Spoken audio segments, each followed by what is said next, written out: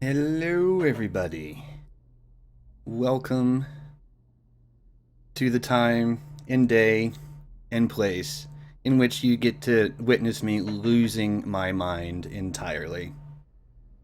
So, yeah, fun stuff coming in. Fun stuff. Alright, so, shall we get started?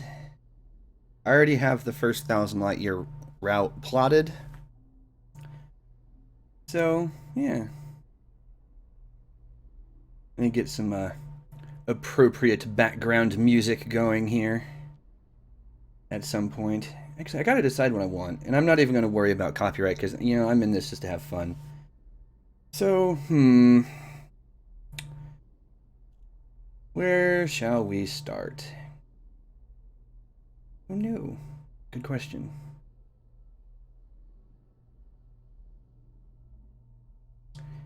How about we start with a little bit of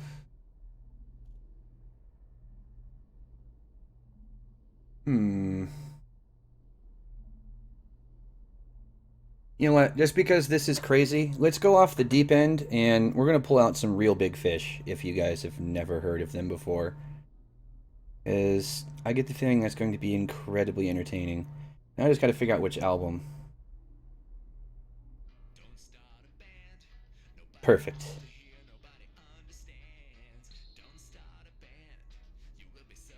Okay.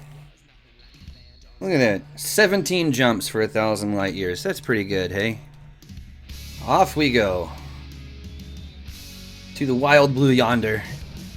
Even though it's not really blue, it's definitely black. There we go. Turn it down just a smidge.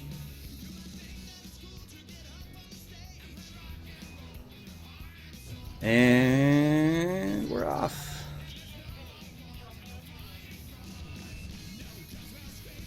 There's only one other player here. I'm actually in open right now too, so for those of you who don't have me on your friends list, if you're in game and you want to watch my progress, go ahead and send an invite.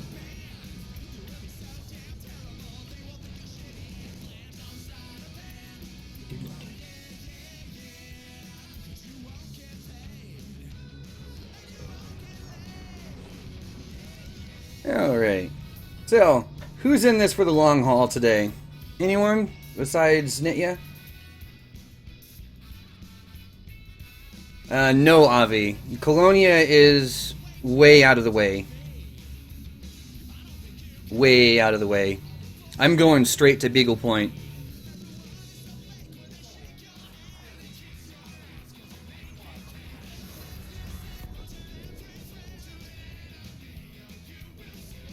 Yeah, at least 16 hours. Maybe more. It very much depends.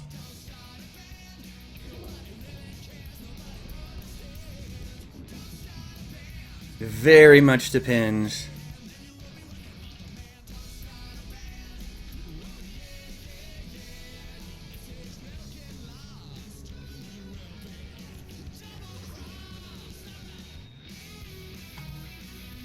And off we go.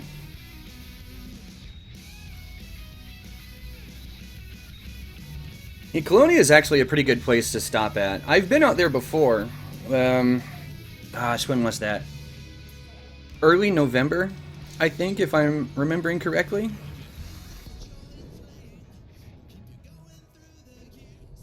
Oh, I know, Plater. I know. This thing is built for, pure jump range. I do not have the spare tanks in here to really beef it up a whole lot. Which is okay. Yes, that's why I have a 7A scoop on this thing. I don't have to try all too hard to keep fueling this thing. Hey, Woodman, how's it going, man?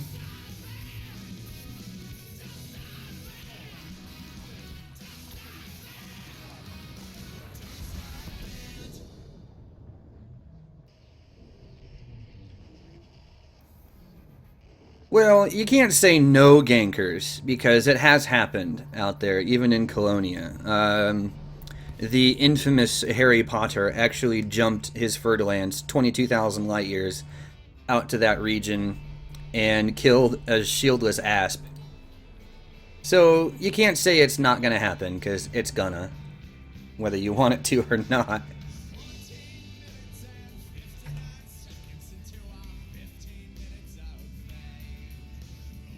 I'll actually go ahead and turn that off, and you can turn that off too at this point. There's no way anyone's going to catch up to me at this rate.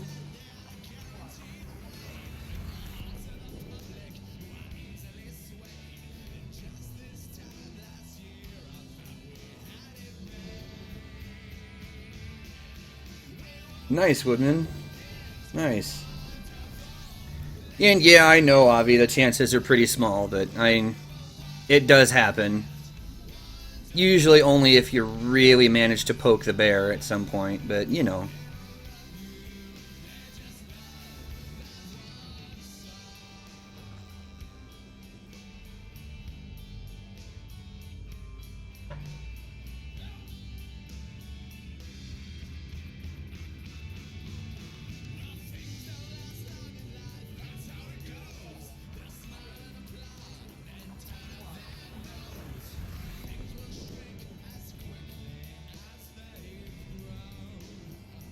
Oh, man. Yes, I am, Woodman. I am in open.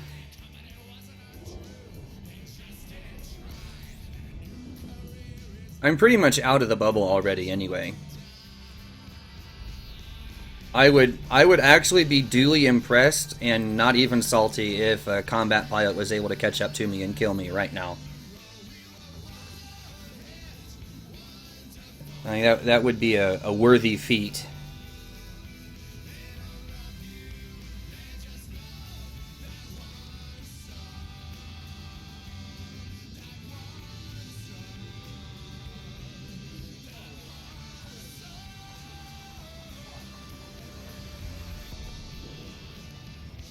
Let him. It would actually be worth it.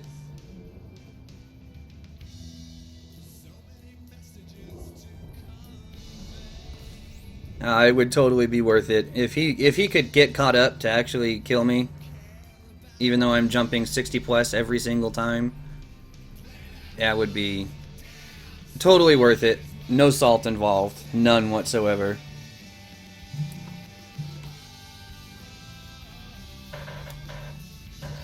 Out over there. Alright. You can jump, but you can't hide. Well, jumping is hiding in this case.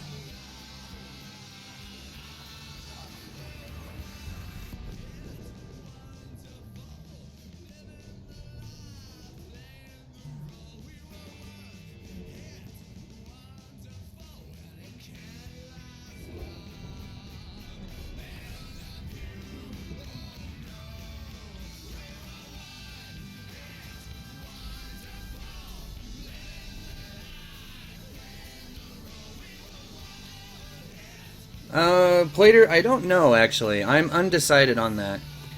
It kind of depends on how long it takes me to get out there in the first place. Yes, Avi, I did. I actually saw the video that they made for that as well.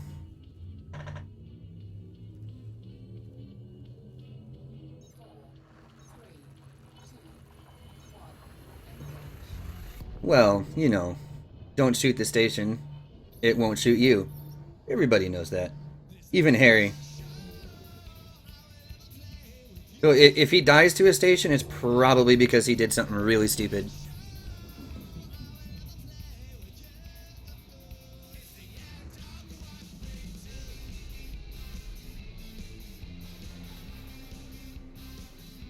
Well, we can't all be geniuses now, can we?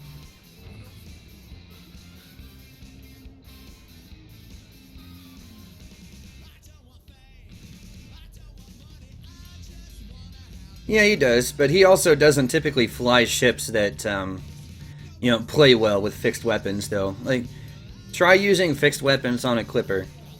It doesn't work out very well. Chad is not my best friend. I don't even know a Chad.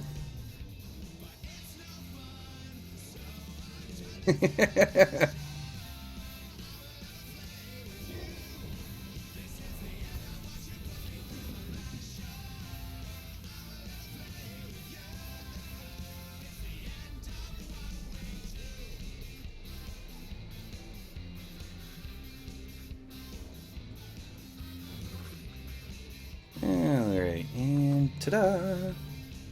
Onward, Buttercup, to Beagle Point!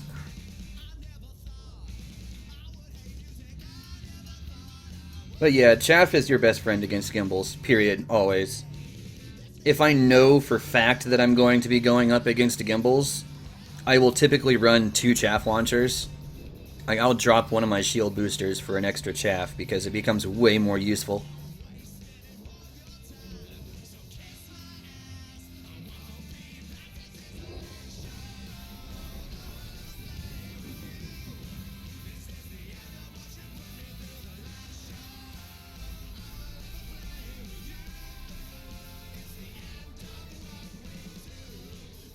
I think we're making some decent time already. Already 10 jumps out.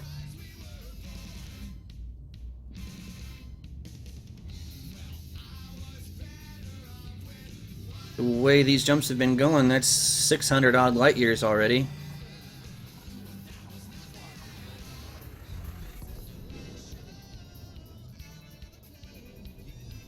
Beagle Point is Bay. Also, hello and welcome to the stream.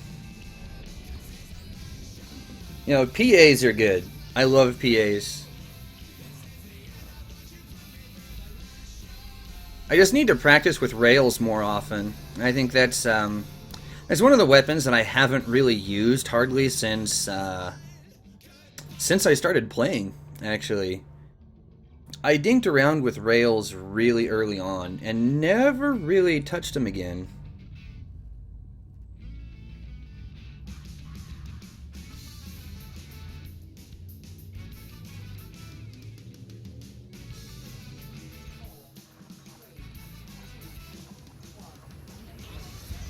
Nah, useless. He wouldn't have the patience to jump all the way out there, even if he wanted to.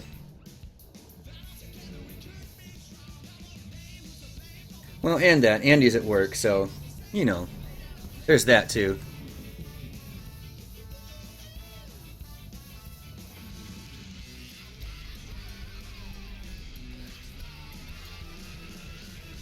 Oh, I love ska music. It's like the strangest blend between funk and punk. And I love it.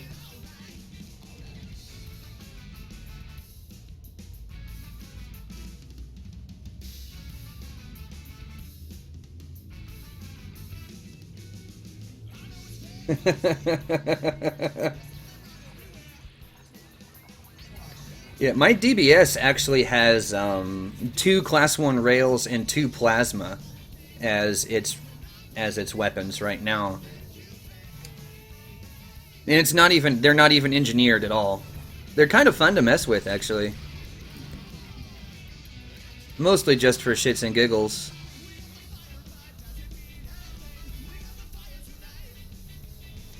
Hello there, Nico Games. How are you? Welcome to the stream. Headed all the way out to Beagle Point today. How long are you gonna hang around? Until I go crazy or until you go crazy? 'Cause I guarantee you I'm going to lose my mind.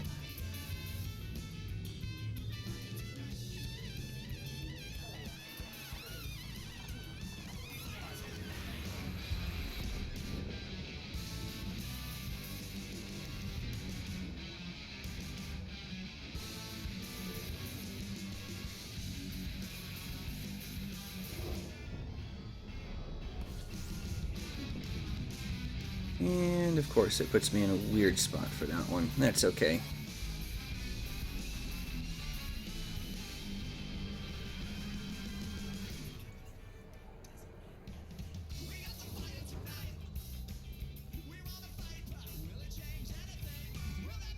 Alright. I feel like we're making decent time.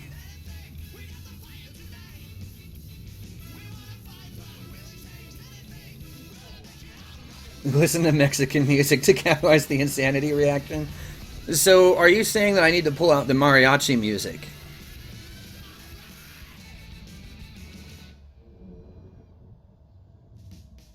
Nice, Nico. Nice. Mass Effect, good games. 2 is still my favorite of the bunch, I think.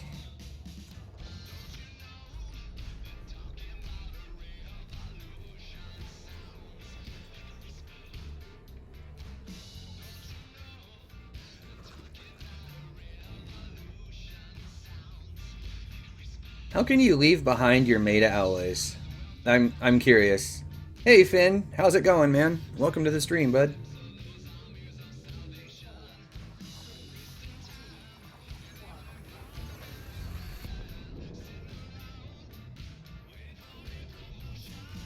Miranda is bae. I don't know.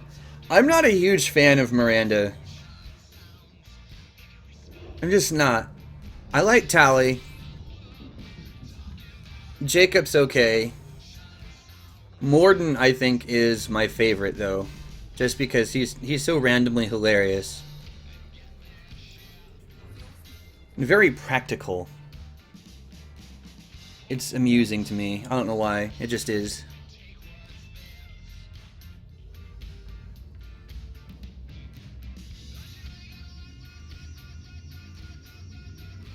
I actually have played Andromeda. I've live streamed a little bit of it on my Twitch channel, actually. But I have completed the story on my own off stream. So, there's that. Garrus is pretty good. I will agree with you on that one, Plater. Garrus is pretty good. Alright, well, that's the first 1,000 light years down. Time to plot a new route.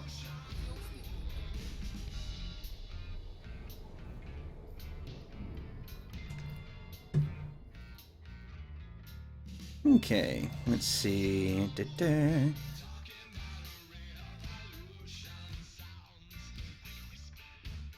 Go this direction.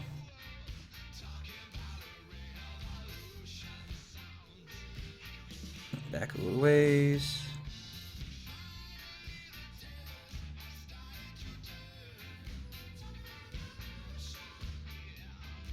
Should be. Oop, nope, too far. Here, try that. Not quite there yet.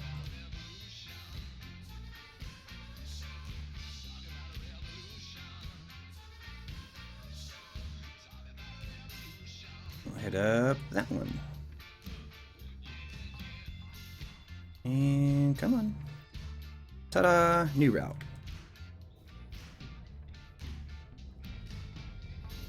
Alright. Off we go.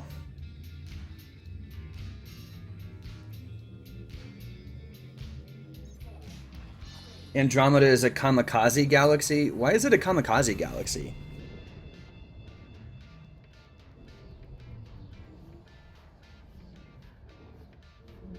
Avi, you haven't played any of the Mass Effect games? Why? You poor soul. That must be remedied. Stat.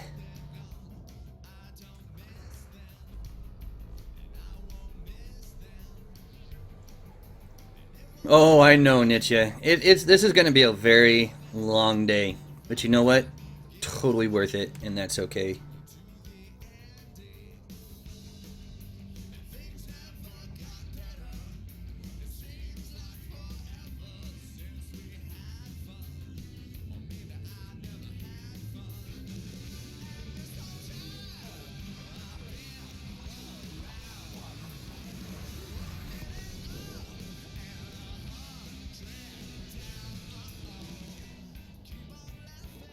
I also wonder what this Tron-style paint job is going to look like once I get all the way out there and the paint is at 0% integrity.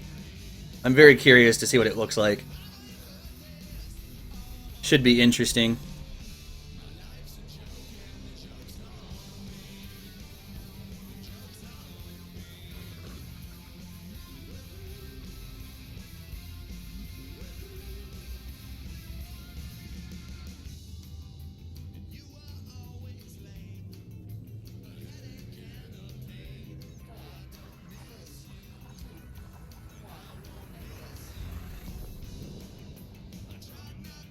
Now, I'm headed straight to Beagle Point. No detours. Maybe not until I'm on my way back anyway. When I'm on the way back, I might stop by a couple of places, but no guarantees. And that's assuming I even... that's assuming I don't take the fast way back by self-destructing. I won't know...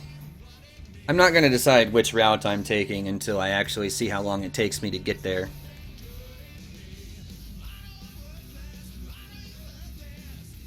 Probably not, Cabbage.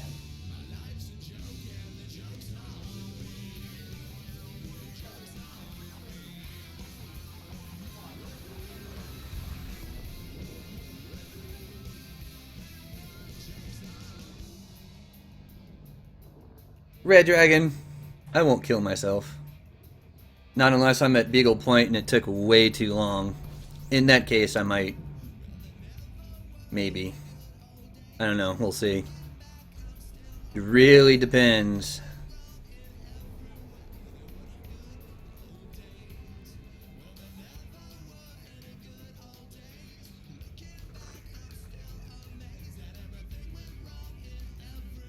Not bad, Cabbage. 64 light years is pretty good. Mine is sitting right about 63. A little over 63.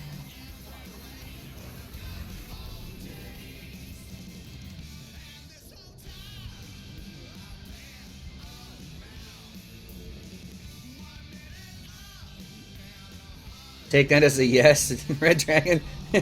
We'll see. No guarantees. No ETAs, no guarantees. I'm gonna pull a Frontier on you.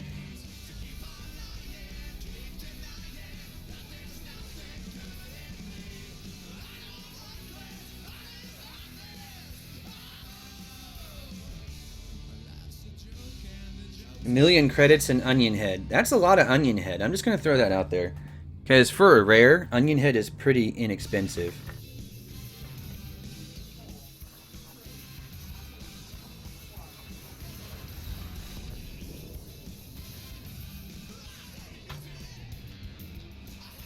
Avi, no. You'll never see me do one of these in an Orca. That's not gonna happen. I know you all would like me to do it, but no. That just has no written all over it. You guys have already seen me in an Orca on stream once. Back for the crazy combat Zencast that Plater and I did. If you haven't seen that, go back on my channel a little ways. It's there. No hashtag Orca Daddy. Get out of here with that nonsense.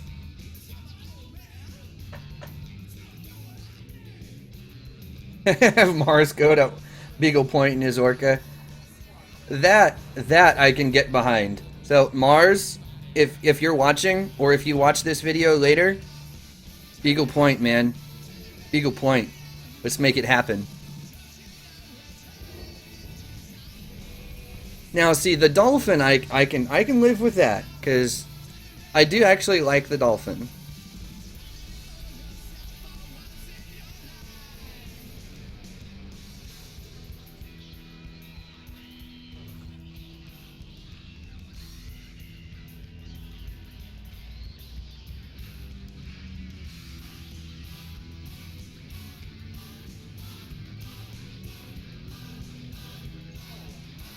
Alright, Cabbage, we'll see you, man. Take it easy.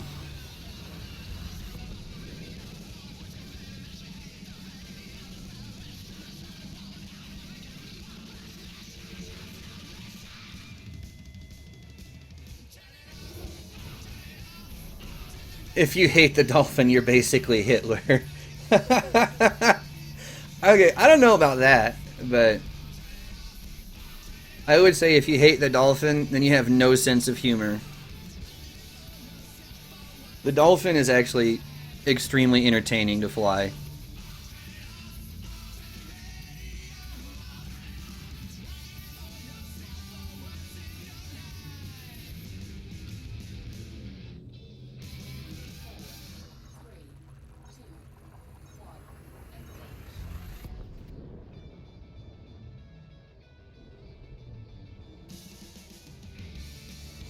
No problem, Nico. Take it easy. Enjoy your food, man. Alright. Man, we really are making good time. A lot of these jumps are about 63 light years right on the dot.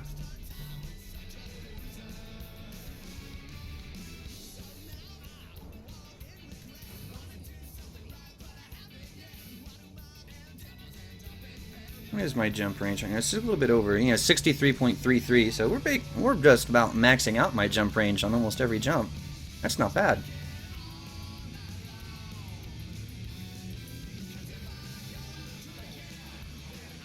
What is ploid food? Flower petals? No, I wouldn't think so. I'm thinking something far more sinister than that. And no, actually, if you go by the laws of physics in Elite, technically humans are toxic and acidic to Thargoids in virtually every way, so I don't see ploids being able to do that. What's kinky? I have seen nothing kinky on the stream so far, or even in chat. It's actually been kind of clean so far. That's unusual. Of course, now that I say that, you guys are going to do something, aren't you? Future generations' hopes and dreams.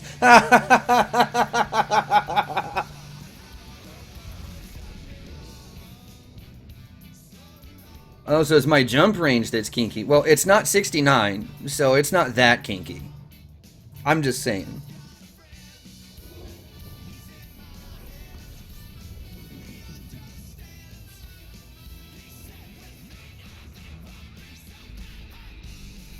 It would have been epic if I could pull off the 69 light year range. That would have been funny, actually.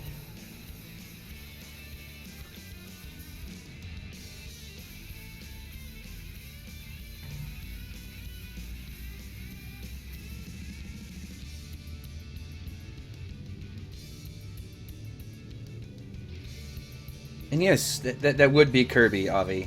I'm surprised it took you that long to figure it out.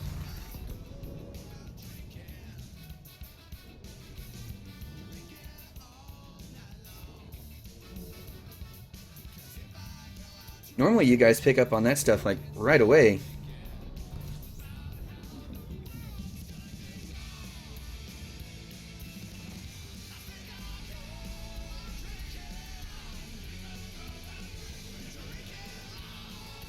How so, Avi? I'm trying to figure out what that means, and I'm not having a whole lot of luck.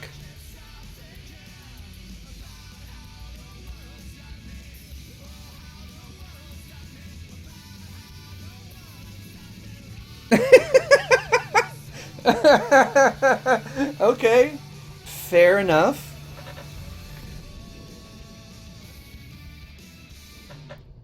Oh, you guys kill me.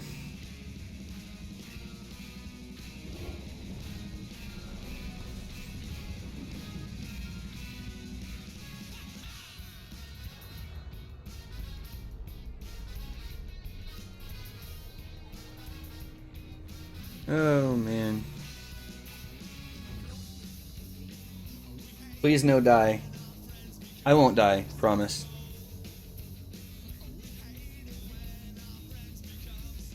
Goes to your college. Well, normally that'd be a good thing, yeah?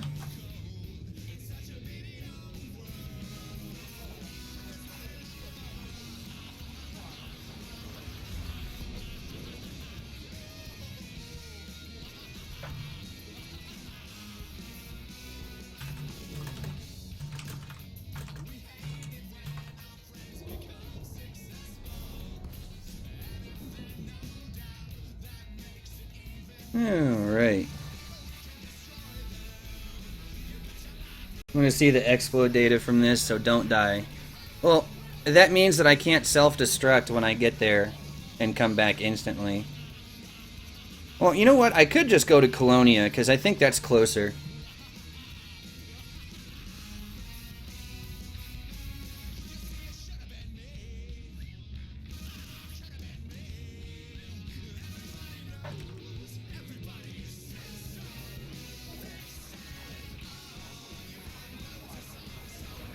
Oh, yeah.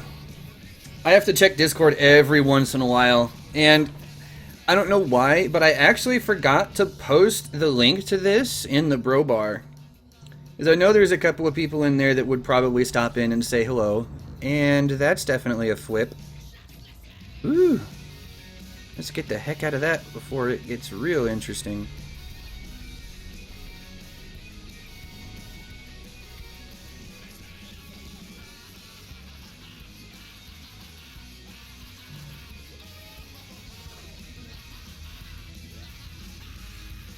Went to Sajay and back and got 20 million. Well, when was that? Was that recently, since 2.3 launched, or is that before 2.3? As the exploration payouts have gotten changed big time.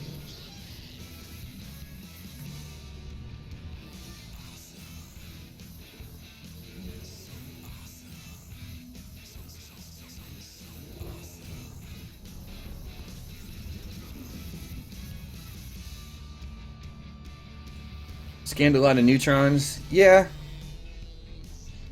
I've got like 15 or 16 neutrons that actually have my name on them somewhere in between Colonia and Sajay. That was actually... Yeah, that was back in early November when I was out that way. No, they have not nerfed the payouts. The payouts have been increased, actually. Exploration data is worth quite a bit more than it used to be.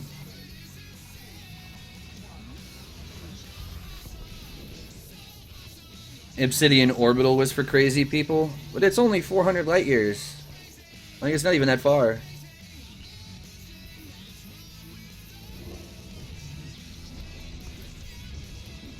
And that's another 1,000 light years down.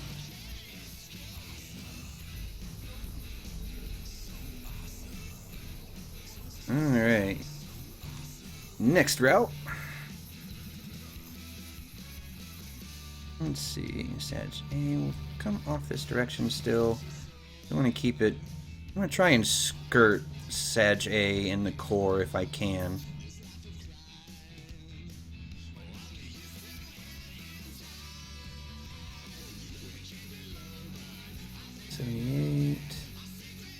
Not quite.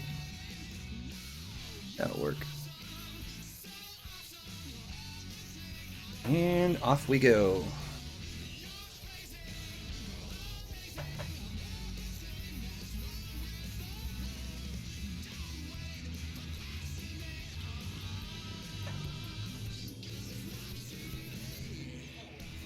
Plato, you remember when 100 light years felt far? Yeah, I remember those days too. The first time I actually traveled, I hadn't figured out the module rating system yet, and I had put a fuel scoop in my Viper 3 that I was flying at the time, but it was a Class 1E fuel scoop with a like its maximum scoop rate is something really, really low, like 18 or 20 units per second or something like that. And I'd have to fly around the star like a dozen times to get my tank filled back up so I can actually go somewhere. It was pretty funny. It took me, I think, like 2 hours to travel 140 light years or something like that to where the CG was at. It was pretty funny.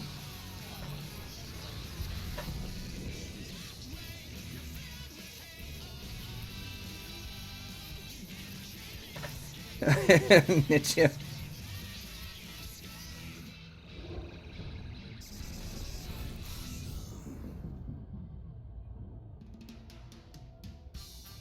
Oh, this song. I remember this song.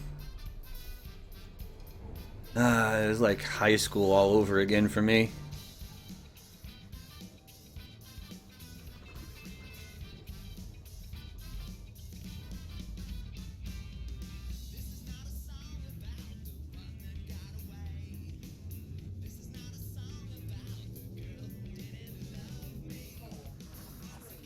Yeah, I remember those days too, Avi. When you used to get 1,000,000 credits and felt like you were a complete boss.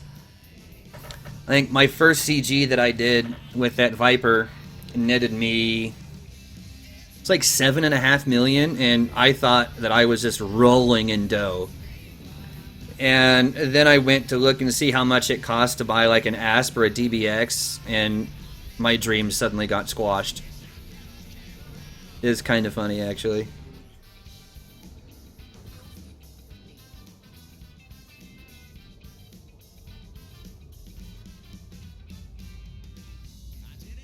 The class rating for weapons, you spent so long looking for 3A gimbaled MCs. Yeah.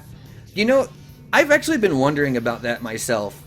Because the letter grade for weapons doesn't really seem to make a whole lot of sense. I wonder, has FDev ever explained that? I don't recall ever seeing a post or anything explaining that in the past. So I wonder if they've ever actually said anything about their class rating system for the weapons themselves.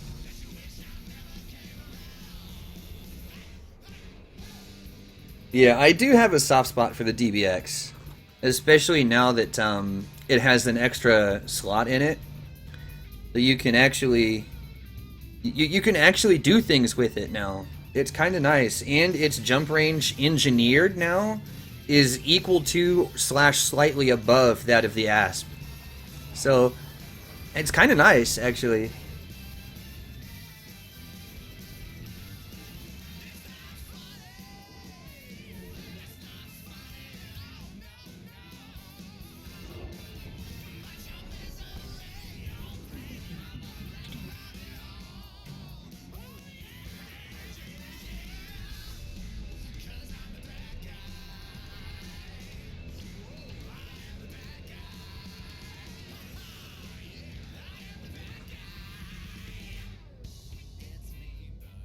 Zulubax, welcome to the stream. And your DBX has a 58 light year jump range. That's pretty dang good.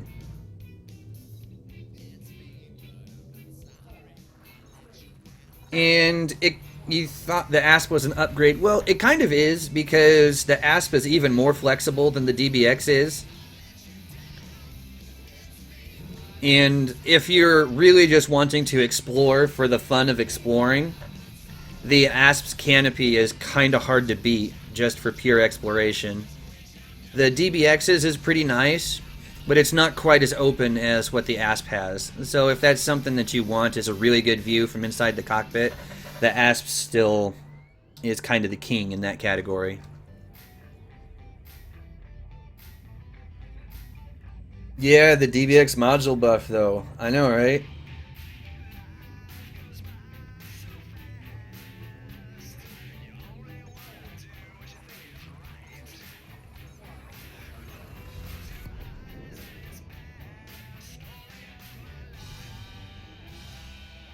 You don't want flexibility, you want jump range. Well, then go all the way. Go Conda. If you can afford it.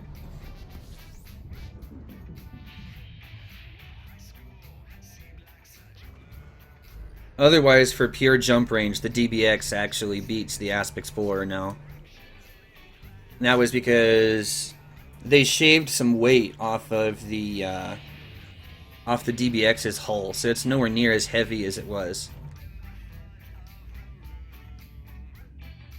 Condas don't count. What do you mean condas don't count? Of course they count. They're ships too.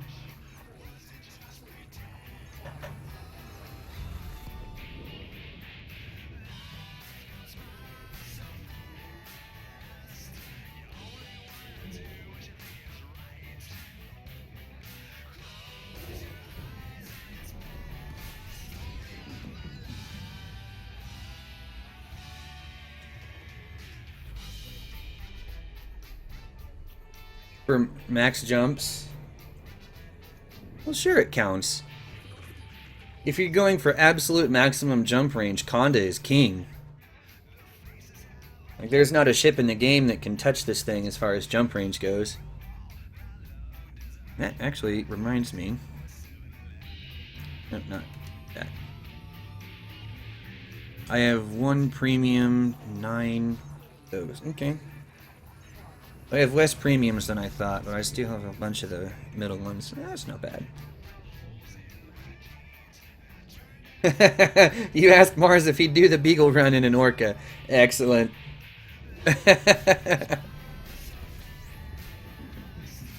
Oh, if he actually does it, I'm gonna have to drop in and watch that. It'd be totally worth it. Ghost Giraffe goes on an expedition. That would be entertaining. I'd watch.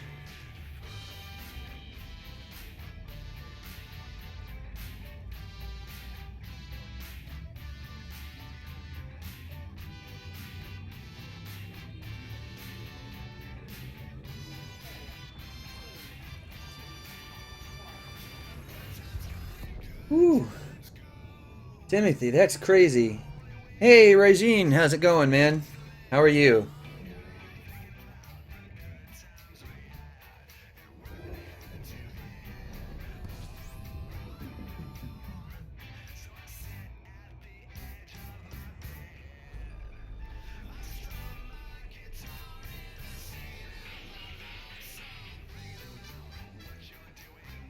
Stuffing things?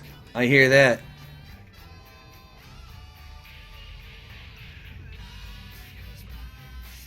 I'm actually about 2,500 light years into this trip already. Oh, I would be, Regine, but I have a bigger audience for Elite here on YouTube than I do on Twitch. So for all of my Elite streams and stuff, I'll probably keep to that here on YouTube. For everything else, I'll probably do that on Twitch. Stuffing things. Who are you, Trump? Oh. Oh. I wouldn't insult him like that, Plater. The Supreme Orangutan is enough of a joke on his own.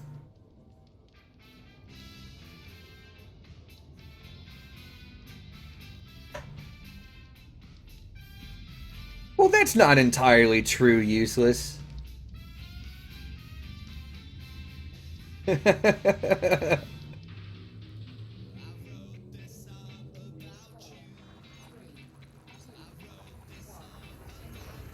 Darth Regine, the Corgi God.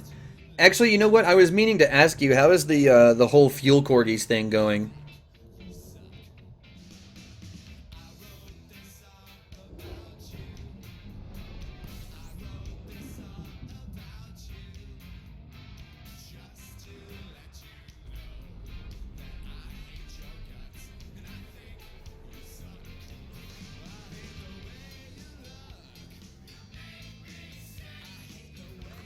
Nice. Good to hear. Have you guys expanded operations? You know, started bringing in a whole bunch of new people to go do rescues? More corgis?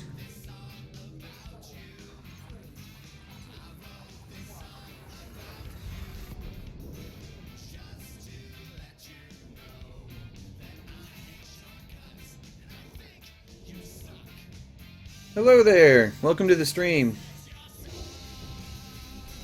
Nice, Regine. Nice. Sounds like that's kicking off pretty well. If for whatever awkward reason I happen to run out of fuel, I'll give you a ring. And yeah, Plater, I was just thinking the same thing. Ooh, back down. There we go.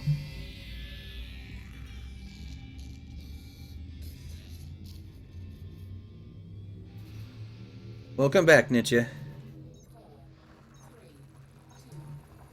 Type 9 fuel barge. I don't know if that's Basque-worthy, though. Oh, hey, Carlton. I didn't know that was you. I don't recognize that name.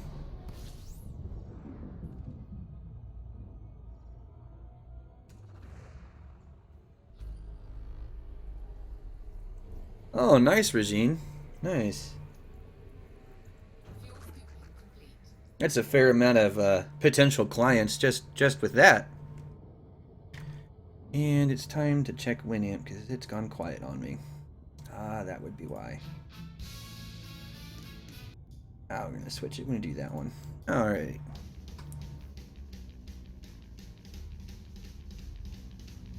Off we go.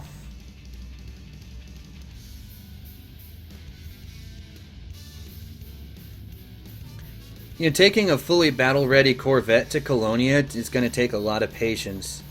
Like, why would you even do that? And yes, I did say Winamp later. It is the only media player besides VLC that I will actually use. Just saying. iTunes is crap. Real Player is crap. QuickTime is crap. They're all crap. Winamp is king. Long live Winamp.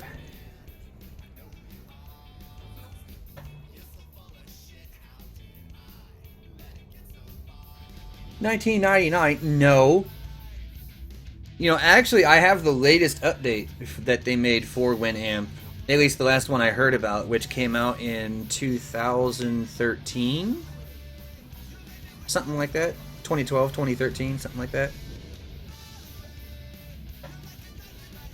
Never touch Spotify. See, the thing is I'm really picky with like my EQ and stuff like that. So, if I don't have really, really good equalizer control, I won't use it. The Winamp has an excellent equalizer, and I abuse the heck out of it. It's one of the reasons why I stick with Winamp.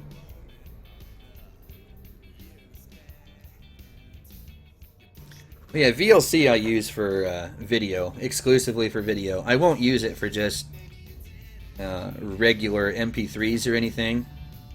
And that's because like regular MP3s, the quality level between VLC and Winamp is like, it's like night and day going from VLC to Winamp. Like Winamp is 10 times better as far as audio quality.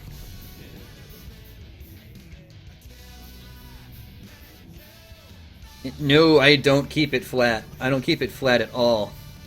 It makes things sound just way too It's very I don't even know how else to say that, but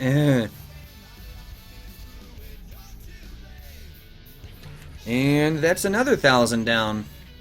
We're 3K into this already.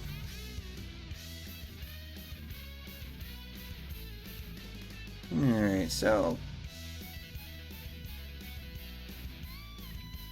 actually not that far away from Cat's Paw at this point.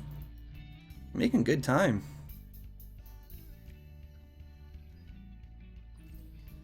Okay, so that's 26, which means this should be close. How about that one there?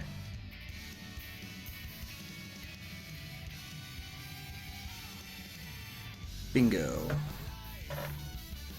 And off we go.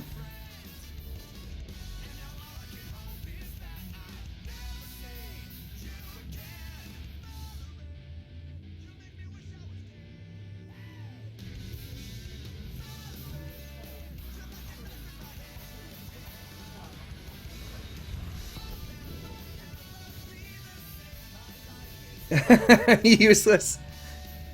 Well, I mean, to be completely honest, this thing is built for pure jump range. I'm jumping at, on average, 63 light years every time. I'm not really bothering to scan anything. I'm honking every system as I jump through, but I'm not actually hitting him with the detailed scan or anything. So, I wouldn't be that salty.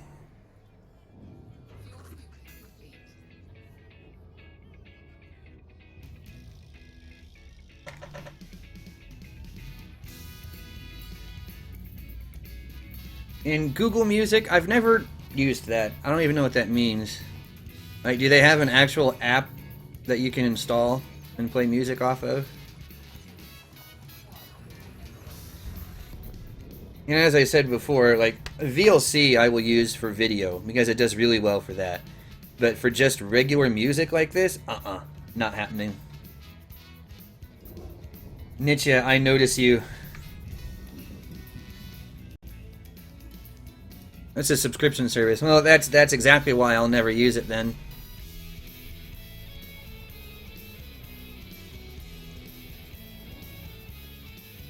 I tend to avoid subscription services. I just download my stuff one time, and that's it. I'm done with it after that.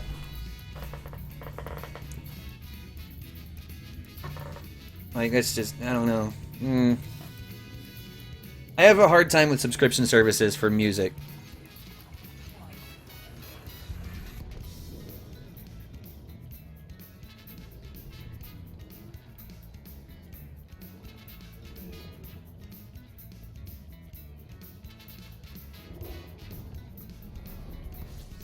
Now, a subscription for, say, like, movies, like Netflix, that I don't have a problem with. Not for music.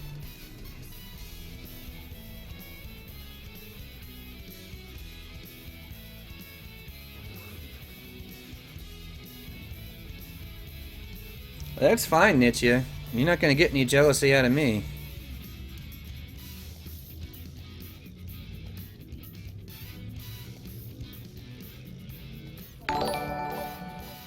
Hey, Federico. Thanks for the sub, man. How are you?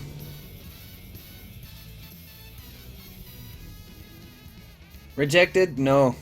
That's willing.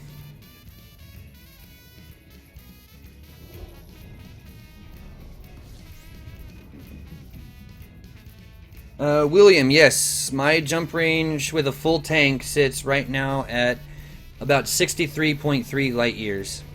So virtually every jump I make right now is 60 plus.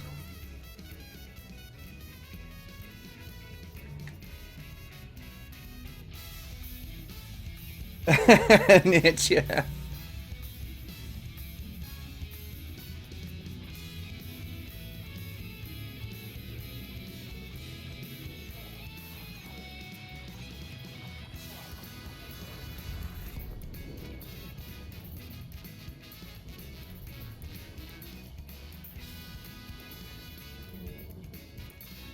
Nice, I'll remember that, Regine.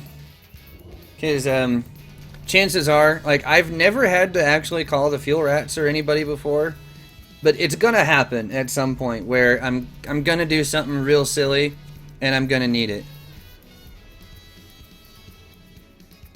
Like, that's just the name of the game with me. You know, stupid happens.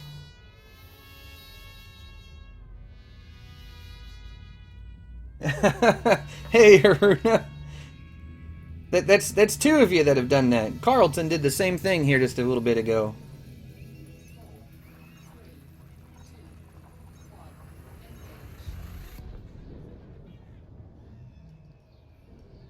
Oh, Finn, I see how it is. You want me to run out of fuel, don't you?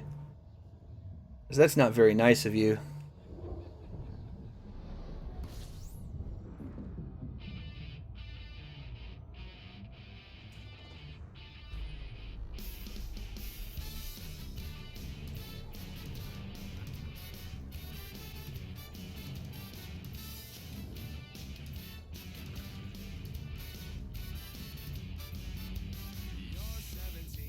Yeah, I know, Plater. I know. Fortunately, I have a filter set for all these stars. So everything on the route is scoopable. So it's going to take something exceptionally dumb for me to run out of fuel right now. Yes, live space madness. We'll see.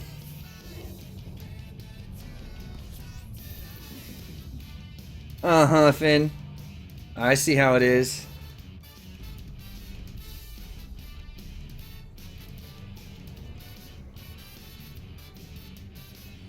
Alrighty.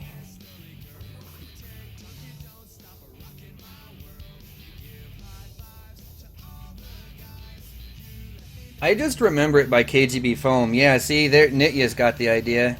KGBFOAM. That's how I remember.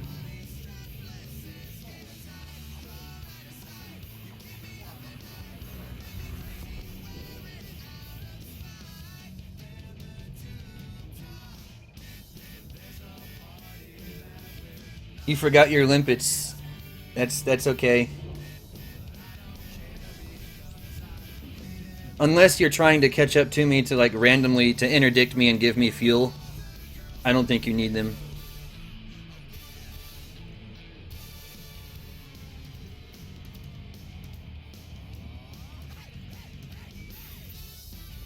God, who is it that does that? There is someone that that does that.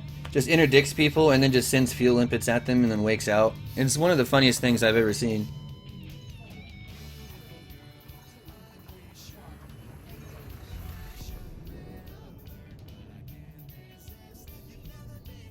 Yeah, I know the Obi a fine girl kiss me, but KGBFOAM is just more memorable for me.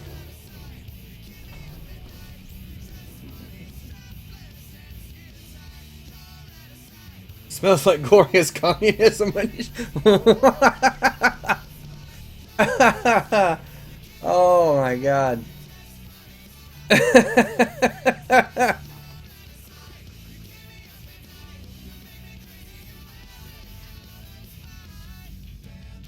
Yeah, the other way might have girls and kissing, but I don't know.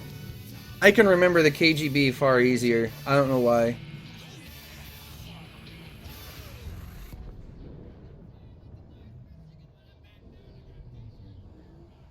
Welcome back, Avi.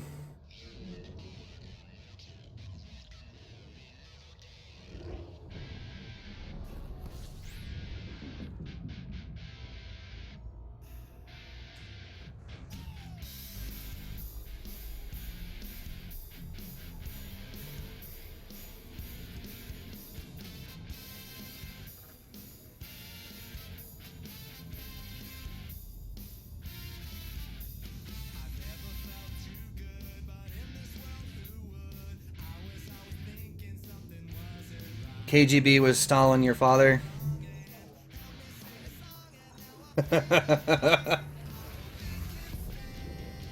Sick of bliat, man.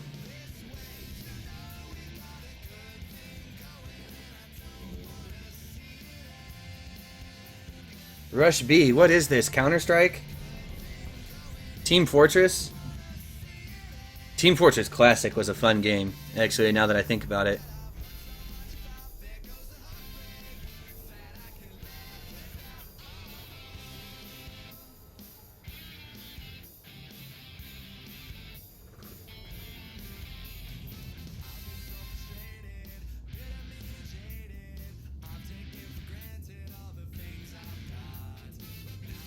Hey Nathan, how's it going?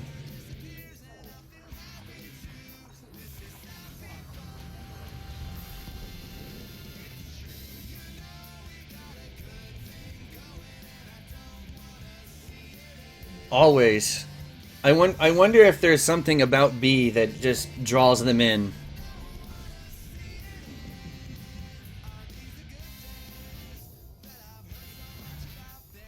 You know, I actually haven't played Overwatch at all.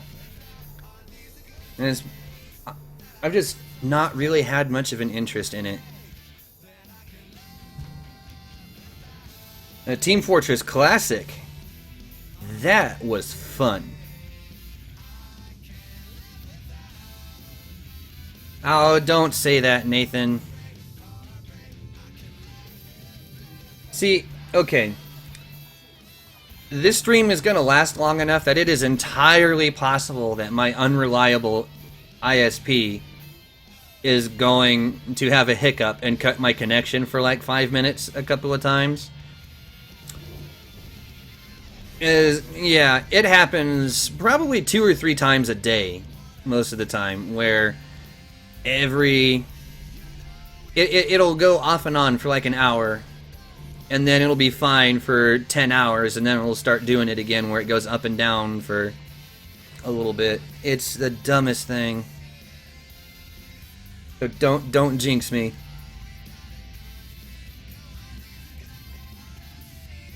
The tears of failed dreams is your shaving cream. Yeah? Savage. I think that's the only thing I can say for that. No, that DC will not be fun. It'll kill the stream, it'll drive me nuts, and then you'll just have to wait for me to come back like 10 minutes later, when my ISP decides to pull their head out of their butts long enough to get it working properly again. I really hate them.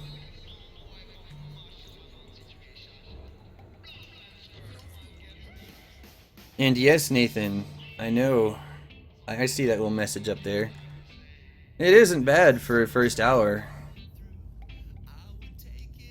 Really isn't. I'm kind of impressed.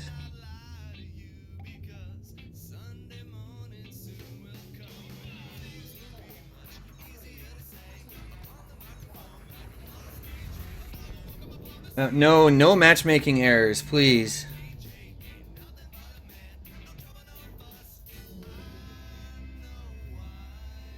And no, I don't want to tan. I don't want to be stuck in the sun. That doesn't even sound fun at all.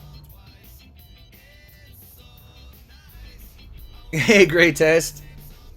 And yes, I know, I'm absolutely insane. I definitely will be by the time this is over. I'm just saying.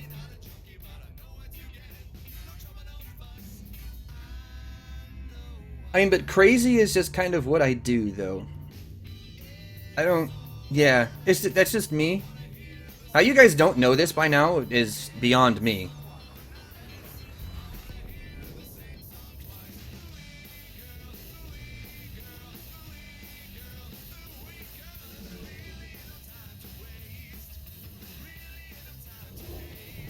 Crazy as Bay.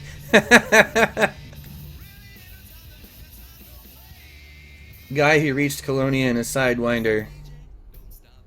No, that's a new one on me, but I could definitely believe it. There is someone who had, what was it, I think a Conda?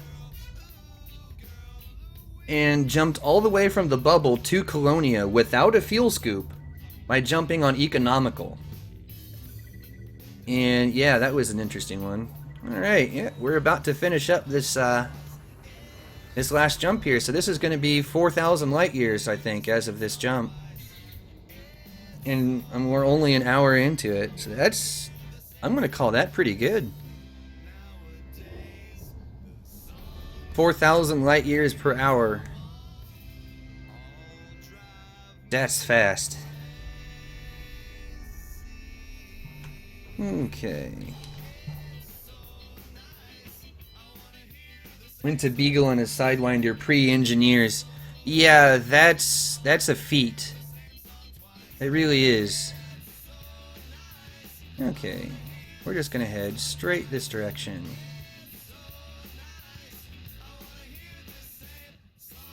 Yeah, Cat's Paw's not far off. We'll be going right by it.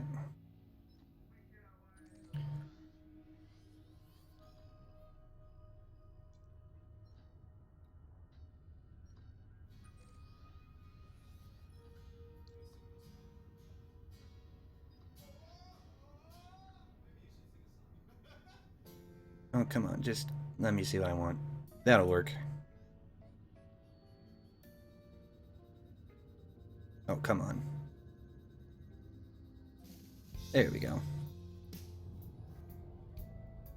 Alright. How far from Sol? Probably right about 4,000 light years by now. And yeah, I know, Nitya. I'm gonna try and push it a little bit harder. Because I'm starting to get a feel for how this thing handles heat. So, yeah, I think I can push it a little bit more.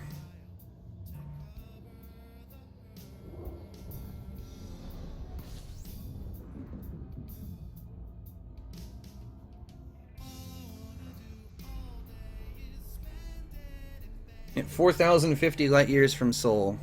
That's pretty good. Considering.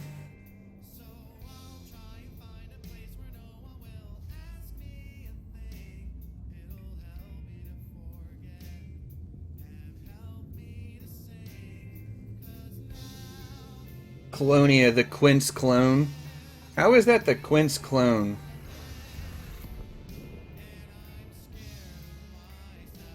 You're gonna have to explain that one.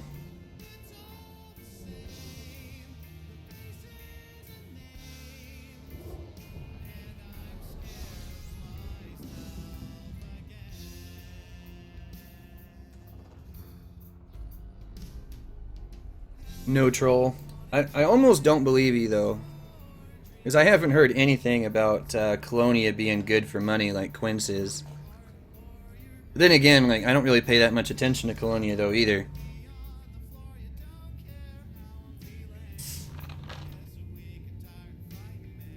Gingerbeard, I don't really know. I am just going to count it, from start, when I started to when I finish, including the time I take for breaks.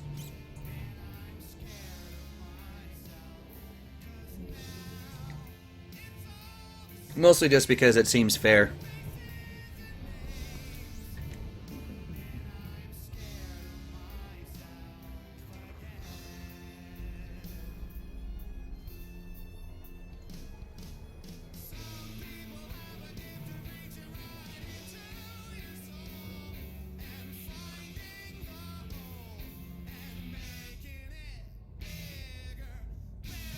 Without Jumponium? Yeah, you can get to Beagle without Jumponium with 42 light years, I'm pretty sure.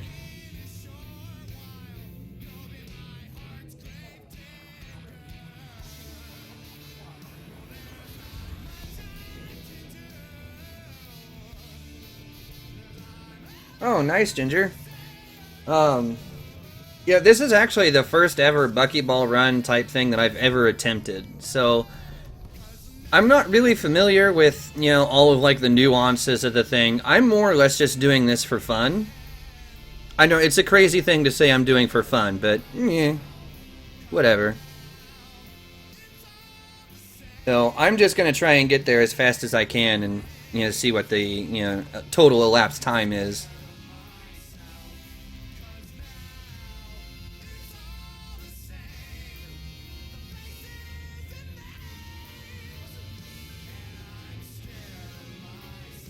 Yeah, Nathan, I'm sitting at 63.3. So I'm just a little bit over that 62.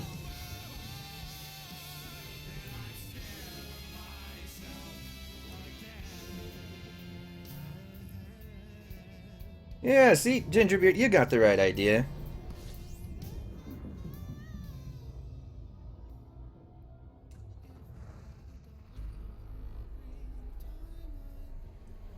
Alright, Plater, take it easy.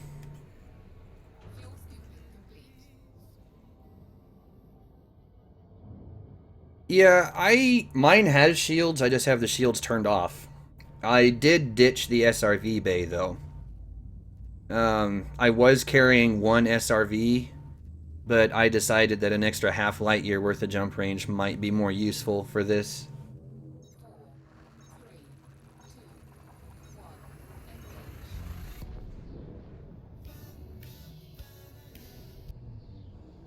That one.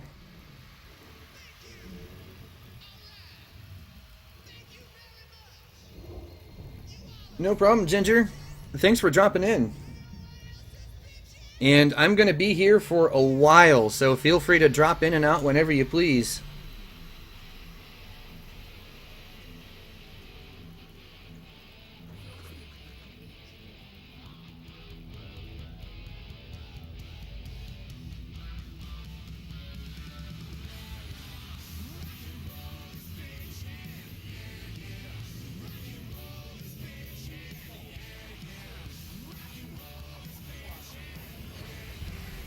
And Avi, you go finish whatever it is you need to do at work.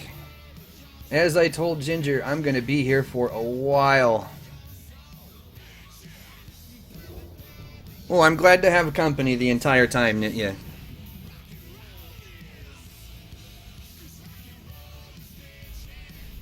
This is going to be one very long stream.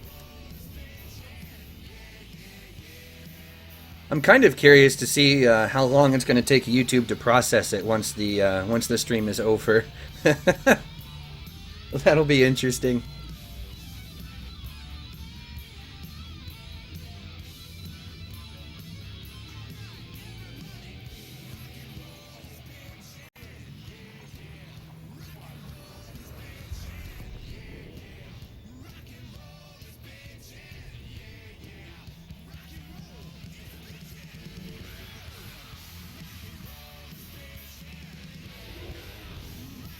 Alright.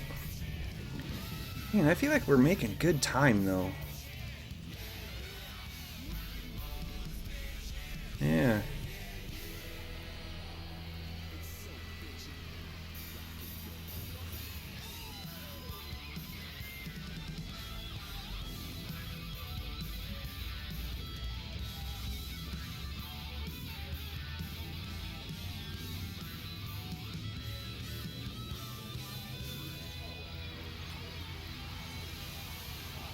Yeah.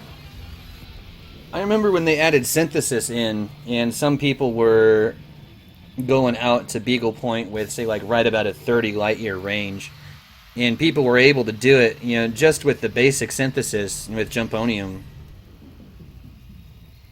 So, it shouldn't be all that hard to get there, even without engineering. Oh, I know, 93%. I've got 2 heat sink banks on this thing though too, so if I do manage to do something silly by accident, then I can save myself. And I have 2 AFMs also. And I have materials to reload them both.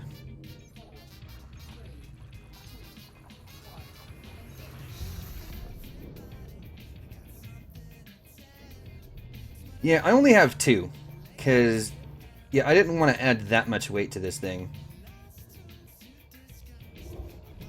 Should be just enough to keep myself from doing something real stupid, but still not impact my jump range a whole lot. That was the idea.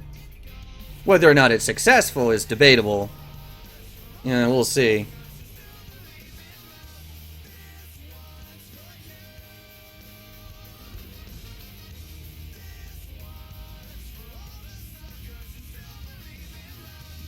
Runa, you always accidentally waste your heat sinks. Well, it happens.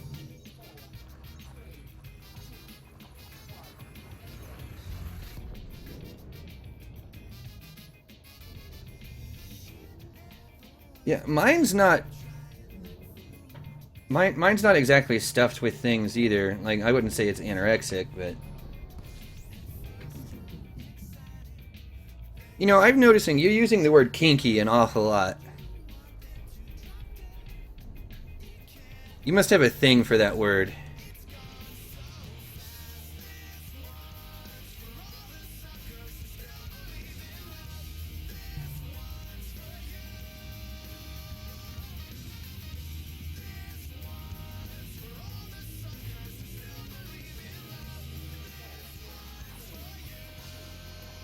So it would appear, Nathan.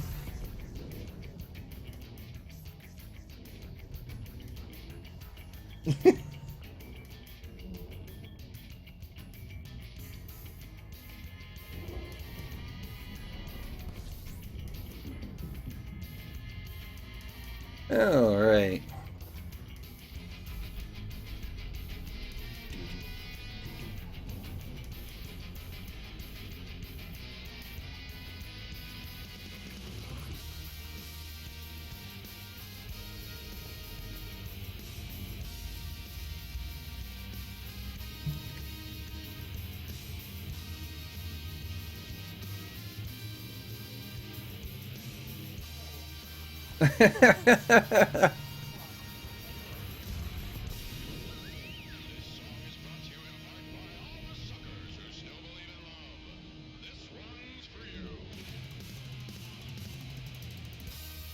Not even sure how to respond to that, to be completely honest.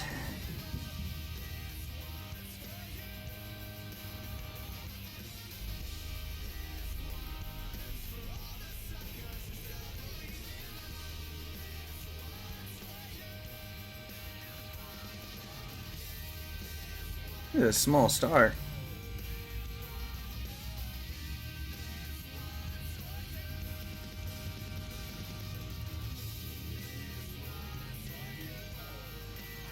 Yes, Nathan?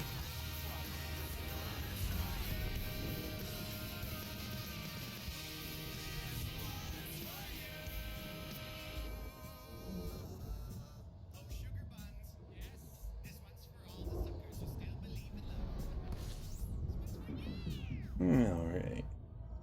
Stop being lonely. Actually, not lonely. Plenty of you people to keep me occupied and entertained.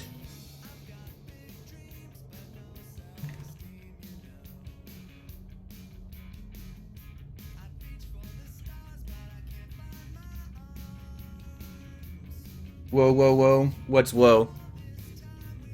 Like, whoa, dude.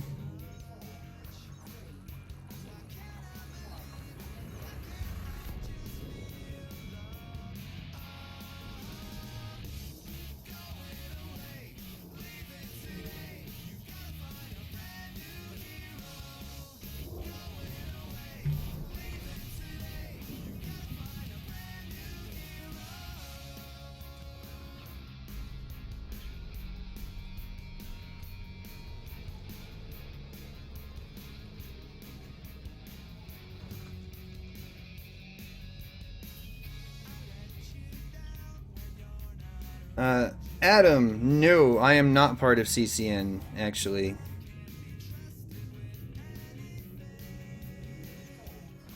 You think Nathan is implying something? See, I'm not so good with subtlety.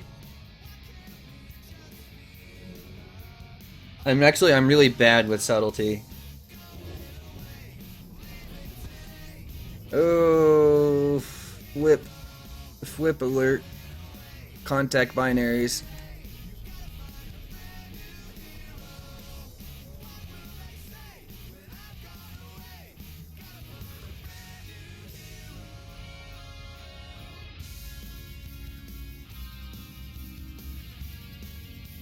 Sure, Adam.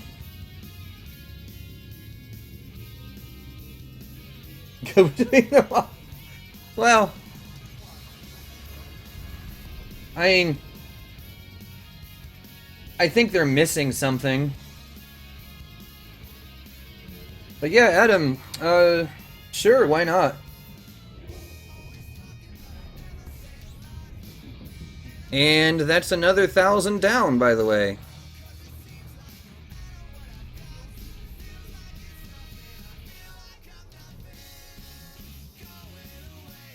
Okay, so let's see. Cat's Paws coming up. It's only 500 light years out. Not bad.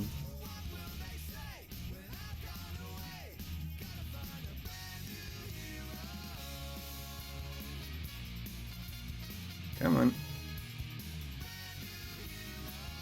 That'll do. Come on. That last 1%, always. Come on, thing. There we go.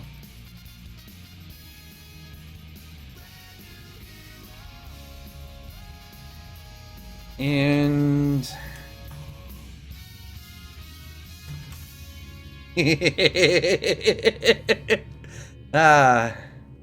yeah.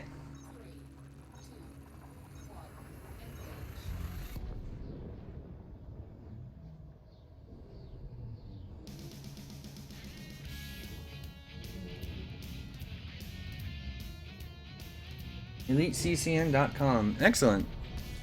Thanks for the link. As soon as I get a little bit of extra time in here somewhere, I will, I'll check that out.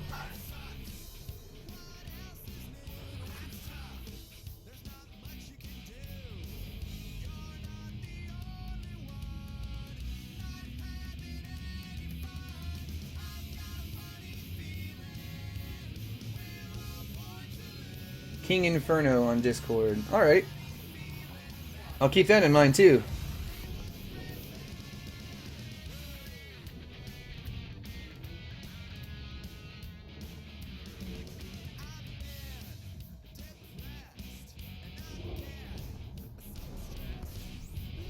Oh, alright.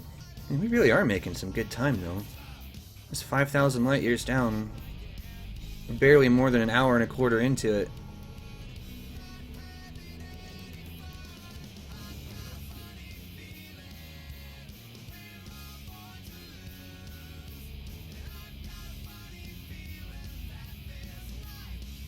Yeah, you like that little joke there, Nathan?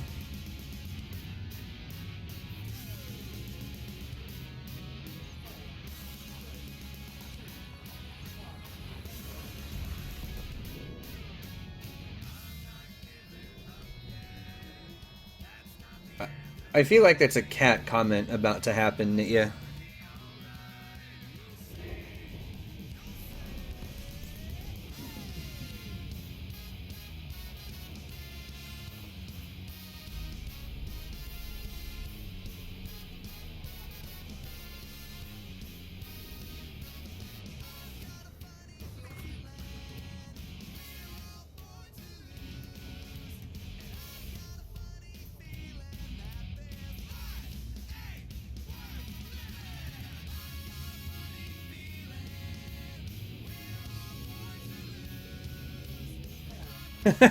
Alright, Adam.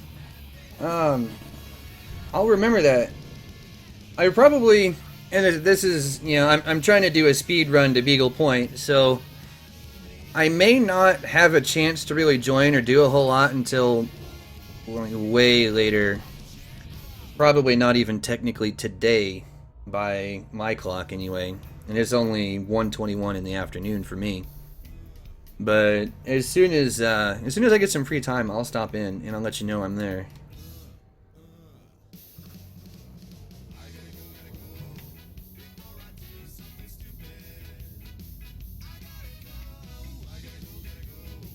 Yoshi and Moshi, 2 years old. They're pretty young. January next year. Nice. Yeah, I was gonna say that is a good ways out, but you know, at least you're thinking ahead. Because not everyone does that. I didn't even have the idea to do this Buckyball run to Beagle Point until like 3 or 4 days ago. I was just like, hey, I'm gonna go to Beagle Point. And everyone else was like, what? And I'm like, yeah, I'm just gonna go to Beagle Point. Like, you're crazy. Like, never said I was sane. I might make illusions that I'm, you know, I might suggest that I'm sane every once in a while, but that doesn't mean it's actually true. Just need help with streaming and advertising. Well, that's something that I can do. I actually have 2 different accounts, so I can always have one actually on the expedition and one actually back in the bubble doing YouTube things. No, either way, it's something I can do. Sane is boring, crazy is bae. You won't get much argument out of me. Sane is boring, crazy is way more fun.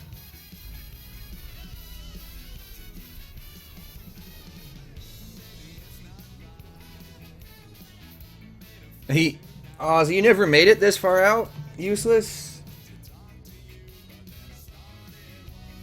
You really should go out farther at some point. Like, you have to hit the 5,000 light year thing anyway for Palin anyway. So you might as well just do it and get it over with.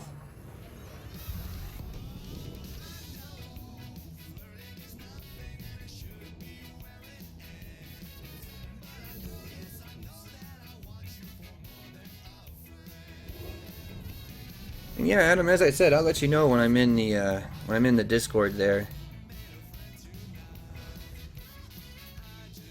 Plenty of time for you to hash everything out. Oh, you're headed for Beagle now, are you, Nitya? You're not gonna beat me there, are you? That would actually be kind of funny.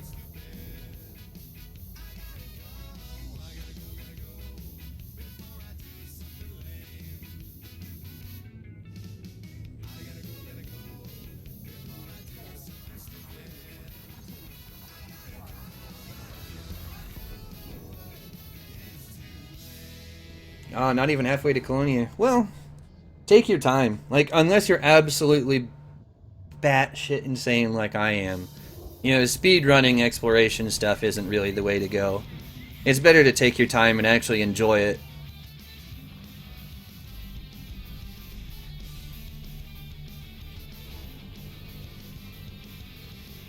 Alright, Adam, take it easy, man.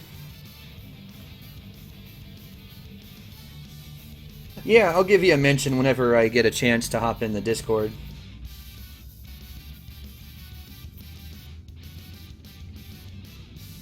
Yeah, so you're way down a little bit even, Nitya. Enjoying exploration isn't crazy. There are plenty of people that enjoy it. The relative state of their insanity may not be normal, but, you know, normal is relative.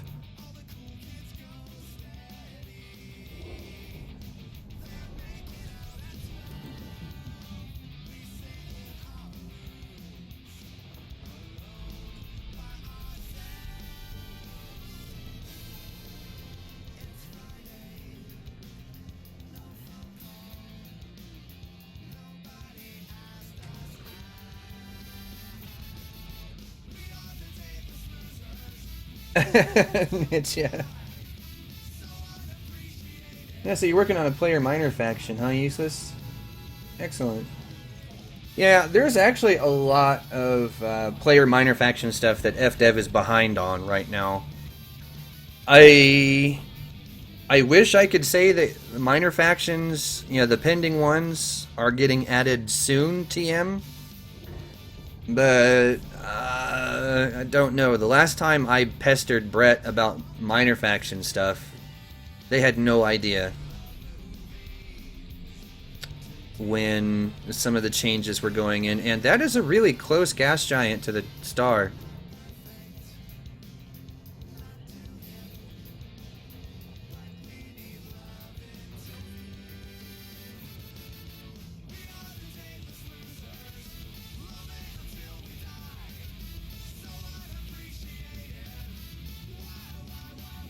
I would stay and scan that, but gotta go fast.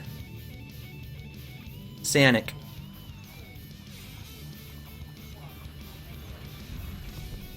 Yeah, we can't land on gas giants.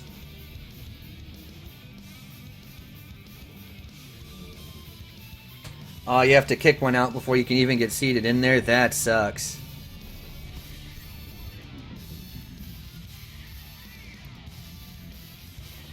Yeah, I get the feeling, Useless, that Brett is really behind on some things, that they must be stretched really thin on some stuff. I don't know why, but I just get that impression that they're just really behind for some reason, and they're having a hard time catching up. So I'd just be patient with them and see what happens.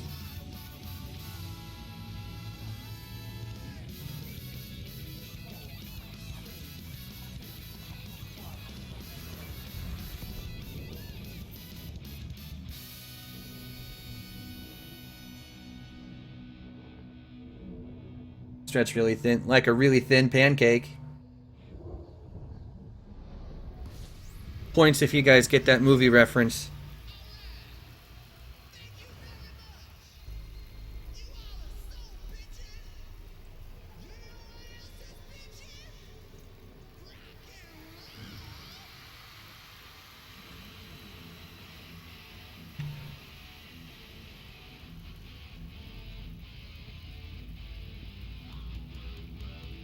Oh yeah, they only assess it once a month. That would make sense, and there's been a lot of stuff. I'm sure there's been a lot of requests made. So let's change. Yep. Yeah, we'll start there.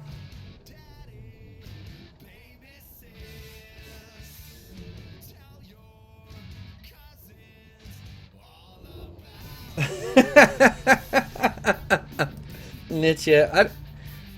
It's mostly... I wouldn't say that. It's mostly for like a sense of, you know, actually having a group. Because as everyone knows, Elite doesn't really have any actual group mechanics or anything in it. So, you know, having an actual minor faction in game to take care of is kind of a substitute for that right now.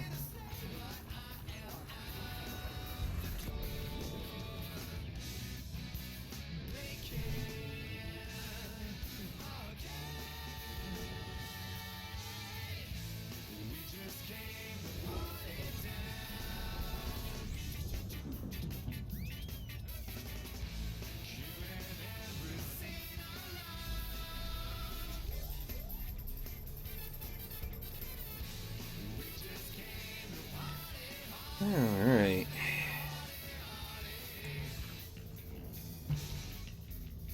Only 3 more jumps, and this 1,000 light years is done too. They really are making good time.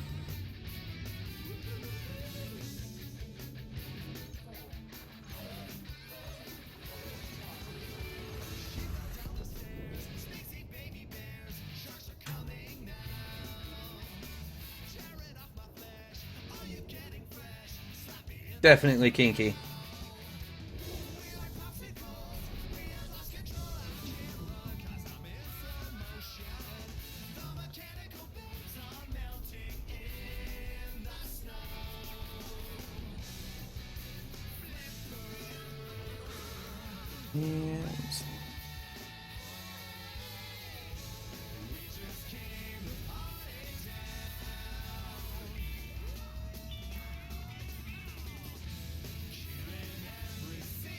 Kinky Nietzsche 2017. Yeah?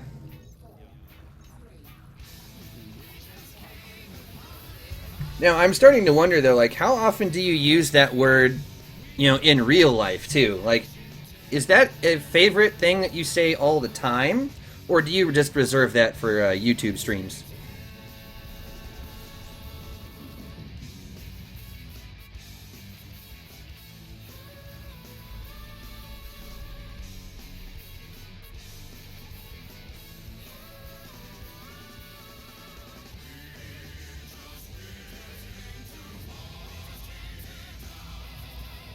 Yeah, Woodman, so far so good.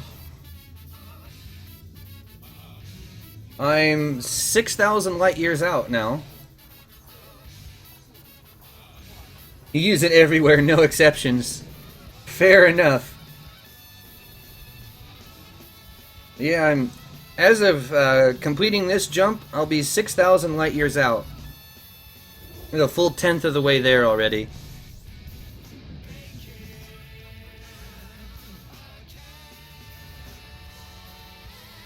Went off the button too soon there for the scanner.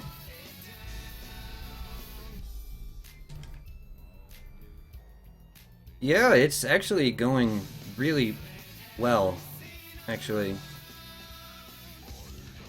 Better than I would have expected originally, that's for sure.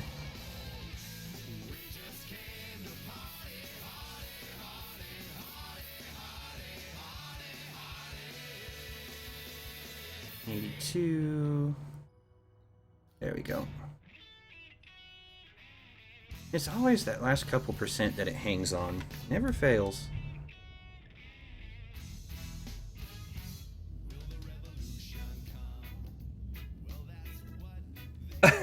Nietzsche. I don't know. I've not even bothered looking to see if that's possible. I don't think it is. Keyword here is think.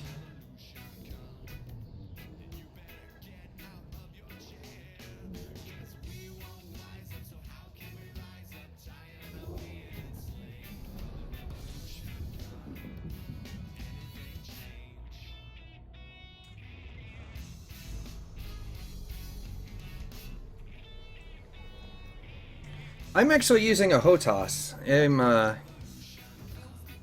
I'm actually on my second X52 Pro. The first one crapped out on me back in February. The yaw axis got real funky. The resistance spring that recenters the joystick and everything, it broke. So the yaw axis just didn't work properly. Logitech replaced it free of cost, and the new one I've got now is, like, build quality wise, far better than the old one was. So, yeah. Yeah, Beagle is only about 65k. It's just over 65k anyway.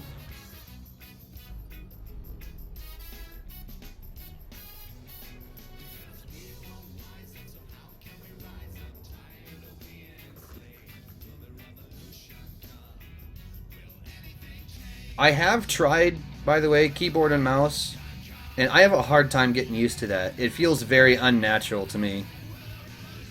Some people are really, really good with it, and a lot of the top PvPers use keyboard and mouse just because it is so much more precise.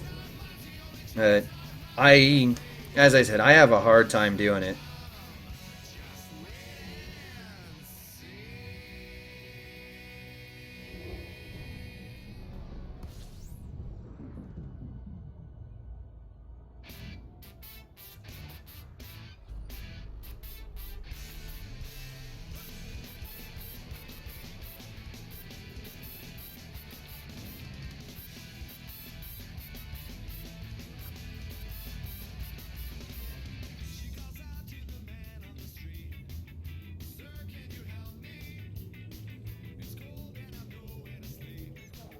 Yeah, I actually took the detents out because they're really annoying. I just took the stinking things out.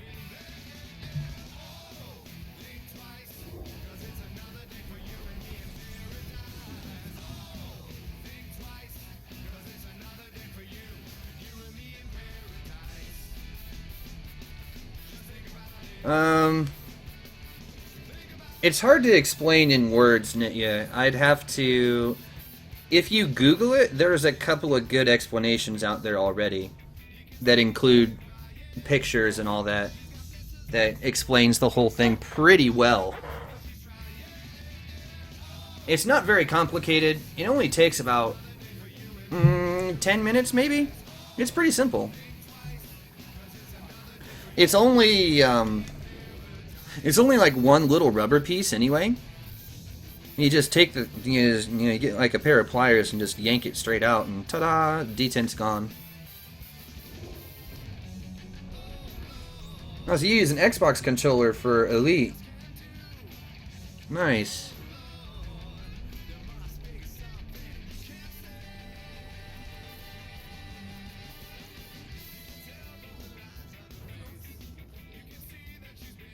Welcome back, Plater. Plan to buy the T16000 with the rudder pedals. You know, I've actually been wanting to try Thrustmaster's new HOTAS just to see what it's like.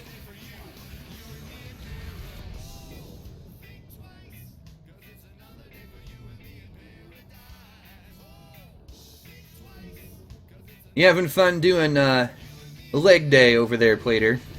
Or are you already done with that nonsense?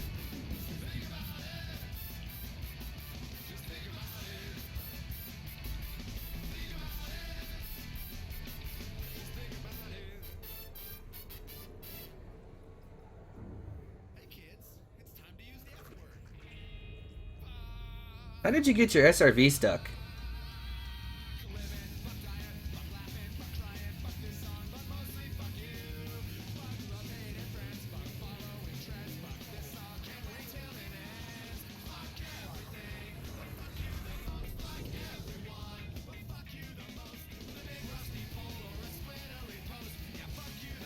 Ah, okay. Oh yeah, you're still at work. Sucks to be you. Wedged in a ridge. I demand pictures. Excuses for going to a donut shop.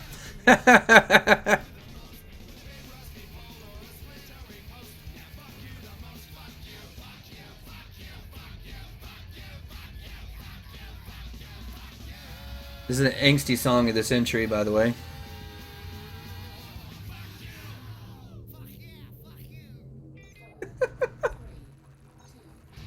A real big fish never ceases to amuse.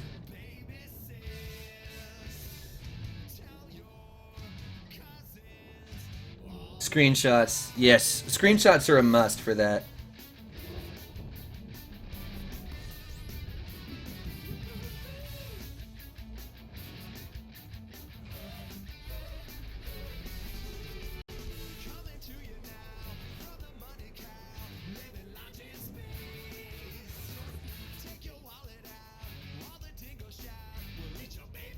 Getting a little toasty.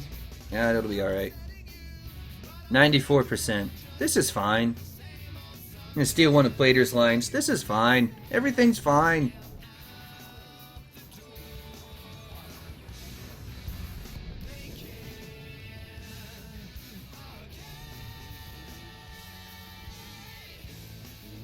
Oh yeah, definitely, Haruna. I'm gonna be here doing this for probably right about 16 hours. So I started at about noon my time, which means the earliest I expect to stop is going to be about 4 a.m. my time. That is the absolute earliest. I'm expecting to keep going until at least 6 or 7 in the morning my time, give or take.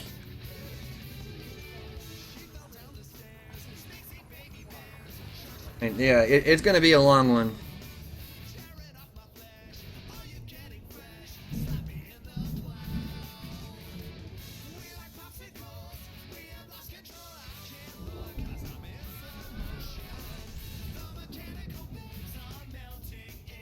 Have fun with the space madness. Yeah, I'm going to be thoroughly space mad by the time this is over with. That's okay. Totally worth it.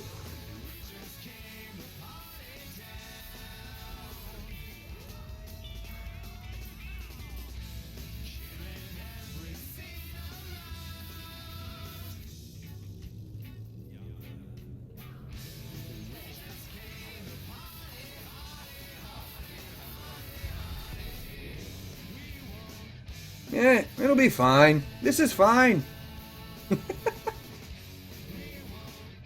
Oh, Plater, you do know that that phrase is never going away. Never.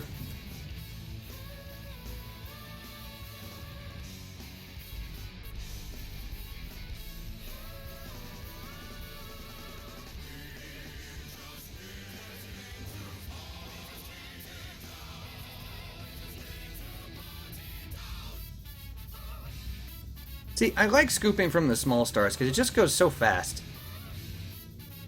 You don't even have to try. It's just done.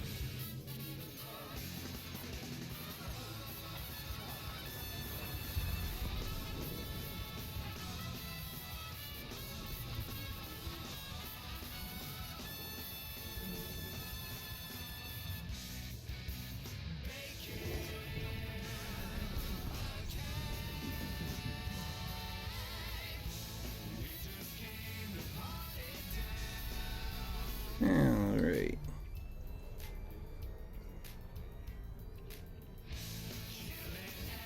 I'm gonna get a shirt made that says it'll be fine. Hashtag Ployd. Worthy. I'd buy one.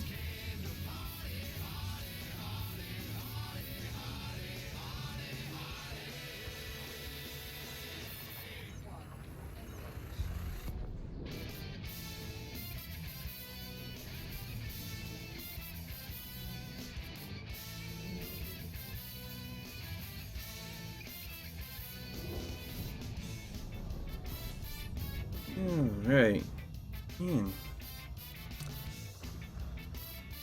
Okay, so after the next few songs are over with, what music would you guys like me to put on? We've been on Real Big Fish since we started, so that's going on 2 hours now. I feel like we're gonna have to switch before long.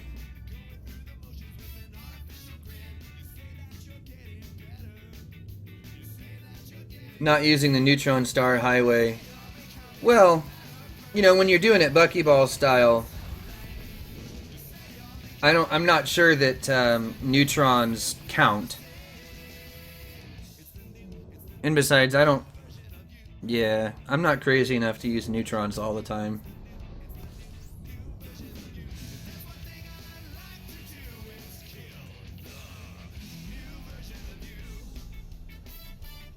Initial D. I've never even heard of them. Them? Him? Her? No idea. That's a new name to me.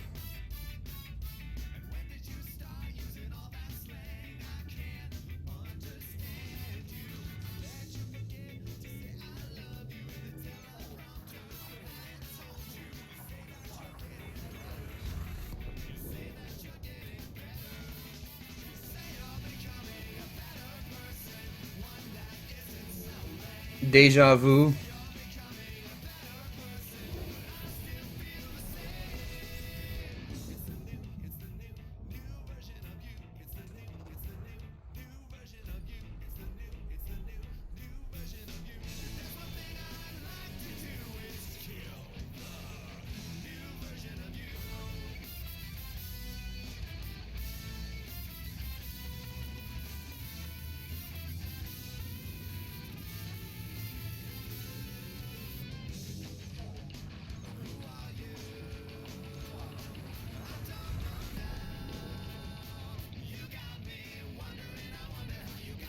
Yeah, right.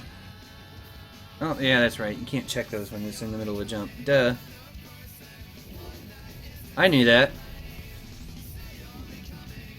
Ooh. Well, that's another 1,000 down. That was the last jump. Man.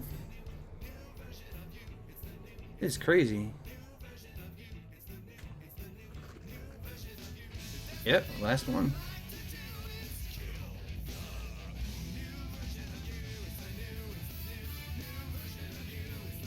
The madness has started. Not quite. Not quite. So far, we're still on the everyday stupidity from me. This is nothing new. Not yet.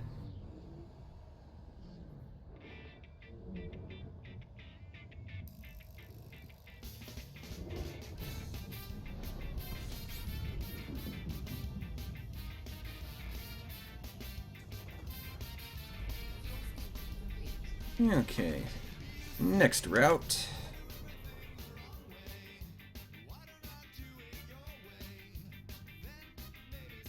Alright, let's see.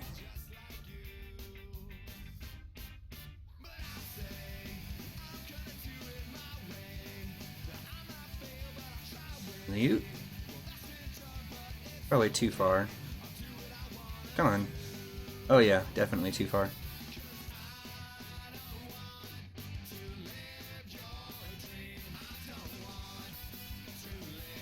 That one's 22, which means literally half a light year over. Half a light year over max plot range exceeded. That's silly. Whatever.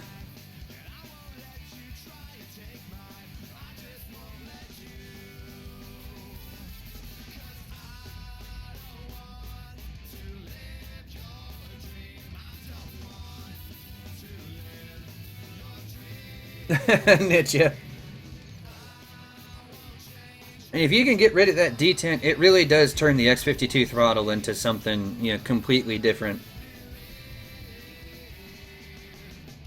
And yeah, I saw it, Plater. I just chose not to comment on it. Because, you know, reasons.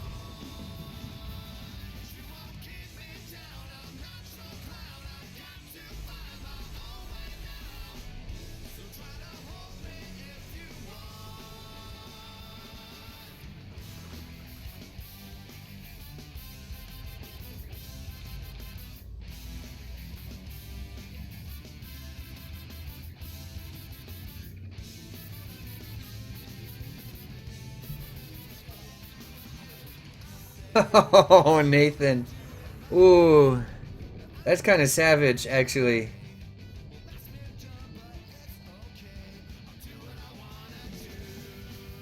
And yeah, it really isn't too bad. I mean, if you Googled, you know, like the little how-to guides on how to get rid of it, they should get you through to the end of that pretty easily. At least I'd think.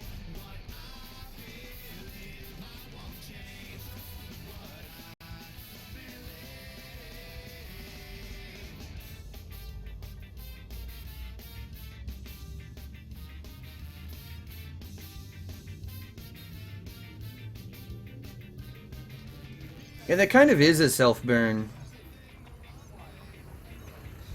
Oh, you're going in blind? Well...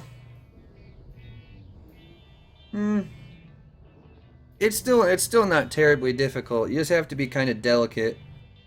You know, don't yank on things a little too hard. Because that's not kinky.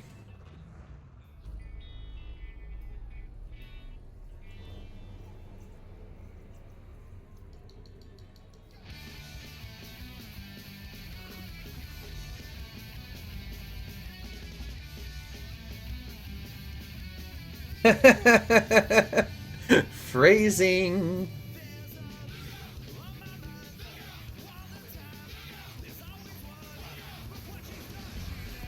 Yeah, I know lots of things, Nathan. That is only that's only the tip of what I know.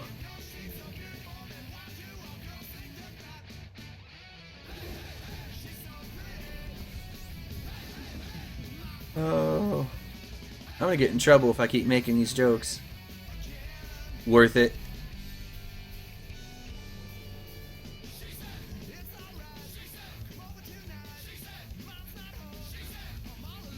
Yeah, just the tip.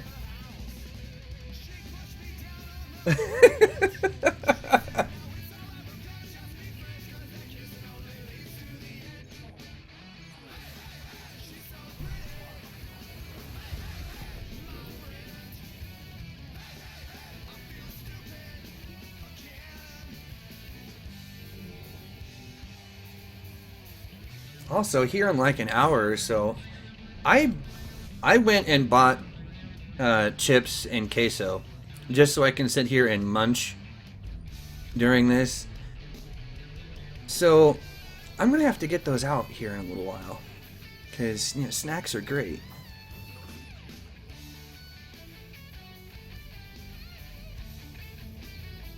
You did a thing in the meme channel.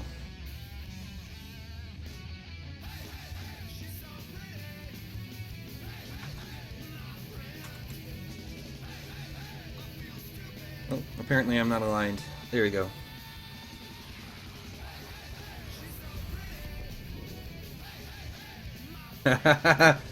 Useless, that's awesome.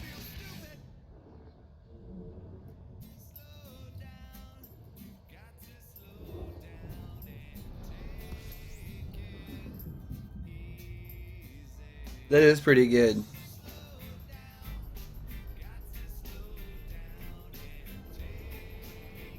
I'm kind of amused that you guys haven't taken some of my phrasing and just run with it yet. Then again, I haven't really done a phrase like that, so. Ugh. Alignment again. Pay attention, me.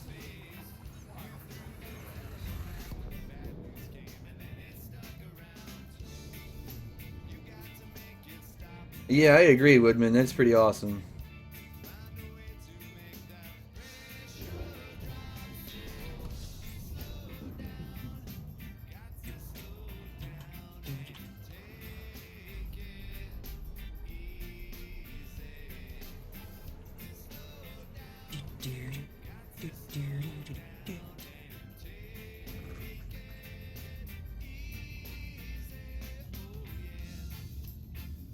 You probably should, Blader. Like, I've toyed with the idea. I just don't think anyone would actually buy it right now.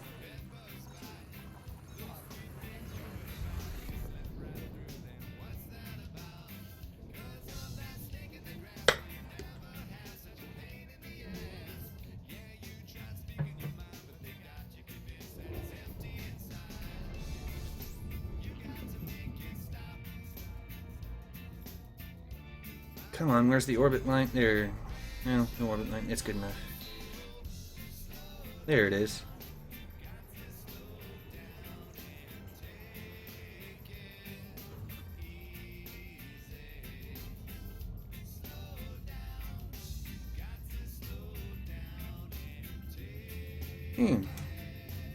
This is going really smooth, actually.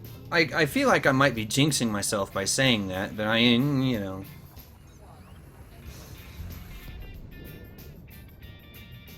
It wouldn't be a good stream without some kind of shenanigans at some point. Or hilariously bad screw up. One of the two.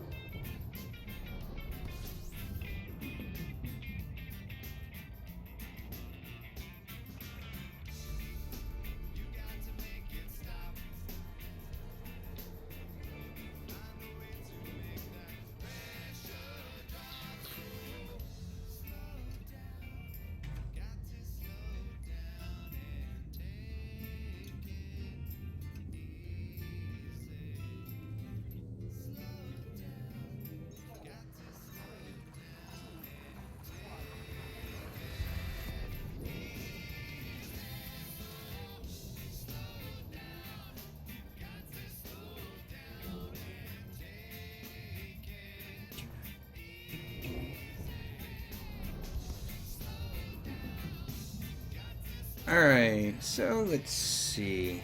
How far out am I now? Is this 6,000? Or is this 7? Or is it 8? I don't know, I've lost track already. Say hello to a white dwarf now that I've said that. Now, actually, I have the white dwarfs taken off of my filtering for the route, so there won't be any of those. None. Zero. No neutrons, no white dwarfs, no black holes, no crazy.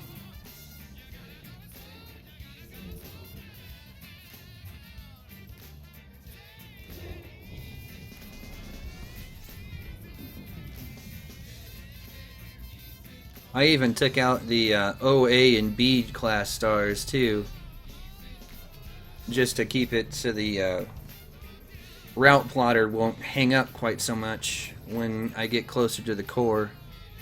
Which, at the rate I'm going, that's not going to be that long.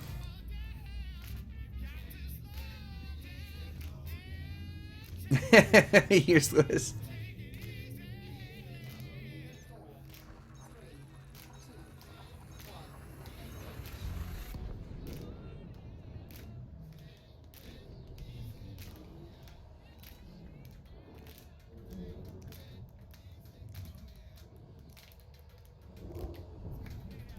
That would be acceptable.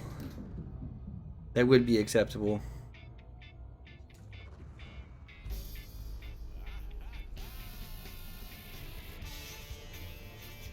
Looks like I'll be coming back after all. Maybe. We'll see.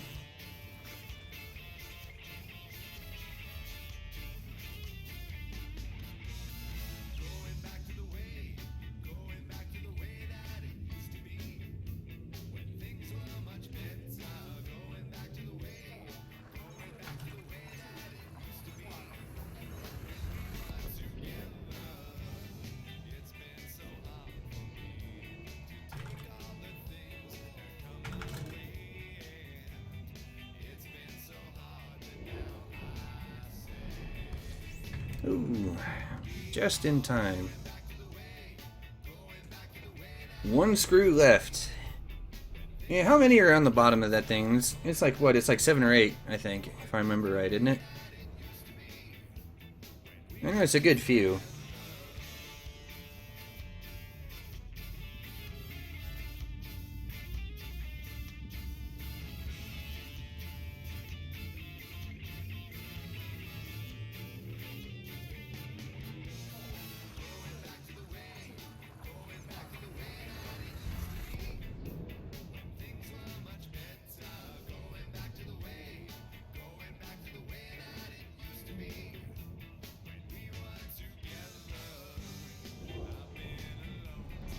Ten of them. That's more than I remember. Then again, it's been a few months, though, since the last time I cracked one apart. Matter of fact, I don't even remember when I actually took mine apart and did the detent removal. It was quite a while ago.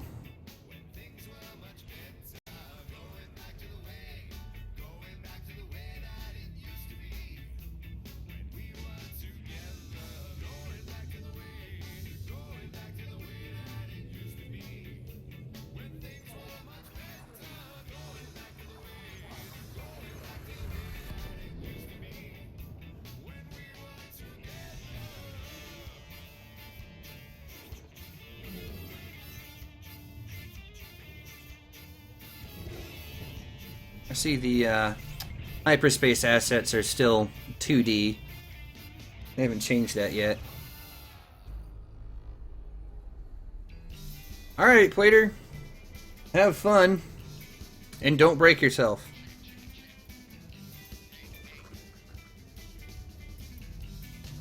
What are we unscrewing? just Nitya's X52 throttle. That's all.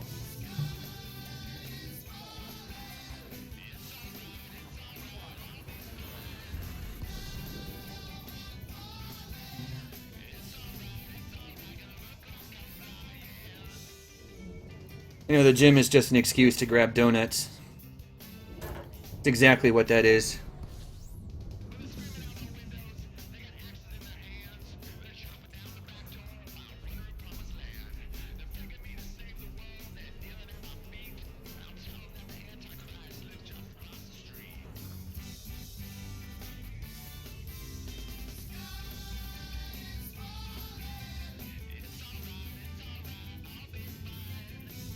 I know. Donuts actually kind of sound good right now.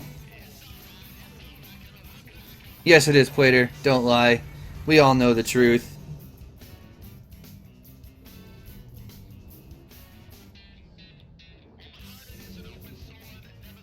See you later, Plater. Hey, that rhymes. There we go. Another 1,000 down. I'm not really even off the pace yet either. It's excellent. So that's, what, 8,000 light years now? Making good time.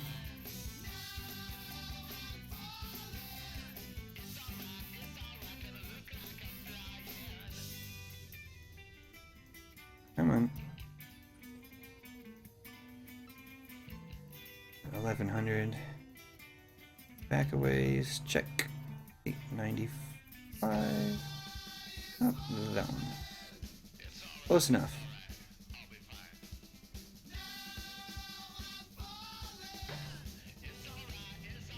Alright. Yeah, that's 16 jumps for 1,000 light years. That's good.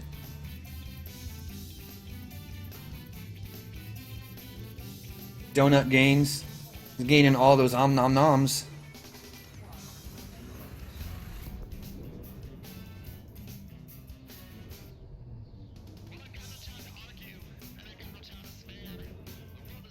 Later, if you're one of those CrossFit guys, we need to have a talk.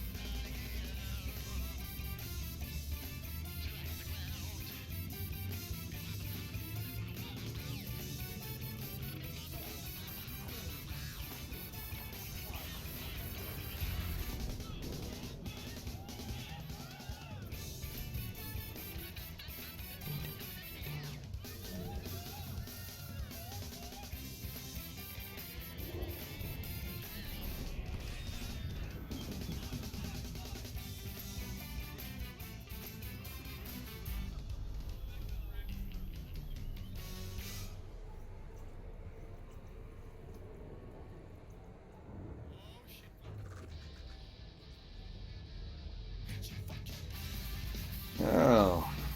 So what have you guys all been up to? Besides Nitya taking apart the X-52, is there anything else fun, special, and or otherwise interesting going on today?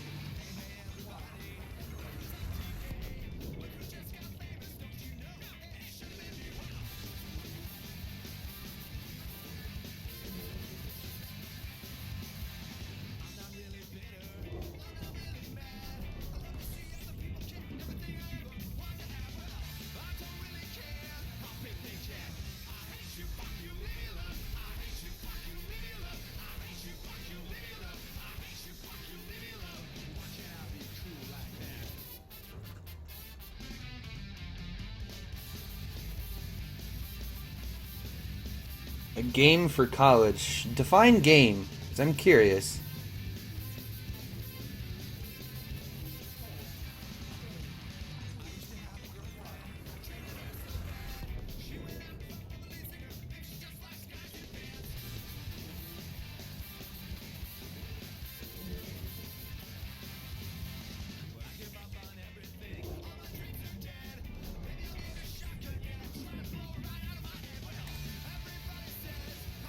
Alright.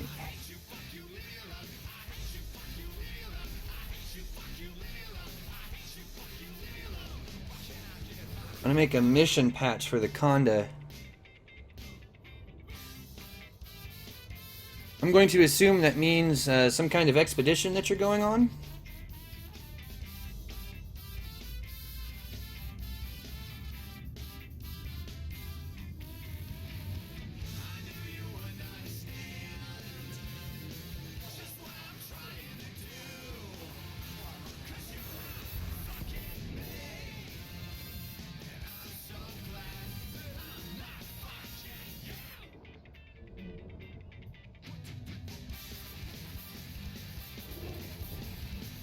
Oh, nice, useless. You're doing something that I sure as heck wouldn't have the patience for. Not in the least.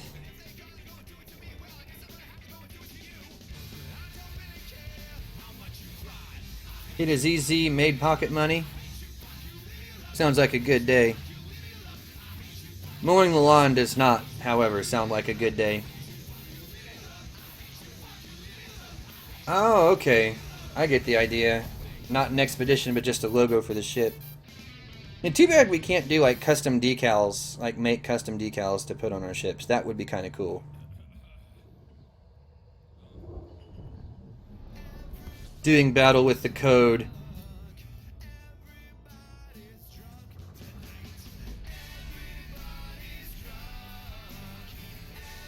Are you talking like game code or like the code from Elite?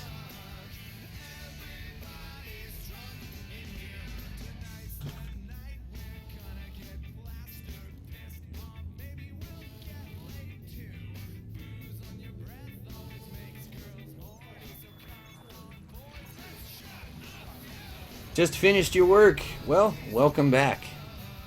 Hashtag Matrix. Just remember, the cake is a lie.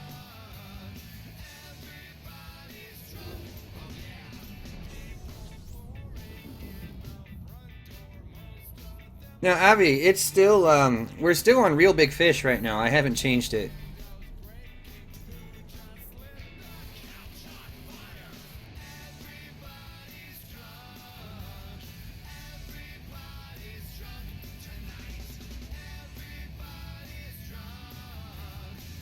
Just trying for fun to create lore for your commander? Alright.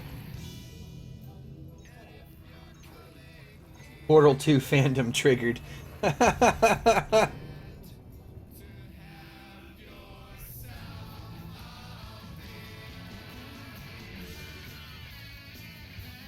That's another game that I haven't played, and that's because puzzle games drive me absolutely bonkers.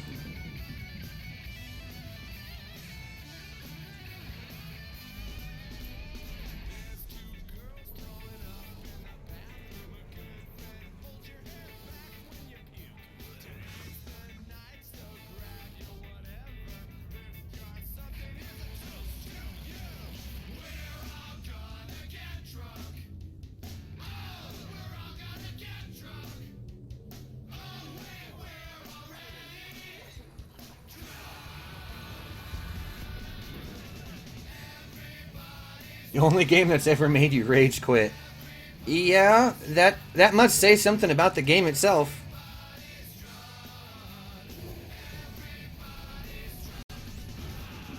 Look at that, binaries.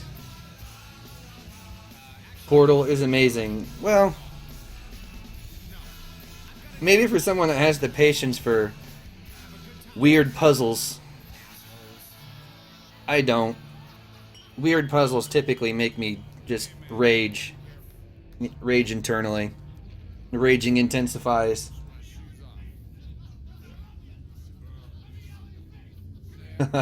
You and your brother don't work well in co-op. Well, I can see that. My younger brother and I do not get along in co-op games either.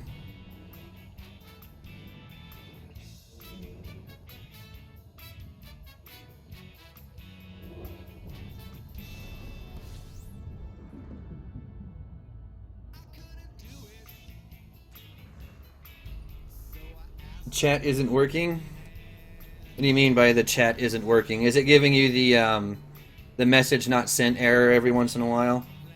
YouTube's had some interesting problems. Yeah, I can see it just fine, Avi.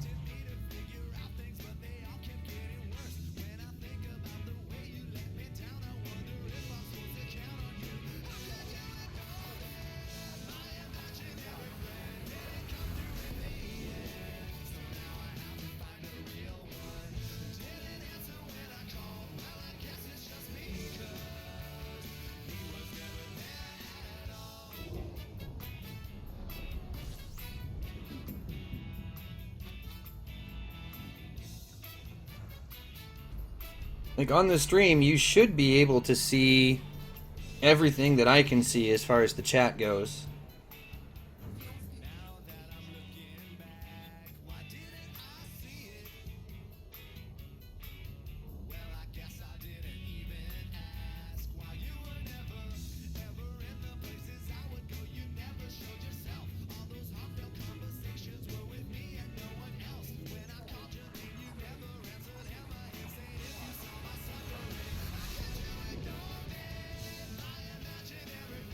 Yeah, if you're having problems with it, refresh the page, Avi, and see what happens.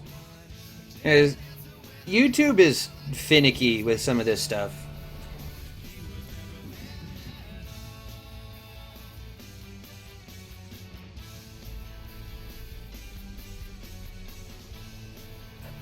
I wish I could say why, but I don't know enough about the way they've got it all coded, etc., etc., etc. All I know is that YouTube, they don't hold a candle to Twitch as far as streaming reliability is concerned. At least not yet. The packet gnomes, I can see that.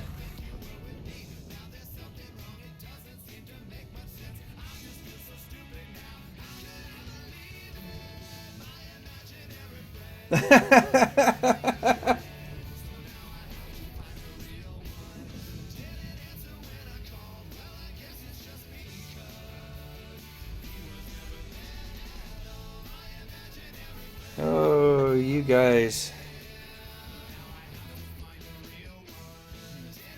You guys are something else.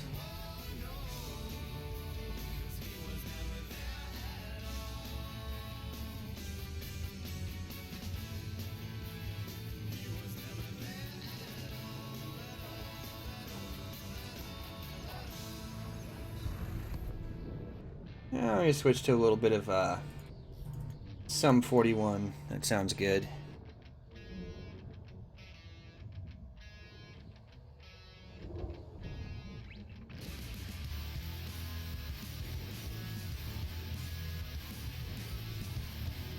Oh, I think we know that by now, Avi. But that's okay.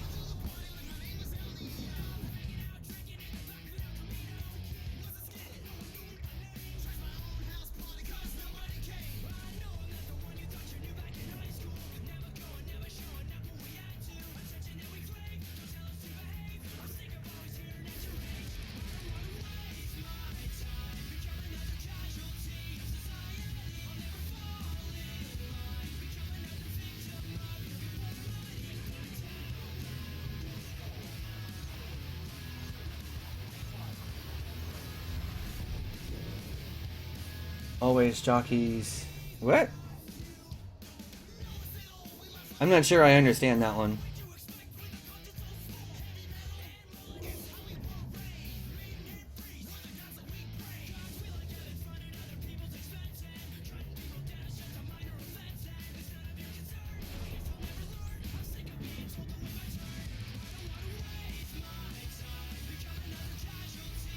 No, no, no. Leave the Crocs and Beans nonsense in the Discord. Don't bring it here. It needs to die. It needs to disappear and never be brought up again.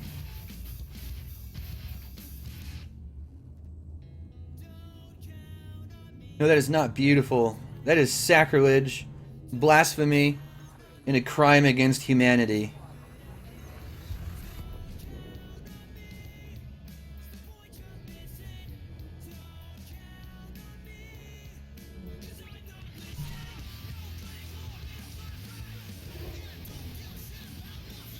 You found something even stranger? You found something stranger? I don't think I want to see it.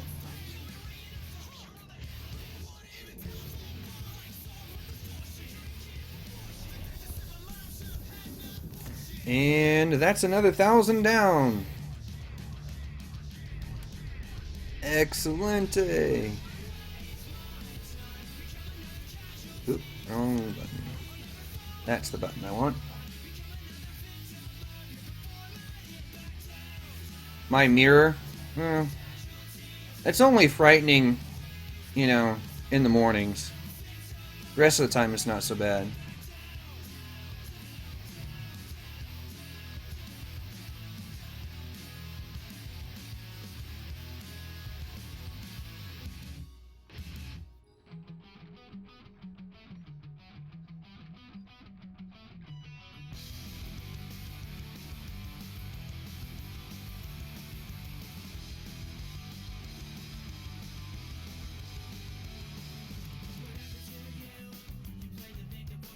That'll work. Come on, it's always that last 2%. Come on, thing. Yeah. There. Off we go.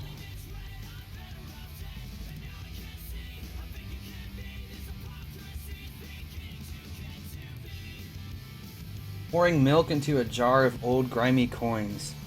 Why? I don't even understand the point of that.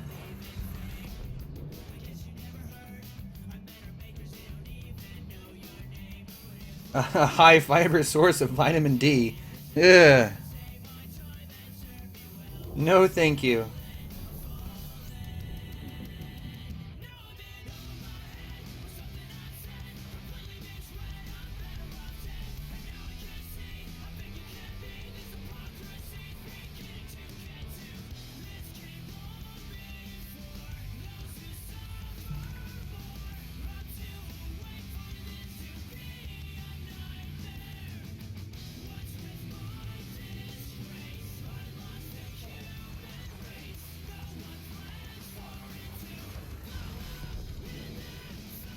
Hey Mark, how's it going?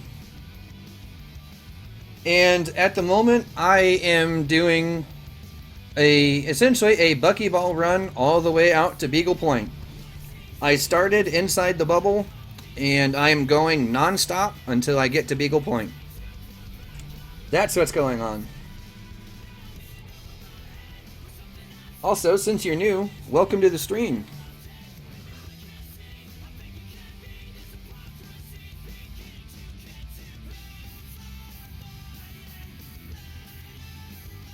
Yes, it is, Mark. It is a very long way. But, so far, I'm doing about 1,000 light years every 15 minutes on average, give or take. So, it's going by pretty quick. I have completed the first 9,000 light years of the journey so far. And I've only been at this for about 2.25 hours.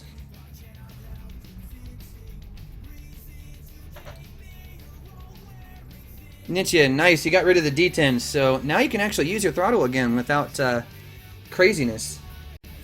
My maximum jump range right now is 63.33 light years.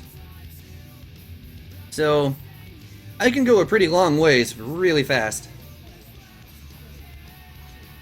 No problem, Nitya.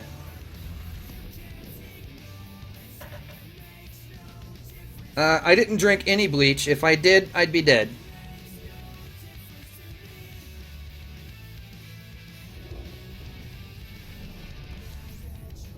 And how did I get this as an idea? You don't want to know.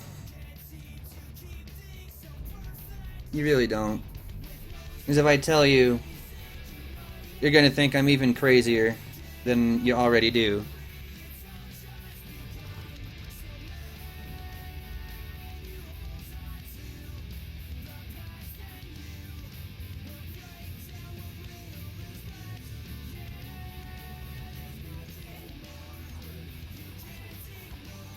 No, you don't. You don't want to know.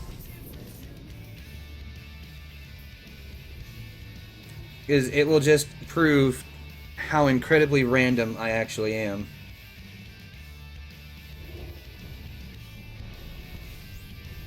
Nitya. Well then.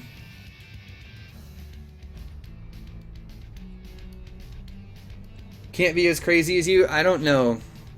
That may be debatable. Because remember, crazy and normal are just relative.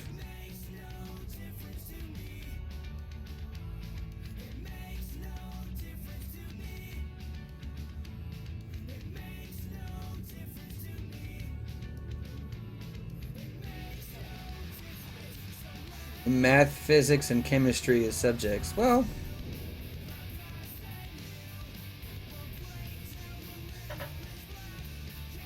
nah, yeah, I just assume that everyone's crazy. It works for me. Because sanity is overrated anyway, Avi. Like, we don't need sanity. It's no fun.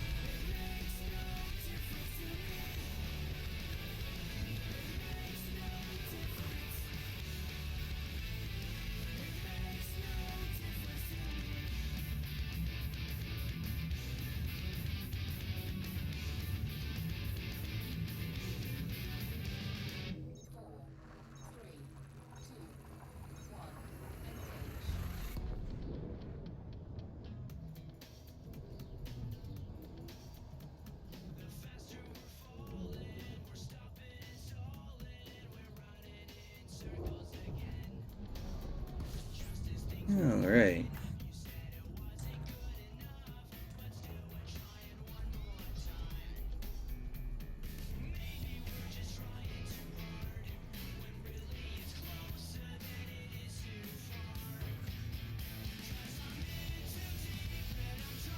Yeah, that goo is just weird. I don't like it. It reminds me kind of, it's kind of like wheel bearing grease, actually. It's pretty similar. I get it, Nitya.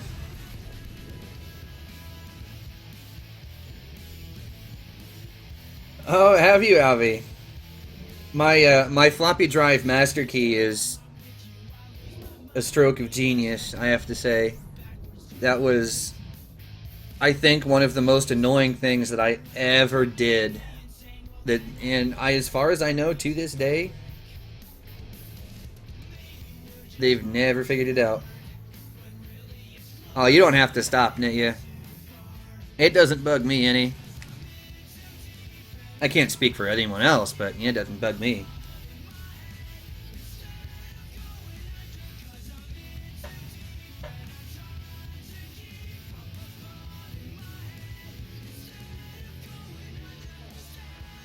Ha ha ha ha. Oh, Avi, I see where this is going already.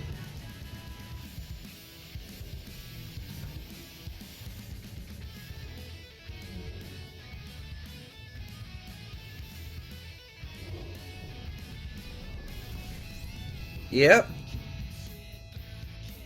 No more proxy, you can do it exactly whatever you want. Insanity intensifies.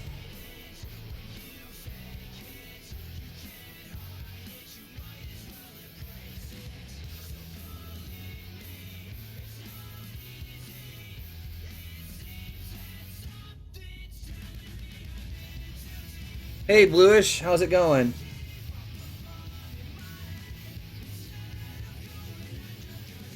Yep, that's precisely what I would have done too, Avi. The same thing.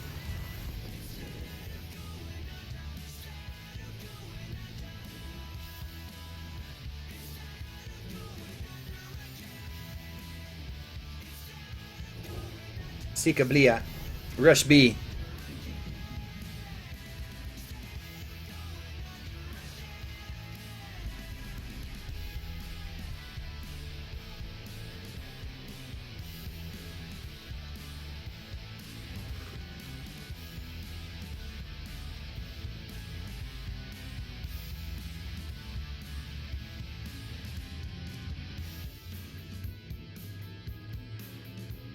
Wait. You like calculus? I have a hard time wrapping my brain around algebra, much less calculus. Nice, Woodman. At least you got it. Because once you get it, you're done. Thanks, Captain Riggs. I'm just gonna call you Riggs from now on.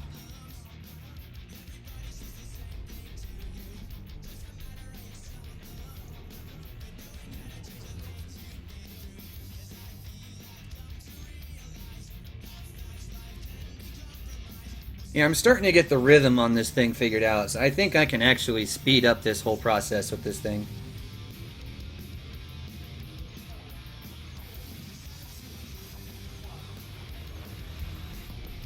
And for all of those who say calculus is easy, I'm just going to throw this out there. I don't understand how, letters can just be numbers. Hey, Minnie, how's it going, man? How are you? And you found out you kind of like murdering ships. Yeah, that's what I felt like when I was grinding merits for prismatics not too long ago.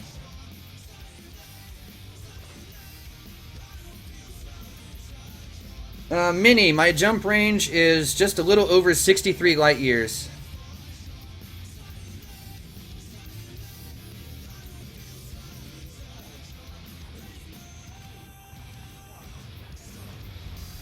Alright, Avi. We'll see you when you get back, man.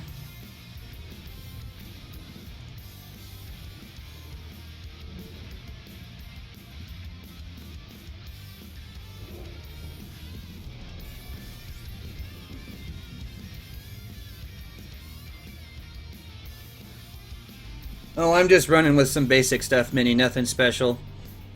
I've just got most of it turned off. I've got 2 AFMs, Class 7A scoop, advanced and detailed scanners, and 2 heat sinks, and a Class 3D shield. That's it. No SRVs, no fighters. This thing's pretty much a skeleton.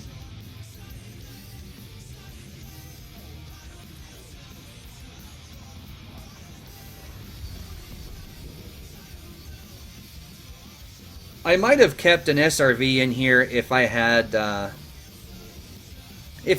grade 5 lightweight mods unlocked for, say, like the life support and sensors. I would have kept an SRV bay in here, but since I don't, I had to drop it just to make sure I could keep my jump range as high as possible.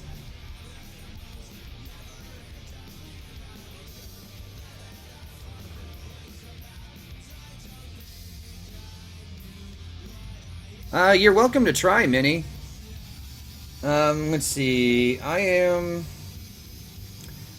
almost 10,000 light years out. In just a couple minutes, I'll be 10,000 light years in.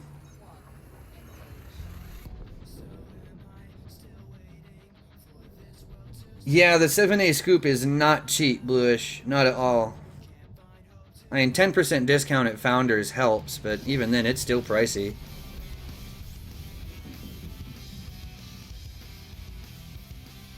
Anyways, at the moment, Minnie, I'm doing about 1,000 light years every 15 minutes, give or take.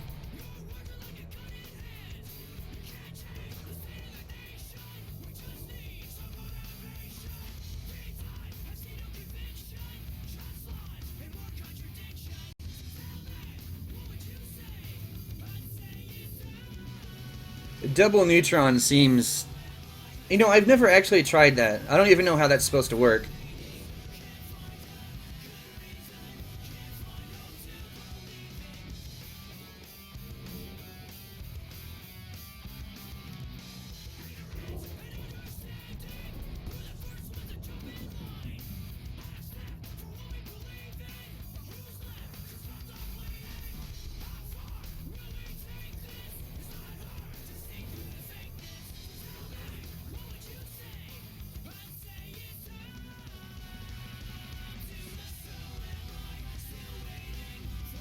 Yeah, don't worry about it, Bluish. I'm really pushing it.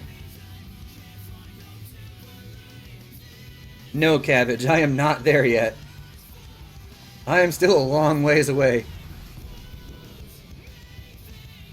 Although I will say I'm making pretty good time.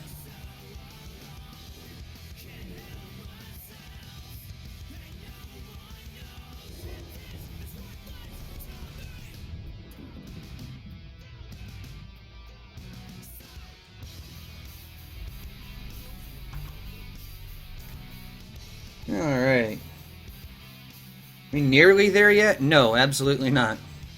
Not at all. That is not the button I was looking for. That'll work. Ooh, too far. Come back, come back, come back.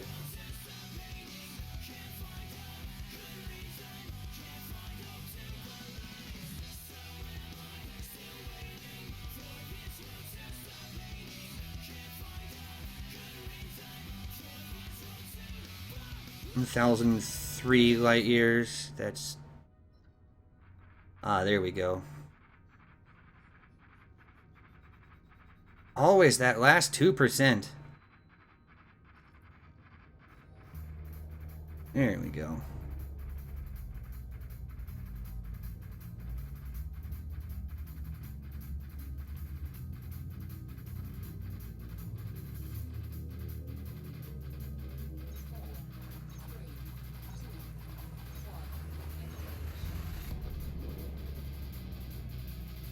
No, don't ask me if we're there yet on every jump. That's just... You're gonna drive me absolutely crazy if you guys start doing that. Finn, I'm looking at you.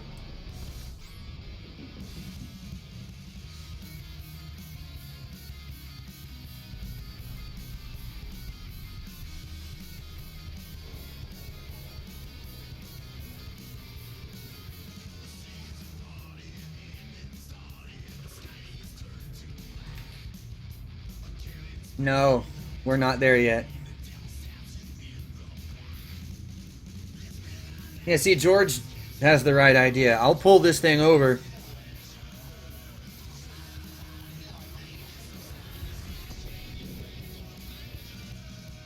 No. Cabbage. No.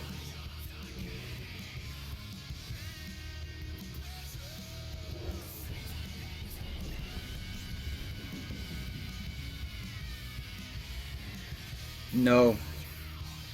See, Riggs has the right idea with a little bit of code there.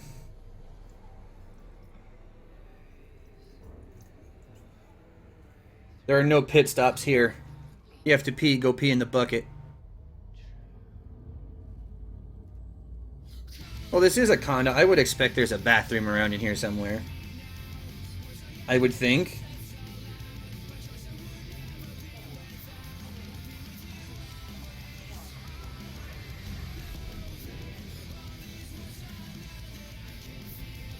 Huh, I like how my person seems to have disappeared. I look down and there's no legs or anything. It's a ghost ship, guys.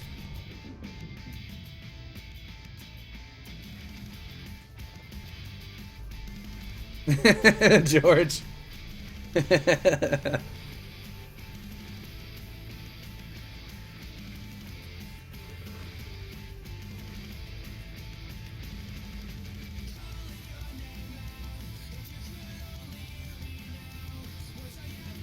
Apparently I am a ghost, Nietzsche. Oh wait, no, there I am. That's weird. Do I disappear when the jump is active? Yeah, I only disappear when the jump is on. That's weird. FDev, please fix. No, you can't go in the warp drive.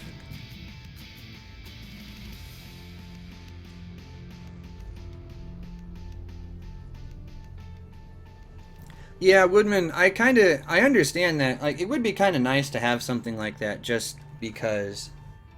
Like, we do have stations on the way out to Colonia, but there isn't anything like that on the way to Sagittarius A. Vortex.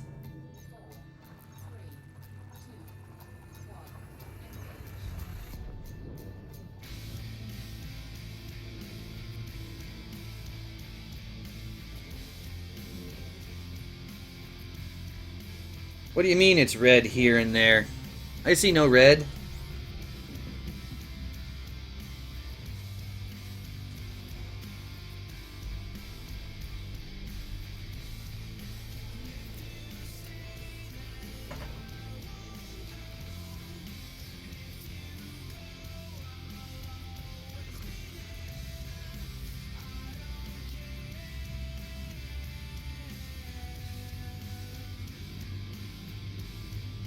Finn, I would assume it works normally, but then again, like, I don't know.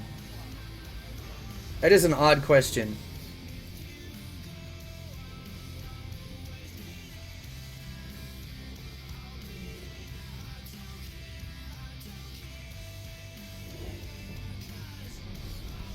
The water spins both ways. That sounds like a screwed up whirlpool to me.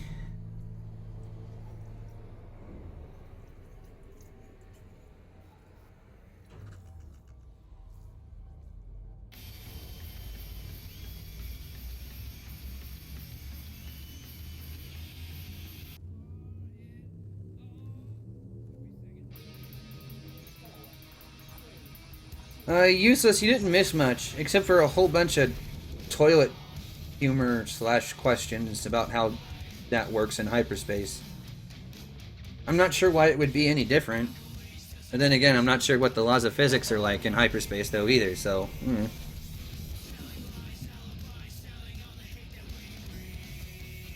We are not there yet, Cabbage. Not at all.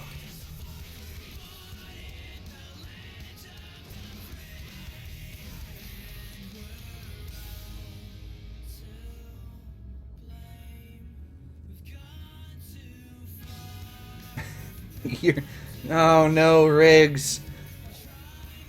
The puns are back.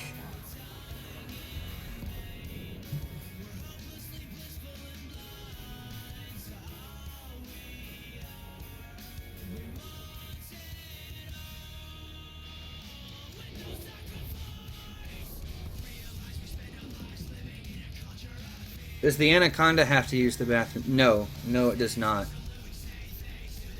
It's not a living thing.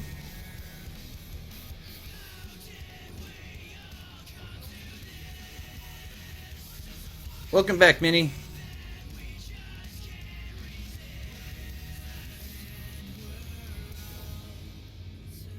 And that's why I carry heat sinks.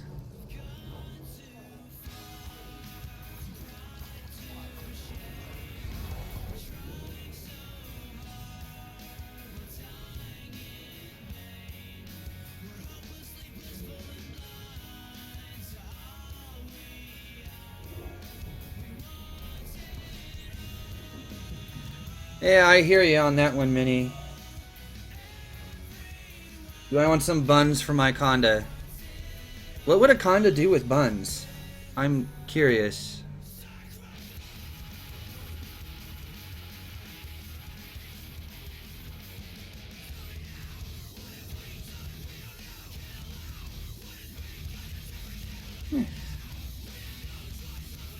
And that's why heat sinks are amazing. Virtually no damage whatsoever.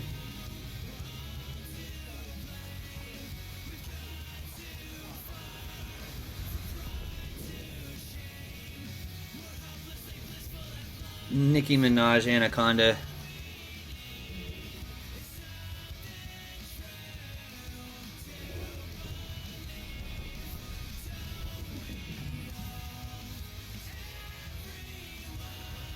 Yeah, I'm gonna pull out the metal version of Anaconda again, just because you guys are talking about that.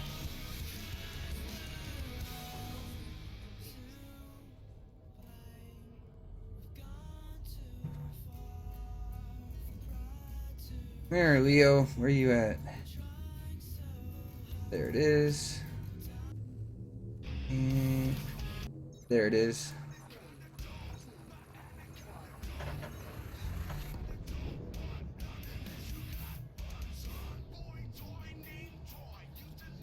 Here, I'll turn it up just a little bit.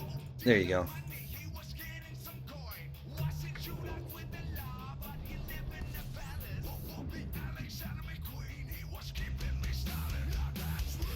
Yeah, no one has covered all the pulse paint jobs. Yeah. It's actually not a bad idea to cover it. I don't have the spare money to buy them all, otherwise I might have done it, but I have this one. And I'll just stick with this one for a while.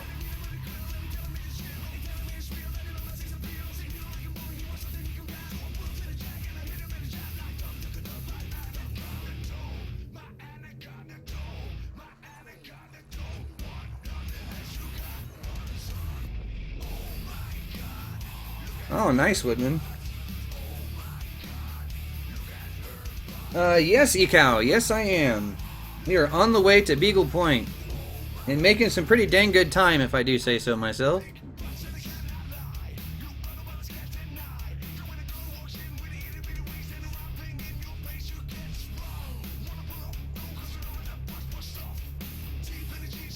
Yeah, we're not there yet, Cabbage. We're a long ways away still.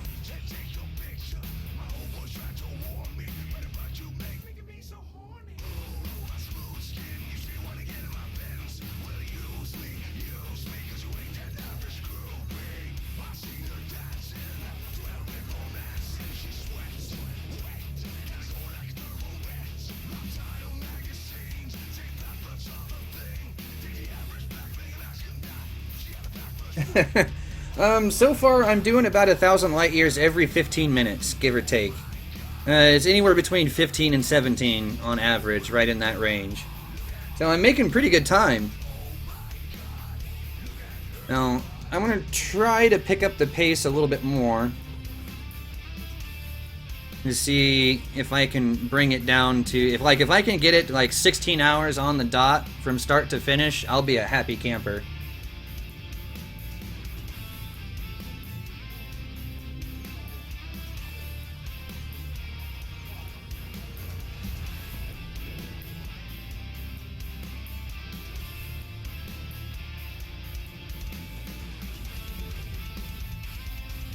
I wouldn't say it's insane.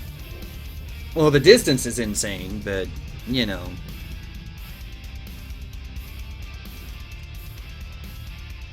Yeah, Minnie, you should do that video.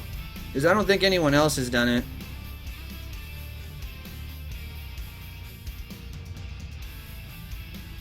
Might as well get in on that while you can.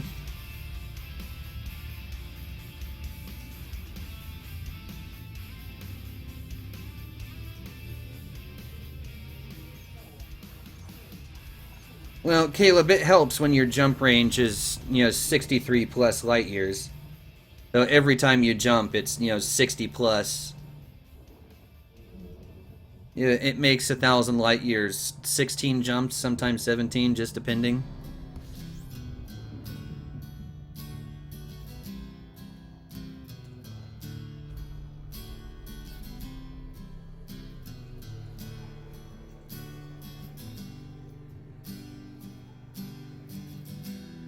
And I got you there, Minnie.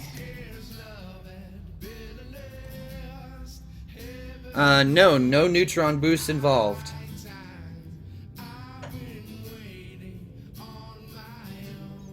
Yeah, I'm hoping to hit it, right at 16 hours, Riggs. That's the idea. I think the last record that I saw was like 16 and a half.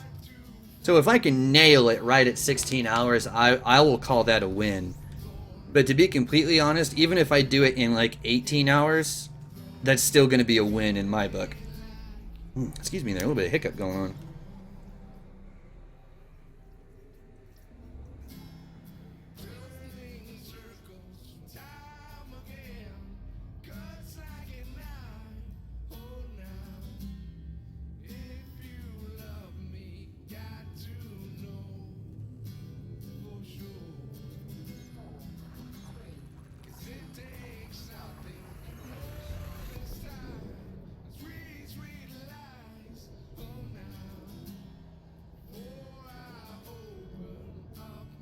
Murder hobos and smugglers. Well, in the Discord, you can drop the system, and whenever I make it back to the bubble or have time to look around, I can see about giving you guys a hand with it. Well, you go ahead and do that, Nitya. Okay. This direction. Oop, too far, as usual. Yeah, a little bit too far still. 132. I'm gonna still go farther than that. 71. How about that'll work? 997. Oh, it's always that last bit. Come on. Come on, thing. And off we go.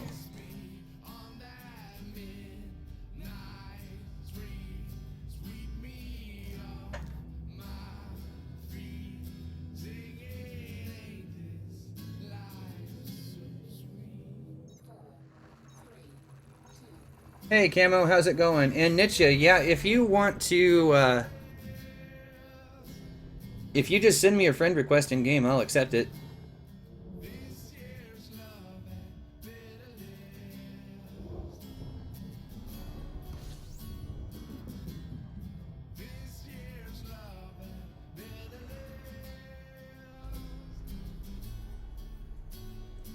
Let's see, we are coming up on 3 hours here pretty soon. Which means that I've done 11,000 light years already? That sounds about right. Hey, Camo, thanks for the sub, man.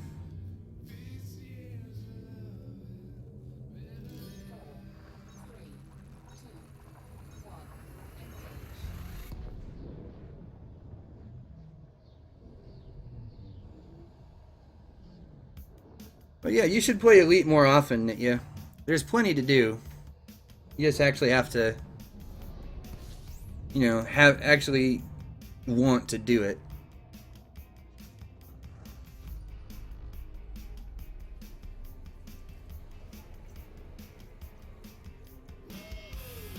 And it's always better when you have, you know, people around that you enjoy playing with, though, too, I find.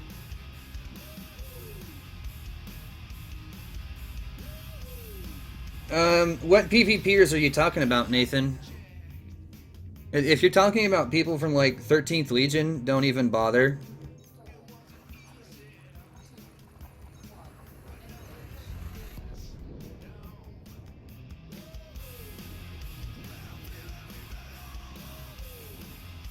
Yeah, Caleb's got the right idea.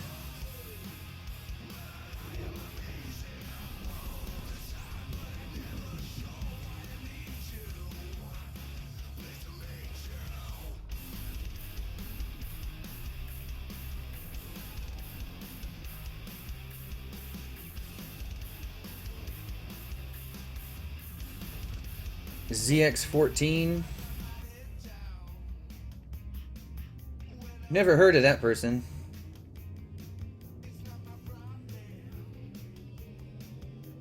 Ecal. Fair enough. That. I mean, it makes sense, but I mean, still, that's kind of funny.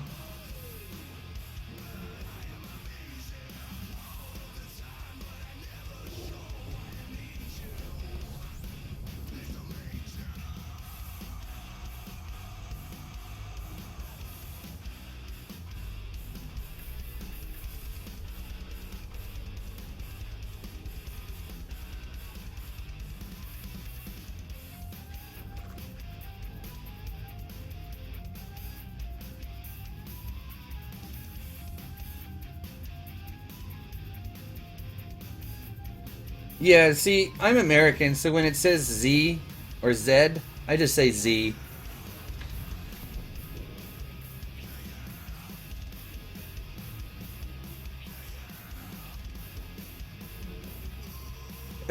Ecal. Yeah, I understand the feeling. Completely understand that feeling, actually.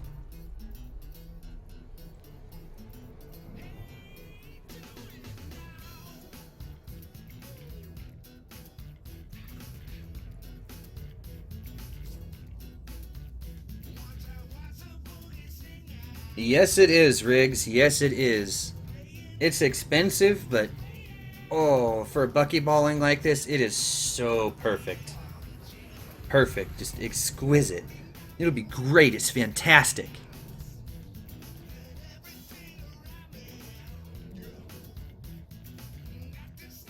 It's the best.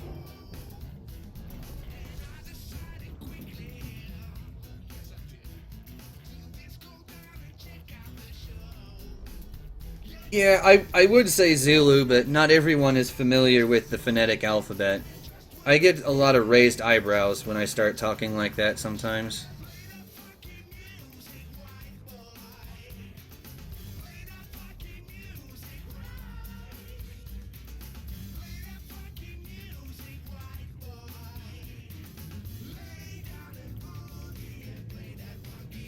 The Sun Scoop, it's almost like the Star Killer.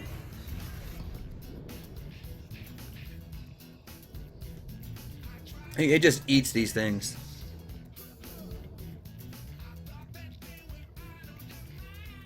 You know, cops use the phonetic alphabet, but I feel like some of them don't understand what it actually means, or what some of the words are supposed to be. Then they just like make up things on the spot.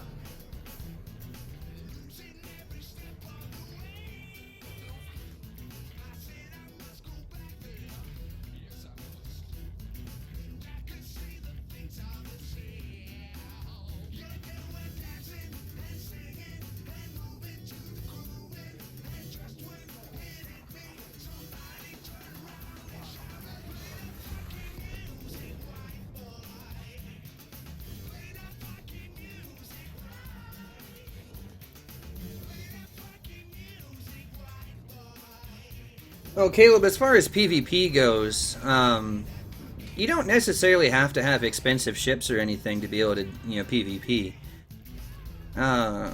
One of my favorite things to do is actually I fly a Diamondback Scout sometimes, and I'll just go heckle people in a DBS. It's fun.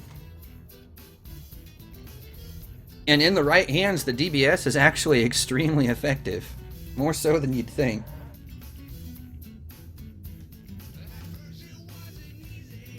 "440 light years and 8 jumps." Well, that's not bad, though. I mean, that's going to be, what, 18 jumps, give or take, for 1,000 light years? That's not bad. That's pretty good.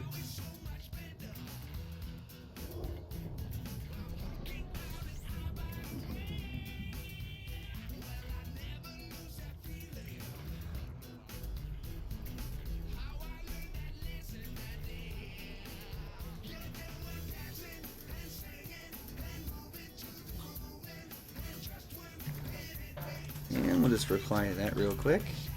Thank you there, Miss Martian, for the compliment.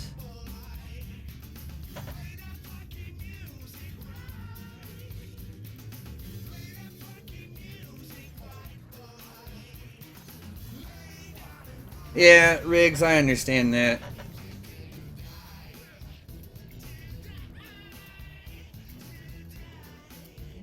Well, 57 light years out of a DBX, that's pretty dang good, I'm not gonna lie.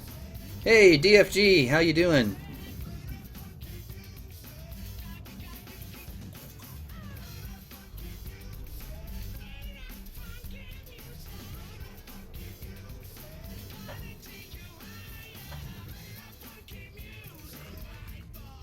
You speak gibberish. What does gibberish look like in print? That's what I want to know.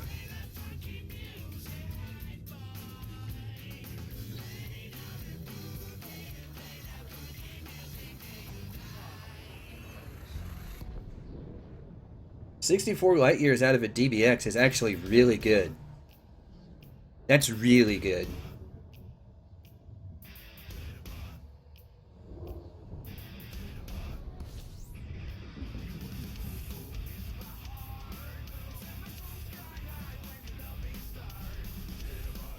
And Nietzsche, I got that friend request there.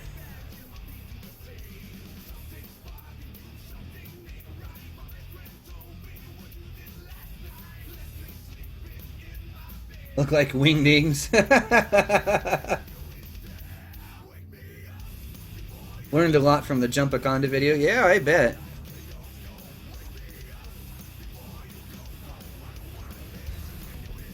"59.2 on the Explore Conda.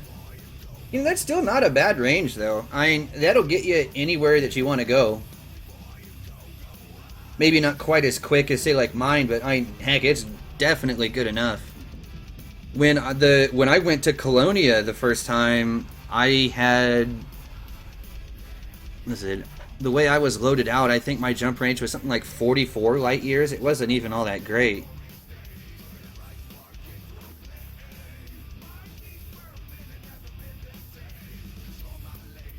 Jumpaconda's 70.2 light year base, not bad. Not bad at all.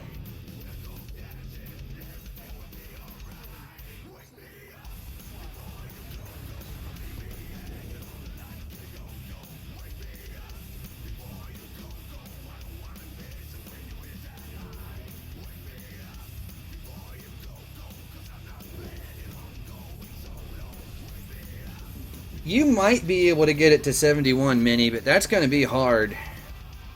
Depending on, like, just what kind of rolls and stuff you have now. It's like, this Conda that I have now, my optimal mass is at plus 56%, but it doesn't have a max fuel increase. So, if I could get, you know, say like a plus 56% on mass and like a max fuel increase on there, you know, you could push it farther. So depending on how much RNGesus loves you.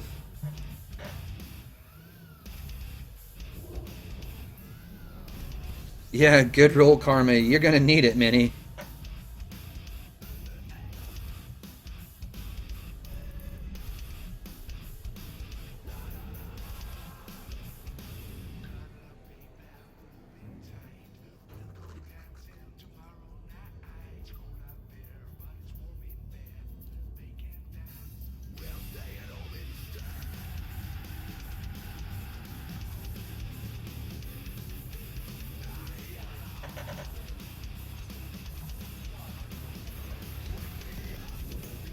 Yeah, Riggs, it's...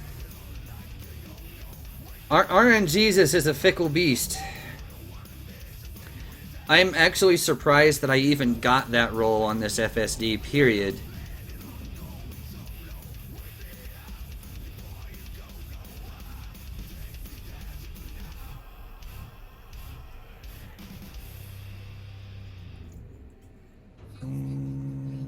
Right about now ought to do.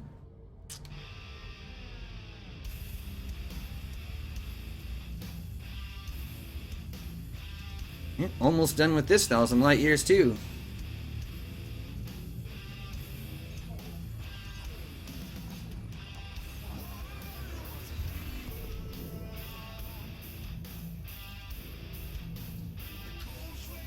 %57.2%. Wow, that's crazy.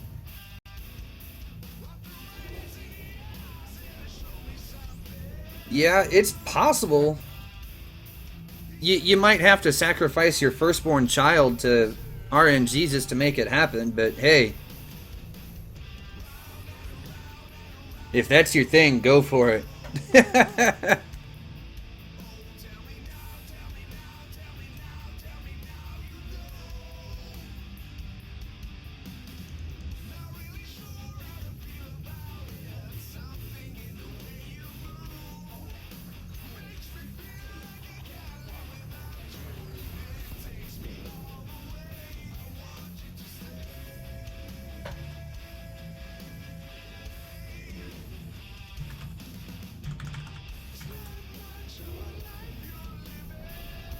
'According to your calculations, something crazy is about to happen.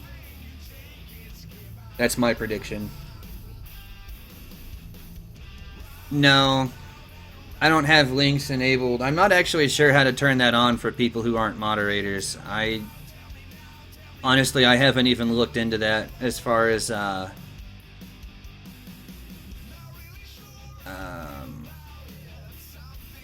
YouTube chat goes. I know moderators can. Plater's not around here to do it right now, though, either. I think he's the only mod I actually have. 71.21. The same mass even. Wow. Okay. That's kind of crazy.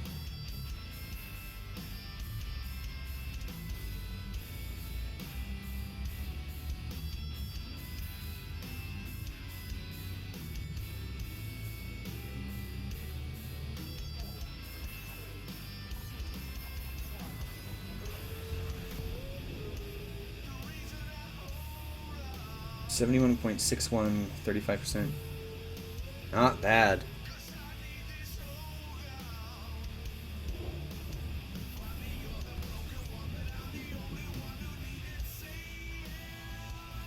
You know, if I had a 70 light year range on this Conda, this Beagle Point run would go faster. Actually, quite a bit.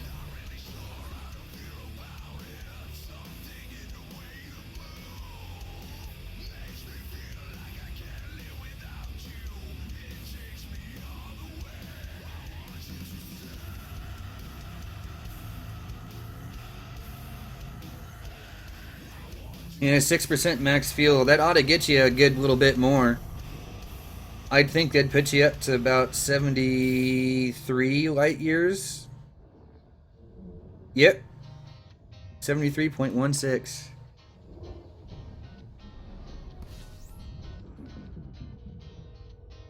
That's nuts.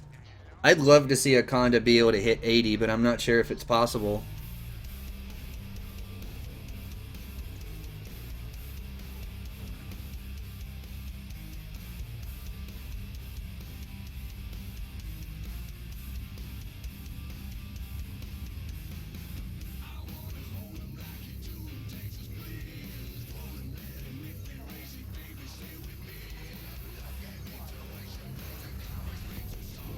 Mass is too much for the thrusters.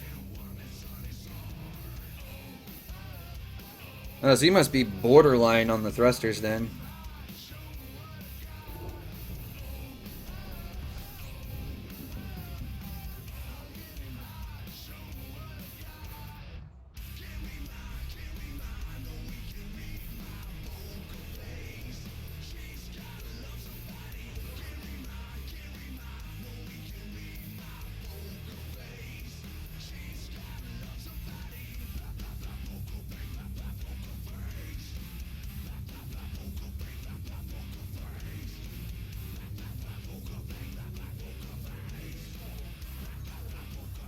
Oh, you have it down to 4D thrusters even. That's impressive.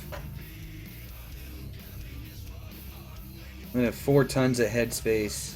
That's not much. You're cutting it awful close. You're cutting it real close, actually.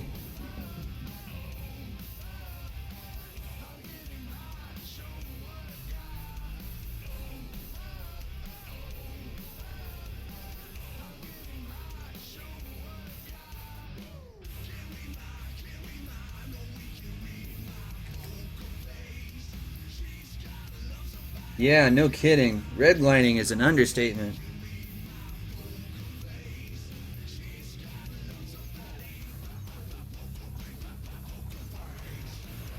%81 mass reduction. Good God. Yeah, they don't weigh nothing.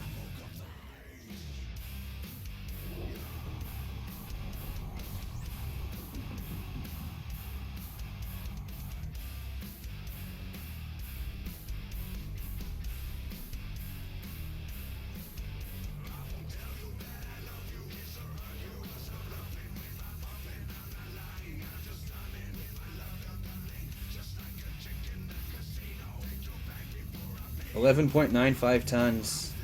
That's really light, actually. I think mine are sitting at like 20 something still. I don't remember what the exact number is. I think it's like 27 something. And that's because I only have up to grade 3 on the lightweight mods for it right now. I managed to get an overroll on it. That was on yesterday's stream, actually.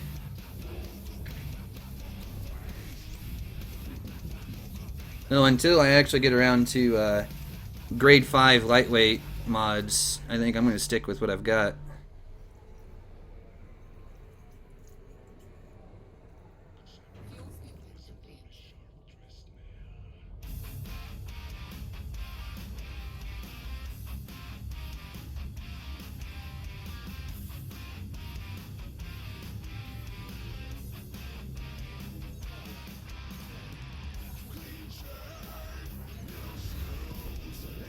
Yeah, in my case, it's just because I've been way too lazy to unlock some of the engineers. Nietzsche, 42.02 light years, though, isn't that bad. I mean, it's extremely usable.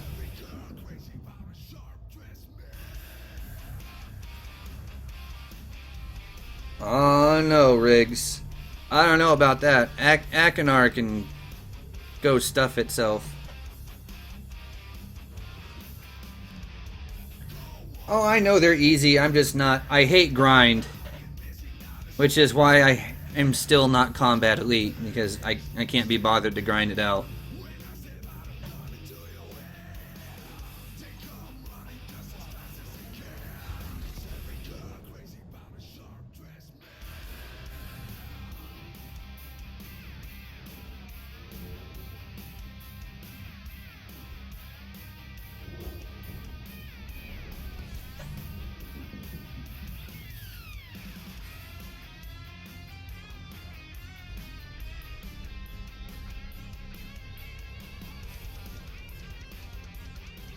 Yeah, I'm not too far behind you in hours, though, Minnie. I'm...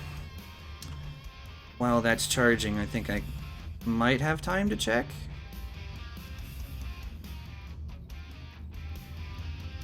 Maybe. Come all the way down. Maybe not. I'll check in a minute. I think I'm somewhere around 1,400 hours, I think.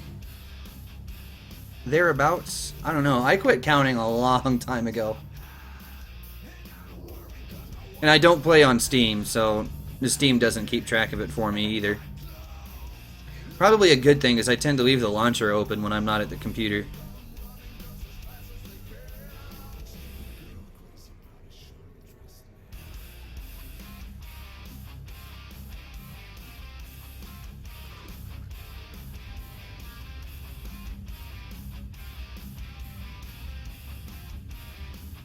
Rather eat soil.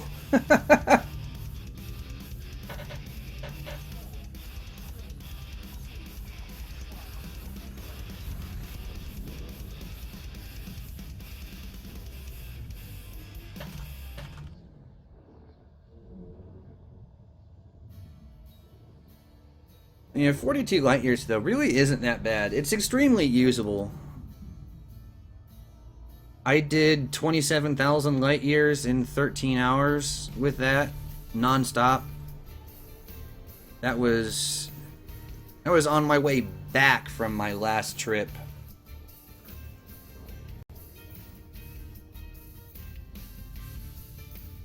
I have not, Avi. Yeah.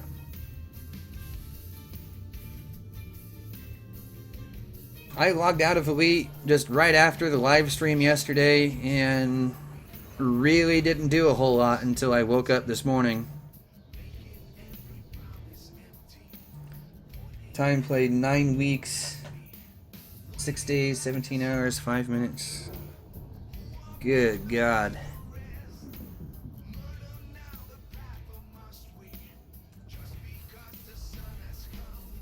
Alright, well...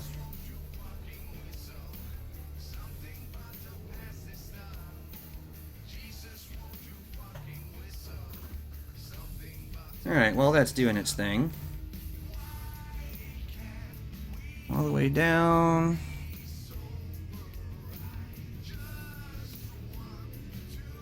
Where is it? It's got to be in there somewhere.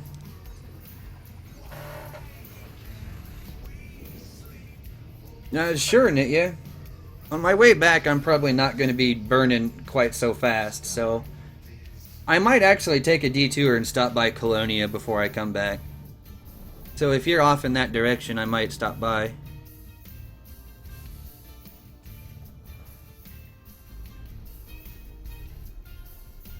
Yeah, I know, Minnie. I just, as far as, like, engineering stuff goes, ugh. I hate it. It drives me absolutely bonkers.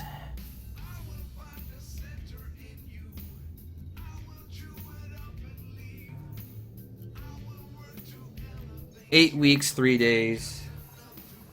So I'm not too far behind you in time played, but you still have me beat by a pretty good bit.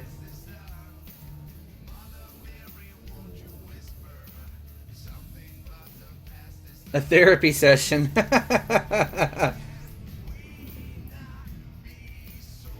Oh, that's a heck of a question, Avi. I'd say both of them are pretty bad. I mean, let's just be real here.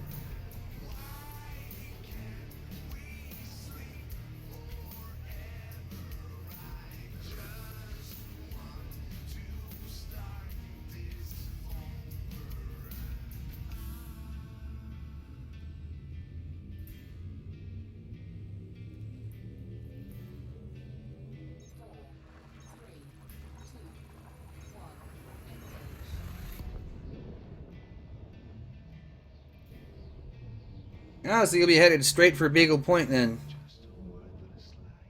Well, if you're headed out this direction, on my way back, I might just swing by wherever it is you're at.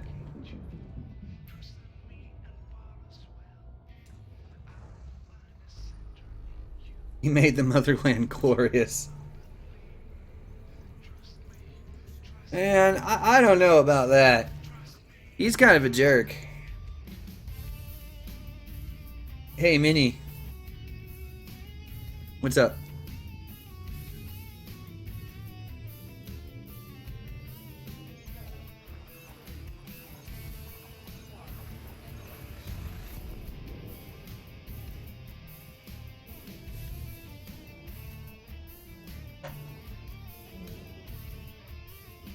Ooh, good question.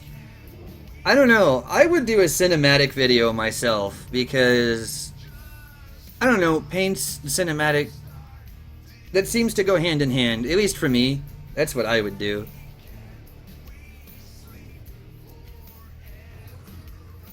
I mean that's just me. So you do as you please, obviously.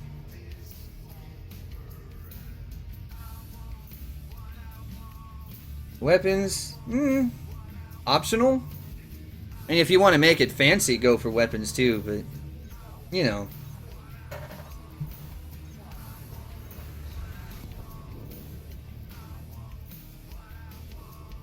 Hey, no problem, Riggs. Thanks for dropping in for a while. Have a good lunch. Oh yeah, if you're gonna color match the weapons with the paint, then yeah, definitely go with weapons because that'd be fun. You could get some pretty good looking footage out of that, I think.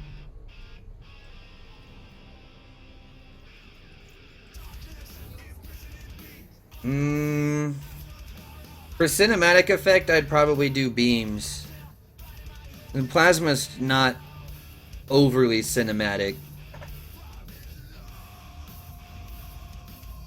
Beams, however, look high-tech and crazy, so I'd go with that. I mean, that's just me, though. Go for it, Riggs.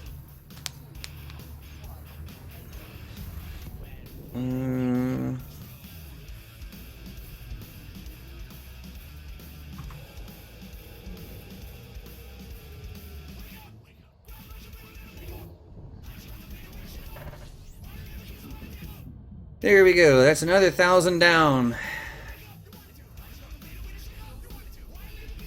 Alright. And we're making good time.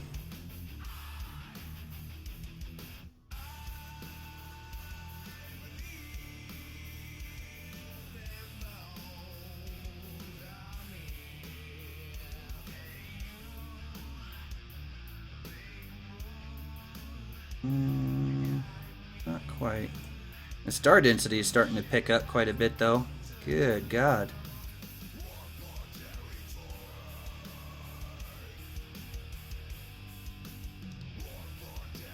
I might have to... Oh, of course not. There we go.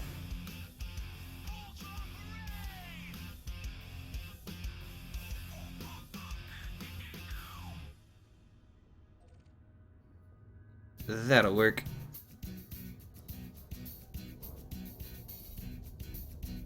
Cannons, multis, beams, and pulses. That sounds like a heck of a combination.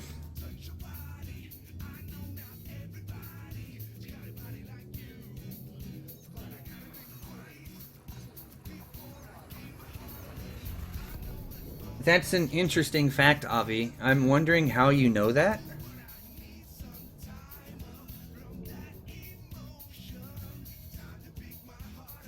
Your 7A modded Zern and Quince. Well, there is such a thing as module transfer. Yep, paying for shipping. Precisely. You gotta pay those space UPS guys. They don't work for free.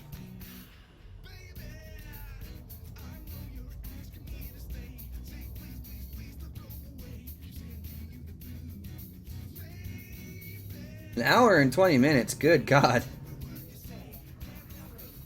Would it almost be faster to go pick the things up yourself?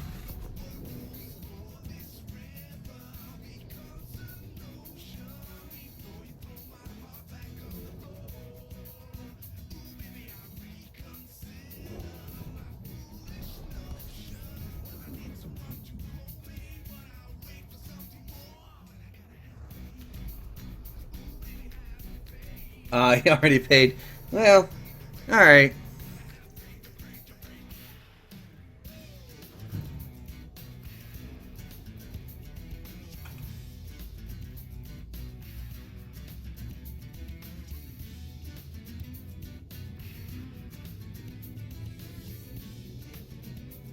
You hope something happened in your physics exam.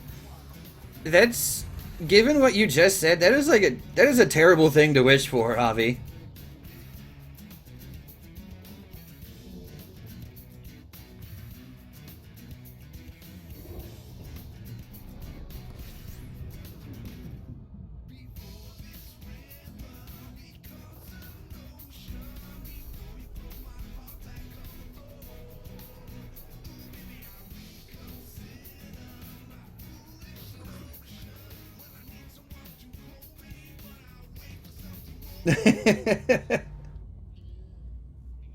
Your Python is brown and named United Parcel Service. Well, yeah.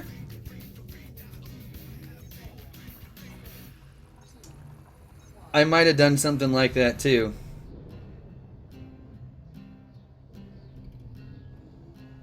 I'd make it white and call it FedEx.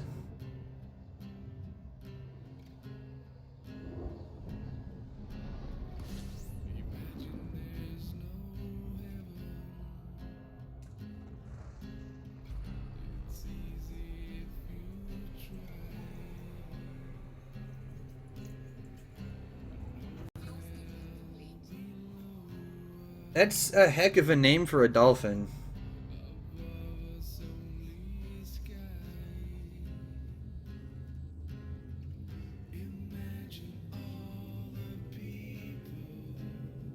Now, it won't be censored for you, but it will be for other people.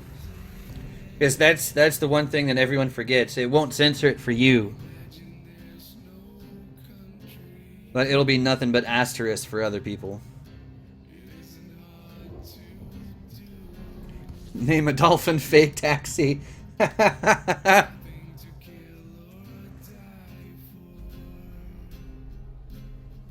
Python weapons.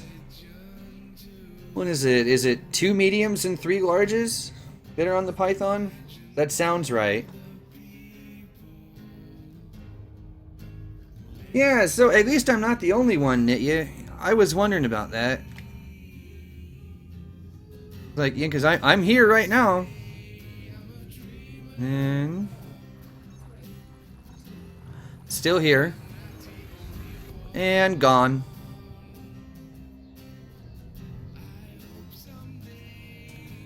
It's just weird.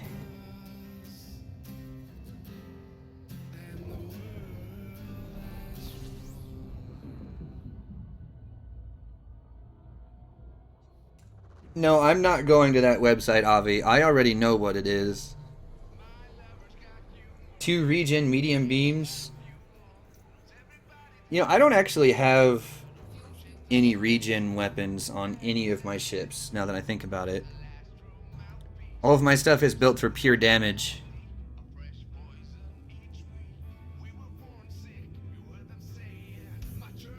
And Anariath, it's actually Leo Morascioli from Frog Leap Studios.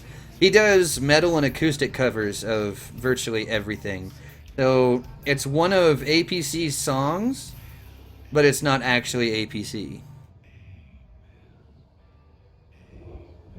Oh, I know, Class 4 Heelys are good, but now they're also dependent on the thermal resist of the other ships. So, yeah, not as effective as they used to be. As say, like, on my FDL, that's going to cut out, like, 45%.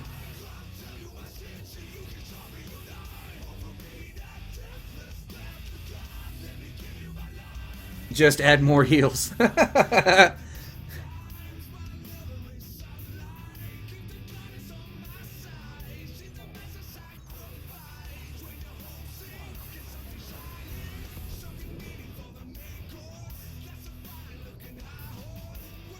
Oh yeah, it is definitely still healing. It's very useful. I'm gonna say if you're in a wing and a CZ, it's incredibly useful.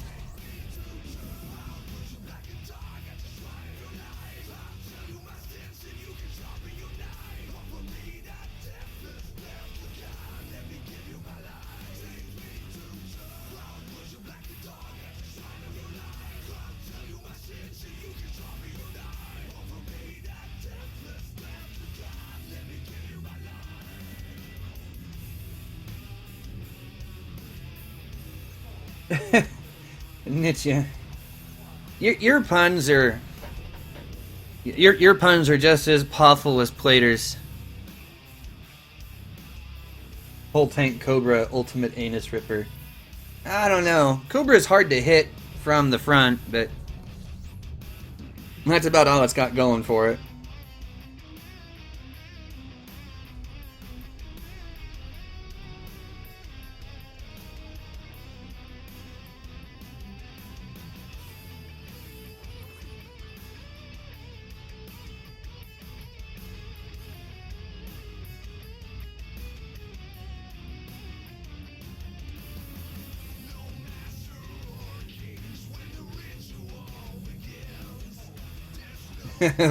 Perfect puns.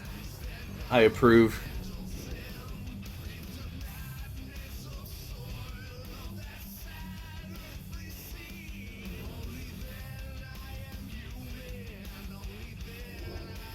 You know, I have successfully avoided 50 Shades of Grey entirely for years now. Please don't ruin that.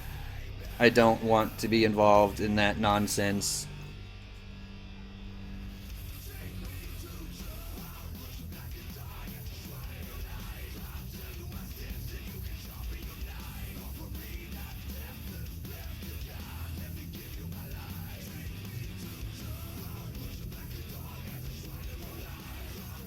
Yeah, I agree, Minnie. It's incredibly useful no matter how you slice it. Oh, what, Offie? Oh my gosh.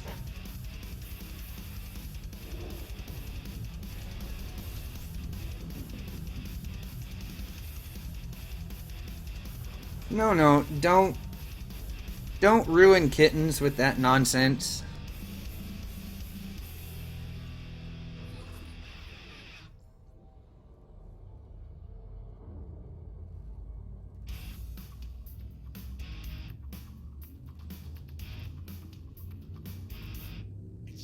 Yeah, I keep all mine one color, and it's all red, actually. Yeah, I've got all of the customizable LEDs between the three colors are all red on mine. I would use blue if that was an option, but it's not.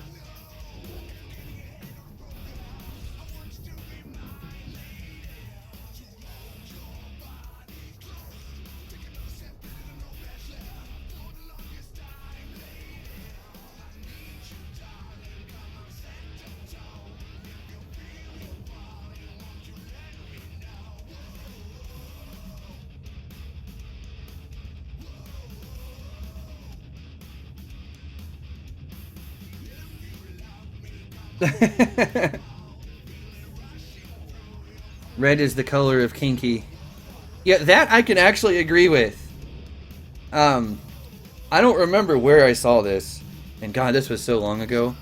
But I remember there was like some kind of color analysis thing, and red is supposedly one of the most, I think it was the most quote-unquote erotic color in the entire spectrum. I thought that was incredibly amusing. Hey, legit principles, how goes?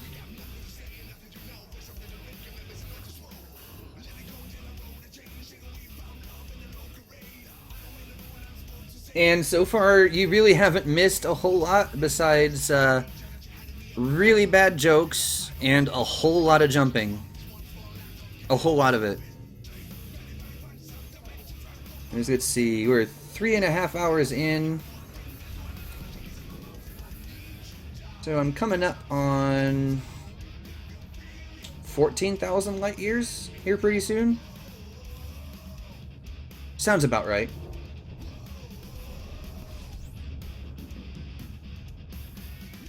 I don't know, I honestly haven't really been keeping track, but I know I'm a pretty good long ways into it.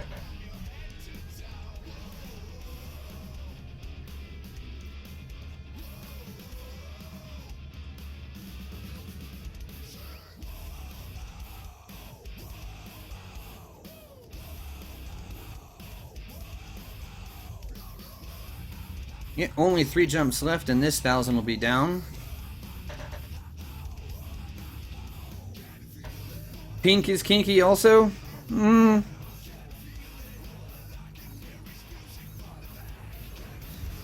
always classify that color as like one of the more like adorable ones. I don't see how pink is kinky. It's like adorable / cute type thing.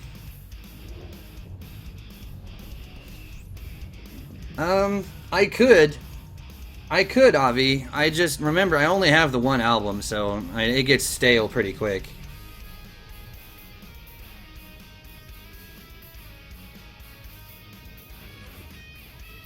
I'll have to get her other stuff later on.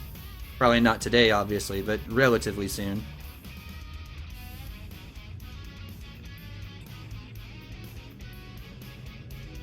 Legit. Sure. What can I help you with?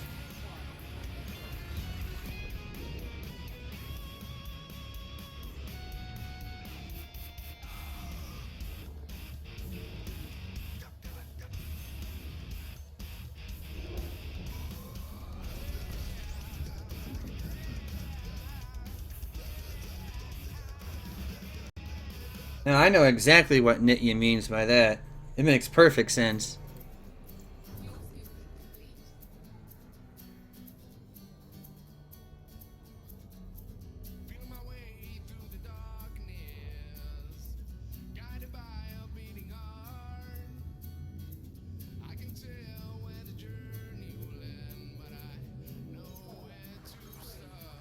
Going from a Keelback to a Dolphin? Well, it kind of depends on what you're doing. I mean, the Dolphin is useful for a lot of things, but if you're going to do any combat whatsoever, Dolphin probably isn't a good choice. It just doesn't have... It just doesn't have the hard points to really do a whole lot.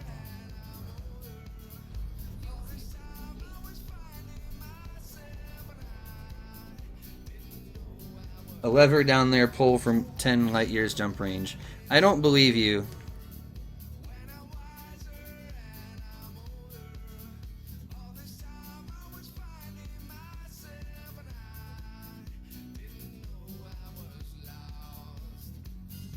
Come on.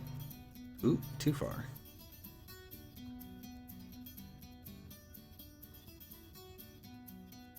Come on.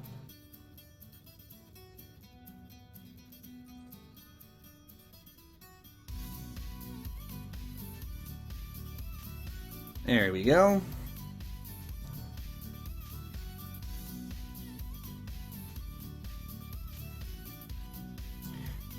Passenger missions actually are some of the best money makers in the game right now. There's plenty of decently paying passenger missions. So if you're hurting for money, that's pretty much all you need to do. Like, you can run some passenger. You can actually do those with the Keelback too if you want. But I think the Dolphin will probably have better jump range for that though, especially unmodified.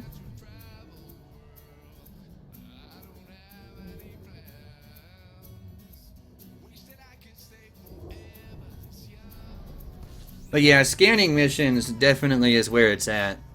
Down to Earth Astronomy actually has a pretty decent video about the scanning missions.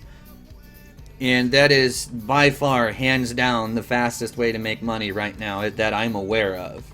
If there is another method out there that's faster, I've not heard about it yet.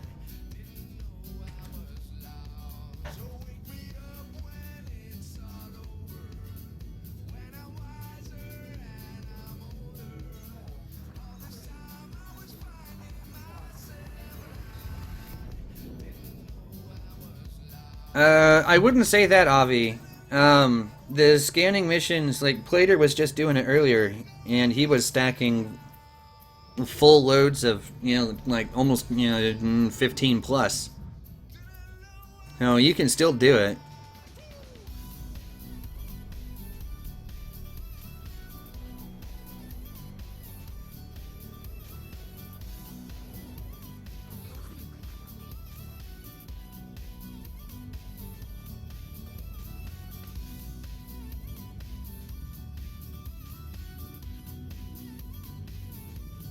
I'm not sure how. As I said, Down to Earth Astronomy has a video that he put out recently on it.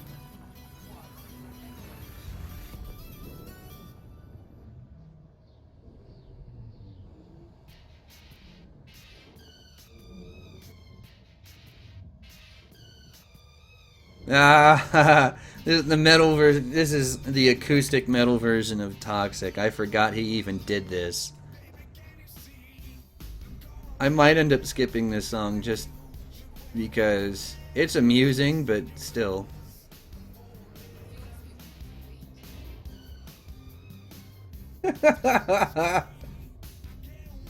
Alright. No, I don't want to listen to that one either. No, not that one. Not a big fan of that one. Ah, here we go.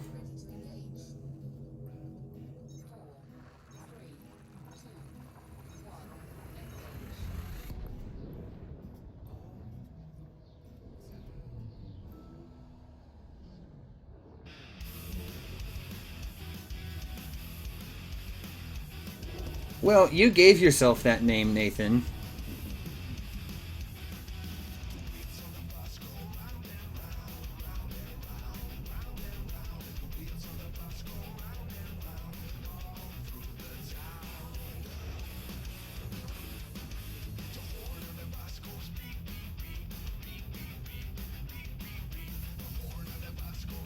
Who are you talking to, Abby?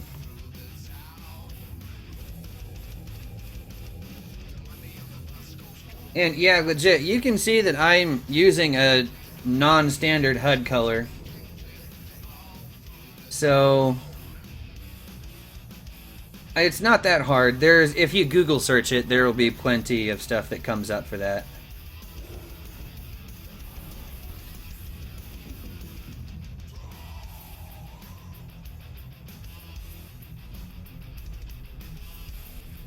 You can no longer intercept me. I've jumped past you. Well, alright. Legit principle, it's just, it's really just a text file. And you just edit it with the new values. If you Google search it, there's plenty of how-to guides. I think there's even a couple on the Frontier forums about it that shows a pretty good way to do it all. It's easier to do those than it would be for me to try and explain it on stream.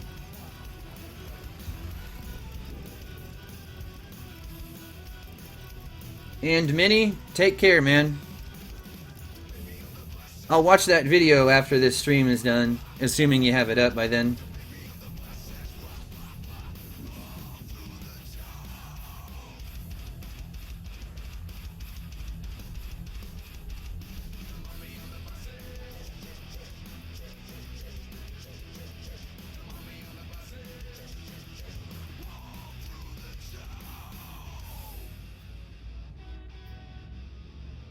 Yeah, 20%. It's definitely time to refuel.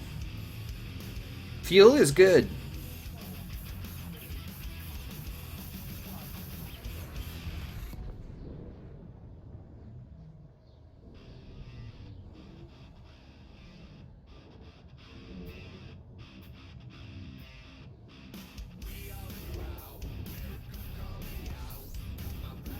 And that was the metal version of Wheels on the Bus, Nathan, that you were hearing at the time. It's actually the same song that I used for the Zencast announcement that when we had Ghost Giraffe come and join us on Zencast.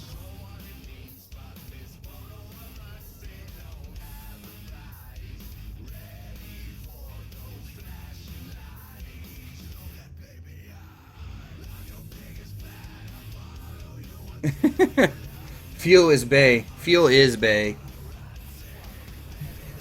Fuel is also very important if you want to do anything in this game, period.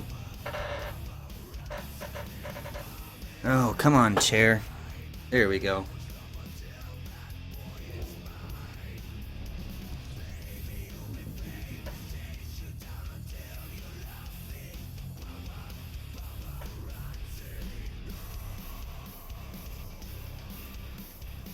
Organic?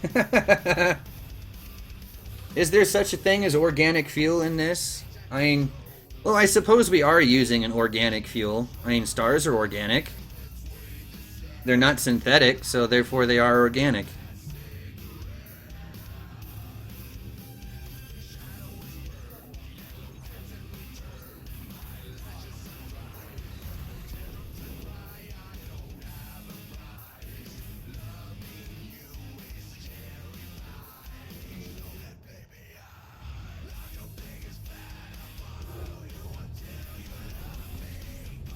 Yeah, the hull for the Dolphins aren't that expensive.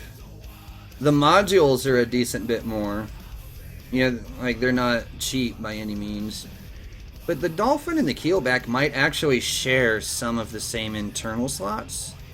I'm not sure. I actually haven't really paid that close attention. So you might actually get lucky and they share some of the same slots. That would be kind of useful, actually. I know the Dolphin uses class 5 thrusters. I think the Keelback is class 4, if I'm remembering right. I know that's different between them. Otherwise, I don't remember for sure.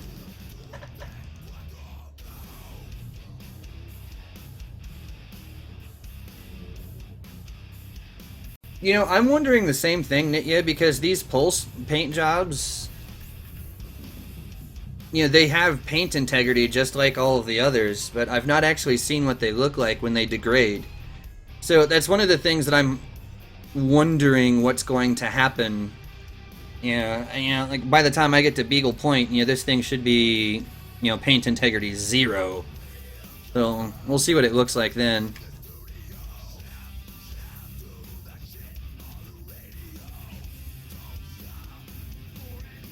As far as that particular frame goes, legit, no. There's the T6 and the Keelback. That's it for that, like that particular frame.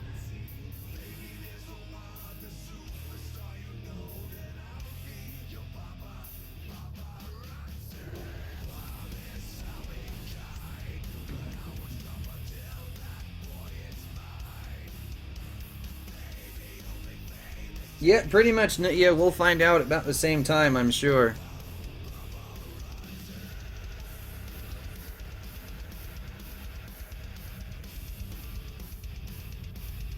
You know, if these are Thargoid blood, I want to see the fights. Like, I want to get in on that pew pew.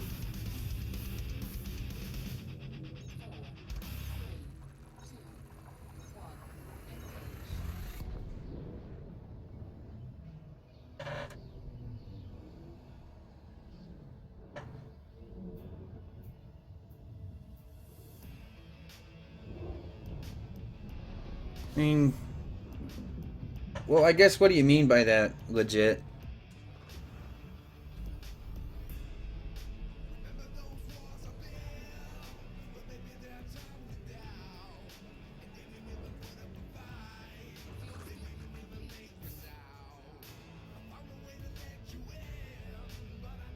Because, I mean, if you're looking to do like passenger missions for money, the Dolphin will make you more money than the Keelback will.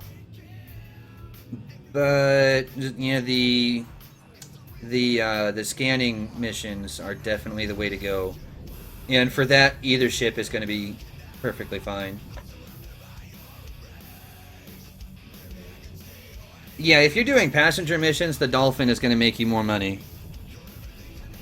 It's just, it is better designed for it than the Keelback is. And the Dolphin is faster, which means that, you know, if something were to go terribly wrong in the mission and you have to run, the Dolphin is more likely to be able to get away. Because the Keelback and the Dolphin have comparable shield strength. So, yeah, I mean, there is that. The Dolphin will be able to, it'll be a little bit more survivable in that situation. No, just go with the Dolphin. It's useful. And they're fun little ships.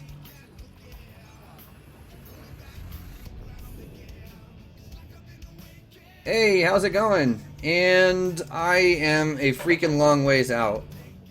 I should be coming up on 15,000 light years here pretty soon.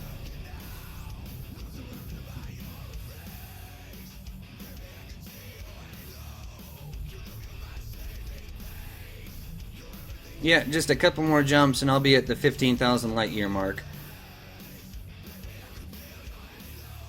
No, Avi, no orcas.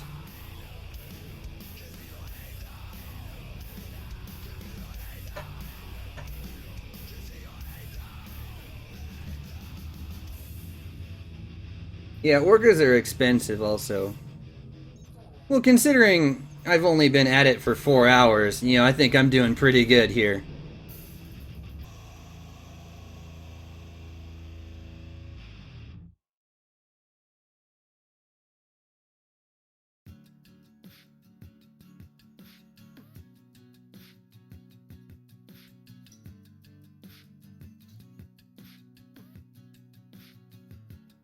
Alright. Should be coming back up here in a second. I knew it was going to happen. I told you guys that it was going to happen. I'm kind of expecting it to happen again. Because if it happens once, it's almost assuredly going to happen, you know, 2 or 3 times before it calls it quits for the day.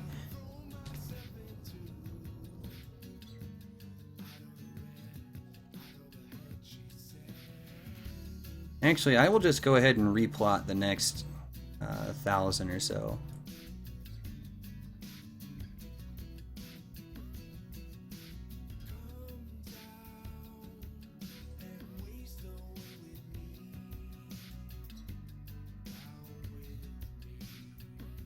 That'll work.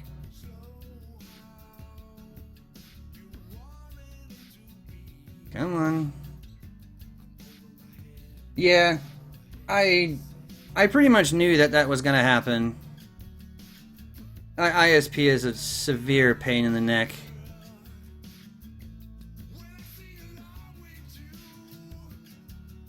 Oh, come on, route plotter.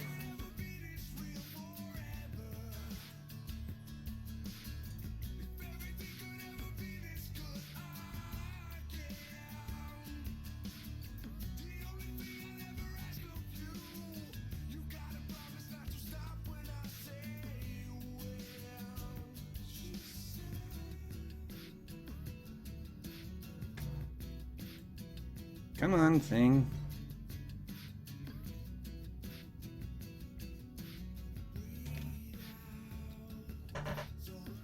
There it goes. I don't know what the deal was with that.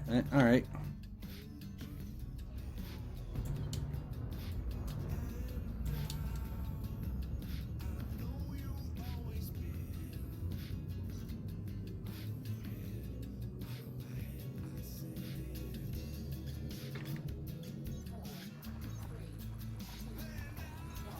Alright, and off we go. Or round 2. I don't care. I don't care.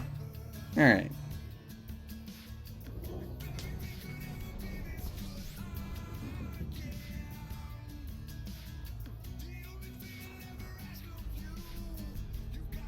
Now I'm really confused. Did this thing not...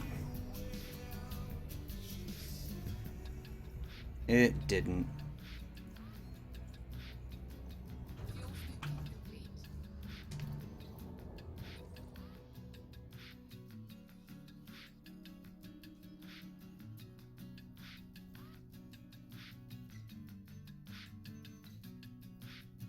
Oh, for Christ's sake.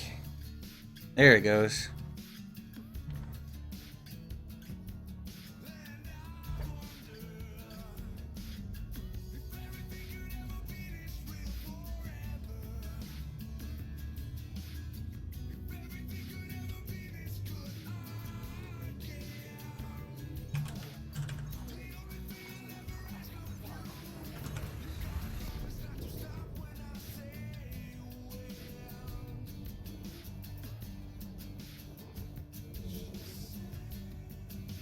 Yeah, I'm gonna have to check the connectivity status every couple minutes.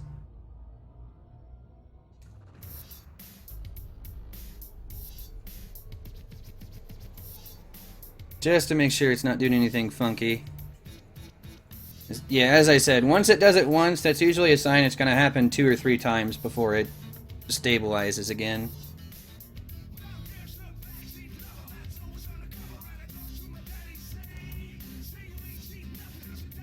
I'm not trying to get rid of anybody. I'm just, I'm shaking my head at my ISP right now going, alright guys, pull your head out of your butts. This is getting ridiculous.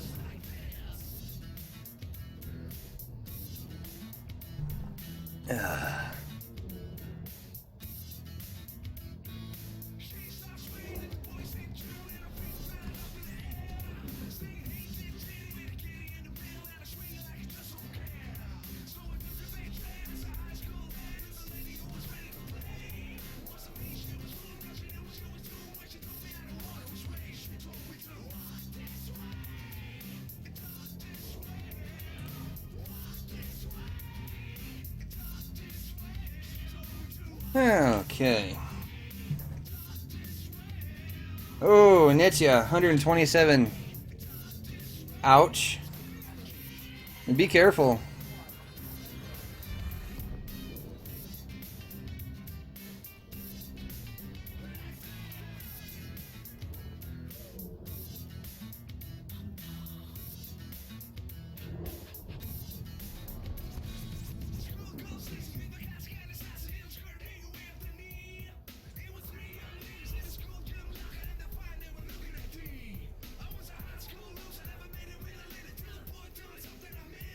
And ta-da!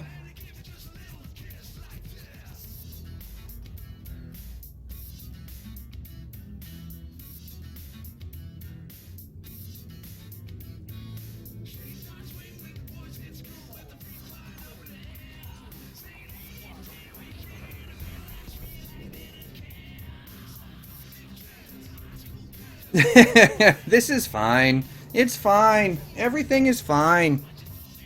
As the ship is burning to pieces and exploding around you.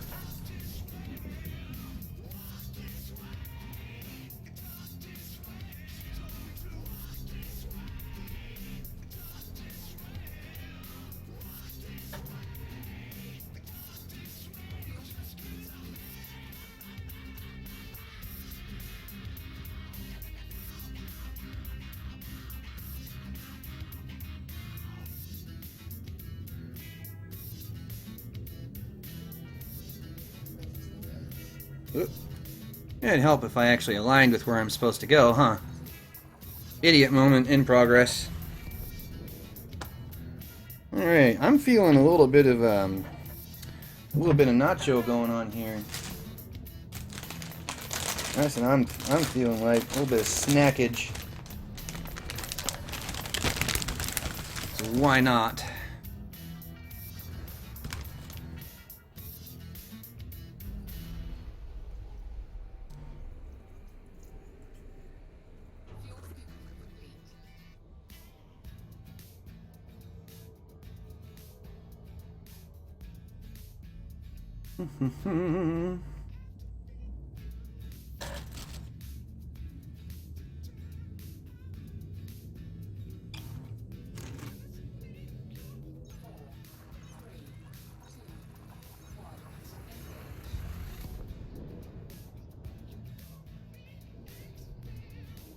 But you guys can all see the stream just fine, right?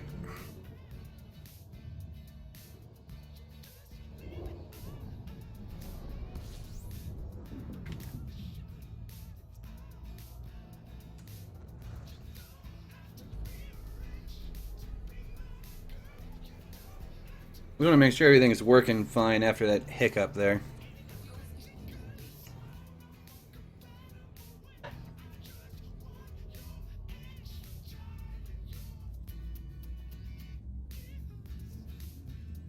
Oh, you hush it, Galarak.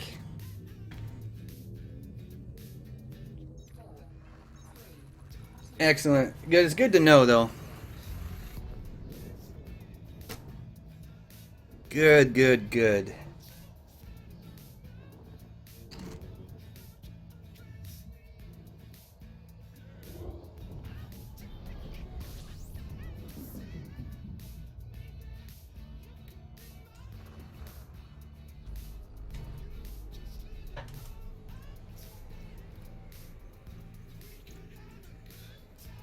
All right. Oh, even with that small delay, we're still making really good time.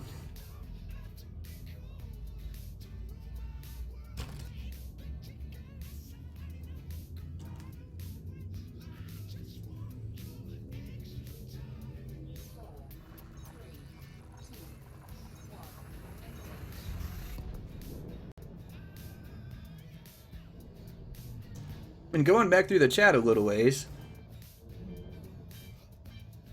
69 out of 75 in the math test, I would call that good. And as Nitya would say, that's a kinky number.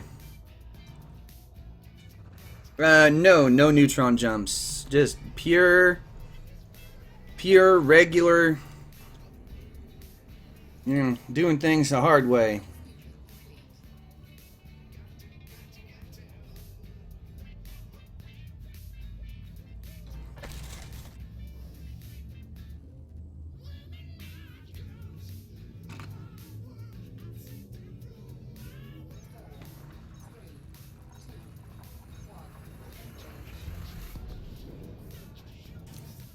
You know, I'm not sure, Galrak.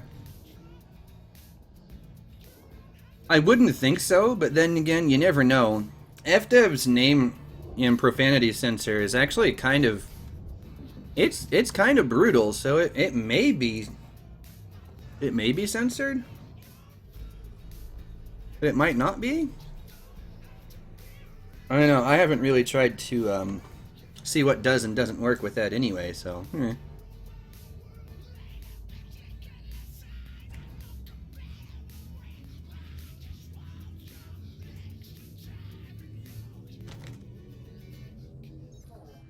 Well, you can't even get 128 tons of those mugs at one time.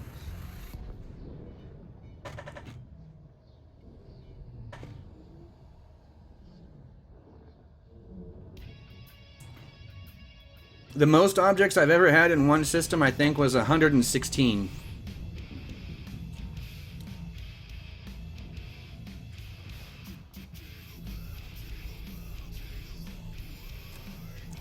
I may have a screenshot of that system around somewhere, but I'm not sure. I have so many screenshots, I have trouble finding the ones I actually want.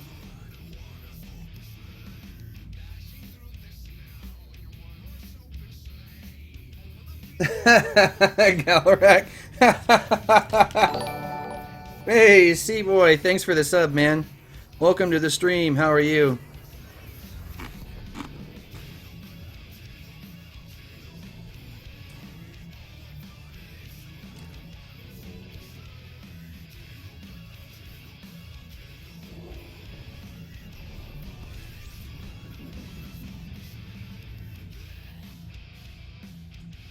Alright. 94 and you scanned the whole thing? You have patience beyond what I do, and I thought I was the crazy one jumping all the way to Beagle Point in one sitting.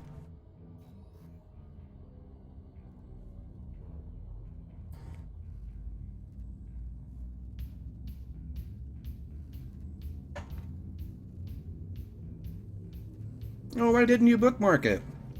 Hey, M. Gray. How's it going?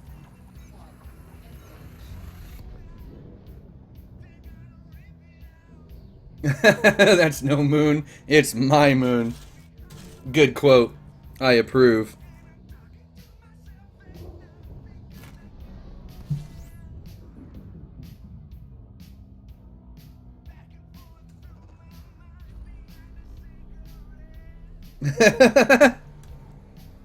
Well, sorry. This microphone is actually really sensitive. If there was a way I could make it a little less sensitive, I would. It picks up everything.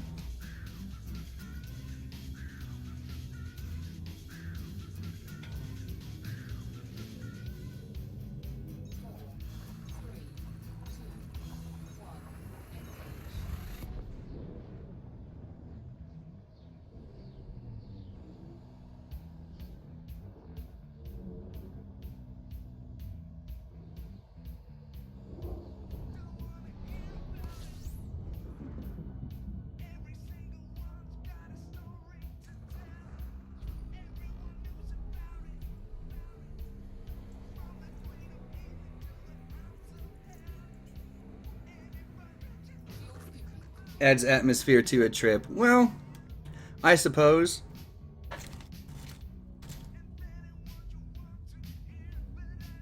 I'm kind of hoping the background music does that for me so I don't have to do, like, try too hard on that.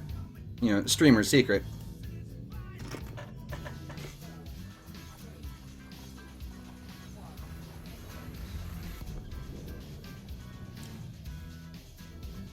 I kind of can, Nitya.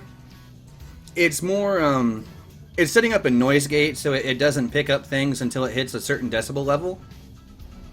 And the thing, see, I use a Blue Yeti, and the Yeti is very sensitive, so even sounds that are actually quiet, to say like you and me, and other things would normally drown it out, the Yeti almost amplifies it to a certain degree, and it's kind of annoying because, like, even just the, like, when I'm pressing buttons on the HOTAS, you guys can probably hear that sometimes. And, like, even when I'm talking right now, you guys can kind of hear, like, that background noise. That's actually the fans on my computer underneath my desk. So...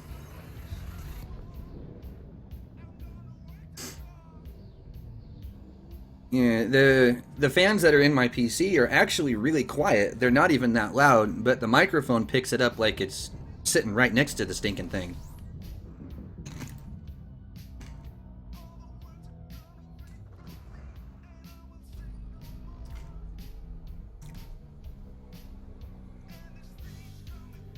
I have sensitivity when I need it.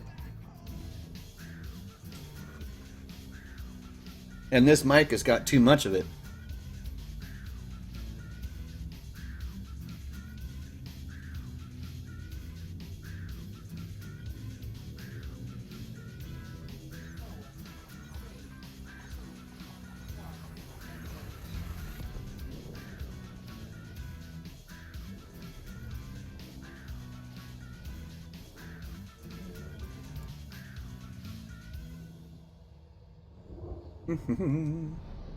Alright. Well, there we go. That's another 1,000 light years down. Not even that far off my track either. Excellent. Now, even with that hiccup in the network there, I'm still managing to do pretty well on time.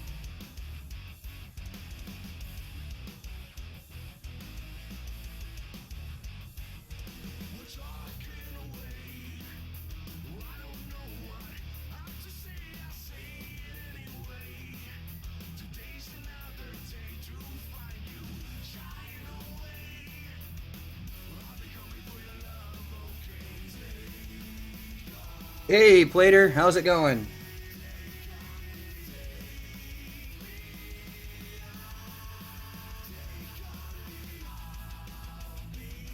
Well, I'm glad to hear that, Nitya.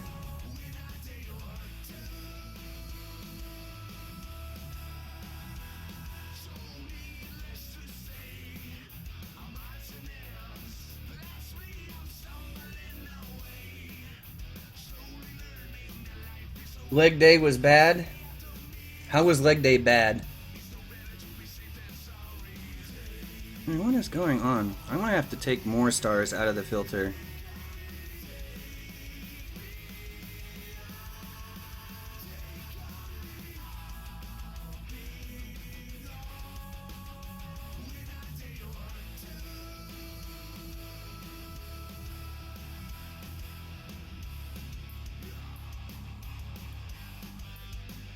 I only have 2 types in here. I'm gonna have to take one of them out. Good God. There.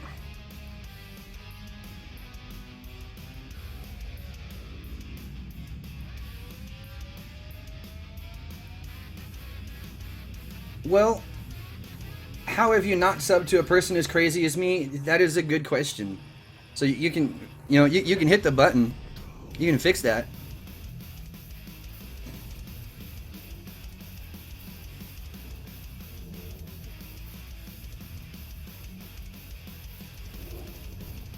And it was bad because you had to do squats and deadlifts suck. Well, get good? Does that phrase apply here? Like, I feel like it kind of does, but, you know.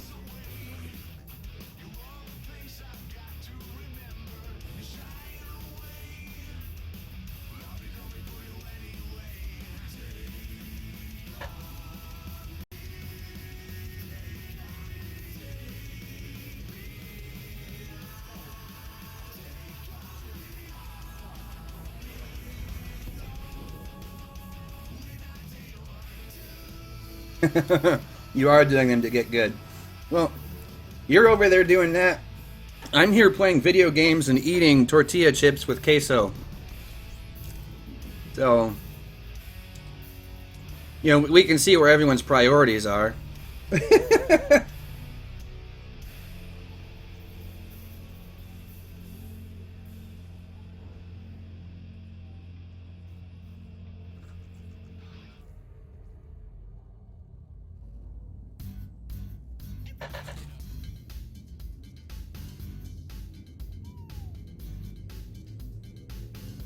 Salsa con queso.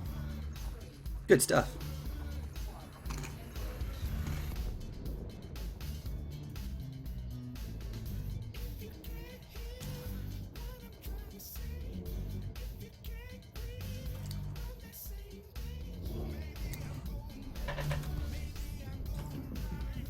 Yeah, I felt the need to correct you guys on your spelling.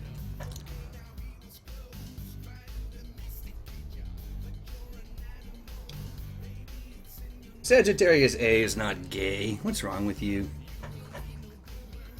That's like sacrilege.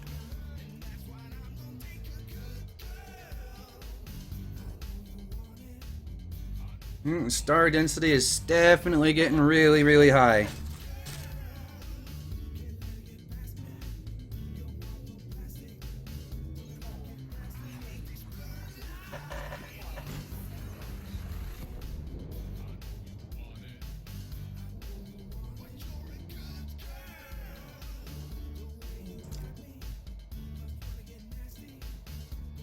And I only speak a very tiny bit of Spanish. Very tiny bit. I know what's called kitchen Spanish. That's what I call it anyway.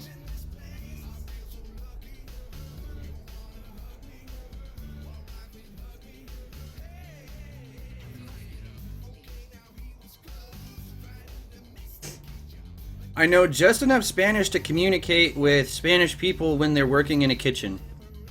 That's it.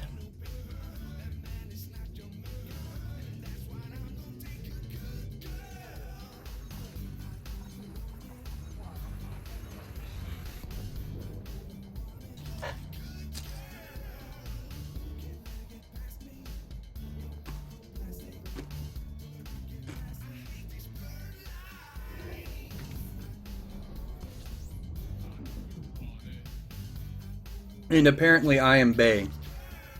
I don't know why, but apparently I am.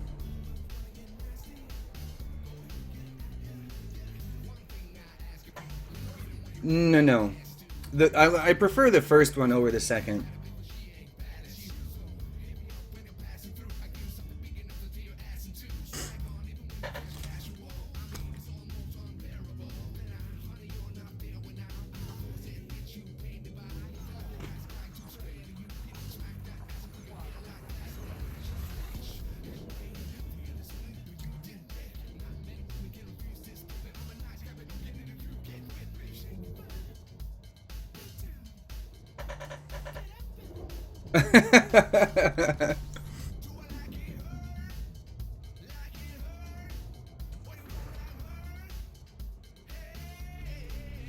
I wouldn't say I'm an explorer. I just do random things whenever they come to mind.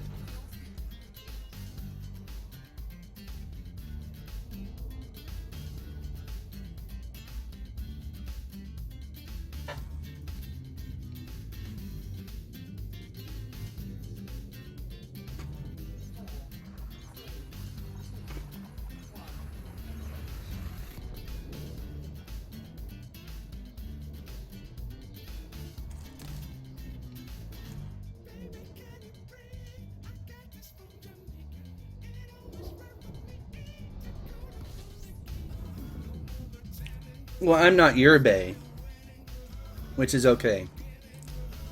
Hey, that rhymes.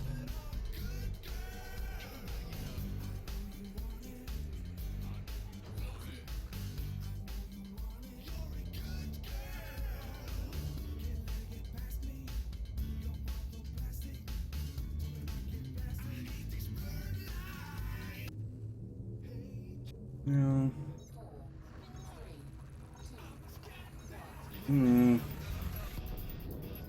Yeah, how about that one? We'll go with that one. I know, right? I'm a poet and I didn't even know it.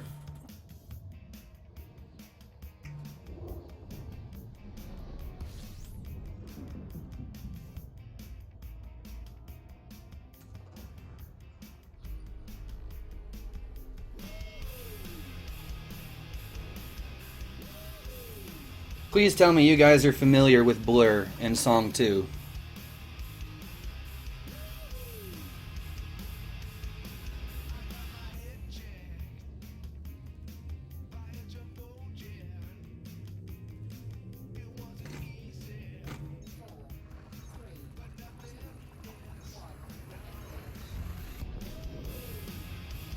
And useless. No, I am not there yet.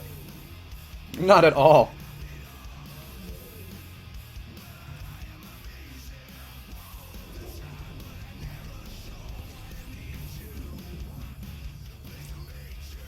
We're 4 hours into it, and I'm about a quarter of the way there, give or take.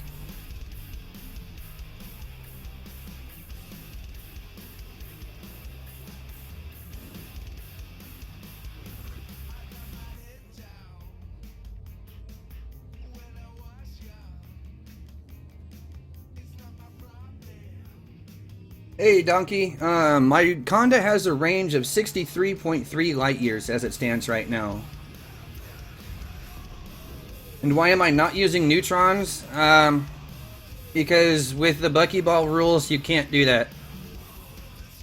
Like, it has to be just regular jumps all the way there, as far as I understand it.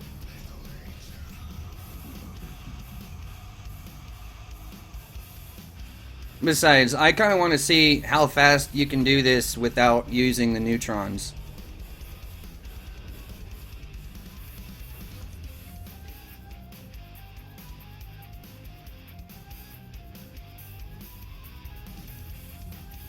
Yeah, 16 hours sounds about right.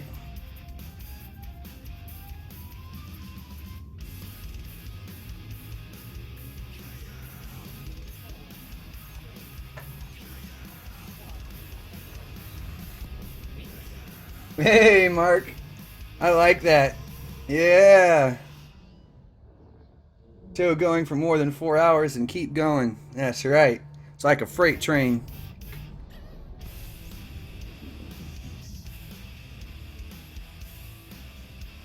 Yeah, 16 hours sounds about right, which is actually about what I was aiming for to begin with. So, like, even if it was like 18 or 19 hours, I would have been happy, but 16 hours seems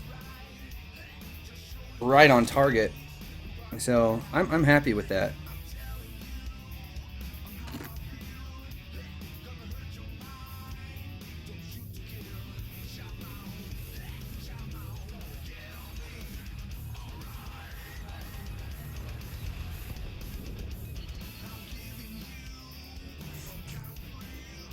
Yeah, that sounds about right, Ablative.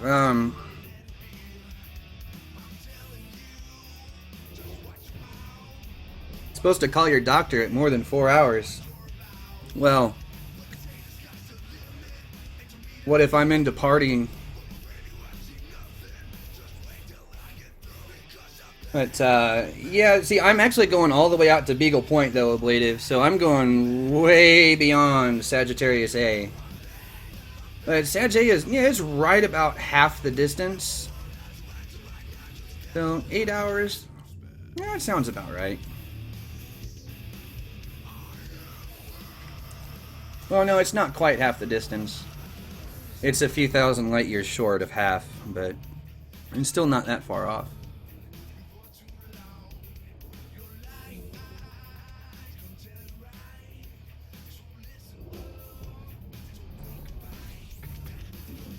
Yeah, I did that too earlier, Nitya. I don't know if you saw that on stream or not, but...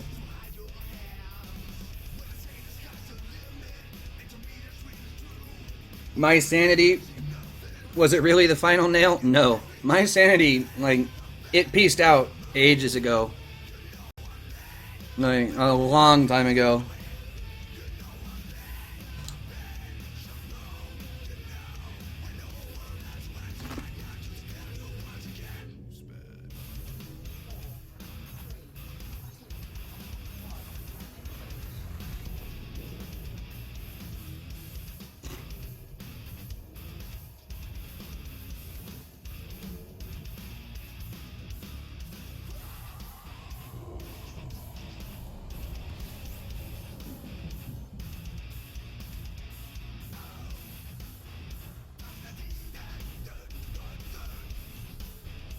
You probably could multi-crew with me. I'm not sure how well it'll work out, but I suppose you could try.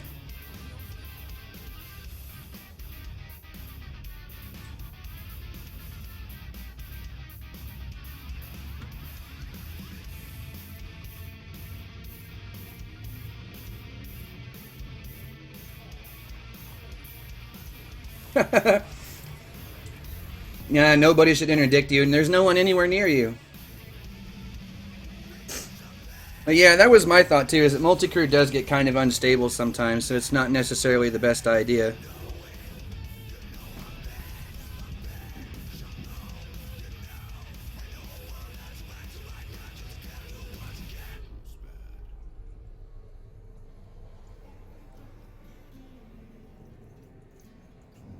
Especially with all of the hyper jumps that I'm doing. That's where multi-crew seems to have the most problems.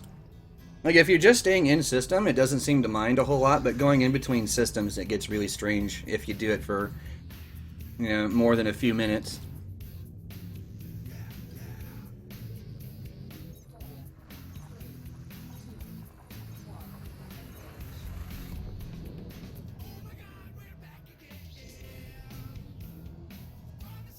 Yeah, I've seen that bug too, where you do the hyper jumps and then the multi-crew people end up in the helm, you know, in the helm's chair.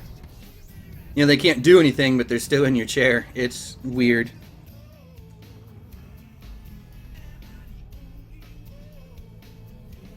Yeah, that is kind of an old meme for Elite now, actually. Well, that's another 1,000 down. Let's see. I'm going to come up a little ways where it's hopefully not as ridiculously dense.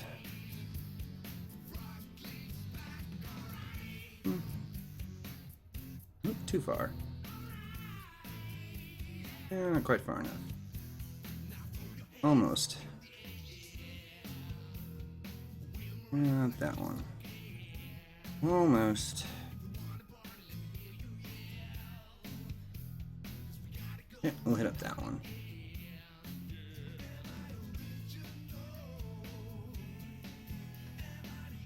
Oh, route plotting is going to start taking forever because I'm starting to get into that area. That one wasn't too bad though.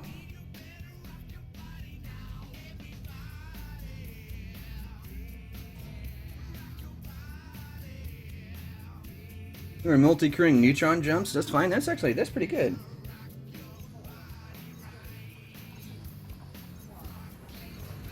Your printer had an interesting death.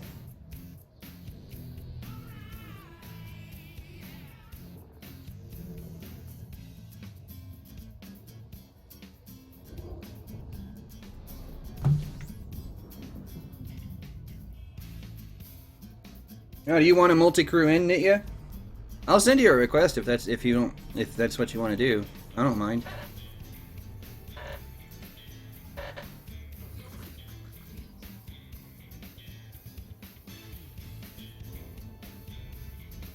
Oh, sure. Yeah, I can do that, Nitya.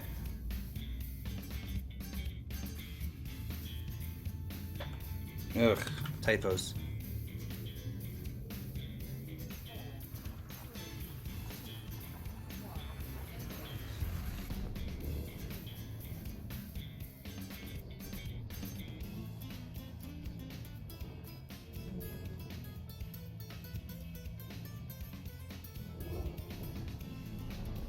Yeah, Nitya's a pretty good ways away. On the other side of the core.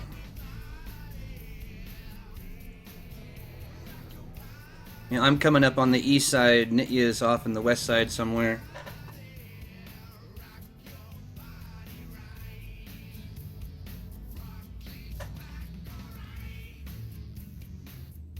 Takes you 10 minutes to load up Horizons. Good lord. Doesn't take me anywhere near that long.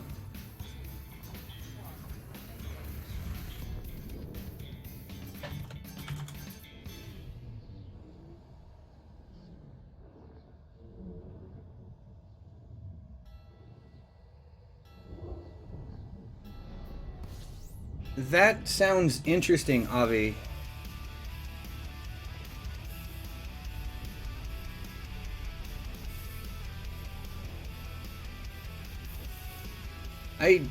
I have never actually had a printer do something like that before. That's interesting. I would be interested to actually see pictures of what that looked like.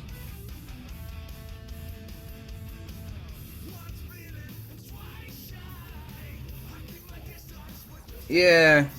See, I'm kind of glad that I don't really print things out that often. I think it's pretty rare, so I never end up breaking the printers that I have.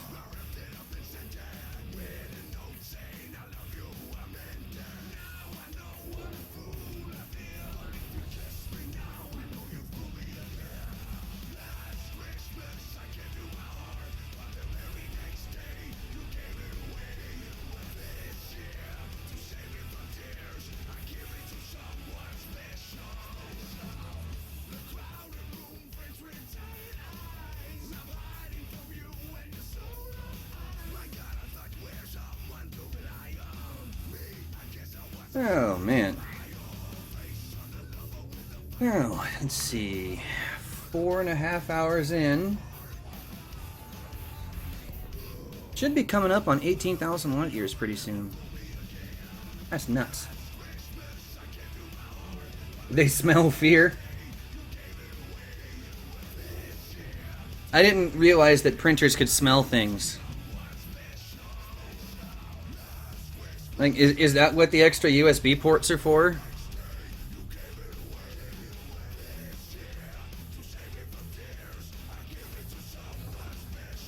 Oh, there's no way I'm 140,000. 10K? Okay, yeah, I was about to say 10K makes more sense, not 140. Yeah, the galaxy's not even that far wide.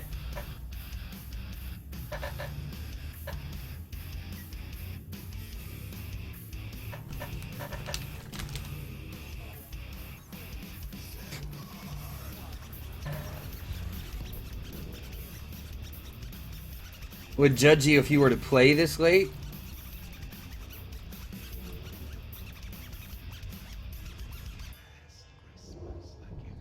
Why? People play late at night all the time. I know I do. I mean, you know, I live in the central US, so it's only 4:23 in the afternoon for me now. And yeah,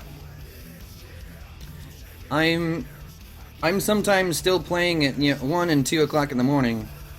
That actually happens pretty regular.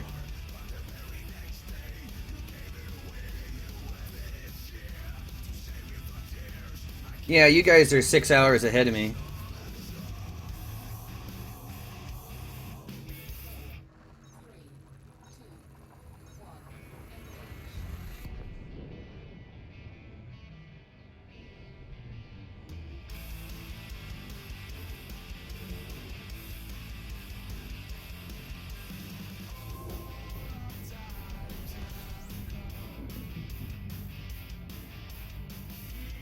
Oh yeah, I definitely will be playing all night long, I'm sure. Let's see, if I hit 16 hours right on the dot to get there, that means that it'll be 4 a.m. my time when I pull into Beagle Point. So, yeah, that sounds about right.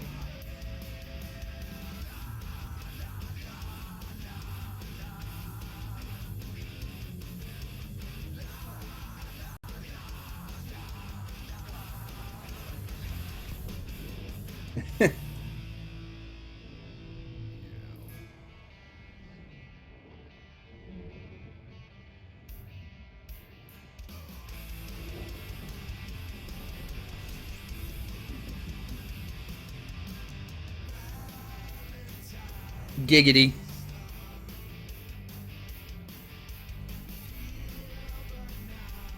That is my response to that. Giggity. But yeah, Avi, if you're heading out for the night, take care. And thanks for stopping in for a while, man.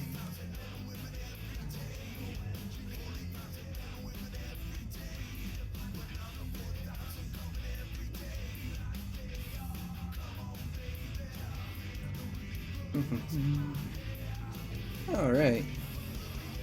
Man.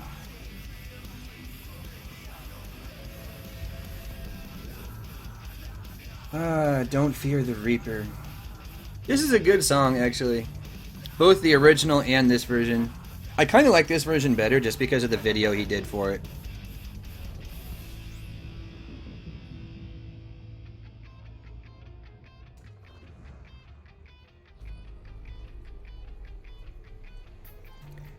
Yeah, I guess not, Nitya.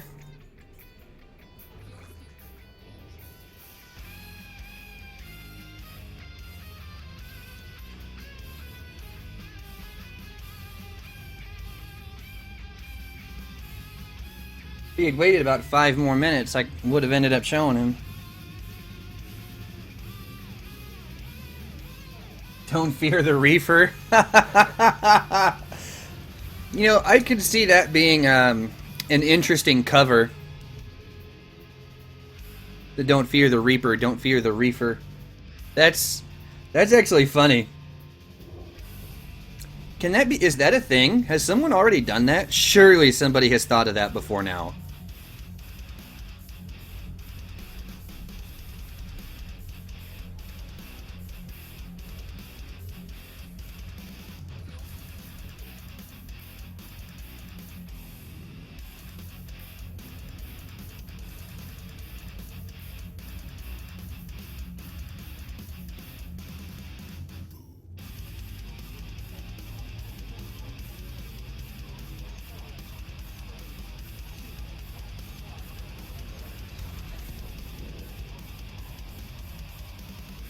Suicide is painless with a cheery woodwind band. That actually sounds... What? I'm trying to imagine that in my head, and it's not going very well.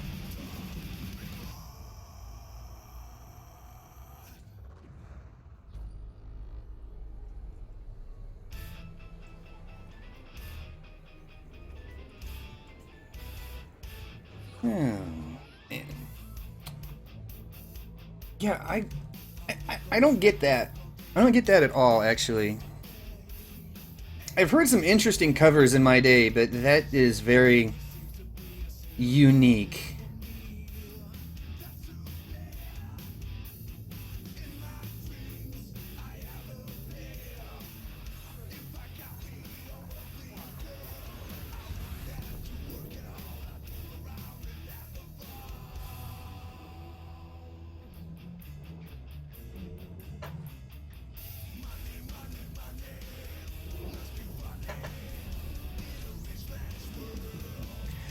I will probably sleep in between, Nitya, because there's no way I'm going to do 16 hours in game and then turn around and do another 16 hours right away to get all the way back. That sounds a little bonkers even to me. I'll probably stay there long enough to sleep, and then I'll probably start flying back tomorrow. Well, tomorrow. The day after? Something? I don't know. We'll figure it out. Roger Dodger.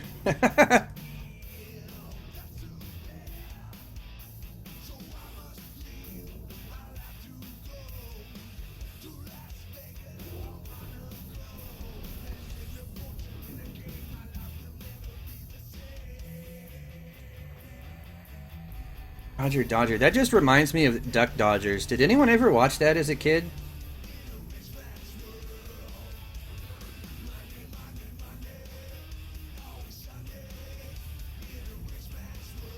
Sleep is for the weak. Hail Lord Ployd. Well, even Ployd sleeps. As a matter of fact, he's probably going to be going to sleep here pretty soon, I imagine.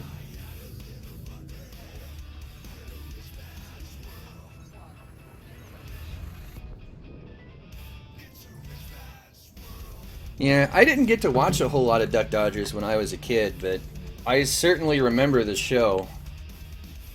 It's one of those ones that I kind of wish I had been able to watch more of, but never really had a chance.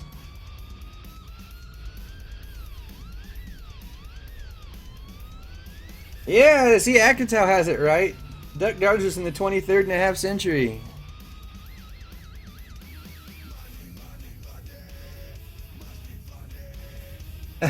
Sure. Oh, okay, so maybe Plater's not going to sleep here pretty soon. Or he's more of a zombie than I am?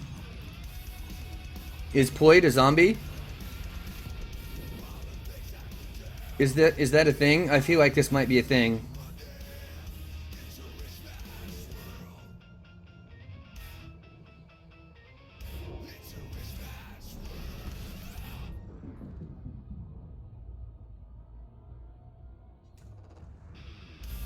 More vampire. Ah, okay. So that's why all of your friends disappear. Makes more sense.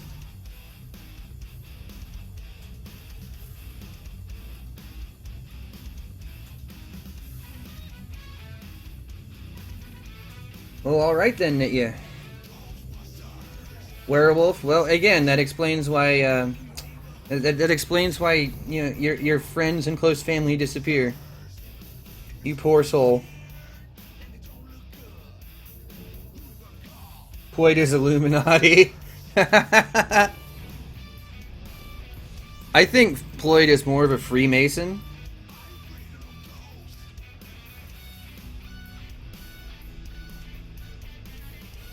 Those crazy Freemasons. Alright, let's see. I'm up a little ways more. I'm trying to make this easier on the route plotter.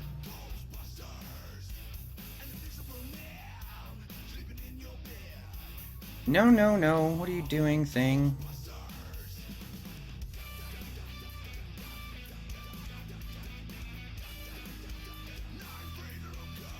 $1,020. So that one should hopefully be... Ah, 1 light year over. Really? Oh, this system here. 995. That'll work.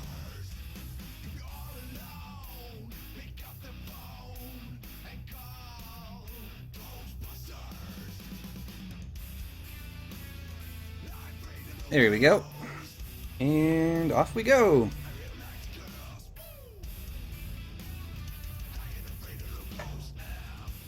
Later knows secret handshakes.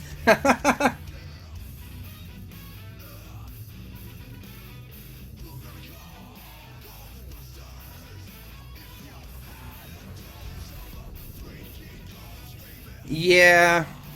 I wish I could say that's the first time I've done something like that, but it's not. It is what it is. At least I didn't really screw myself up. And that's a binary.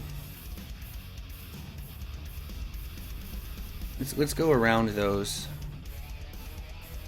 Not that we could fly through them, even if I wanted to, but hey, would be interesting.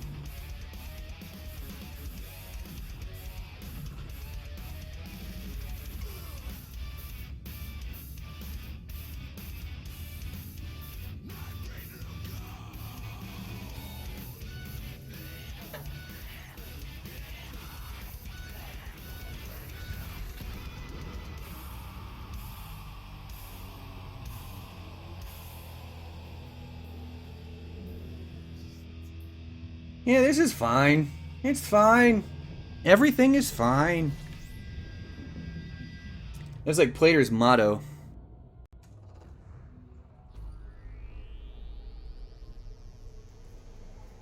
And Plater gets his own media company, he just calls it Ployd.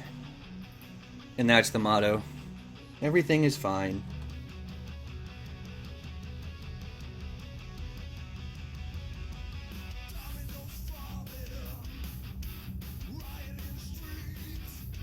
It kind of is his mantra.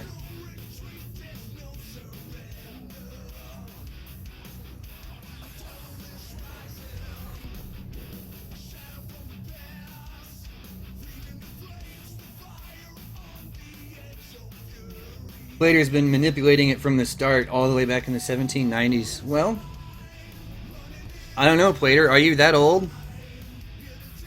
You know, are you 230 years old?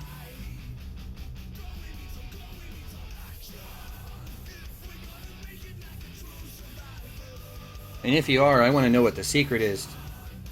Like, did you find the Fountain of Youth? Like, is that a thing? If that's a thing, you'd better share.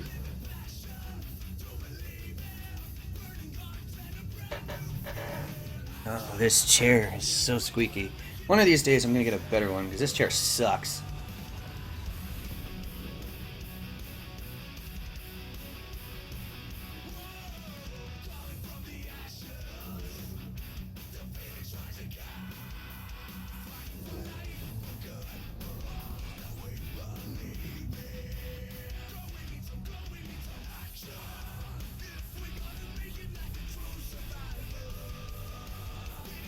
Randall Savage. Okay.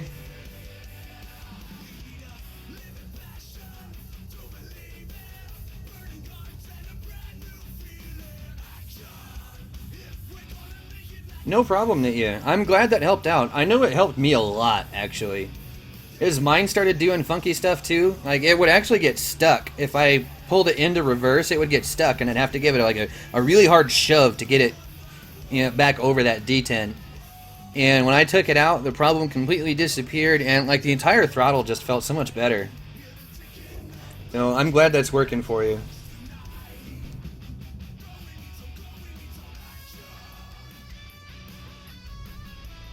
Death isn't very good at karaoke.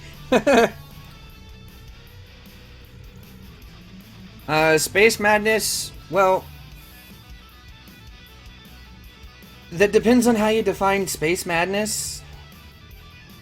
I mean, because it is me and I'm half insane anyway, so, you know.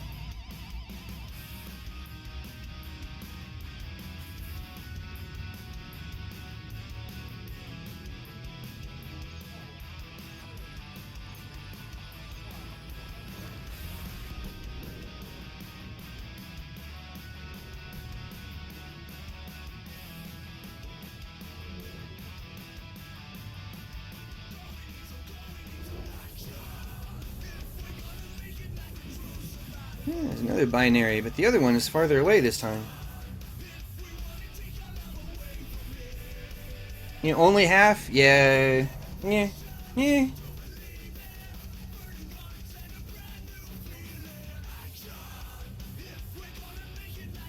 Normalness, sanity, insanity, it's all relative anyway, so...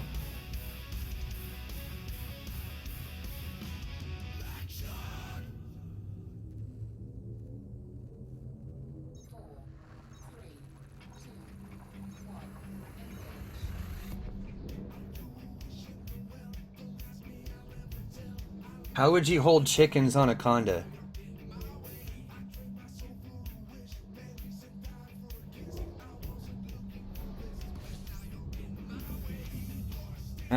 How would I hold chickens on a conda? Easy, put them in a pen. A chicken coop. Problem solved. Although, why would you want live chickens in a conda anyway? Those things stink. Like... You know, like, once they're dead and ready to be eaten, they smell good. And, like, when they're still alive, though, it's bad. They are messy, nasty little creatures.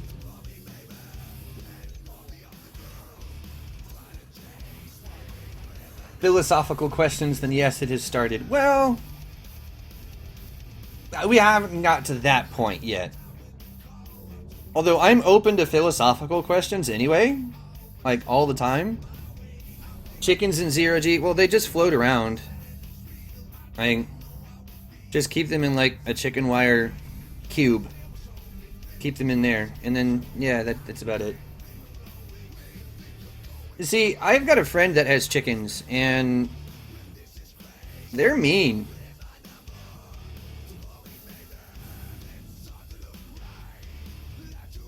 Spherical chickens. Chickens are not spherical. Well, I guess they are kind of round. But their bodies are more oval-shaped. Does that count as a sphere?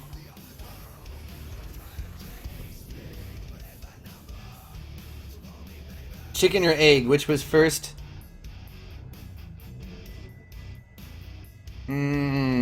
Egg.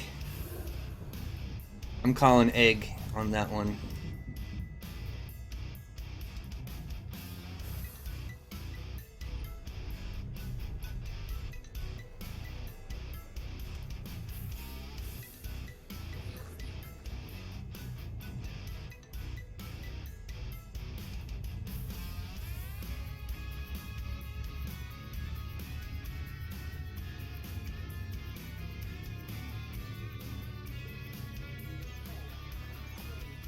The Chegg?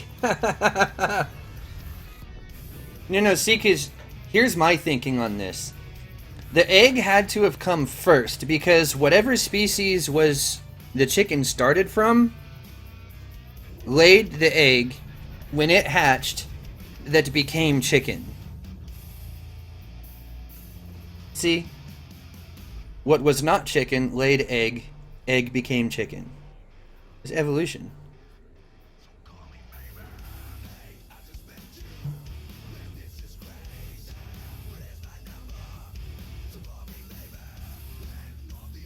Well, see, the thing is it wouldn't have been a chicken before it laid the egg. It would have been whatever previous iteration of chicken there was, like how like Neanderthals and humans were a thing at one point.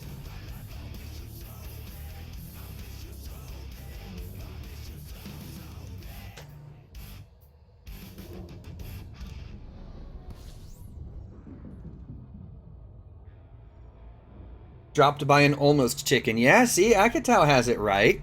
There you go. And as far as your bad spelling, Nietzsche, don't worry about it. I am just as guilty.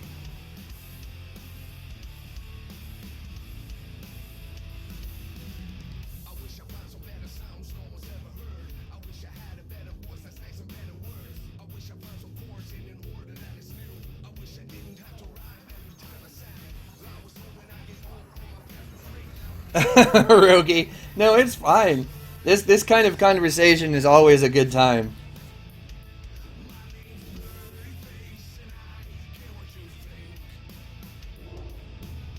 Like, I don't see why we shouldn't have that kind of conversation, because, I mean, come on. It's stimulating.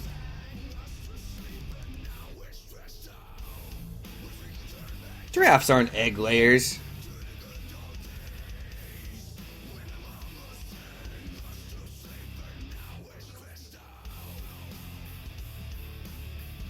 Low-grade controversy. Yeah, that's right. That's right.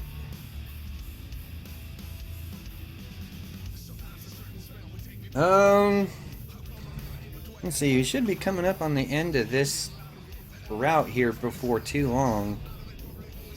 At the 5-hour mark, I should be at about 20,000 light years here pretty soon. I should be coming up on 19,000 here within the next 2 or 3 minutes. And very funny, Nathan, I didn't leave my oven on. There are no ovens in Elite. Not that we can actually use. Nice try.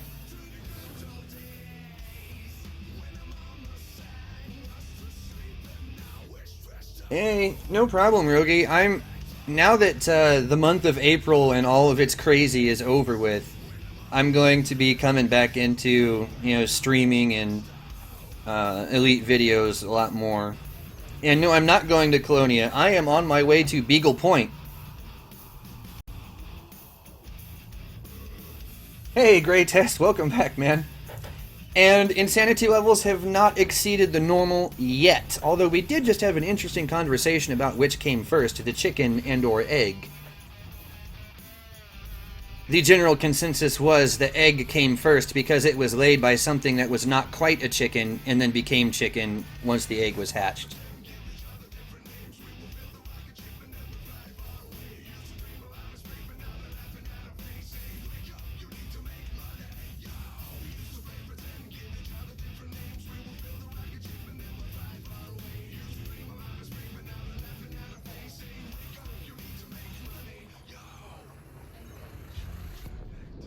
It's not the Chegg. What's wrong with you?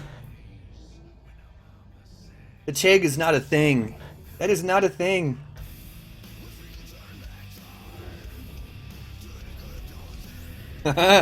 Yeah, I saw the joke. And I would have to agree. It's not always good to be fast. Scribbles unreadable notes. Well, that is a very much doctor thing to do. They have the worst handwriting ever. It makes me wonder how pharmacists can even read it. I sure as heck can't. Like, if there's a code that Elite should use to, make things difficult, they should just have a doctor write stuff in, Unbreakable. It will take canon months to figure it out.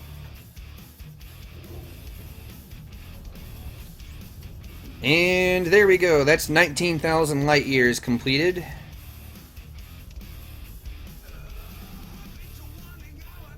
Now we'll scoop, get that going, and we'll hit the galaxy map.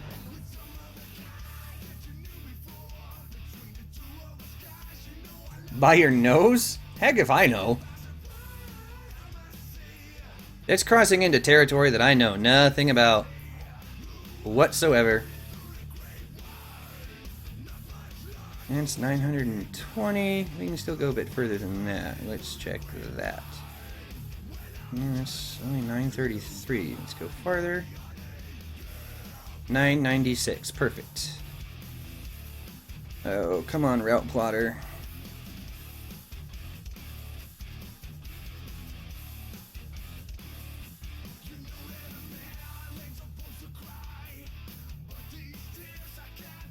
Excellent joke. Grokes?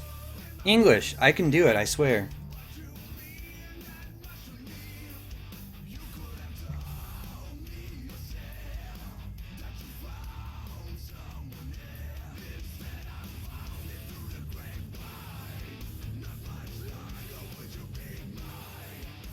Set some running?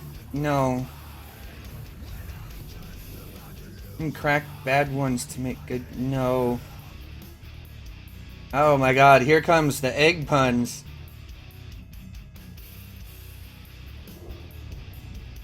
The egg puns are real.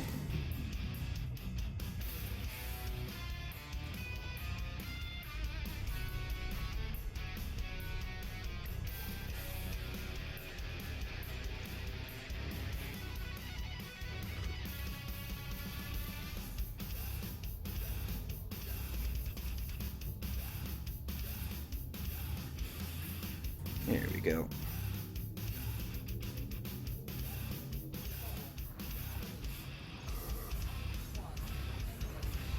Boiled eggs are disgusting, by the way. I have never been able to eat those things. Never. Not once.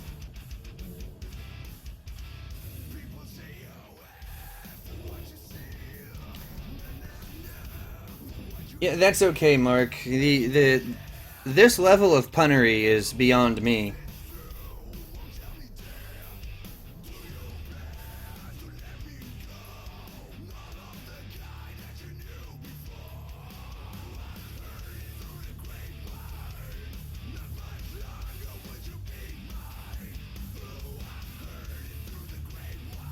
I don't know about that, Nathan. I've never been able to do them.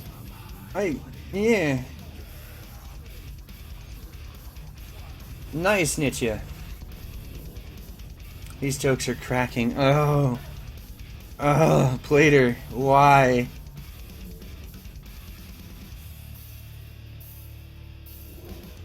I agree with that statement. They're excruciating.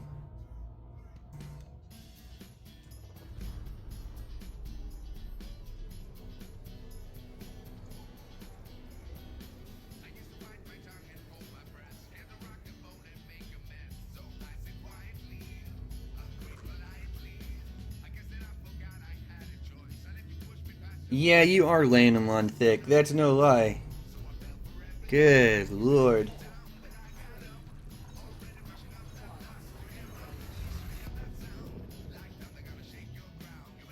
Oh, George. Why? How did you even come up with that?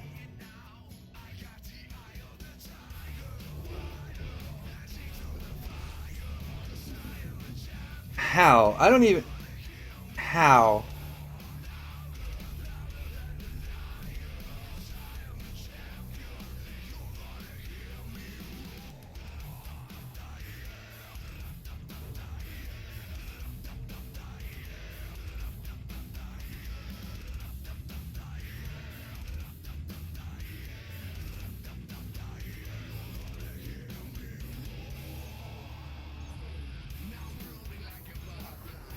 Soft-boiled.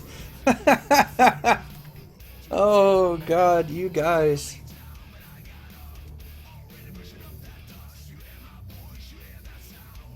They really don't.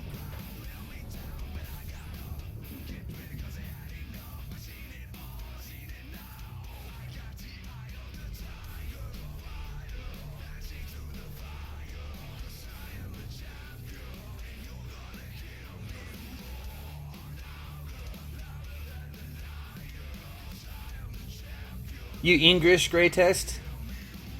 Is that... Yeah, I English too. Oh, Nathan. You guys are gonna be... Your guys are gonna be on the egg puns for a while. Oh, and that's not helping either, gray test. Good God. You guys and the puns.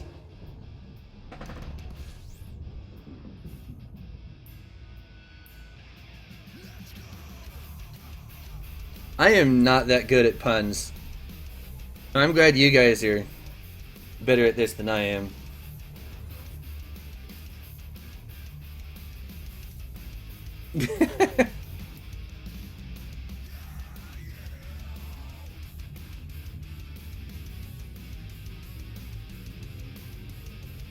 You gonna shoot yourself, Rogie? Nah, don't do that.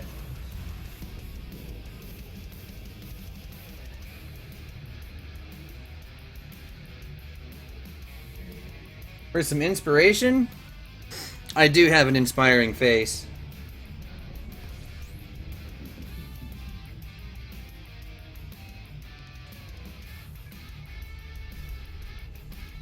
From Beagle Point.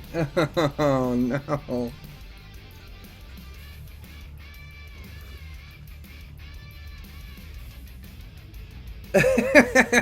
Well, Rogie, that's okay. It eventually we would have made the full circle into puns anyway. It just isn't a proper stream without a whole string of bad puns.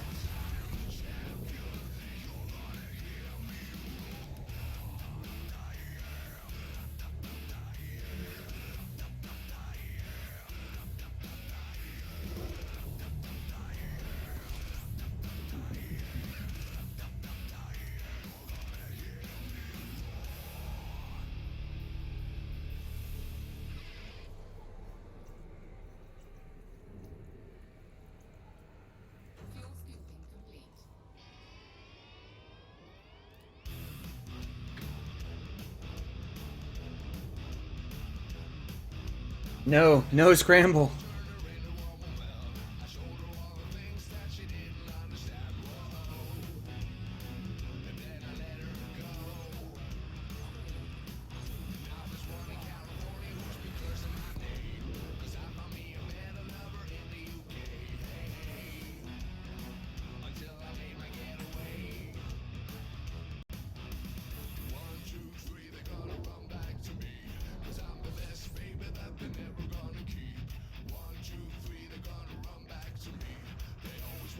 Actually, yeah, I can boost. I set that up yesterday. I have shields and I can boost, but I do not have any fighters, nor do I have an SRV.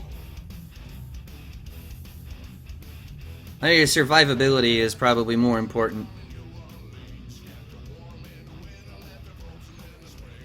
And yes, more beer, probably a good thing. I'd have a whole kegger in here if I, if I could. Alright, great test. We'll see you soon, man.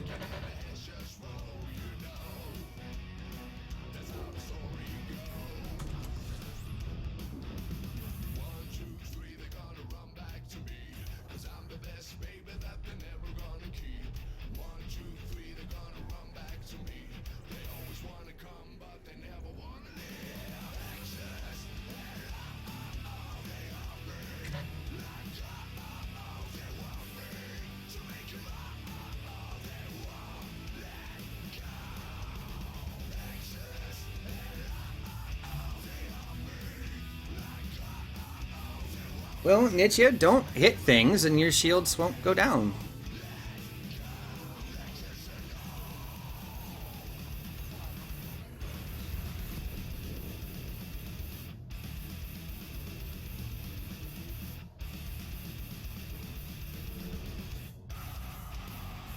Oh God, Vortex.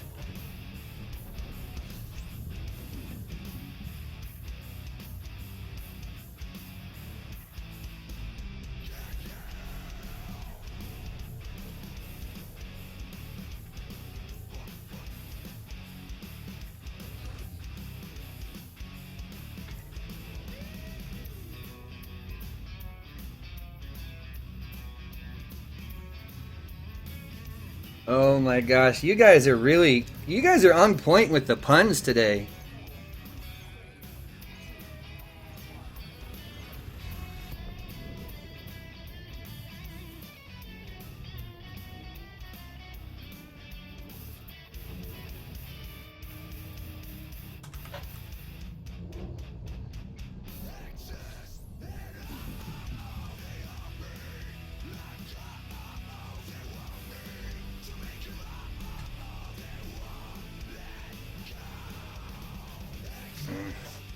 Thank you, Nitya.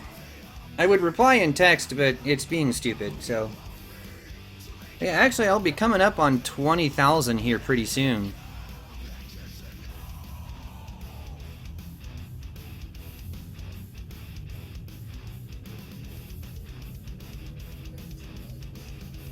Oh, come on. There we go.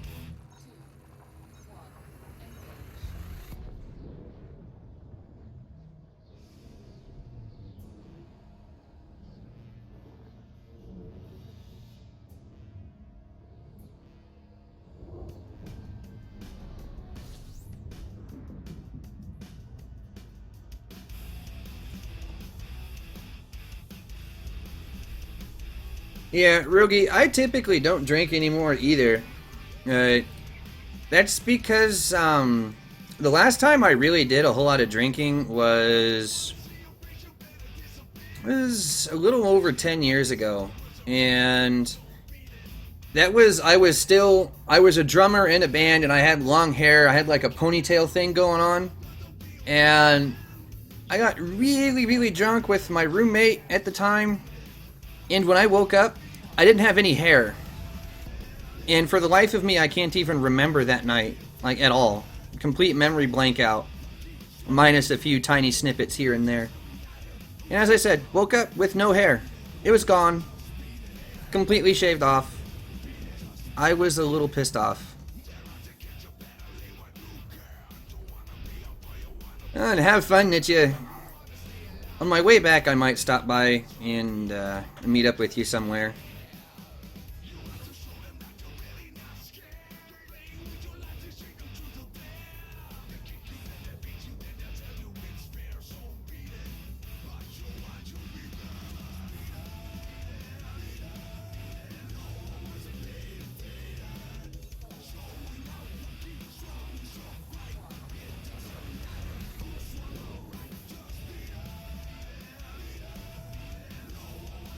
Well, you guys don't have to, beat the whole egg pun thing to death. You guys can use other ones. And Nitya, I would go over if you can. Mostly just because it'll be easier. Especially for the route plotting. It'll be just a little bit easier. It won't take so long. Nor be as annoying. That's one of my main gripes, is that if you try to go like straight through the middle, route plotting takes friggin' forever. Oh, that's not a new one, Rogi. It was, my roommate decided that, it would be a good idea to shave my head while I was completely plastered. Yep. Friends being dicks. That's not new. This is Leo Marascioli. If you're on YouTube, just type in Frog Leap Studios, and it will take you straight to him. No, Finn, we are not there yet. We are not there yet at all. We are, however, a third of the way, almost a third of the way there. We're getting close.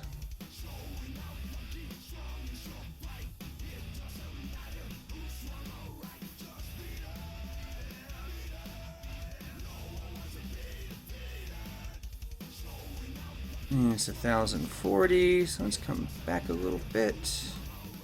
Not that. Oh, really? 1,000.4? Fuck, how annoying. We'll hit this one. 995. Good enough. Cheesed off. Yes, Rogi, just my head. Thankfully. And Plater, why are you cheesed off? It's a very British thing to say, by the way.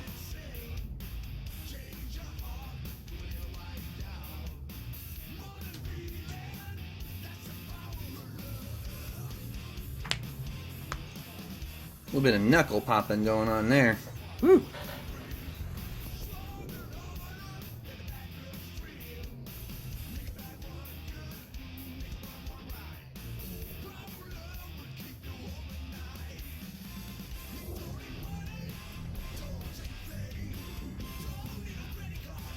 The food-based pun off.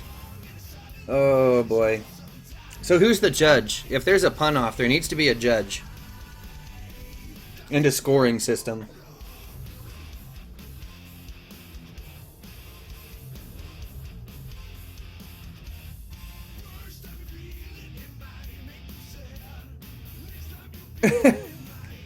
Oh my god. You guys.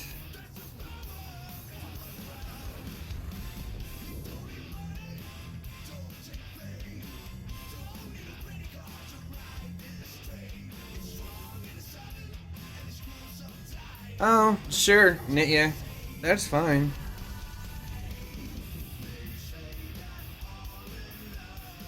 It's not like I'm scanning anything anyway.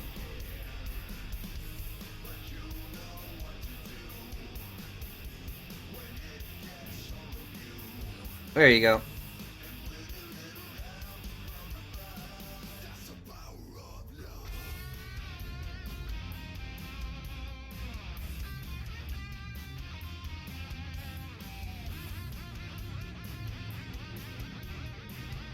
Just sour grapes.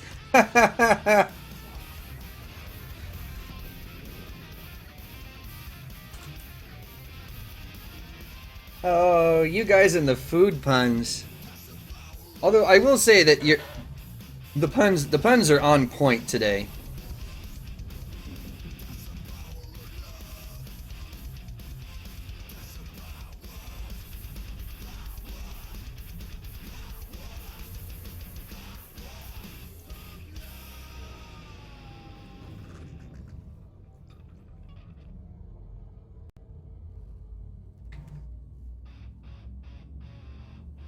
Feeding the puns. And they're doing food-based puns. I see what you did there.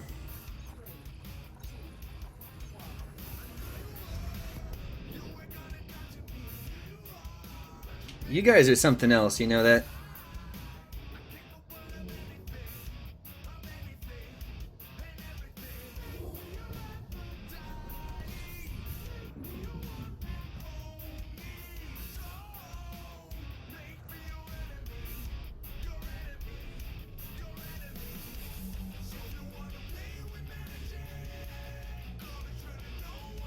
Yeah, 10 more hours. That's about right.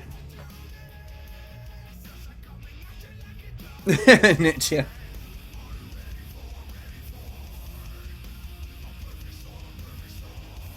How corny. Oh my gosh.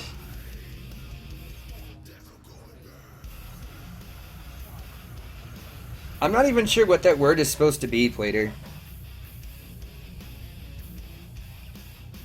As my second screen, okay, to explain, I have OBS set up on my second screen, and it is full screen, but the actual chat is, it's a little small, so it's kind of hard for me to read.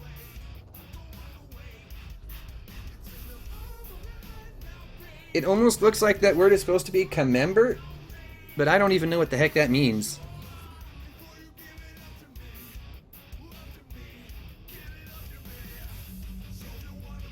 If you're a banana, you could say, I find this attire appealing.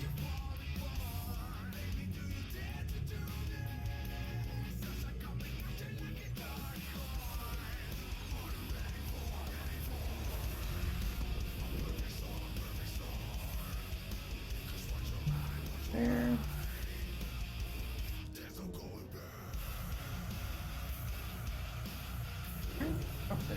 Okay. Whew. That's right, I forgot I put my phone over on the chair. Yeah, I have two chairs. I have the chair that I'm sitting in, and I have like a captain's chair that I just like put random things on.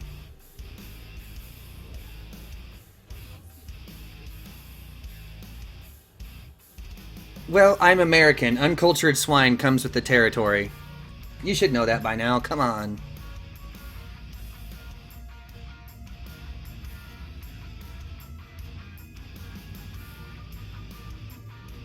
Uncultured cheese? You mean cottage cheese?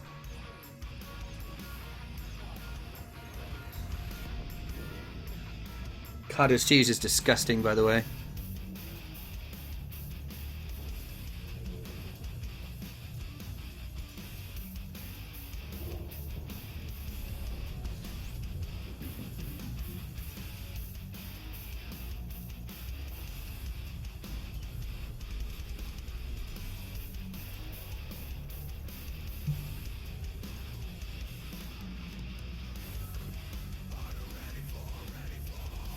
She might know what it is, but how long has she lived with you over there? Probably long enough to pick up on it.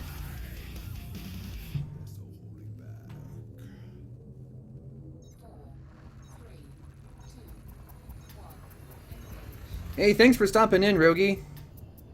Have a good one. And if you come back later, I will probably still be streaming all the way up till about 11 hours from now. Give or take.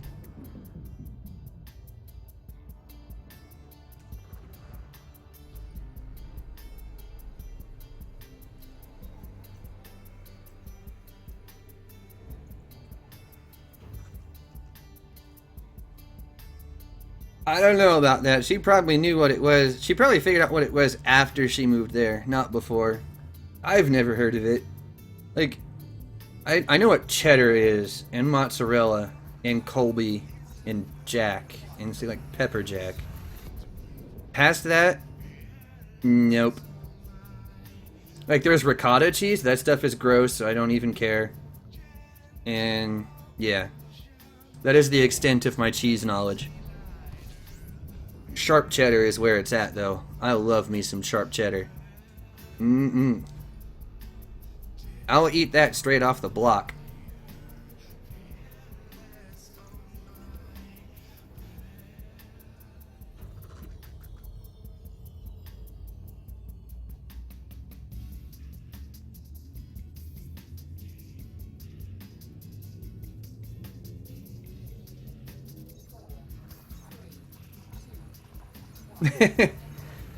Welcome to YouTube stardom, Nitya.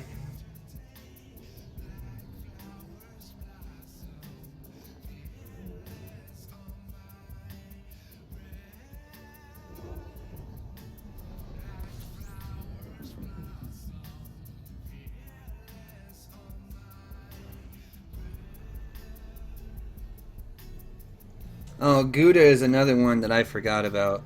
I know what that is, but I've never actually had it. Not that I'm aware of, anyway. Then there's blue cheese, but you'll never ever catch me eating that stuff. That's stuff nasty.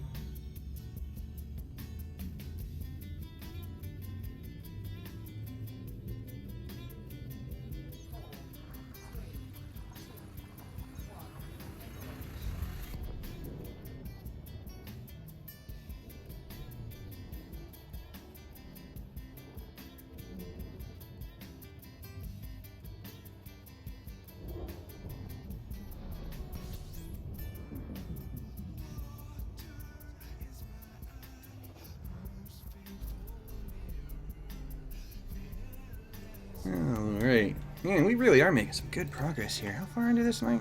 I'm almost done with this route already. Good God.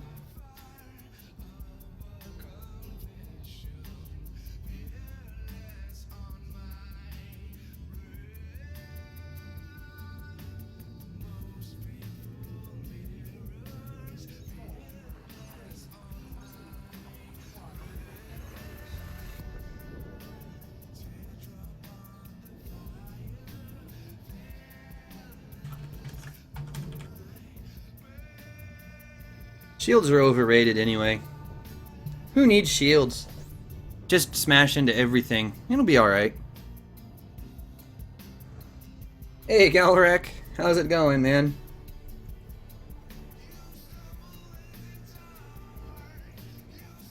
Yeah, that too, Nietzsche.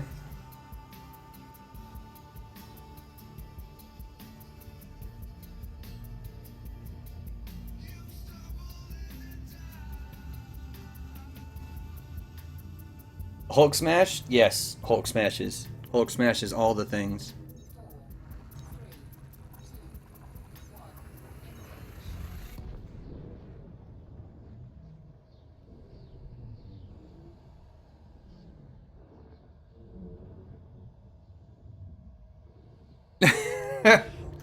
I think you understand the puns just fine. You just made one yourself. Come on.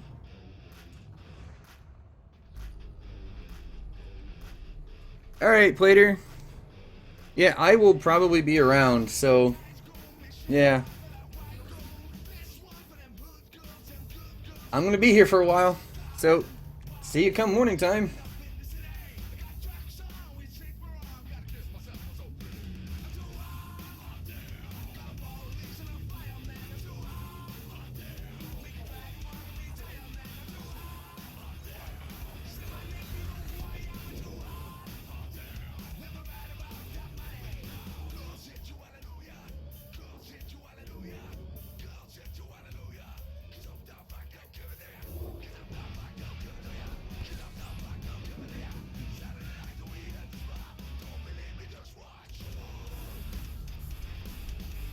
I wonder how much scan data I'm actually going to have doing all this.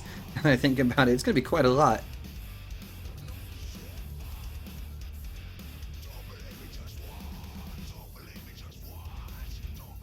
Alright, Galarak. Have a good night, man. Sleep well. And drop in the morning and let me know if, you know, I kept you up with craziness. Alright, man. Have a good night. Thanks for jumping in, guys.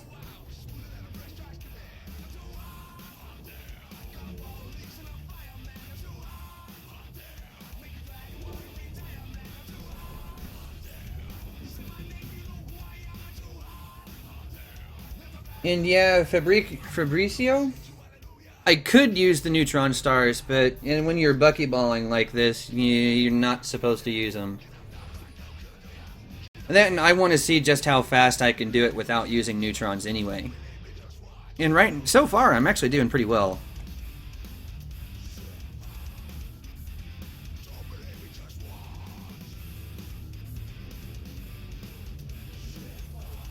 I was gonna say, there is no black stars unless you count black holes. But those aren't stars anymore, though.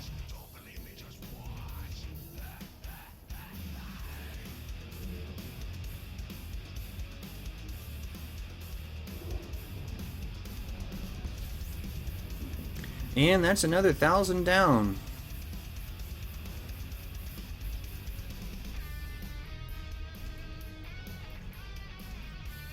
Alright. Definitely making good time, that's for sure.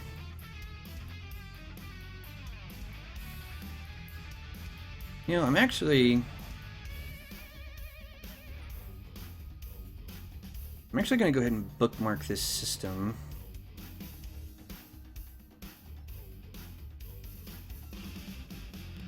Yes, I should have done that a while ago.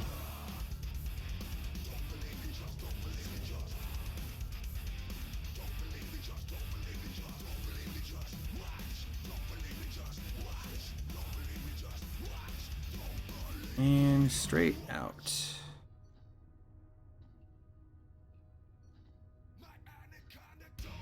Oh, we've come full circle. It's the Anaconda song again.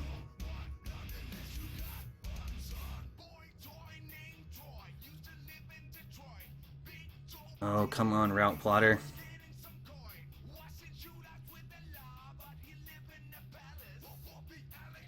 There we go. My jump range right now is 63 light years.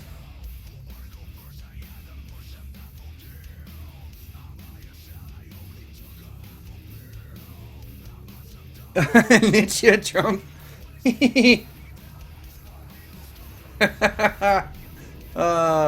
That's good. Yeah, my jump range right now is 63.3 light years, so I'm covering a pretty good amount of distance every jump. It's only taking me about 16 jumps or so to do 1,000 light years. Yeah, 16 jumps. So, yeah, it goes by really fast.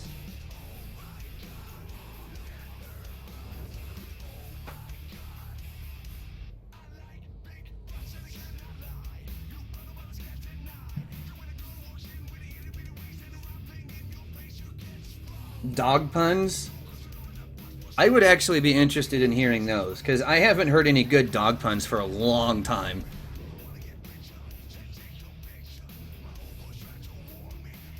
Okay, and because we've been listening to Leo for a while now, let's switch it over. I'm going to start at the first song of that album. And ta-da! Yeah, and there's Plater coming online now.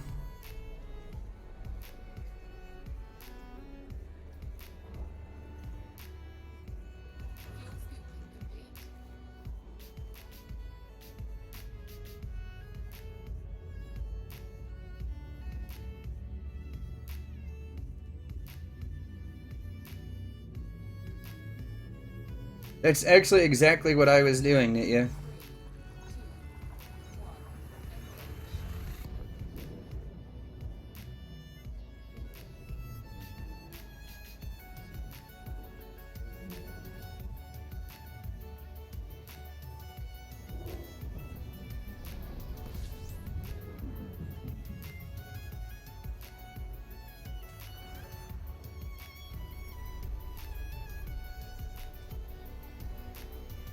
Alright.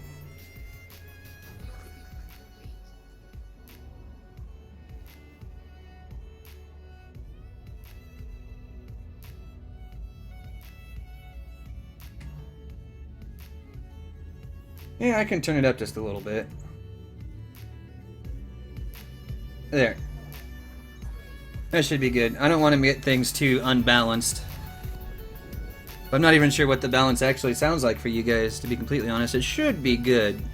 Should be. This is the same settings I was using yesterday.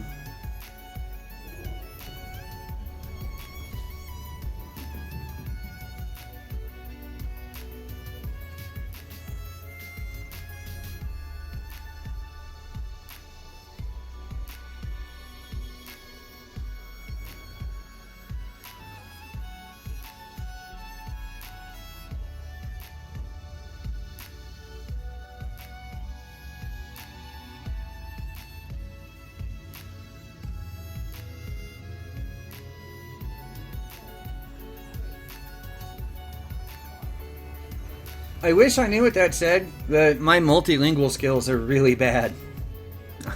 They really are. As I said earlier, I know just enough Spanish for kitchen talk, and that's really about it. Like, I know the names of certain foods. Past that, it escapes me.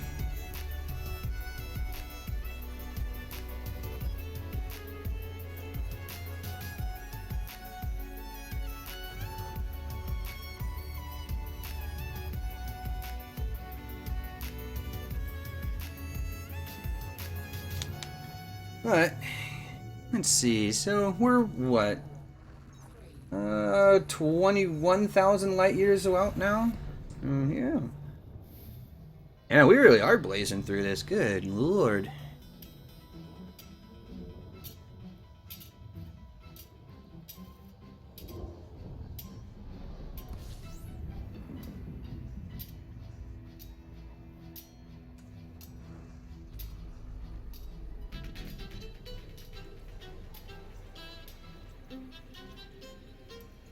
You know what? Now that I think about it, Nitya, I'm not sure that Trump is actually in this, because we don't have our Supreme Orangutan Overlord. Until we get an Orangutan Overlord, Trump isn't in this.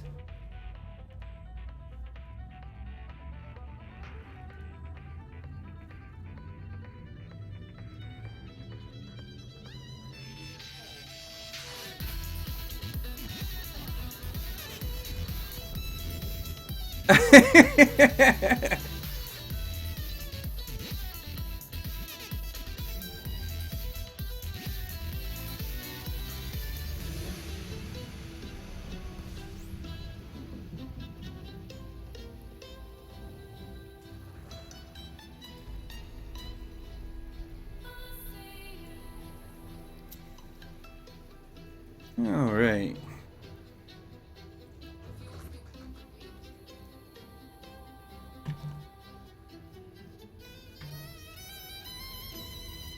I'm still waiting on some of those dog puns. Come on, Mark. You mentioned it. Now you guys have to deliver.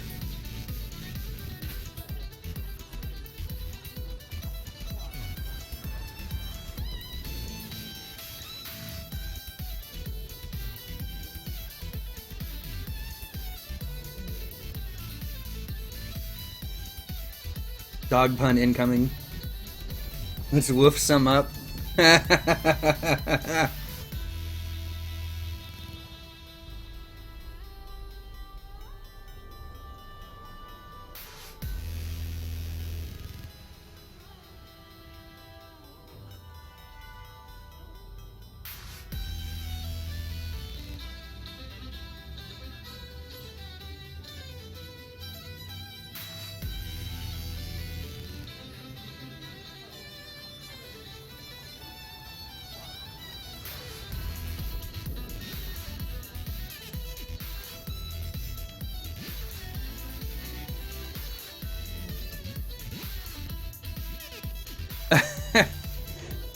Oh, sure, Nitya, why not? That sounds like fun.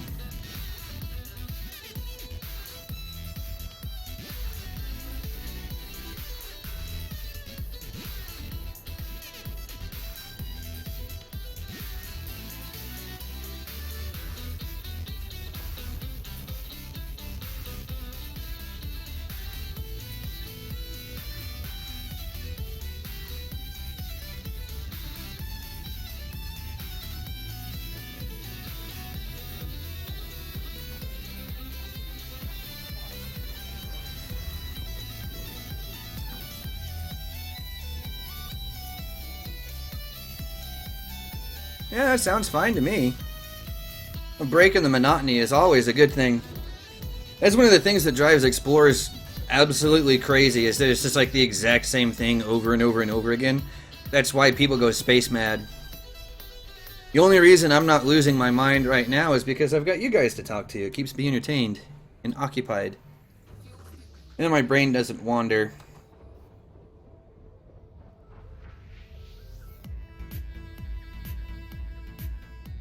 Although I do kind of see a gingerbread man in the stars, like just to the left side of the target reticle right there.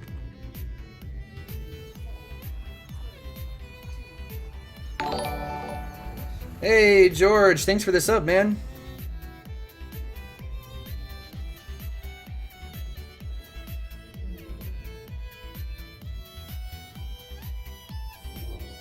Well, you never know. YouTube is funky sometimes. I've actually had to resubscribe to channels in the past because it dropped my sub to certain channels, and I'm not sure why that is either. YouTube's weird. But either way, regardless. Tell some tales. Well, let's see. You guys heard my my PC saga yesterday.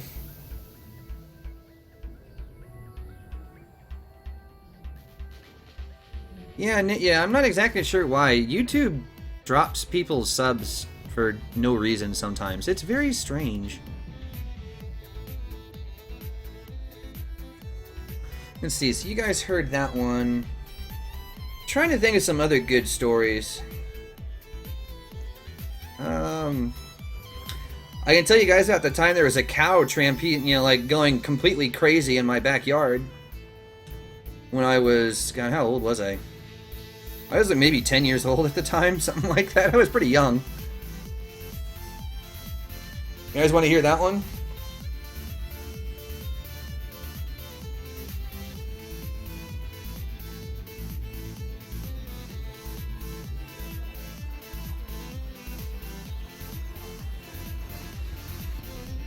Well, Nitya says yes, cow story, so there's one vote for cow story.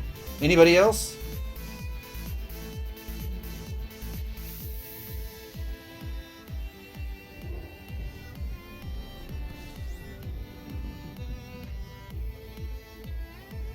The cow story is actually kind of entertaining.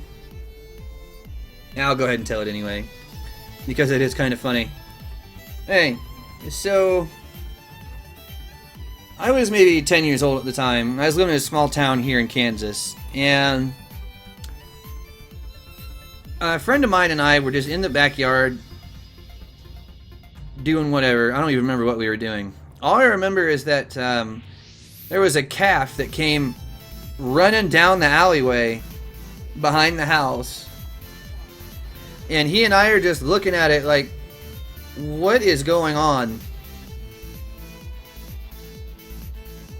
And yeah, he kind of looked at it, and then there was about a half dozen people that were, you know, trying to chase it down the alleyway. And these guys are trying to lasso the cow. Apparently it had gotten off of a trailer or something. I don't remember exactly what had happened. The local newspaper reported on it the next day. It was kind of funny. Apparently it had fallen off a trailer and gotten loose and was just running all over creation. So these guys were chasing it down the alleyway, trying to lasso the cow, and it was having none of it. So there it is. It's just like rampaging all around. It knocked down our fence. It hit the neighbor's shed. I run inside and I was like, "Hey, Mom!" And she looks at me. She's like, "What?" And I was like, "There's a cow in the backyard." She gives me this face like she has no idea what's going on. I said, "Mom, no, seriously, there is a cow in the backyard." She follows me to the back door. She looks back and sure as shit, that cow is just rampaging. Oh man. It's actually one of the funniest things you've ever seen. A half dozen people trying to chase a cow, and the cow having none of it. It is entertaining. I wish I'd had video of that.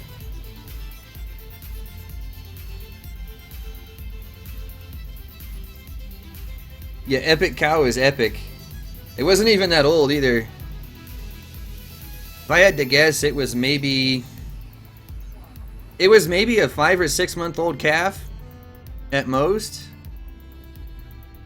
Somewhere in there. It wasn't very old.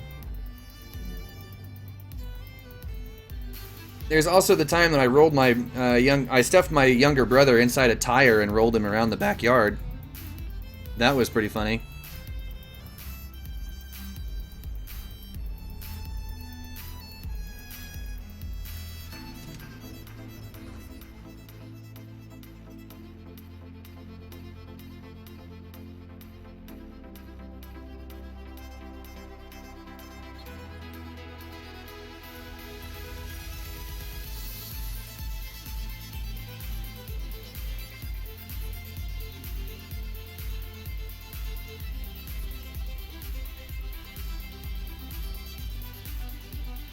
Your route plotting failed.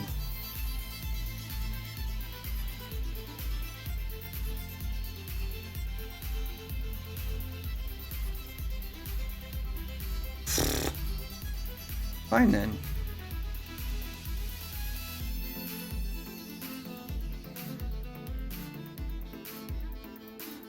That's weird. We'll add M-type stars back into it. Just let's see what happens here.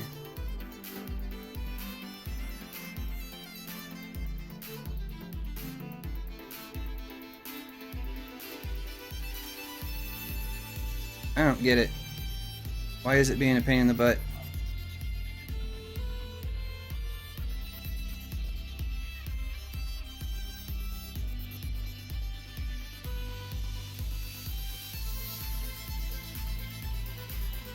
It's weird.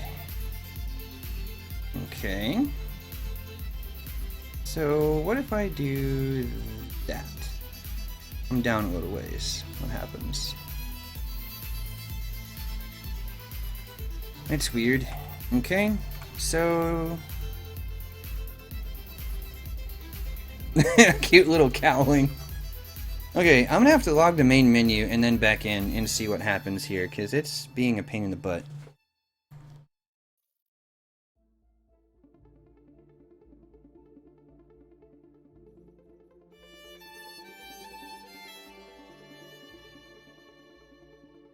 And actually, I'm going to drop into private group. We'll see if that has any effect on it, because I don't know what's happening there.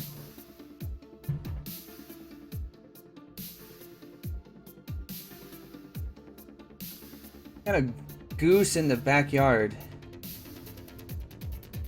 How did you get a goose in the backyard? I'm just curious. Like, how is that even a thing?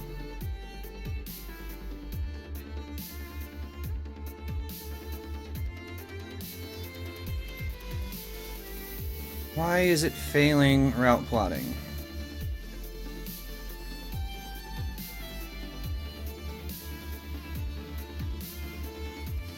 Failed. What is going on here? Maybe if I narrow the star types down even more? Only those, maybe? What happens? Still, what is going on?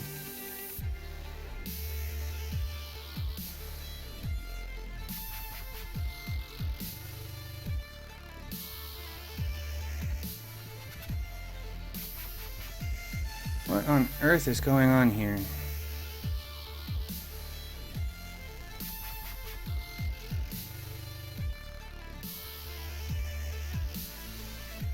Okay, I'll try that. Nothing. What is going on?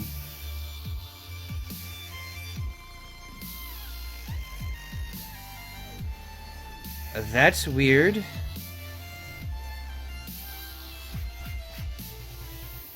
Okay. So apparently there's a stretch somewhere with nothing but like O-types. Okay, so let's...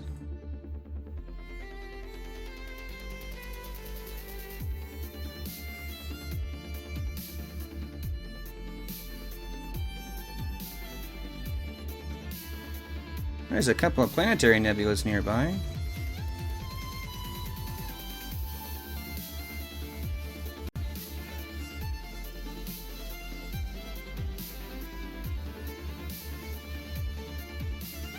Try that.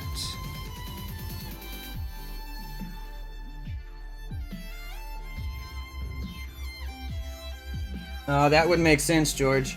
And Red Dragon, I am about 22,000 light years out now.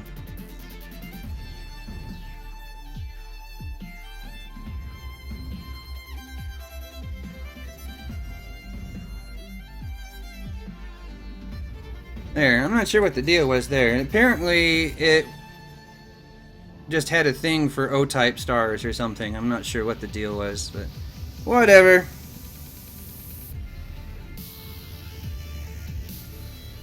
Get rid of those. Really don't want to look at that the entire time.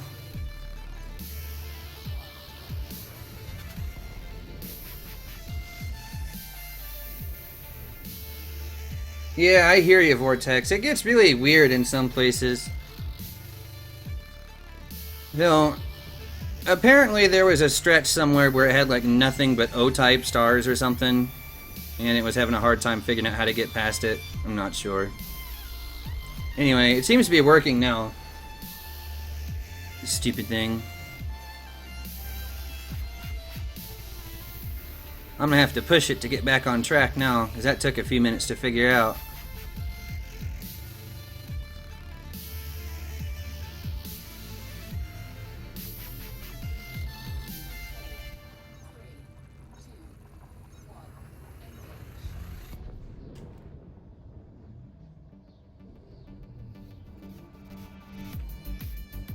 Yeah, about 22,000 light years out, give or take, right about now. So, I think, doing pretty good. On average of 1,000 light years every 15 minutes.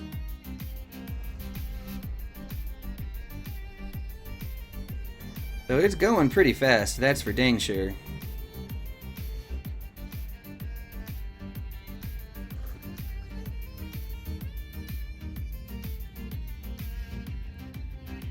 I'm sorry, Nitya. You should be in my private group, though.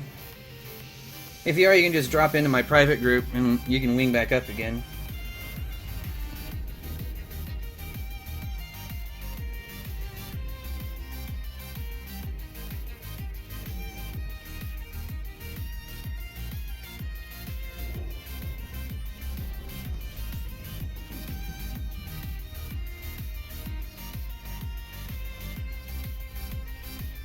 You know, that's possible, George.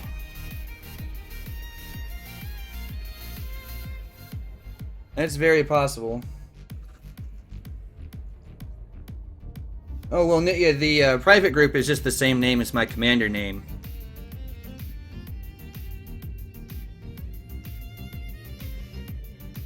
So you can request to join whenever you want.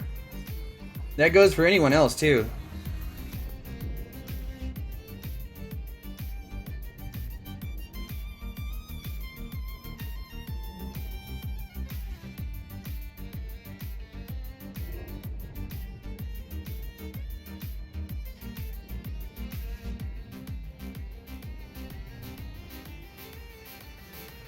Fly Dragon, yeah, I am a long ways out still. I am 22,000 light years or so away from Sol, which means I am about a little over a third of the way to Beagle Point.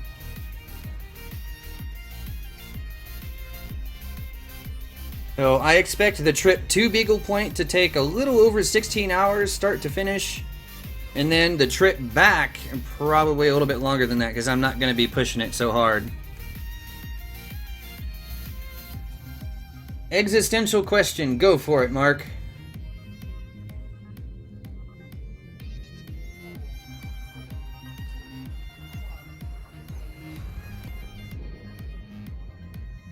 Oh, Mark, it's because it was originally a typo. I meant to type it the proper way, but then it came out as SY instead of YS. But I decided that I kind of like the look of the way it's spelt SY instead of YS, so I just kept it.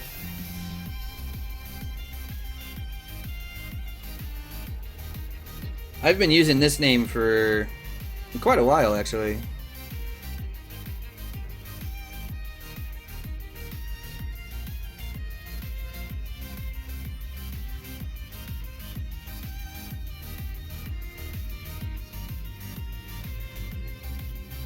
Alright, Nietzsche, I will probably get you accepted here in just a minute or two.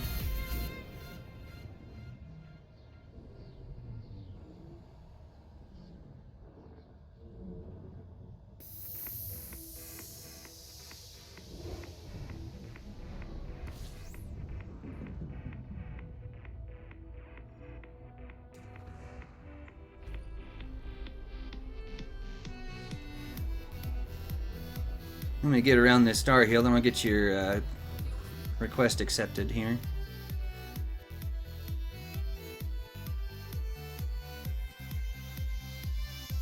John Leem, whoever that is, still haven't heard from you, so if you're out there, just let me know.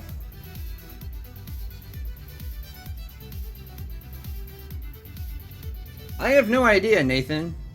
They were talking about dog puns here a few, 10, 15 minutes ago, but I haven't really seen many. And now you're back on the egg puns again.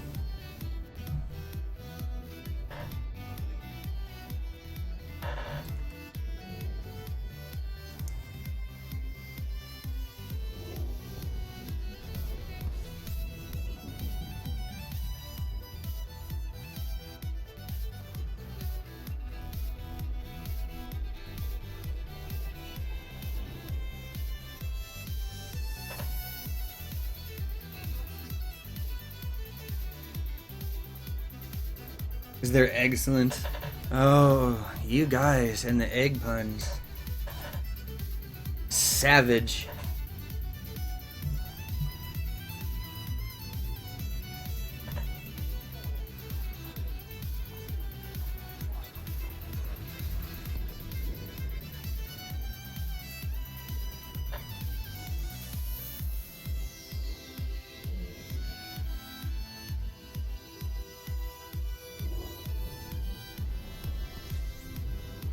There we go. Next system down.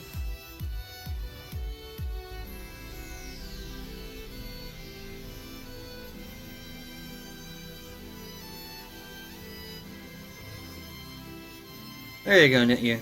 Wing request sent. Ta-da!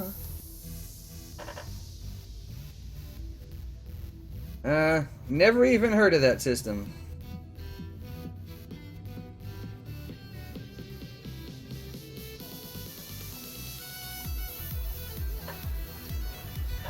There you go, Mark. There's a good dog pun.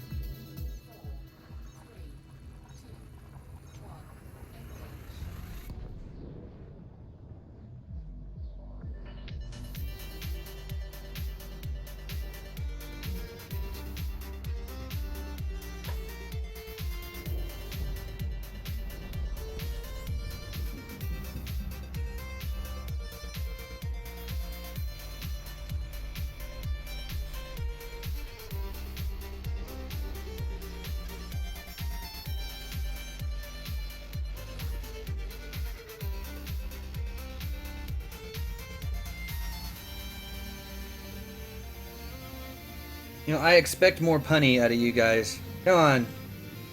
Where the puns at?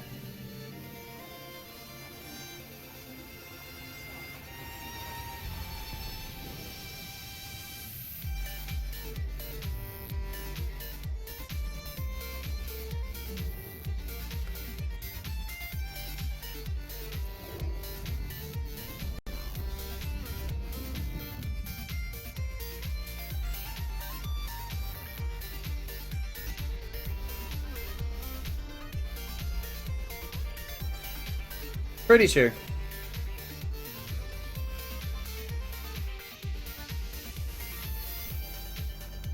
Where your buns are.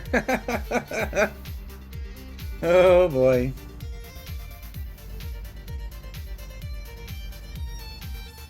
Ah, I hear you, Mark. Where were you at, Mark? Where'd you go to? Out towards the core or somewhere more interesting? Or less traveled?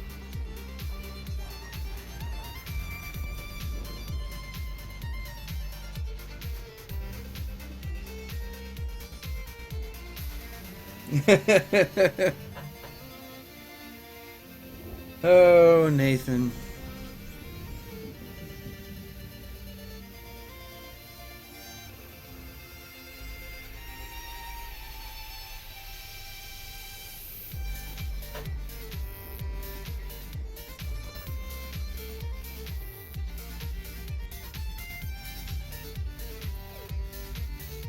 Yeah, I'm not gonna say it because I know exactly what you're trying to do, and I'm not very appreciative of that.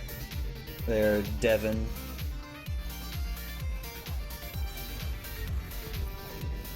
Mark.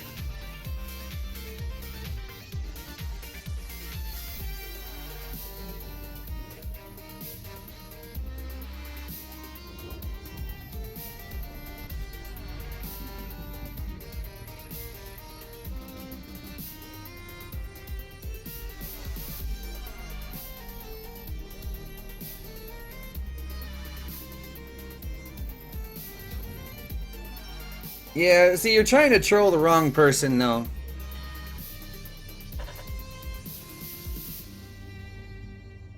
In a game like this, I know trolling.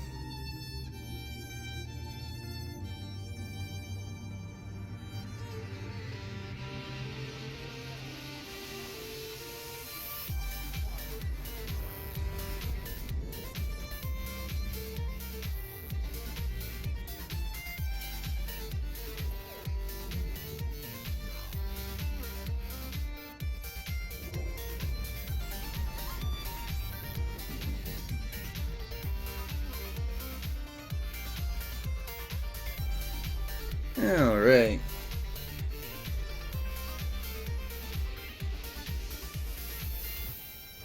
Oh, nice, Mark. Alright. Long road back. Yeah, just make sure you get back before your missions expire, unless it was just one of those one-way ones. Yeah, don't even try to... don't even bother getting that name right. I can't even do it. I don't even care to do it.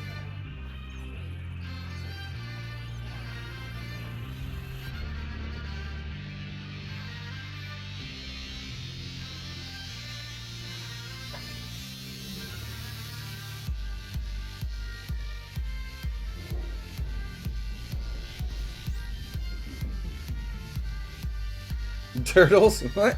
Where did turtles come from?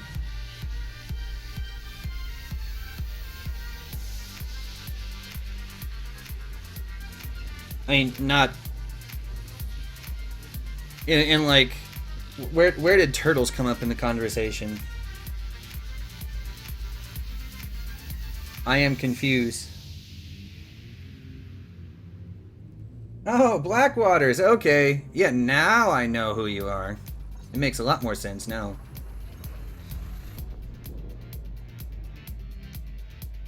Yeah, see, you guys have different names on YouTube as you do, on Discord, so... Just stop that. Then it just makes me confused.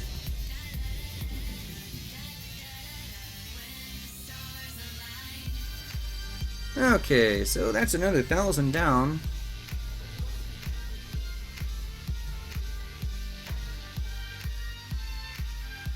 And it's off that direction, so... Roll. Yeah, da-da.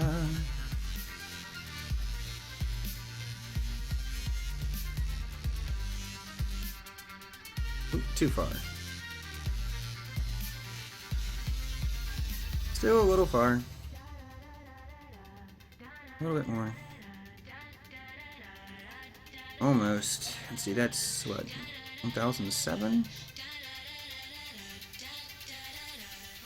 5. Should be here.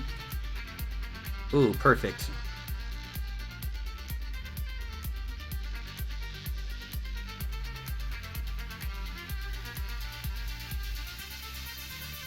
Yeah, I was gonna say, yeah, that name, I wouldn't expect people to have that one.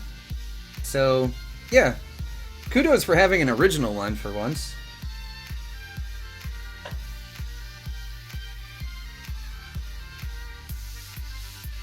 Oh, okay. Okay, that makes sense.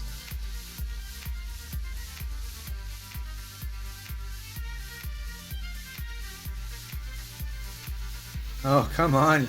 Route plotter. Oh. There we go.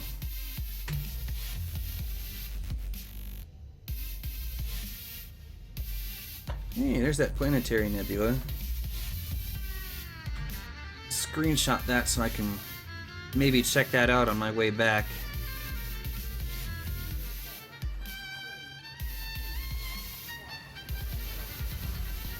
I think there's 2 over in this area. Alright.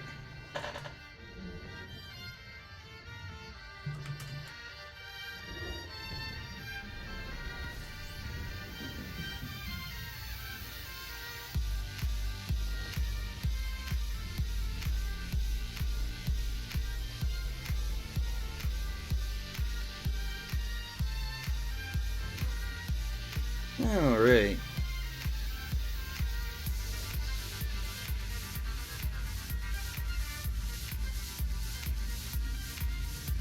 Pretty good progress for the day, though, that's for sure. 6 hours in. Should be almost 6 hours in, anyway.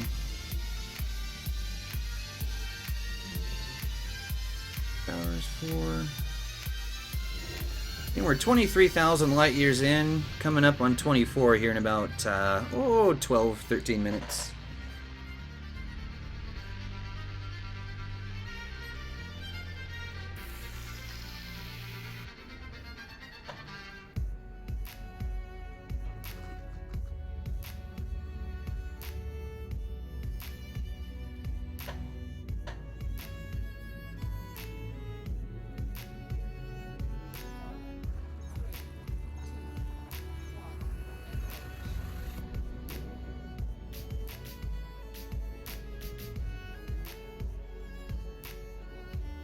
You see, I don't have a fancy name like George the Third or anything like that.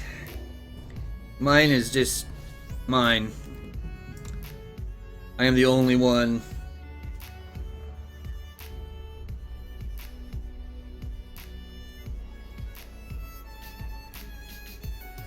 Although my first name is extremely common here, though.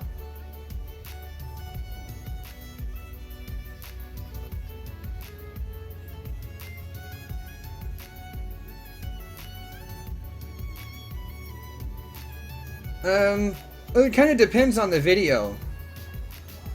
Which style of video are you talking about? Are you talking about like the cinematic style, like what I did for Control-Alt-Space, or are you talking about like one of my more regular videos?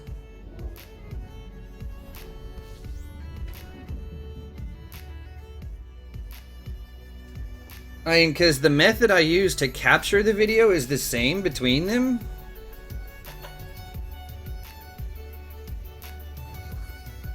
Good question. Yeah, I'm not really sure.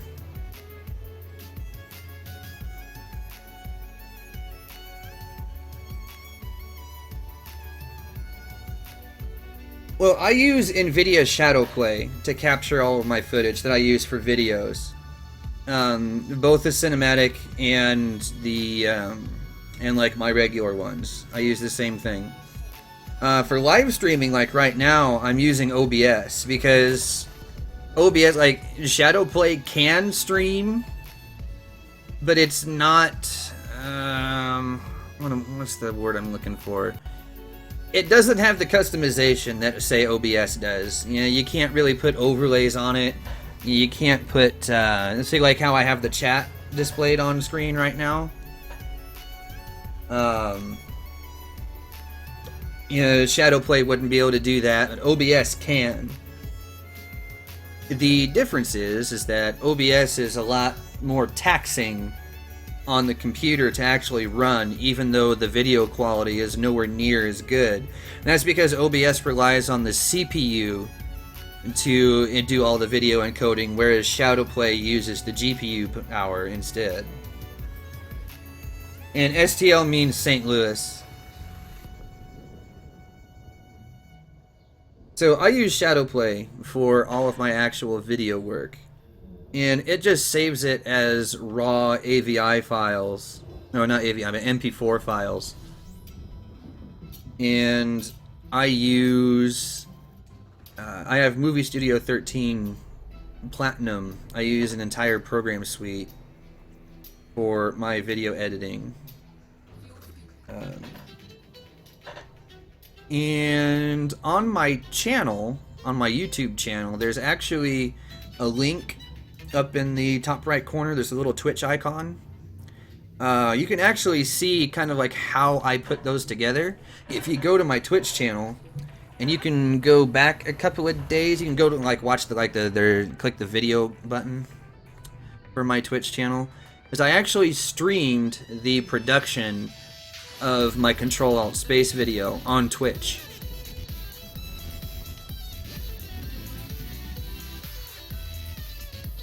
So you can pretty much get the entire idea of how I do everything from there, because there was a couple of times where I actually had to hop in game and capture video and then hop back out to continue editing.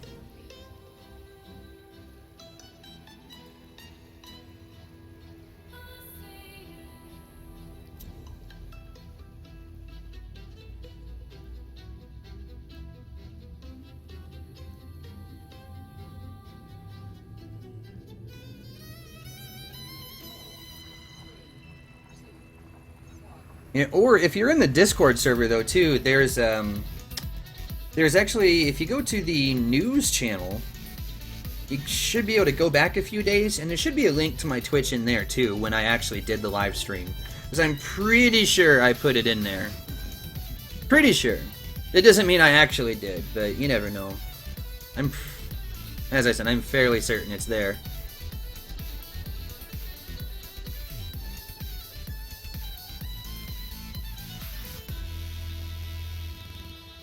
Yeah, that gives you a pretty decent idea of everything, really. Alright.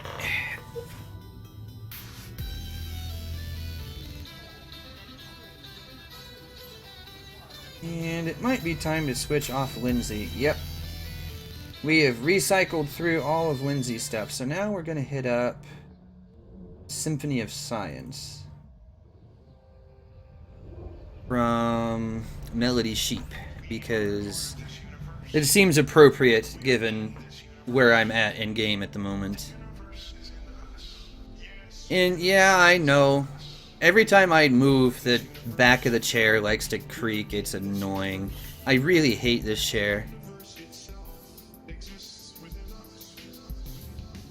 Oh, okay, George, no problem.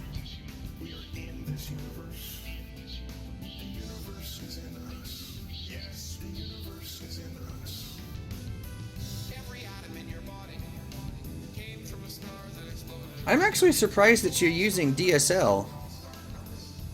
It's not very common these days. Like, yeah, people use it, but it's not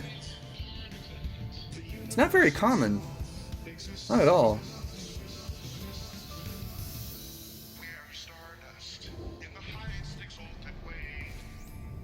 It's kind of going the way of dial-up.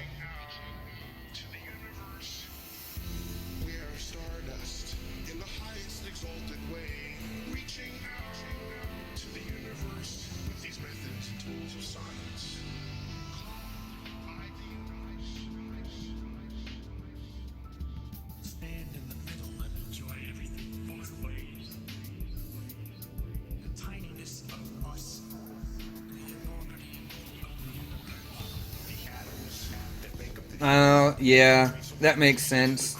Because they wouldn't have cable lines out there. They'd just have phone lines. And that makes sense.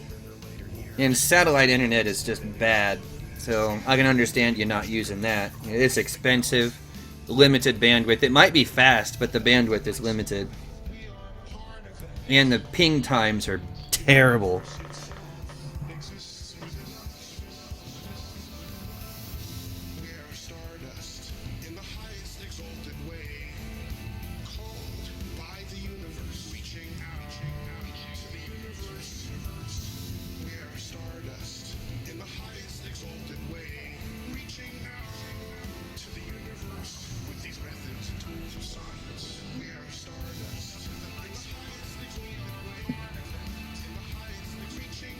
I do not know that composer, actually. That's a new one on me. I actually do know a pretty decent one that makes some pretty good music that goes with Elite pretty well. After we make it through this Symphony of Science stuff that's going on now, I might pull out some of his stuff. This is Johannes Bornloff. It's really, really good. Where do we come from? These are the most enjoyable. Yeah. Oh, that's awesome. Were it not for the one thing that connects us vividly to our vast cosmos. Light. Through light, we can see. I just don't know that I know that composer. You know, that's happened plenty of times where I've heard of, you know, or I've heard someone's song before, but I have no idea who actually makes the thing. It happens a lot.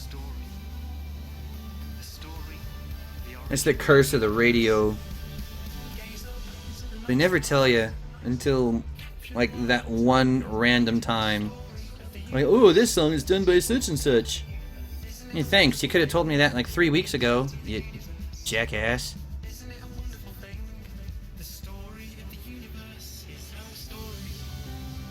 Fired up Elite from China. 1300 ping, good God. What kind of internet were you running? That is crazy. Hans Zimmer is actually really good, isn't it? John Williams too. Light can transport us to the past, and we have become virtual time travelers. Night falls, darker and darker, and the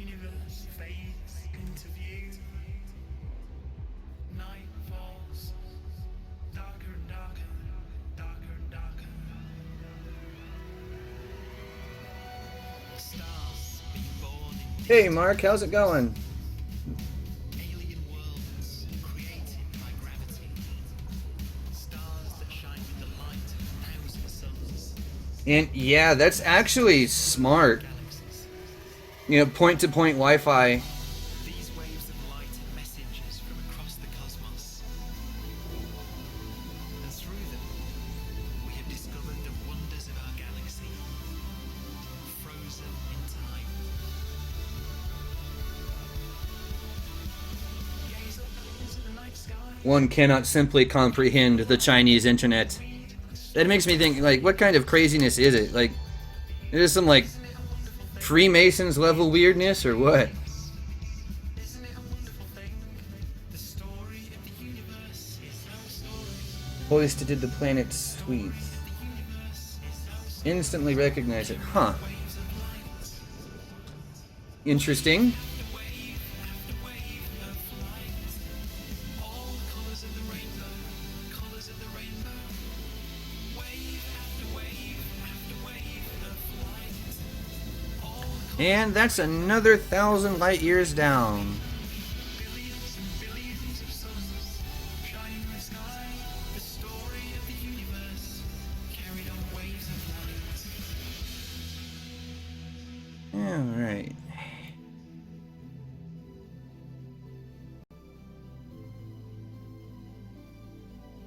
Gaze up into the night sky. Capture the light and read the story of the universe.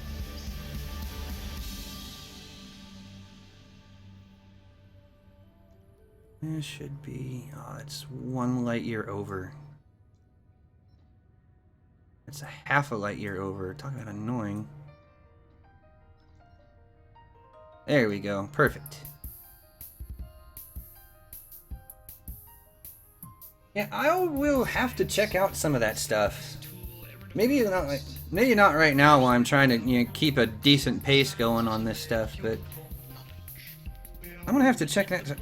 Yeah. Science is a collaborative enterprise spanning the generations. Also, if you guys happen to know any like smaller music composers that want more exposure for their music and stuff like that, feel free to send them my way, as I can always use more music choices. There's real poetry in the real world. Science is the poetry of That is strange, Blackwaters. That is really strange. There's real poetry And 92% heat in it, yeah, you're playing with fire. Literally. poetry of reality. The story of humans is the story of ideas that shine light into dark corners.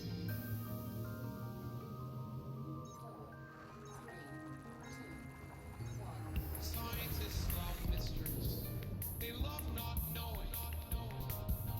I don't feel frightened by not knowing things. I think it's much more interesting. There's a larger universal reality of which we are all a part. Okie doke. Further we probe into the universe, the more remarkable are the discoveries we make. The quest for the truth in and of itself is a story that's filled with insights.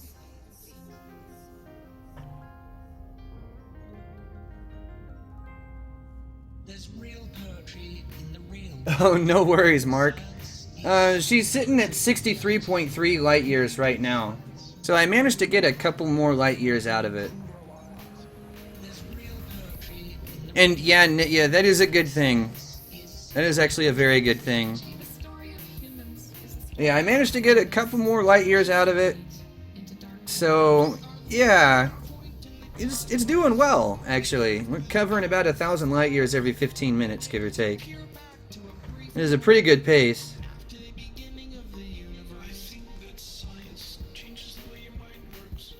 To think a little more deeply about things. science replaces private prejudice with publicly verifiable evidence. There's real poetry in the real world. Oh, Grey Test, come on. Come on. We can do science, and with it, we can improve our lives. I think I'm doing pretty good, all things considered here.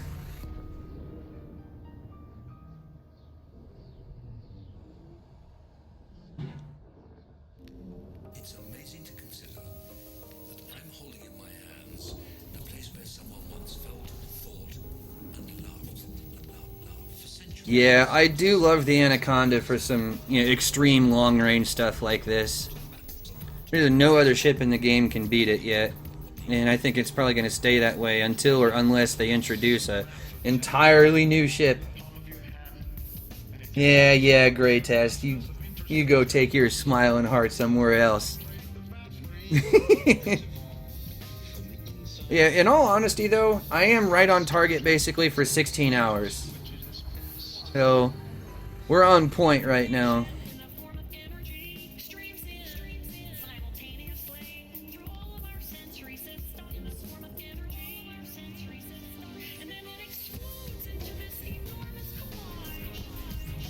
Shaman's Harvest? What is that?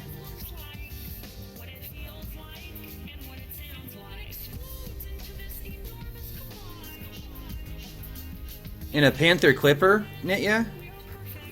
That would be interesting. The ship is huge, by all accounts. Thanks, great test.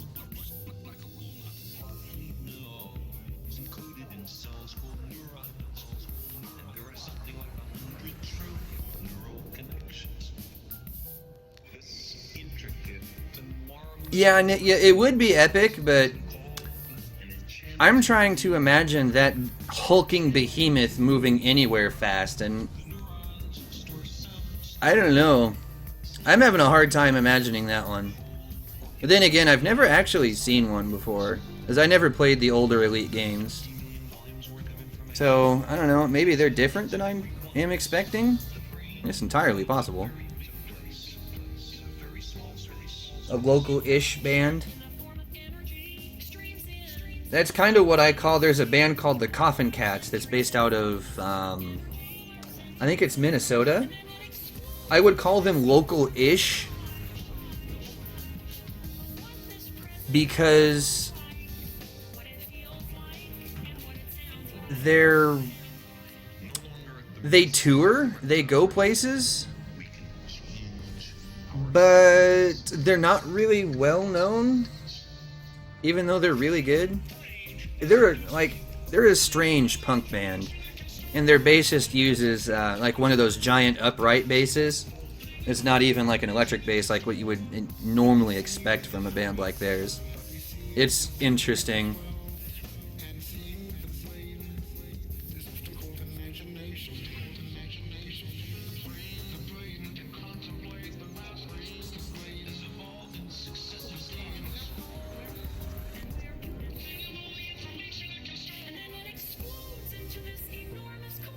What kind of bug did the Panther Clipper have?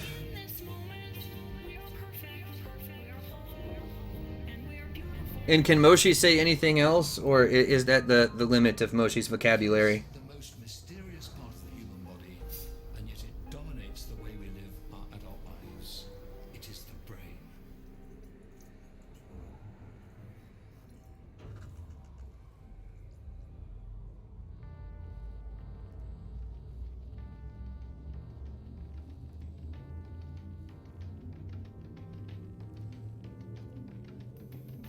All connected to each other, biological, to the earth, chemical, to the rest of the universe, atomic. I think nature's imagination is so much greater than man's.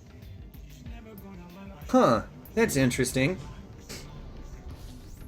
We live in an in-between universe where things change, alright, but according to Quack. This is... The artist is called Melody Sheep, and this is a series that he did called The Symphony of Science.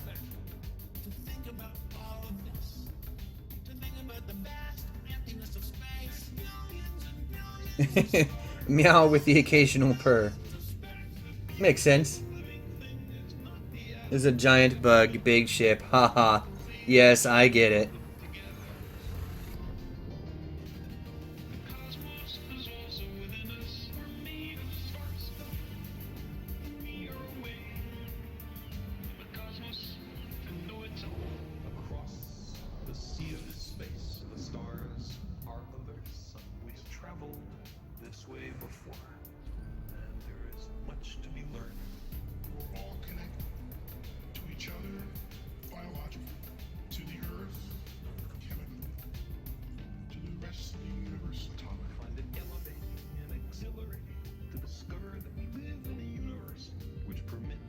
One of these days, I'm actually going to go back and play the old Elite games.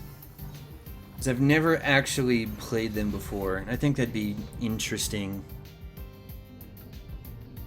Yes, Nietzsche, I am happy.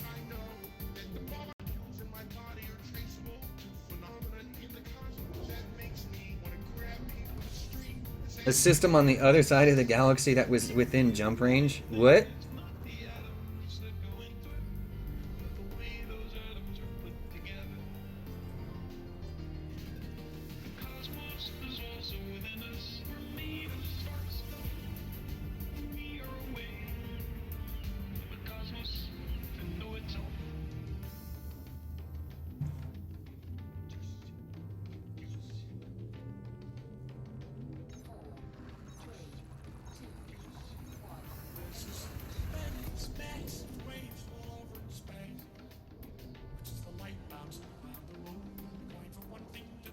I don't even know what that is, George.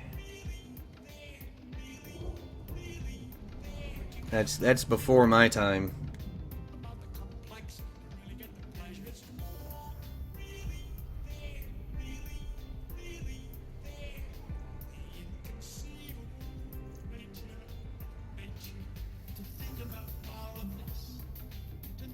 Wormholes? Is that even a thing in the Elite universe?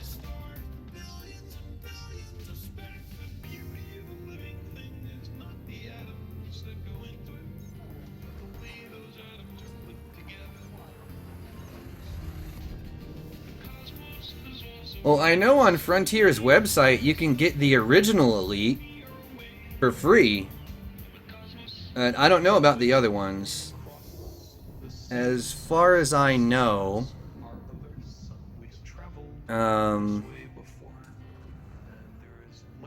there was it First Encounters? Or was it Elite 2? I don't know. There's been a couple of them that have had like revamped versions or emulators put out for them.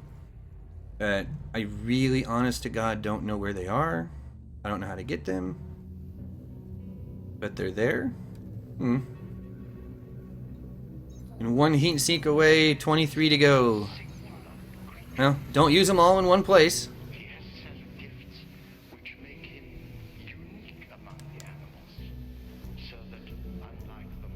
Played the original back on Atari in 89 to 90 something for hours. You see, I've seen some footage of the original, and I'm very curious. Mostly because it looks difficult by all accounts.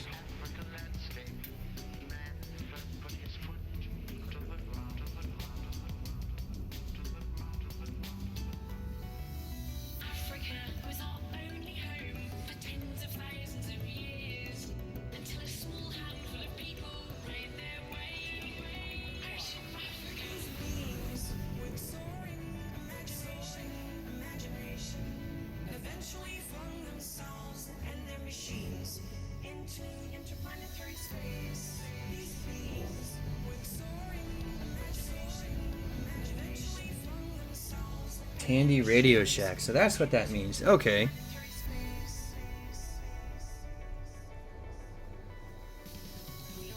Yeah, I honestly haven't played some of the old games that a lot of the elite players of old had. And some of them sound like they were really good, but at the same time, like, it was kind of before my time. Like, I played the original Lemmings. Oh, come on, chair, quit it. That was about as adventurous as we got as far as PC games and console games, at least in my house, for the longest time. Emil Saints, extremely awesome composer. Duly noted. And I am glad you appreciate that line, Nitya. Seasoned. We are not the only beings, the only with personalities, minds and feelings, and chimpanzees have very clear personalities, minds and feelings. Take a chimp brain fetal lead and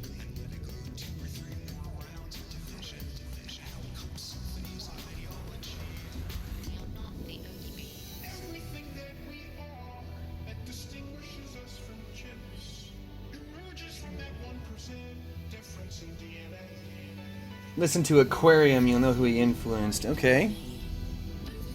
And looky there, another 1,000 light years down.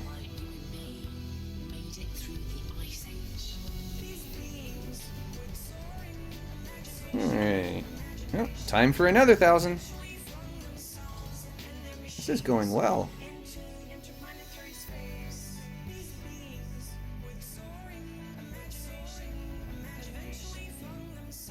Only used one heatsink so far, too. I'm gonna call that a win. Using his burgeoning intelligence, this most successful of all mammals has exploited the environment to produce food for an ever-increasing. There we go. 997. That'll work. For the benefit of the population. Perhaps it's population to allow the survival of the environment. Much better than the old guys. Yeah, Mark, I told you. You do about 1,000 light years in 15 minutes, give or take. It was almost on the quarter hour and half hour marks exactly, but I had a little bit of a mishap with the route plotter that threw the timing off a little bit, shall I say. Now, I'm trying to make up that time, but I don't know if I'll actually get it. 53,000 light years to go, Nitya. It is a pretty long distance, I'm not gonna lie. It's a long distance. Let's see, coming up on 6.5 hours here before too long.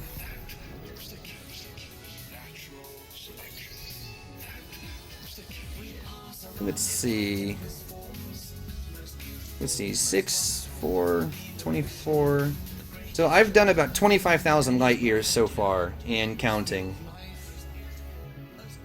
Yeah, and the stream crash. Well, actually, that wasn't a stream crash, per se. That was my ISP being a complete retard. I really don't like them. I'm expecting that to happen at least once, if not twice more, before the end of this.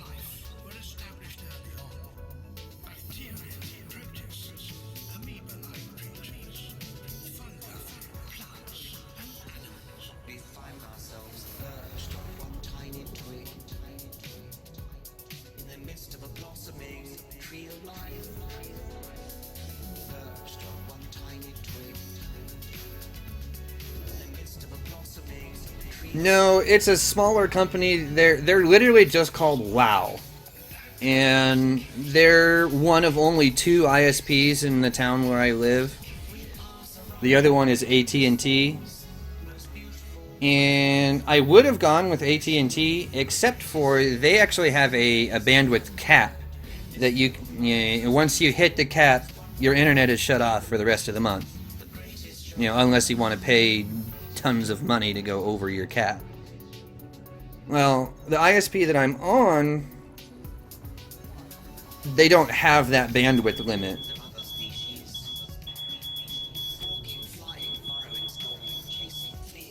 And that would be my brother doing something absolutely stupid out there. I don't know what he's doing.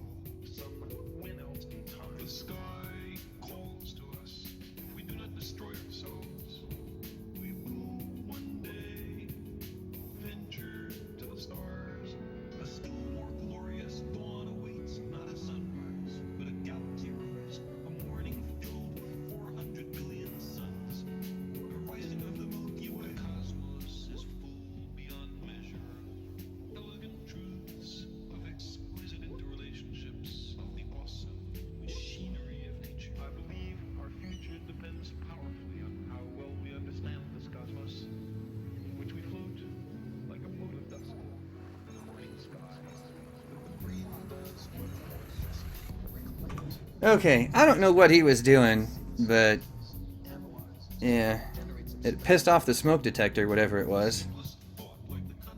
Anyway, yeah, it's a small company called WoW, and they are bad at being internet people. They're just plain bad.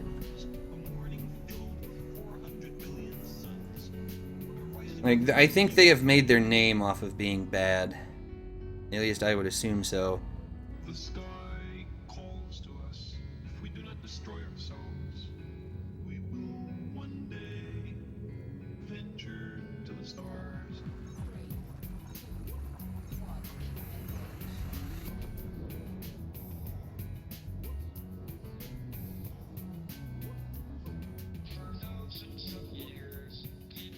Anyway, they're the only ISP here in town that doesn't have a bandwidth limit. And yeah, so I was kind of forced to go with them because the videos and live streams take up a lot of bandwidth. Oh, Nitya. First moment in human history when we are, in fact, visiting other worlds.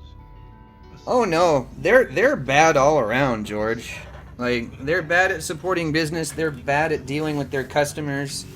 Like, their tech support is relatively helpful, but that's about all they've got going for them.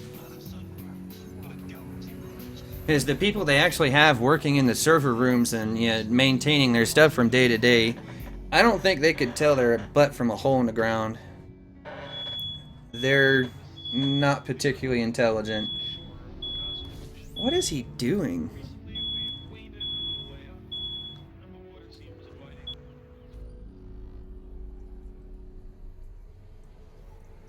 Say, you like mystery stories? Well, we have one for you. The concept? Relativity. That strange, fantastic relationship between time, distance, and math. Before we're finished, I think you'll agree that truth is stranger than the strangest fiction. Why do the stars shine? Why does the galaxy light up? Equals MC squared. That is the engine that lights up the stars. Energy turns into mass. Equals MC squared. That is the secret of the stars. That is the secret of the stars. Now listen carefully. Oh my gosh. The heavier you get. Yeah, WoW's tech support, I've talked to them in the past, and they're relatively helpful, but yeah. Oh no, that's not my job. Yeah, that is not my job.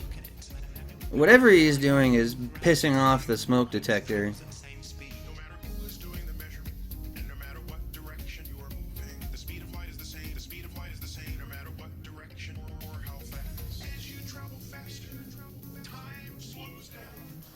Everything slows down. Everything slows down. Time slows down when your time passes at a different rate. Clocks run slow. It's a monumental shift in how we see the world.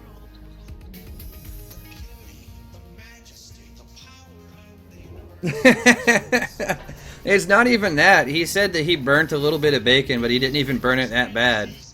And apparently it's pissing off the smoke detector, like, big time. Which is funny because it's never gone off before when he's done that in the past. So, I don't know what's different, but it's definitely angry.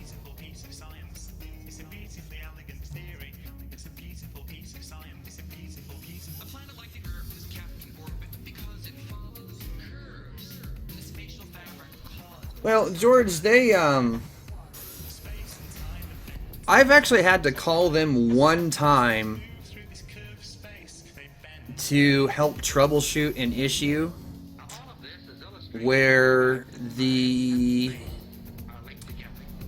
like here where I'm at now, I wasn't getting my full down speed. My upload speed was fine, but I was only getting, oh, what was it? I think I was topping out at about 19 megabits down when I'm supposed to have 60.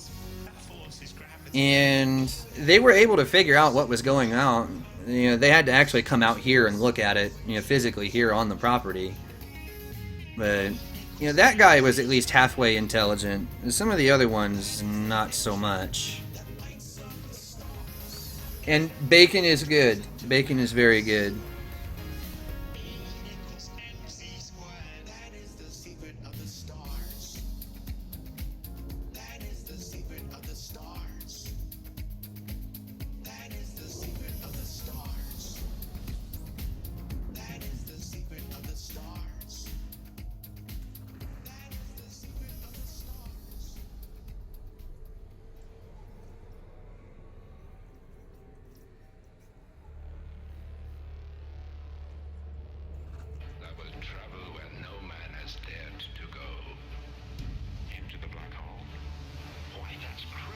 Alright, Vortex, take it easy, man.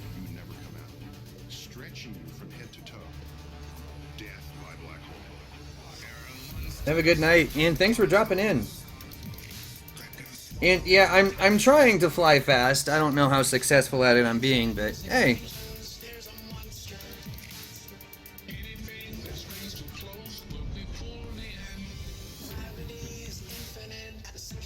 No, I didn't miss that, George.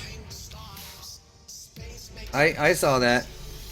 I have 60 megabit down and 5 megabit up is what my internet speed actually is right now.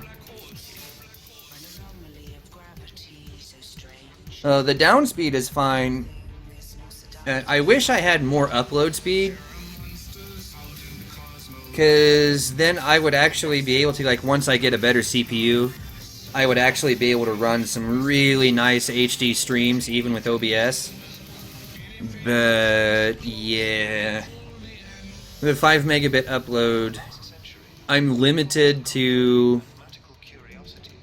about the highest I can safely go without oversaturating the line is probably 3.5 megabits up, which isn't all that much more than what I'm using now.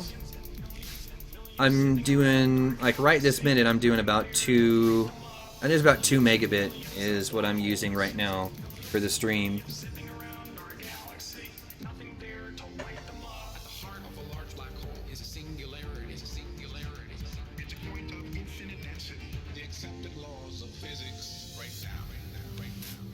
Oh, yeah, yours is faster than mine even. Oh, you've got 100 both ways though. Are you on fiber?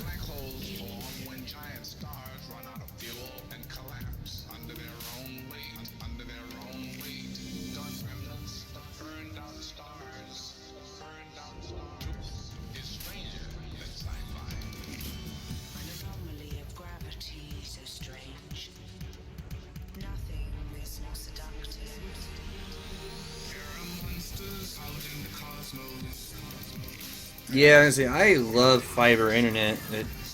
My area doesn't have a whole lot of that yet. It's gonna be a while before fiber comes to my area in a more accessible manner.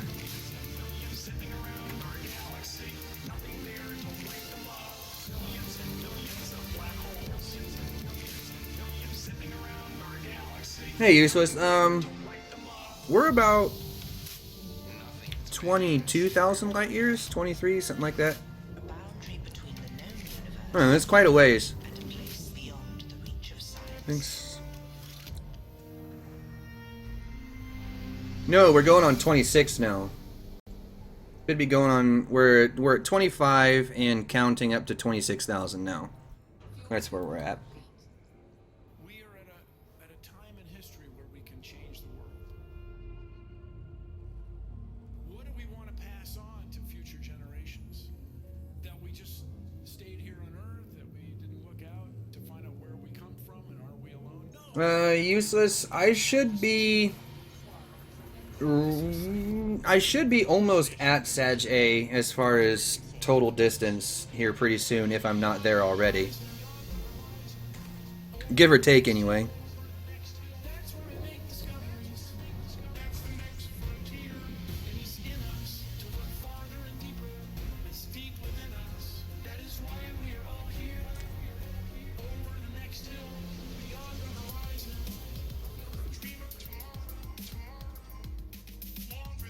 I would love to have an internet speed that high, Nitya. I really would.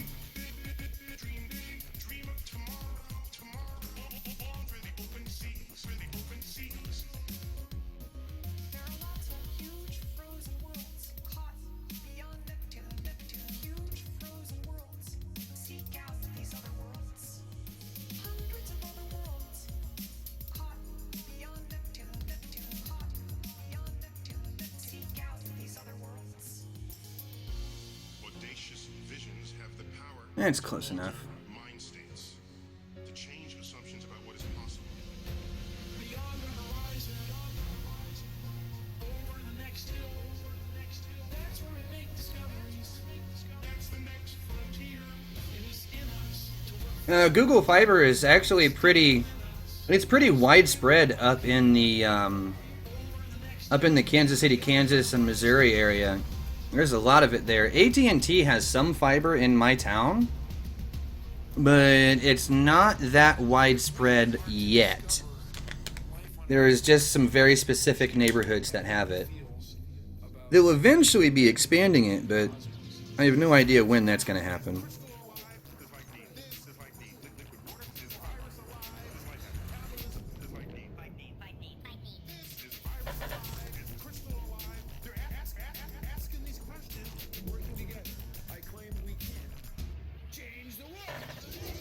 There's a just tremendously exciting prospect called solar sailing, and it works exactly as an ordinary sailboat does.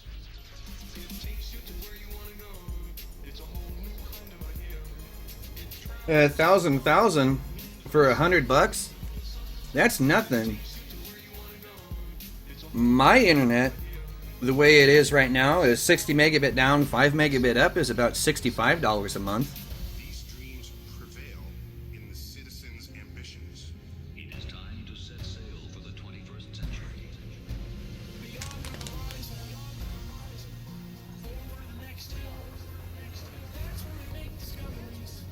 That's the next frontier. It is in us to look farther and deeper. It's deep within us. That is why we are all here. Over the next hill, beyond the horizon. Oh, George, I really do feel sorry for you. That's expensive. Well, I would hope it includes that. If it didn't, that'd be a total jip. Find your place in space. Space is vast and unexplored. That's what we need to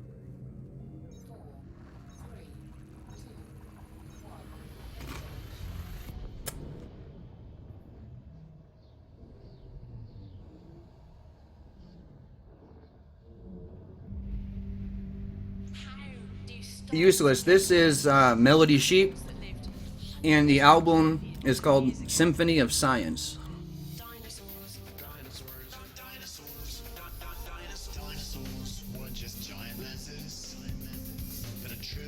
Up to 60, huh? And your 100 is 42? Oh my gosh. That's cheap. I would love to have internet speed like that. And those bones never cease to fascinate us. The more we find, the more complete our understanding. Utterly awe-inspiring. The world of the dinosaurs. There are always new discoveries out there, waiting to be found. Waiting to be found. The more we find, the more complete our understanding. Utterly awe-inspiring. The world of the dinosaurs. And careful with that heat, Nitya. 107's getting up there. A little bit of module damage with that. Not much, but a little bit. Rock layers span the age of dinosaurs. The deeper the layer, the older the rock layer. At the top, rock from the Cretaceous. Below that, the Jurassic. And near the bottom, red Triassic badlands. When dinosaurs first appeared. See, now you're using Plater's catchphrase.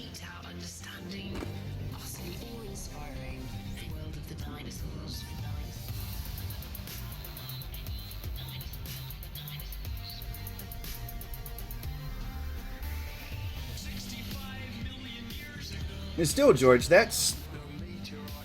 Man, that really does stink, though. We need to get you better internet.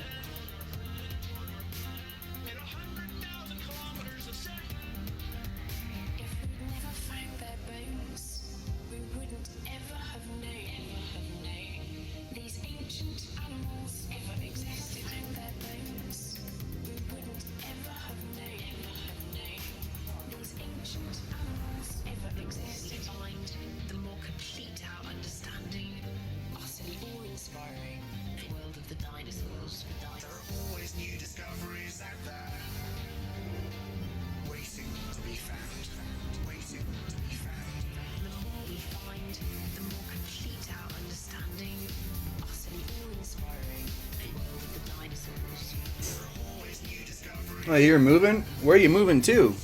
Hopefully to a place with better internet. And get you out of the Stone Ages.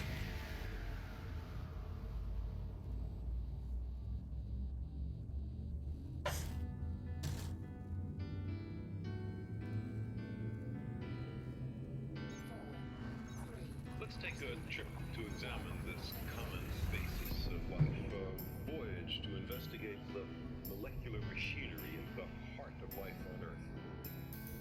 All life is related, and it enables us to construct with confidence the complex tree that represents the history of life. Our planet 15K away. Is that closer or farther away than before?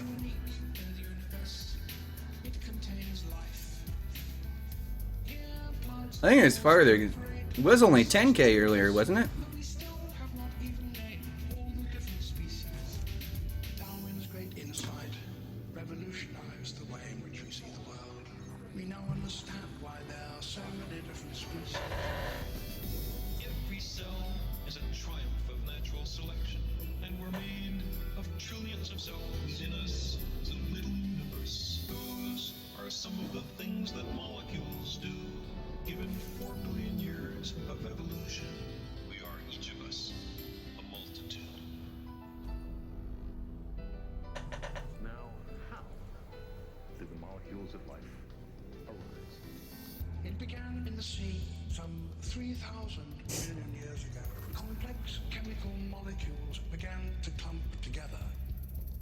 These were the seeds from which the tree of life developed. They were able to split. Massive experiment. Bought a building. 4 commercial units. Huh. Interesting. There's an unbroken thread that stretches from those first cells to us. The secrets of evolution are taught. And useless. It's almost mandatory to have internet at this point for a lot of.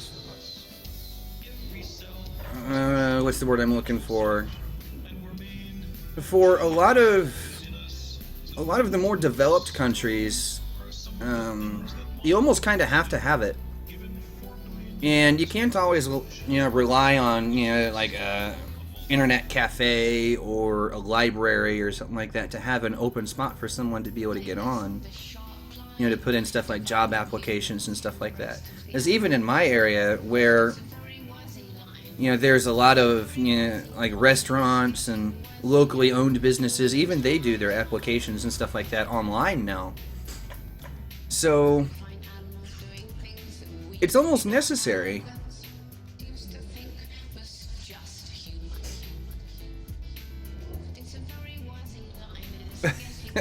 George. Well, hopefully before long you'll have better internet. And then you won't have to worry about it so much.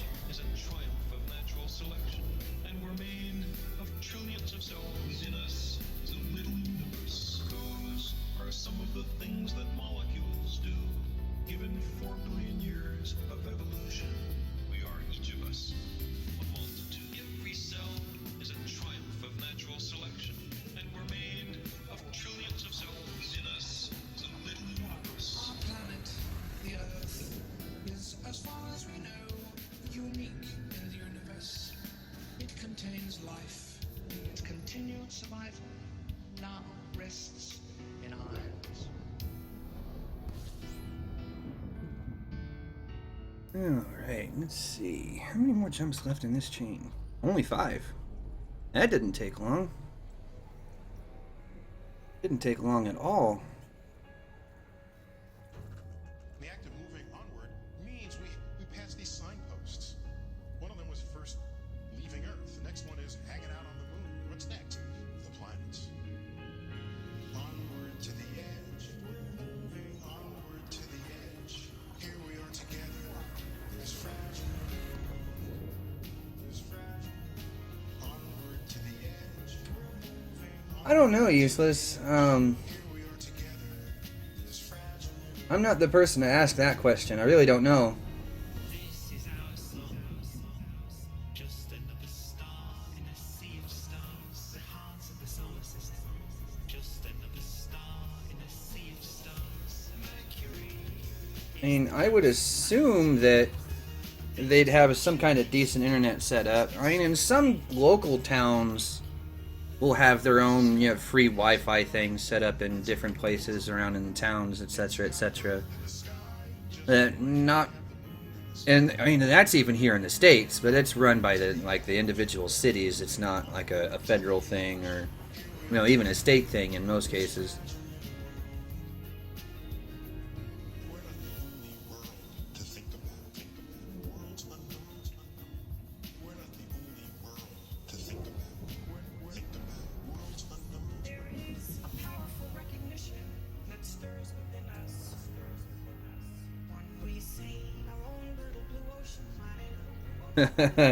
George, yeah, friends like to torture. That seems to be a universal constant with just about every group of friends you could ever have.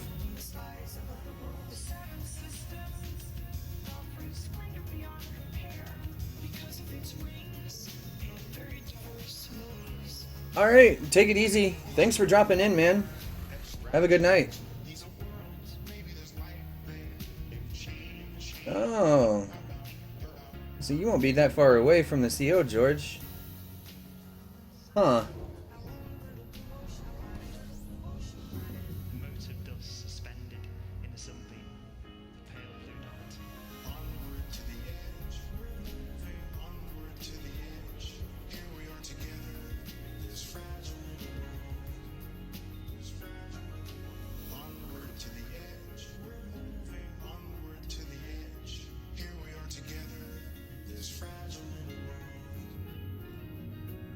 We're not the only world to think about. Worlds unknown. We're not the only world to think about. Think about worlds unknown.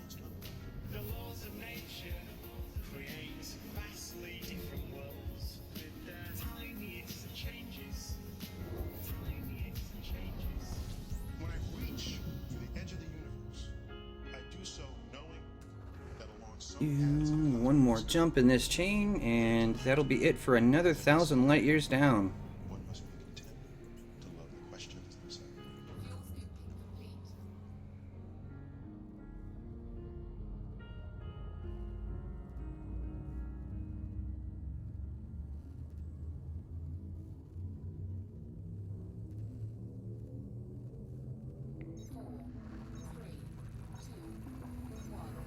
Well, George, as long as you just get a decent connection, period.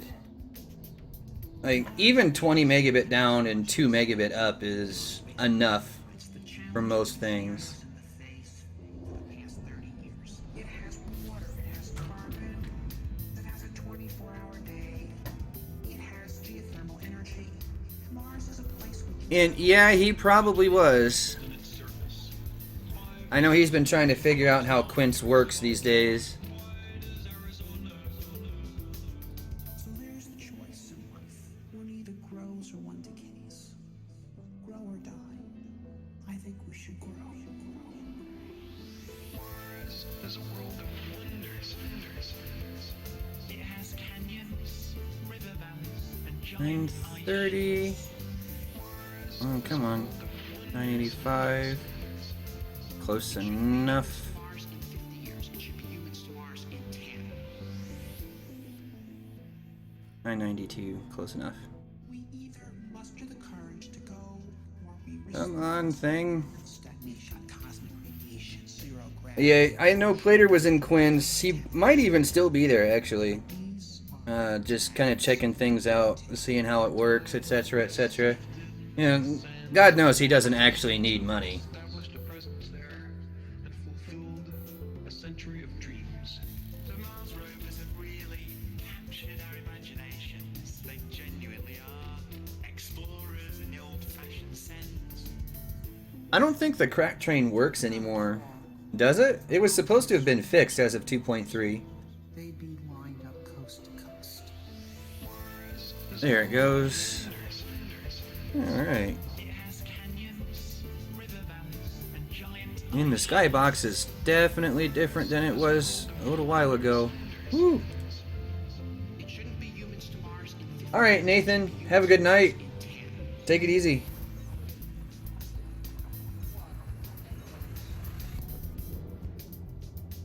Oh, he might be George. I'm not sure.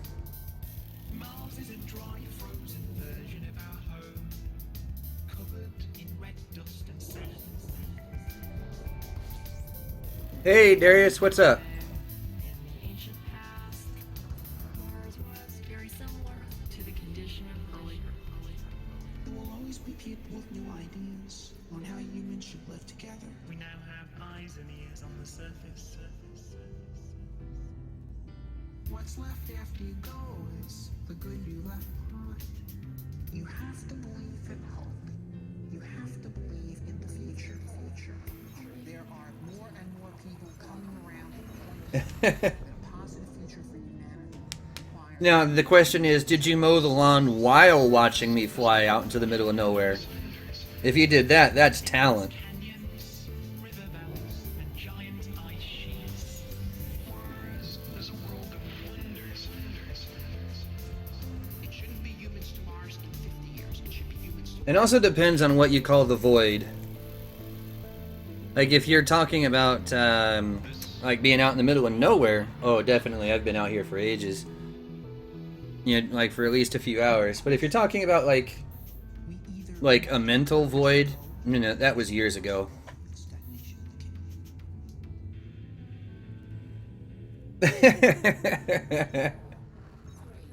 When you hit a tree or drive into the pool, that would actually be kind of funny.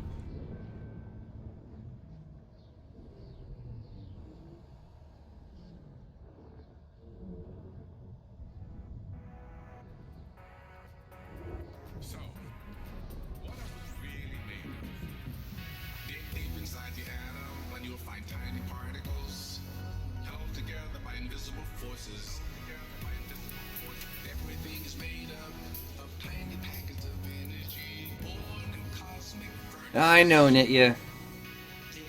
But I never said I was sane. I've made no claims of sanity for quite a long time. I know better.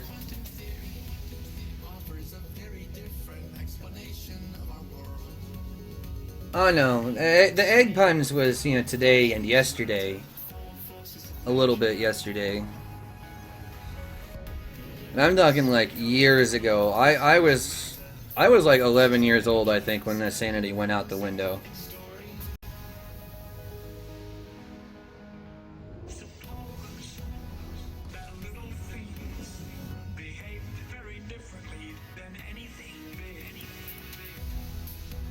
Nothing's really as it seems.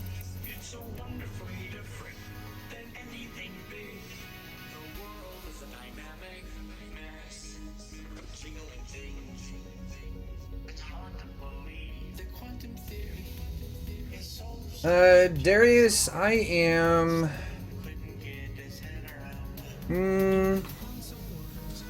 let me think. Up on hour 7. I should be almost 28,000 light years out. I've been at this for almost 7 hours. And I'm averaging 1,000 light years every 15 minutes. Now I should be coming up on about 28,000 here pretty soon. Yeah, in just a few minutes, I'll be at 28,000.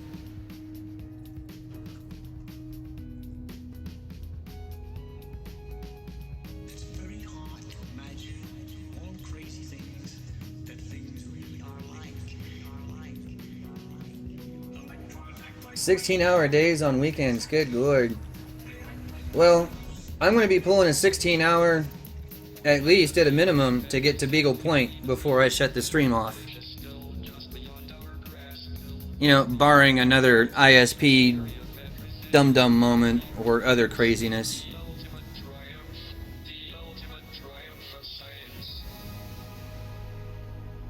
The guys have already witnessed that one.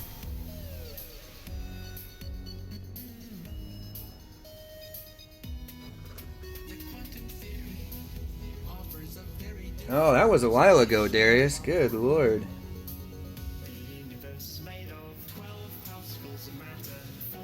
Oh yeah, I'll get you. You'll be able to see where I'm at on the galaxy map before too long. Once I finish this stretch, and I plot the next 1,000 light-year route.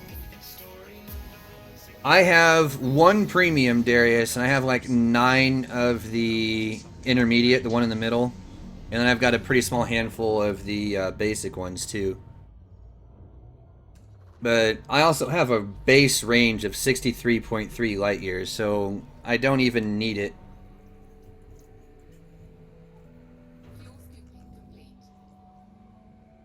Science is more than a body of knowledge. It's a way of thinking. A way of skeptically interrogating the universe. If we are not able to ask skeptical questions, to be skeptical of those I don't think so, George. Not that I'm aware of.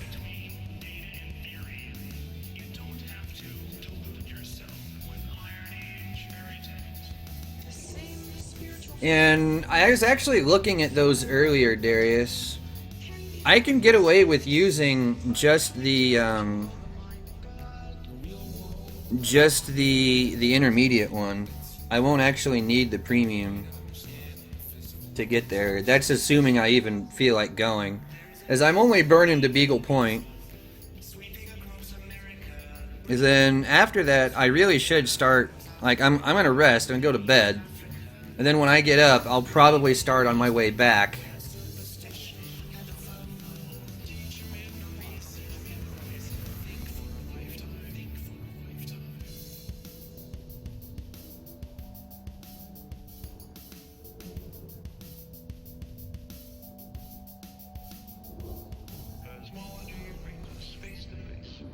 Yeah, you don't. There's 2 routes to get to Isham's Reach. And the route that I want to take doesn't even need a huge jump range, even with Jumponium, to get there. Let's see. This is plus 50% distance. So I am at 63, so it'd be 31. Yeah, so I can get about 94 even out of the 50% one.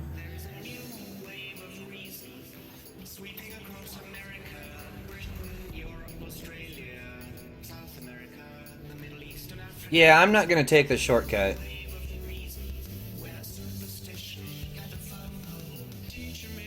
Because there's 2 routes. I'm going to take the longer route. Because it's a lot safer. I've got 32 tons of fuel, so I could probably do it if I want to, but...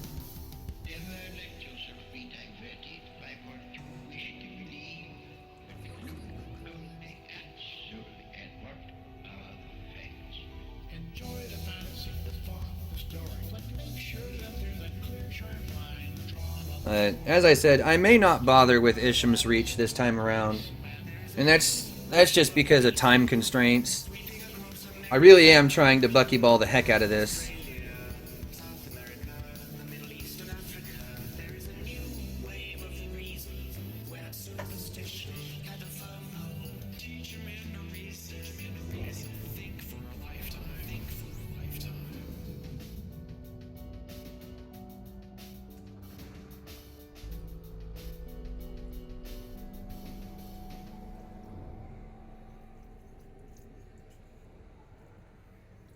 Darius, no. I'm not gonna bother with that. I don't have the time for that nonsense. What you need. We're about to go back to the beginning of time. The time when the Higgs ruled the universe. It will change our understanding of the cosmos.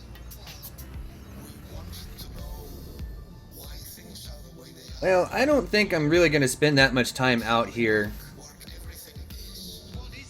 Yeah, I'm only out here doing the Buckyball thing. Like, I need to get back to the bubble because there's Zencast this weekend. And I would like to have this account back in the bubble for Zencast, you know, come Saturday afternoon for me. That's the idea. Because it's a Buckyball run, Darius.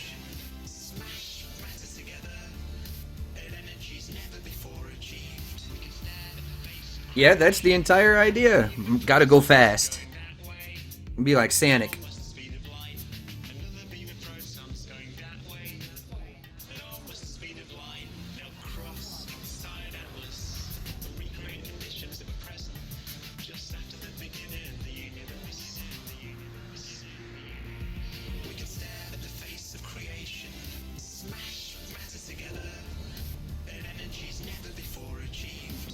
Yeah, at this rate it won't be much of a problem. I might be completely insane by the time I get back to the bubble, but, you know. And yes, Nitya, I did say Sonic. It's Buckyball. It's, essentially speedrunning. The current record, I think, to get from the bubble to Beagle Point is something like 16 hours and 23 minutes or something like that. The poetry of the expanding universe, the poetry of the complexity of life. We're not useless.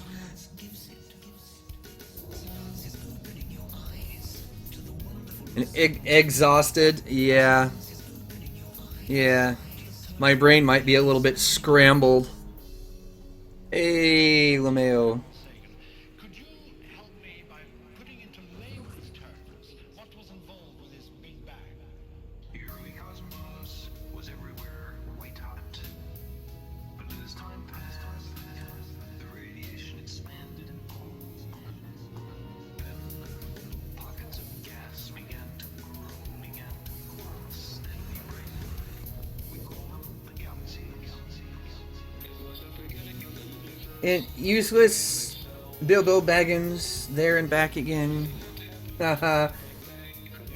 I don't know about that. Heck no, Darius. I built this thing for maximum jump range. I don't even have an SRV in this thing. I can boost, and I do have shields, but they're very weak shields, and I can barely boost.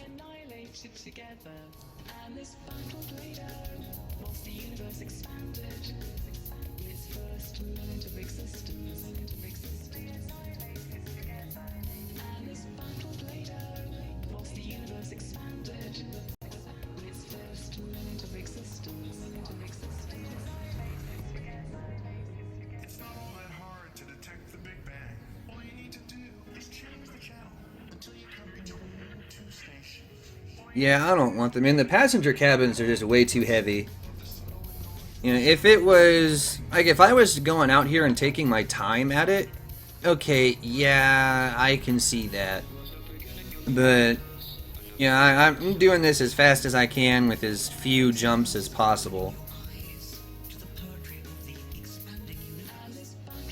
Lost your Conda near Sagittarius A. What did you do to lose your Conda? I'm just curious.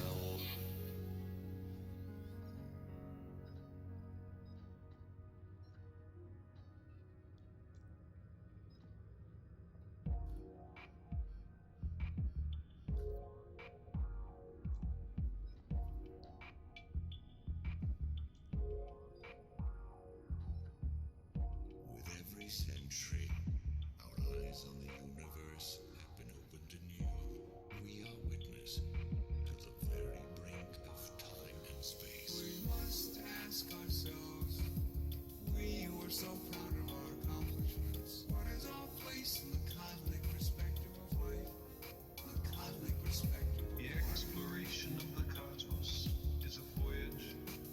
Yikes, Darius. That has no written all over it. I'm just gonna throw that out there.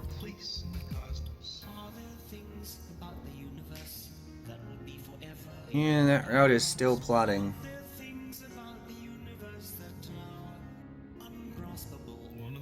Almost done. And there we go. Off to the wild blue yonder. And yes, gravity is bad.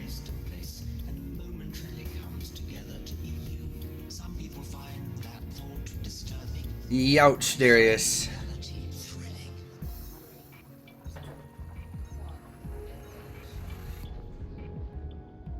Well, it's because we all know Thargoids can't steal things.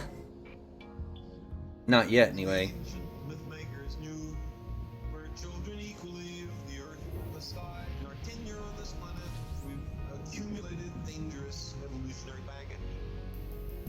We've also acquired 3 times. Good God. children and a great, soaring, passionate intelligence, the clear tools for our continued survival. We must ask ourselves, we were so proud of our accomplishments. What is our place? You're your own worst enemy. Yeah, at the moment, it kind of sounds like it. We could be in the middle of an intergalactic conversation, and we wouldn't even know.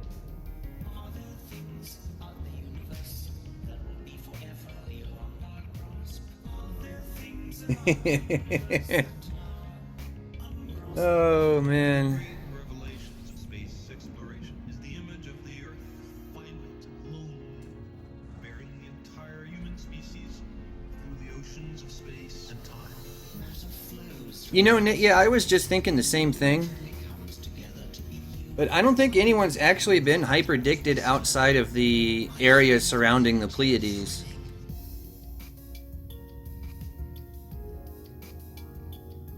At least not that I know of.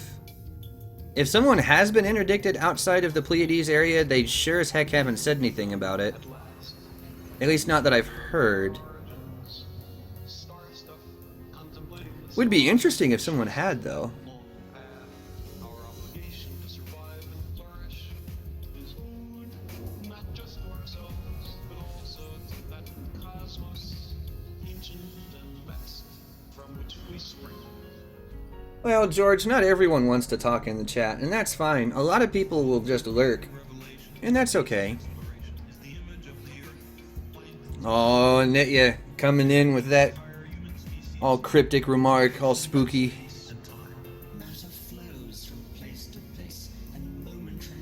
Yeah, Darius, I kind of expected him to. That doesn't surprise me at all. It's not that it matters anyway, because the things are scripted to be completely invulnerable right now. In this vast and awesome universe. With every century, our eyes on the universe have been opened anew. We are Everyone has their moments, Nitya. on the brink of time and space. Oh, yeah, Darius, it's a scripted event. Like, it doesn't matter what you do, that the thing doesn't behave any differently. And we have the capacity to adapt. It's an interactive cutscene is what it is right now. We most certainly have to do so if we're to deal with climate change. It's the biggest challenge we have yet faced. The same thing that keeps the Earth warm, keeps the Earth CO2. Useless. That's the same thing that Nitya just said in-game. Well, Darius, we're all pretty sure that we're gonna end up being in a war with the Thargoids anyway. 72, that's a lot. That'll keep you busy for a little while. Assuming you want to stop and scan it.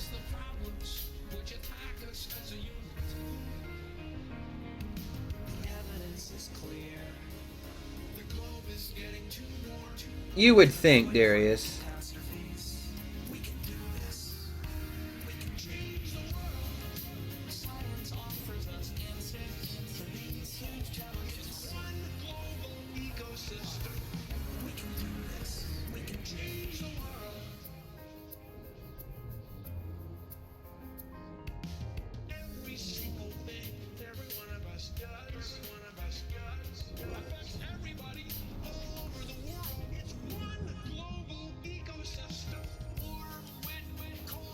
Yeah, I think we're in for a war with the Thargoids pretty much no matter what.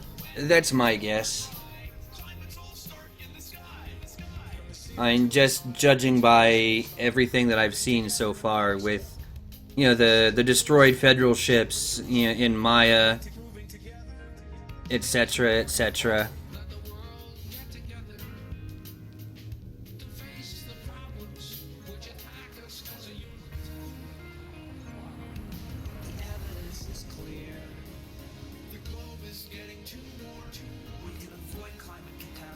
Well, Darius, as far as the group goes, I can't answer any questions or even speculate on that business anymore.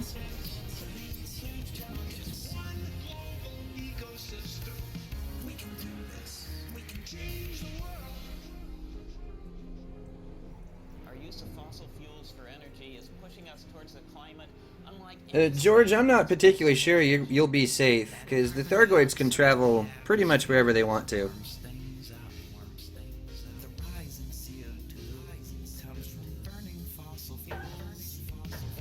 Useless? I don't know if multi-crew is a good idea when I'm doing all this hyper jumping. It tends to get really strange when you do nothing but hyper jump after jump after jump after jump.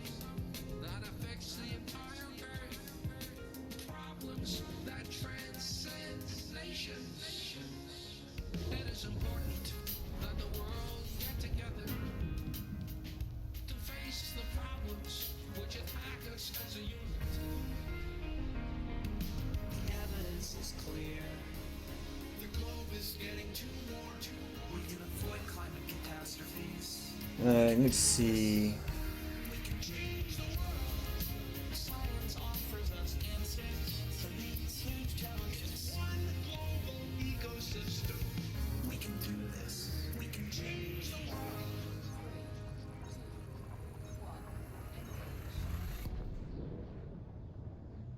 You only need a single wing, Darius.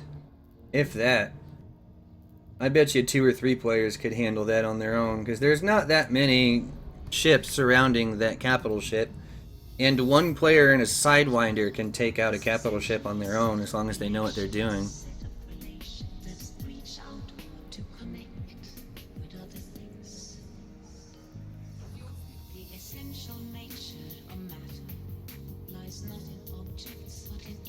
Yeah, 8 vultures isn't... You know, 2 or 3 players can take 8 vultures on their own. As long as they know what they're doing.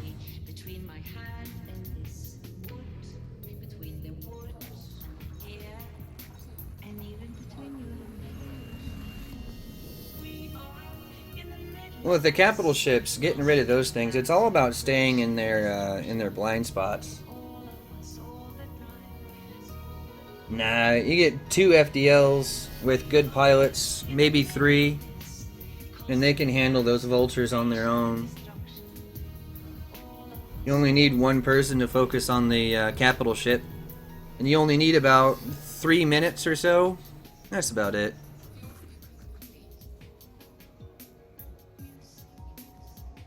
And yeah, only 1 object. And yes, at least the cats are keeping you company.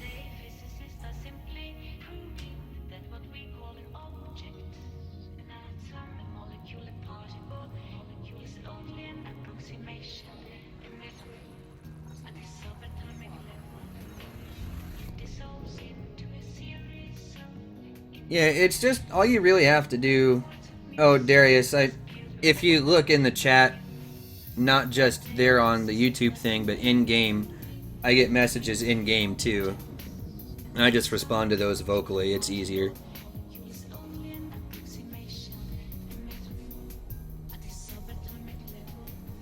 My keyboard's not in the easiest to get to spot right now.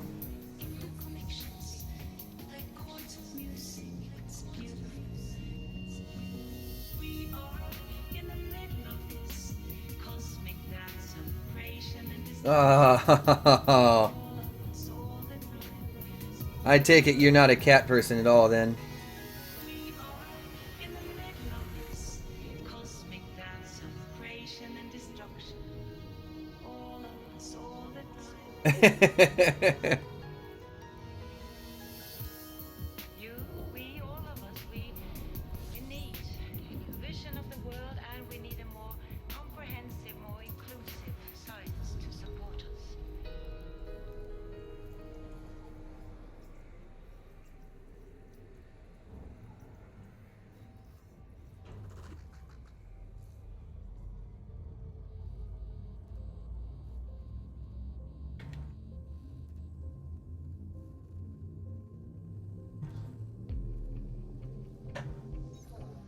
Sock full of sand. You like teasing cat people more than you like cats. That's kind of funny, actually. Okay, enough with those guys. Time to move on to something else. Who's next? I'll take care of that after I get this next jump lined up.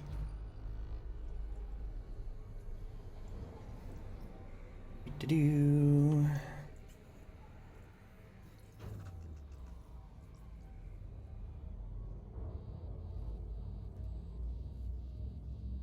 85%, 88%. Yeah, it's fine. Okay, who is next in the list here? Oh, Ah! Here we go. Let's see.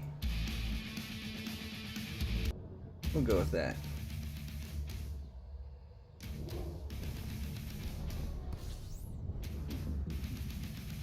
Well, I'm going with stuff that I have saved on my computer right now, George. I don't have any of Shaman's Harvest.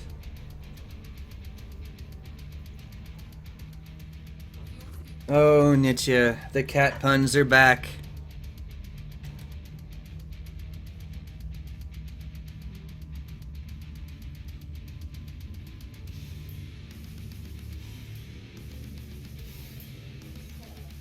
Yeah, I can do that. Yeah, that's no problem. Who stole the Charmin? Oh, I haven't heard that for ages.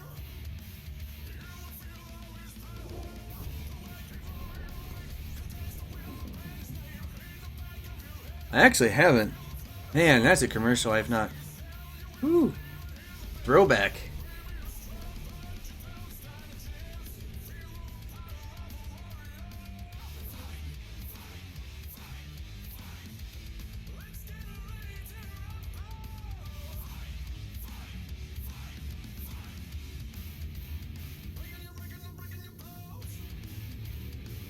No, George, everything that I'm playing right now is just the music that I have on my PC right now. While I'm live streaming, the stream takes a lot of the bandwidth, and I don't want it to lag or do anything funny, so I try not to congest I try not to congest my line, because then it just gets ugly and weird connection problems.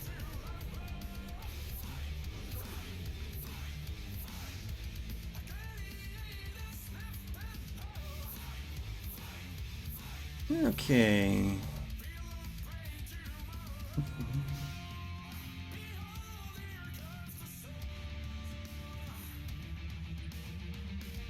Yeah, almost had that right the first time there. 974. Come over a little ways further. It's 1003. Oh, how about that one? 1001. This one. 0.01. Oh my god. Really? There. That'll work.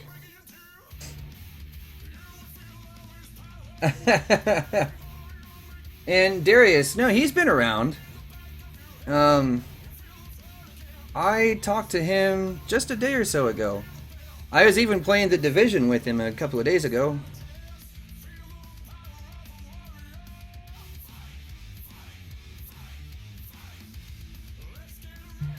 Ingest my line. Yes, because it's edible. You know, copper. Good source of nutrients.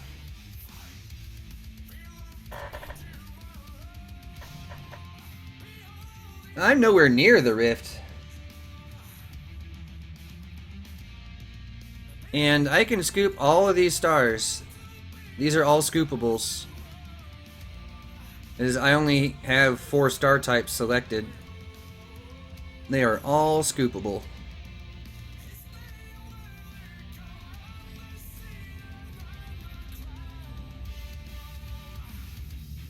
But yeah, I am nowhere near the rift. I'm past Sagittarius A at this point.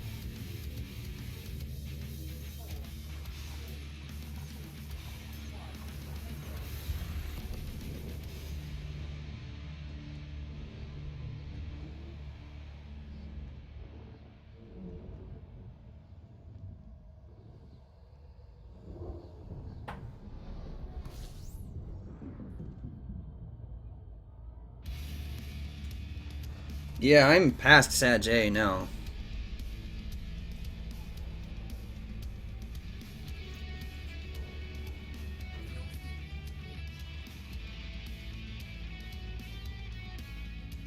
And to think, I only started this 7 hours and 22 minutes ago.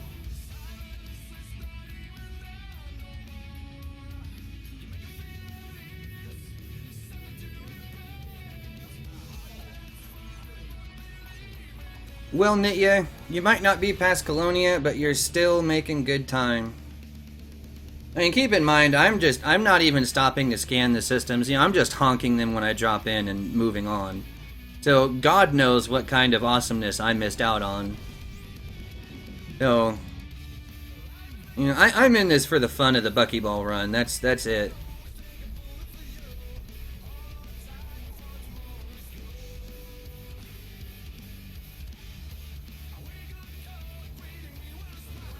Yeah, I'll hop in the galaxy map real quick just to show you guys where I'm actually at. I am a pretty good ways out. That's where I'm at, right there. So, the bubble, way back there. I am here. Sagittarius A is there. And Nitya is over there. So, yeah, I'm making good time.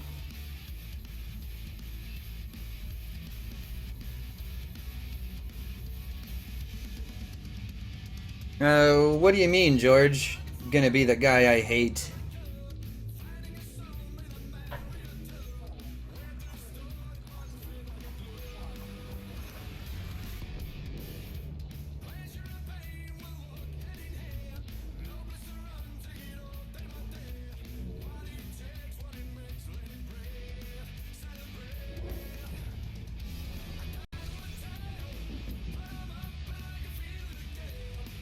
Well, I'm sure there's quite a few Earth-likes in this area, Darius. With all the stars there is here, as many systems as there is, there's almost guaranteed to be a mess of those things around, if you're patient enough to look through them all.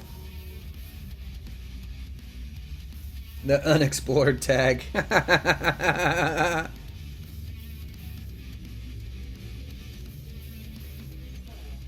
Yeah, I'm just honking them. Like, if I was actually exploring, I would take the time to tag some of these stars as I move through and check for Earth likes and stuff, but I'm not really concerned with it right now.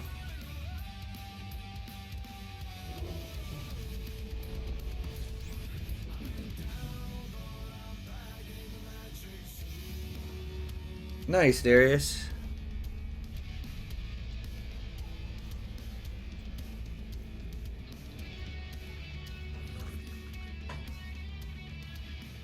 Yeah, I would take the time to look through the systems and find, you know, neat planets and stuff like that, but, you know, Buckyball.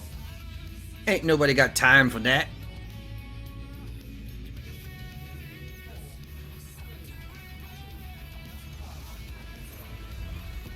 Well, the Zencast isn't pre-recorded, that's done live. So, OBS literally, when Later and I are streaming for Zencast, OBS just picks up on the audio from that the same as it does from the games like I'm playing now. So it sees it all as one audio input. And so as we're talking in Discord, it's just transmitting it through the stream like it would anything else.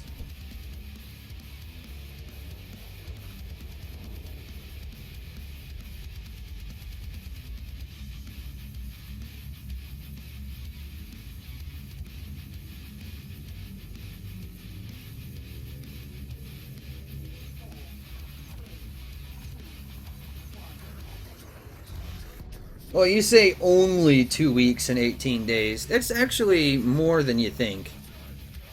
Like, yeah, that's actually quite a bit. It's not peanuts time.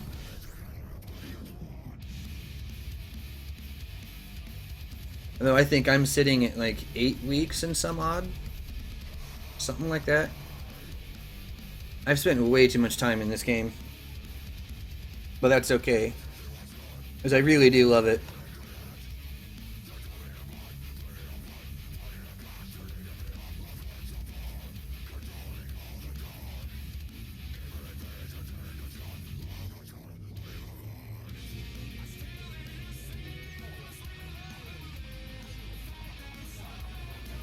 Yes, it would, useless.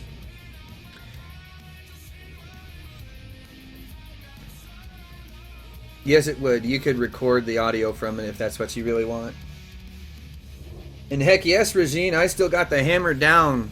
I am well past Sagittarius A at this point.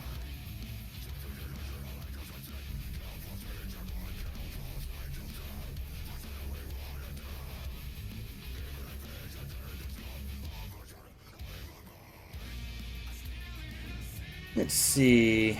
I'm coming up on, let's see, we're at 7.5. So 728. I'm almost at the 30,000 light year mark now, Regine. Almost. Give me about 7-8 minutes or so, and I'll be at the 30,000 light year mark. Yeah, I'm trying to make good time. Keyword here is try. Oh, we'll see.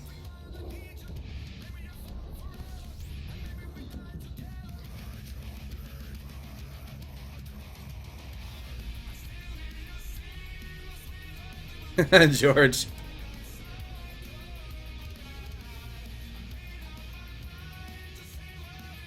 Yeah, I need to be able to pull off about another 2,500 light years within the next 30 minutes if I can do it, to make sure that I really am on point as far as, you know, time and where I want to be. Like, I'm so close right now. I haven't used any neutrons. I haven't even touched Jumponium at all. No neutrons, no Jumponium, just straight hauling balls.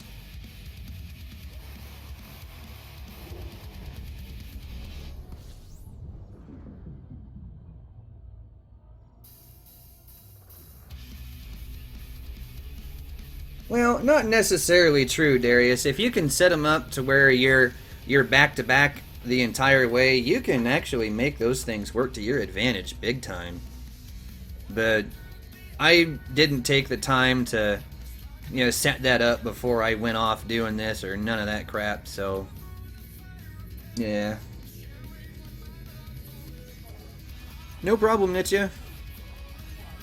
See you again in about 30 minutes or so.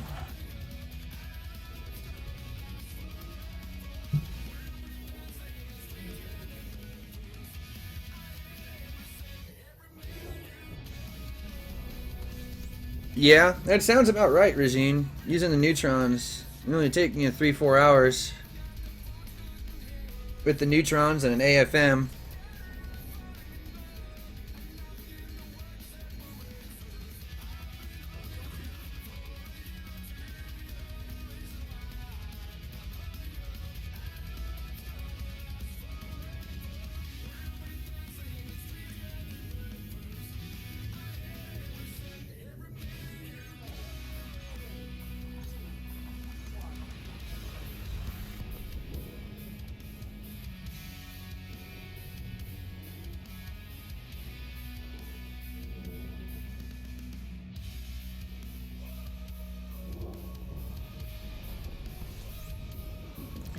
I don't blame you, Regine. I don't blame you at all. Especially like if you set up all the bookmarks and stuff like that that you need to make it happen. Oh yeah, I see that being immensely useful.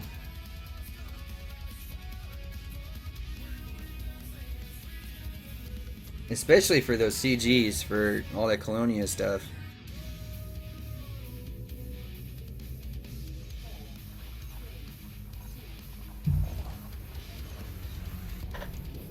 Oh, this chair really sucks.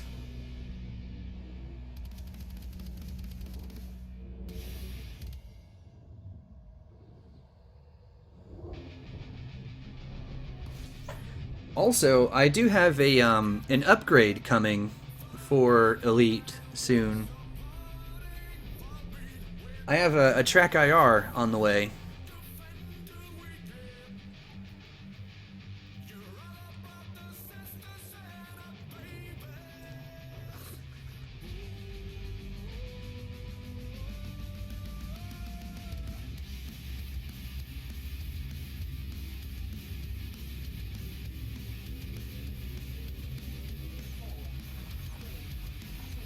Oh, nice, Regine. Yeah, that's actually smart. 'Cause, yeah, I can see how the bookmarks would get really cluttered. And if you're just filtering with the neutrons and Ks, it makes... Yeah, I can see how that would work. It'd be nice and readable.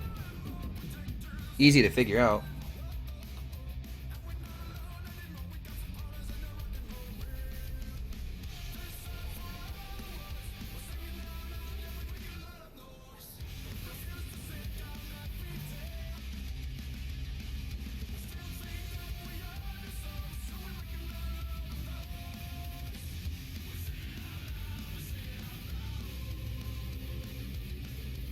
They actually have, Darius. A lot of the new blueprints for 2.3 are in there. I don't know if they've removed the commodities though, or if they've updated all the values and all that kind of stuff. I mean, let's be honest. There's a lot of work involved with that, and we never know if FDev is just going to change it again. So I can see why they wouldn't necessarily put a whole lot of time and effort into figuring that stuff out.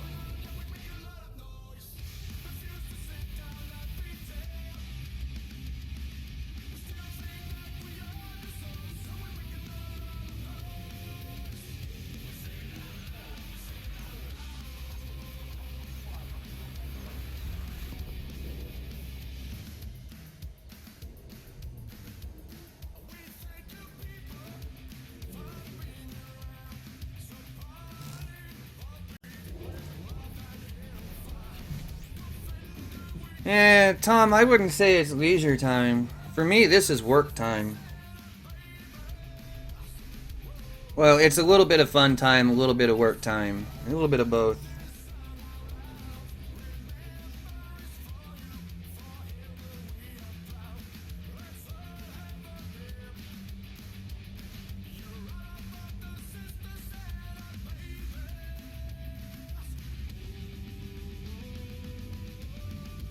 But yeah, all the utility upgrades and stuff like that, Darius, they're all there.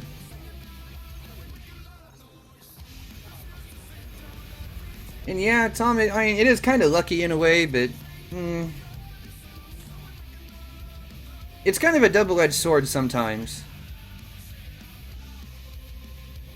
It's like, as much as I love the game, sometimes it feels more like work than it should, and that's not always fun. Alright, so that's another 1,000 down. Let's hit the gal map here. And off we go.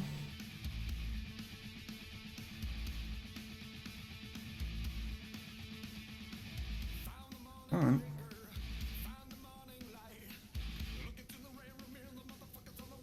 on. Okay, so that's 1,047, so it's coming a bit closer here. 1,022. 982, close enough. Have I gone crazy yet? Not entirely, Ethereal. Also, hello and welcome to the stream, man.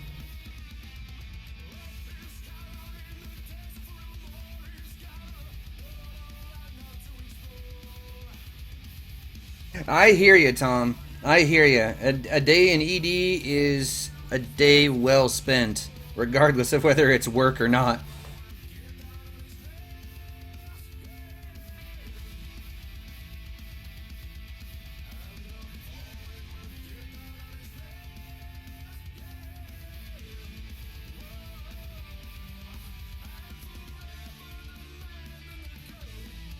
I will keep an eye out for that, Regine. Thanks for the tip.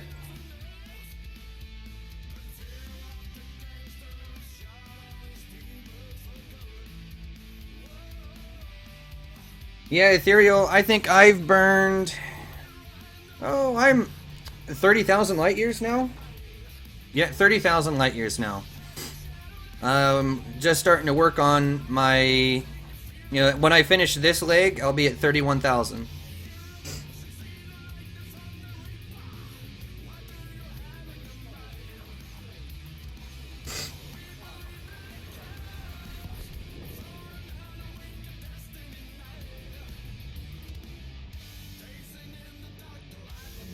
Yeah, I'm burning hard.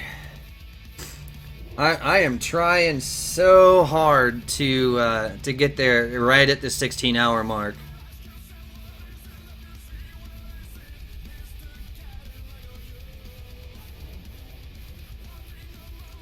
I think I'm doing pretty good so far too. If I can keep up the pace, we'll be doing excellent.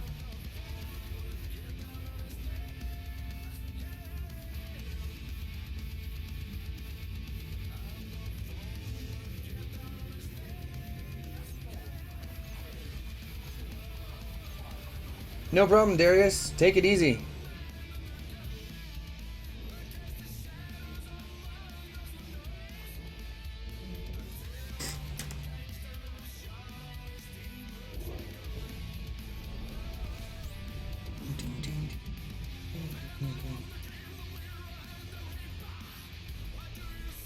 Oh yeah, that foot's going down. It's pedal to the metal. Time to burn, son.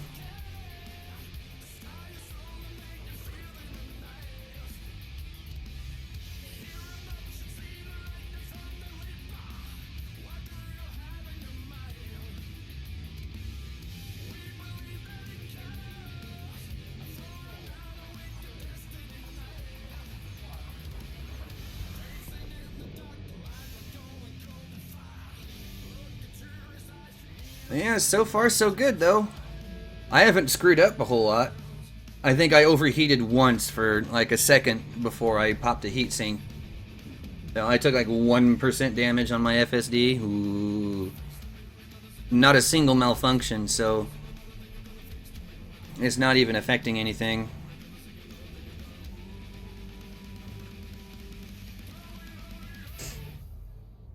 Well, yeah, maybe not like literally burning, but you get the idea.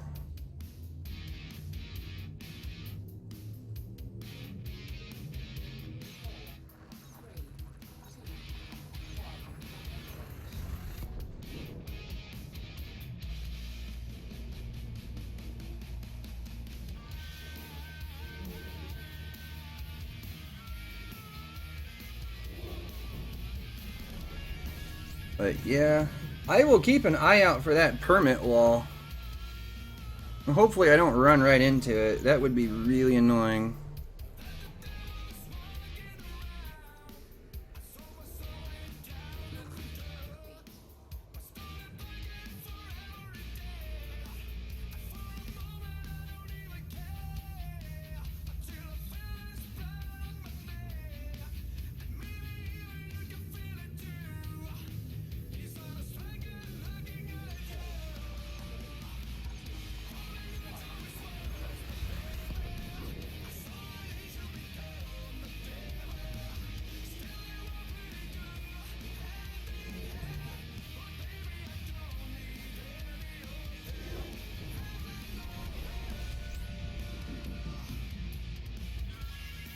Oh, man.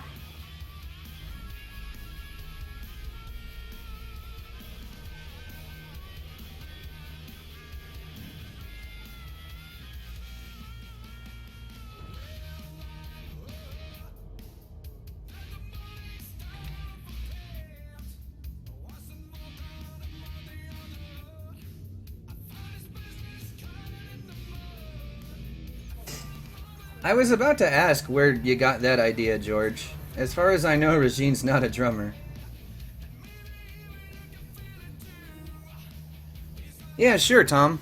I'll tell you what, when I finish this leg, this series of jumps, so in 10 jumps from now, when I have to replot the route, I will zoom out and show you guys where I'm at. Again, I will be 31,000 light years out from the start once this leg is finished.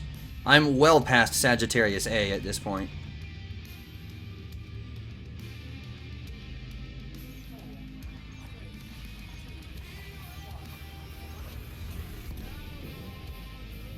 Ethereal, is that a good thing or a bad thing? I mean, I'm just headed straight for Beagle Point, so I'm literally straight at it. I'm going the direct route.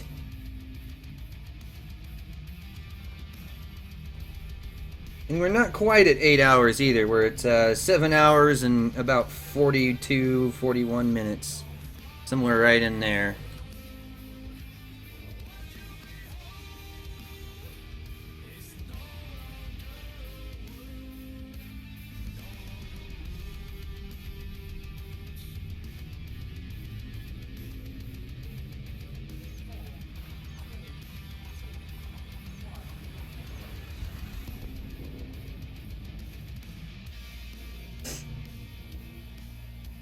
A Japanese god.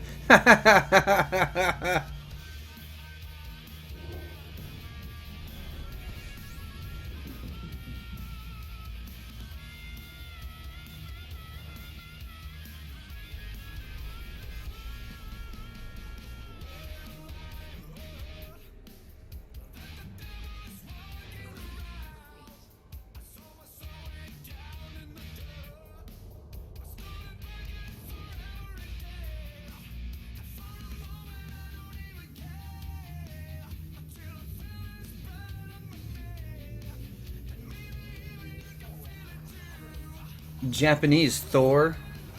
That sounds interesting, actually. Huh.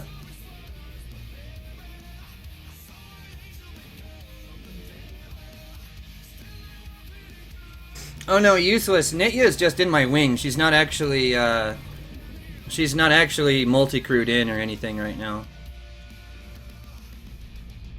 And besides, even if someone was multi-crewed in, I have the power distributor shut off.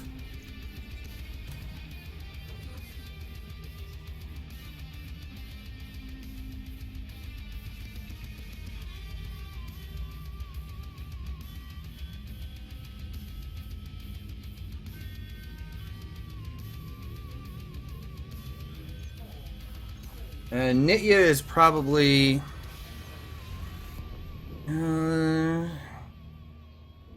it's something like...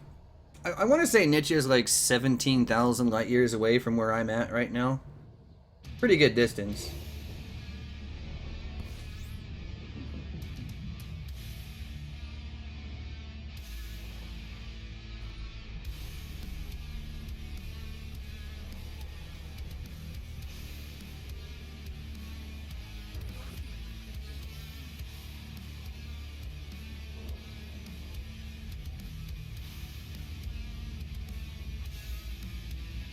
Thunder, drum, same thing.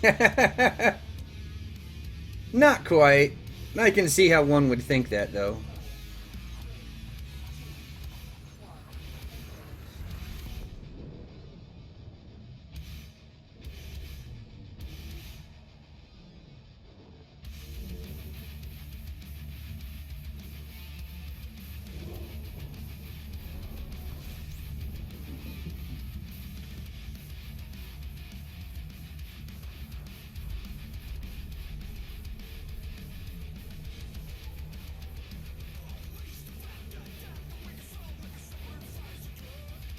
Hey, Regine, bass player. Heck yeah, that's where it's at, man.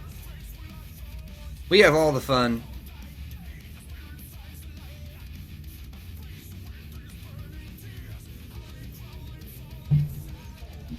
New guy for 5 years?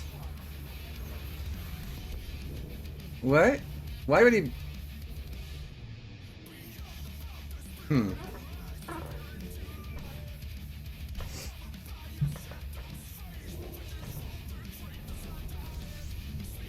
Oh, Ethereal. Is that AC/DC or is that Van Halen that has the one that sounds like one of those old V8 motors with a really giant long duration camshaft? I want to say that was AC/DC that did that. But I could be very wrong and misremembering entirely.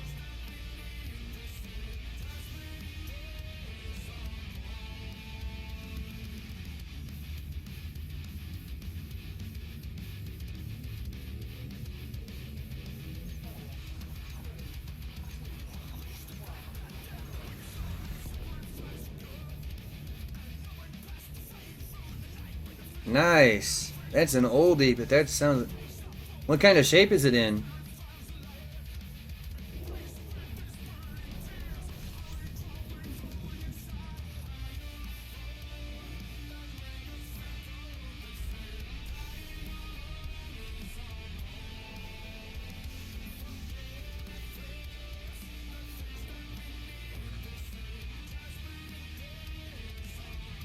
Nice. Very nice, actually. I'll have to see if I can dig out my pictures of my old stuff at some point. As I used to play regularly, I had a Warwick. I had a standard Corvette from Warwick for a long time with a Galleon Kruger 700 RB2 head with the Neo 212 cabinet.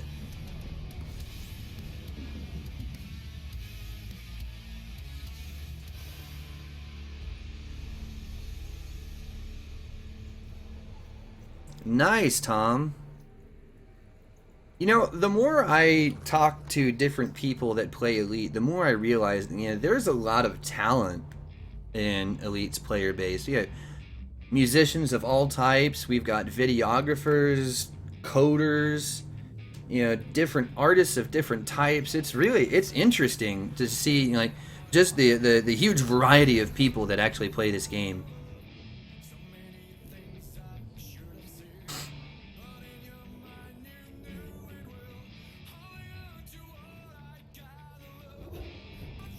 Oh, okay, Nietzsche, that makes sense.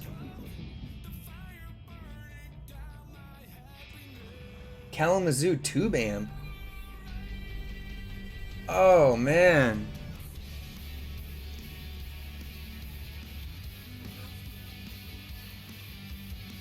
Yeah, those two, Ethereal. Like, we've got some interesting people that play this game. It's crazy. Kalamazoo tube amp. Man, that's crazy. You know, I've never actually played on a real tube amp from back in the day.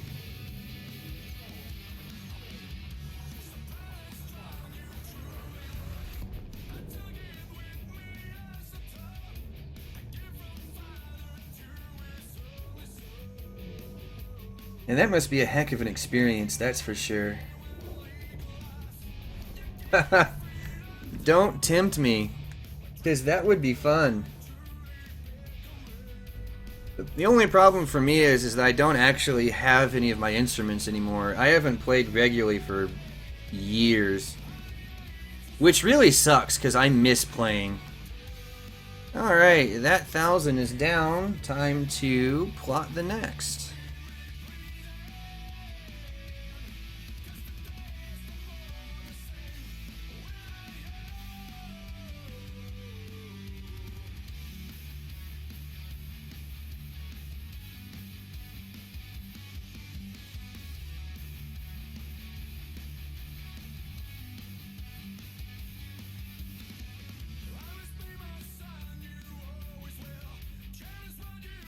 Ah, nice, Useless, nice.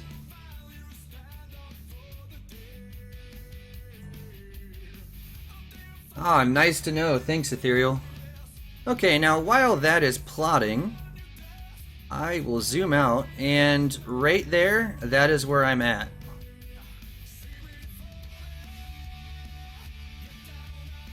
Now, the Sagittarius A was just off to the west of where I went.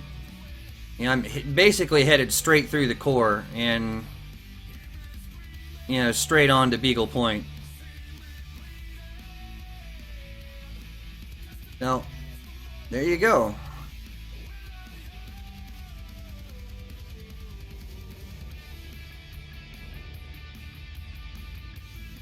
Nice, Regine. Yeah, I used to have 3 different basses. I had an Ibanez acoustic bass, a Dean Razor 20, that was my 24 fretter, and then I had a Warwick standard Corvette. So I had those 3. Then I had 4 different amps at one point, and I downsized that to 3. I had my stage rig and practice amp, which was my Galleon Kruger half stack, and then I had what was it? I don't even remember who made the thing, but I had some crappy 120 watt amp that I used for band practices if I was too lazy to lug my half stack, and I'd practice with it at home. And then I had some crappy Rogue 30 watter that I practiced with when I was just at home by myself.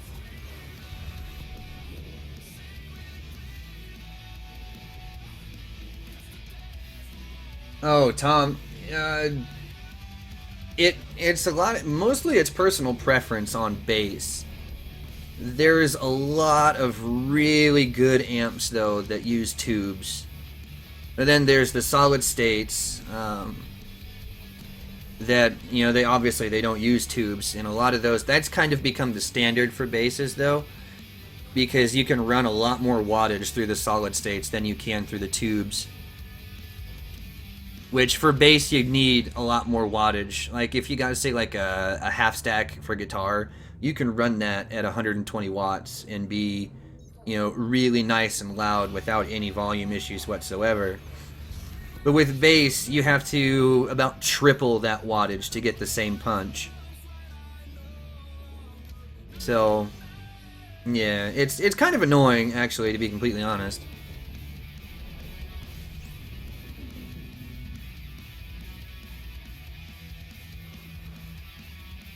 Yep, Ethereal's got it right on the nose. But personally, I like a really deep. I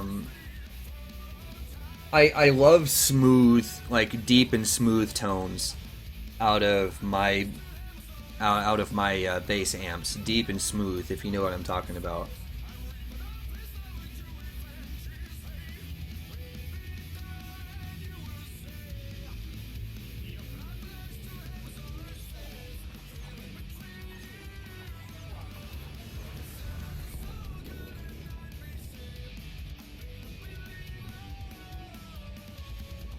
Which is kind of strange, considering, now that I think about it, most of my preferred cabinets for basses have been either 10 or 12-inch speakers, not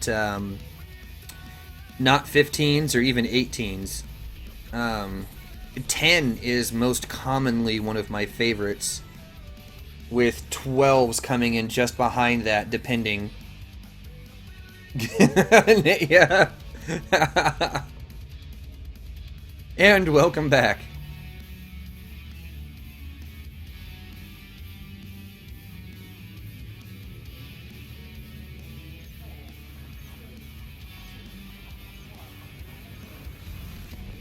And apparently there's a frame dropping problem, Wonder what that's all about.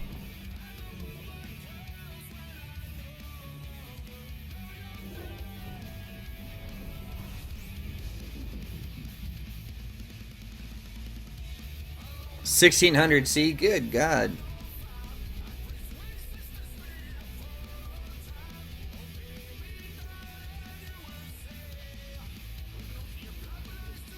Yeah, I'm not sure what that little frame drop issue there was. Did any of you guys see that?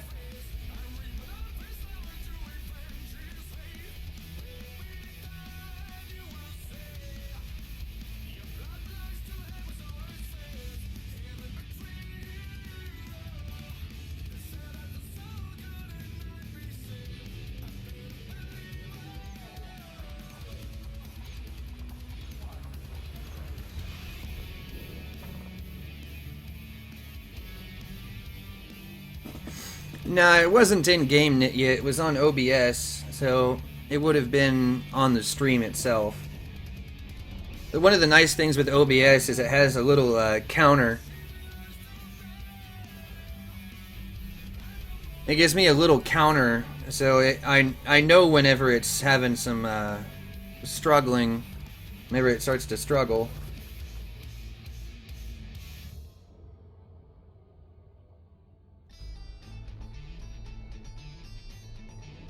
Yeah, like right now, it's telling me that it's saying that YouTube just dropped like 80 frames in the last like 8 seconds.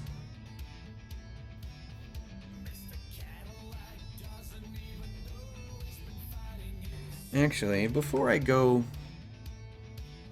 doing anything else, yeah, see, it should be okay. OBS isn't using much. Neither is the game. It should be fine. I don't know what its problem is.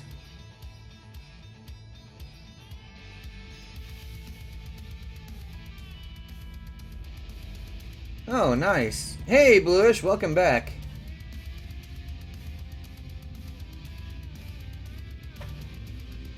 Okay, let's see if it does it again here.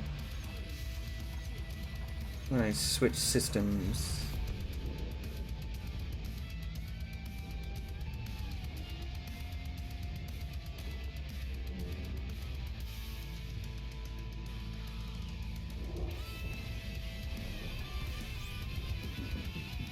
So far, so good.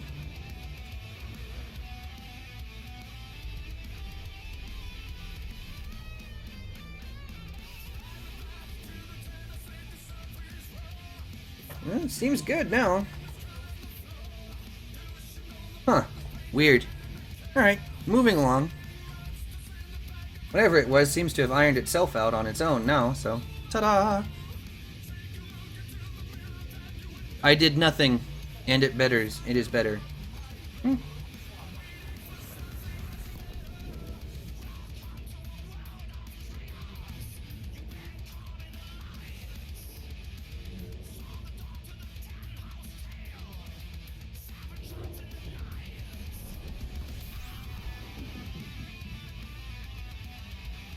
And yeah, it's gonna start dropping some again.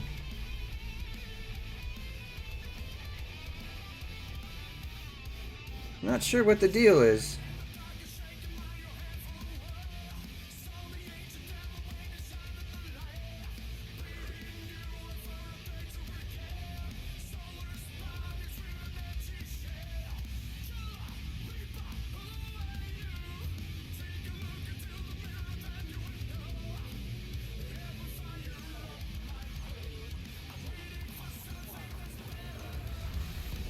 Any more of those hacker stories, asks Nietzsche.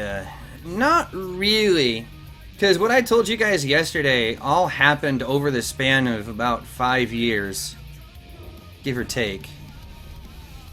It was kind of funny. Like, that was a long, drawn-out thing that just went on for ages upon ages. Like I said, I was a bit of a problem child.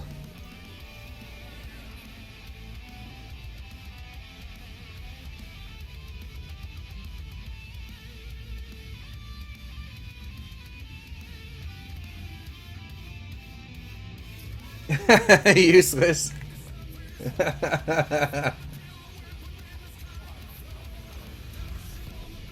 Yeah, ethereal. I don't know what it is, but it's every once in a while YouTube seems to be dropping some frames, and I'm not sure what is going on.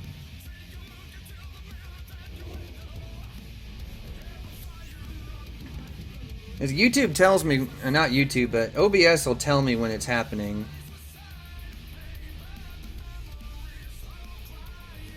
We also are hitting the peak usage time for my area as far as internet goes too, so if there's any one particular time that I'm going to start running into network issues, it's going to be now.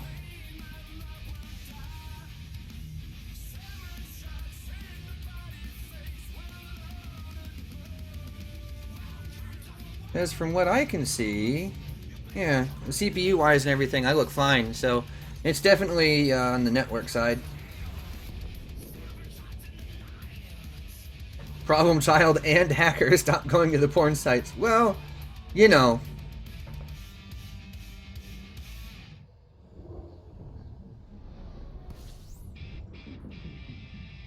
And it wasn't much of a hacker. It was more like using Windows' own built-in things to do things that said parents did not want me to do. Like a built-in failsafe. I just used it.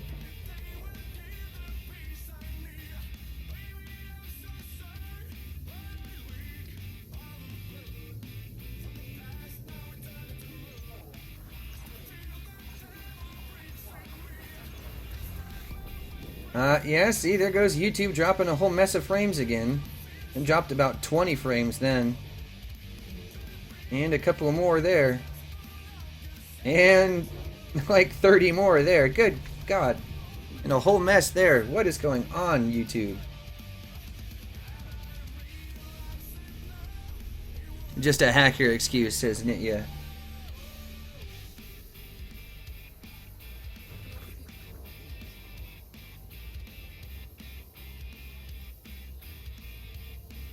Yeah, I'm not sure why YouTube is dropping so many frames.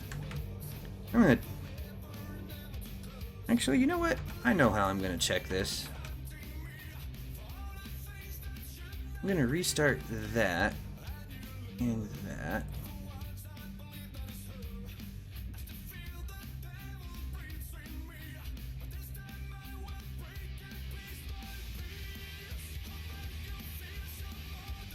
I'm curious.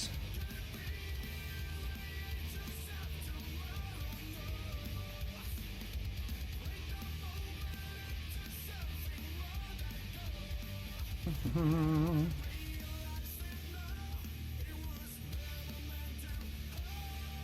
just gonna leave that up there.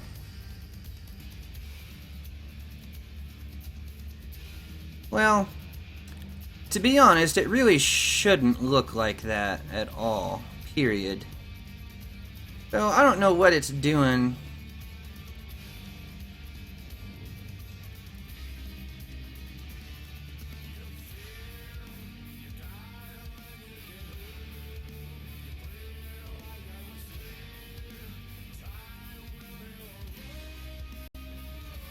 Yeah, let's see. Oh, looks good. I'll just leave a couple of diagnostic tools up so I can keep an eye on things just in case. Alright, back to that.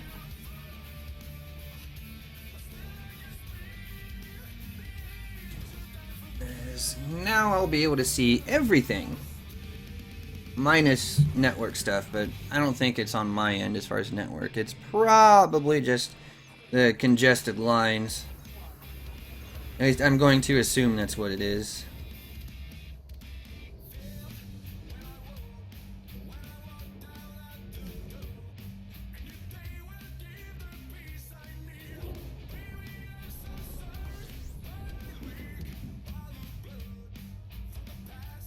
My current credit balance, Nitya, is 484.1 million.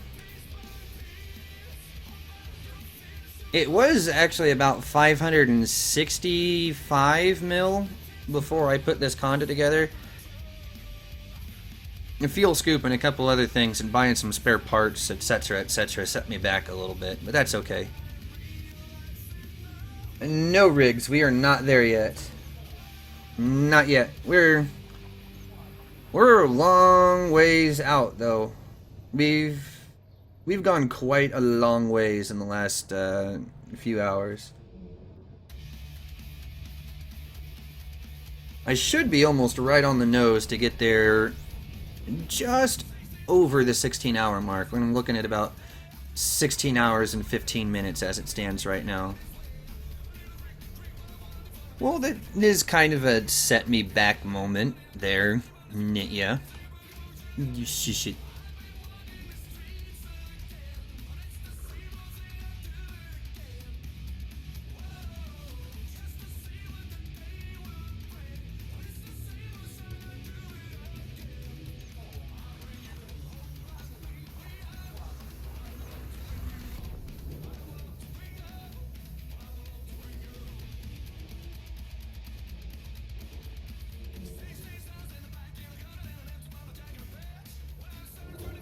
I'm going, George. I'm going. Keep your shirt on.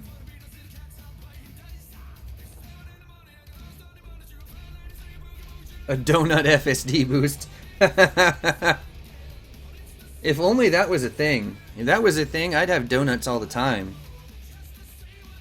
I'm just saying. Donuts are fantastic.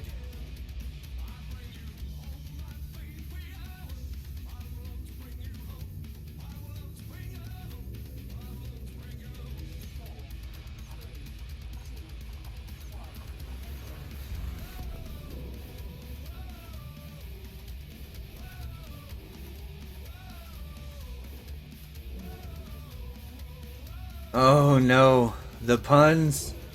George. They better be good ones.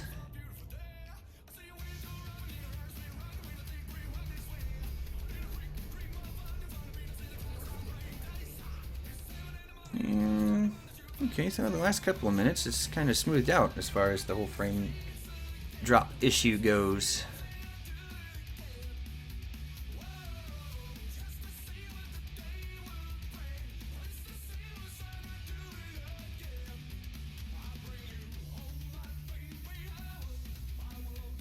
Come on. Okay, so this one 975. How about that one? Really, 0.06 light years over, and you're not gonna let me plot to it? That's annoying. How about that one?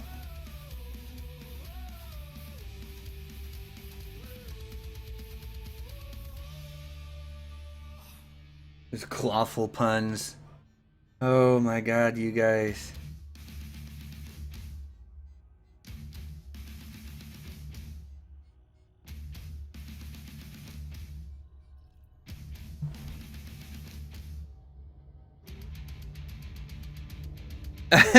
Yeah. And 10 caffeine pills. Good God. I haven't taken any. I've had a little bit of chips and queso and a little bit of Dr. Pepper. That's about it. There we go. New route plotted. Let's go. Ah, yeah. Thanks, guys, in the music. You said it for me. Let's see. Although it is time to switch. We've been through this album entirely now.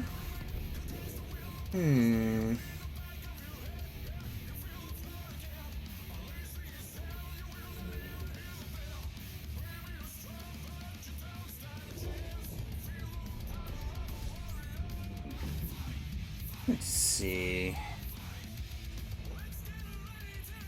I have to find a good one.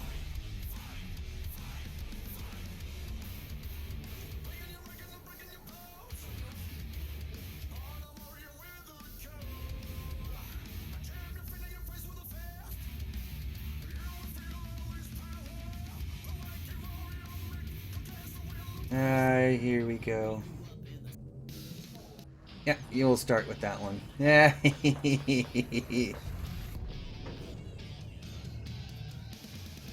Beware in 5 hours there, George.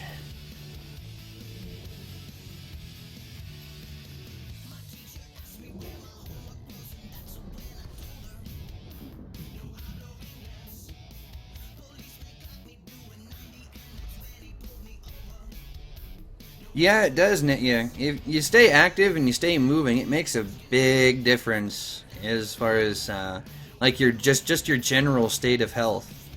It makes a huge difference, actually. You have a highway.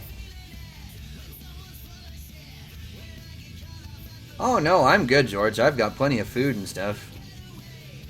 I don't really need anything.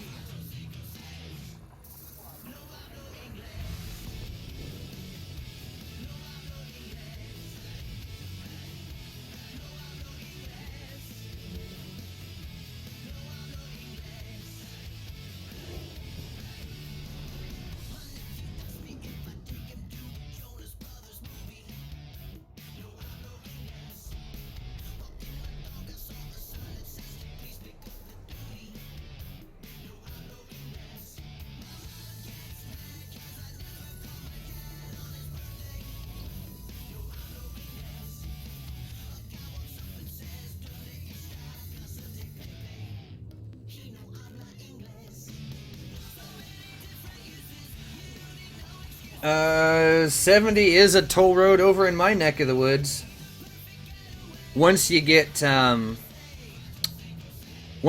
west of Kansas City, 70 turns into a tollway.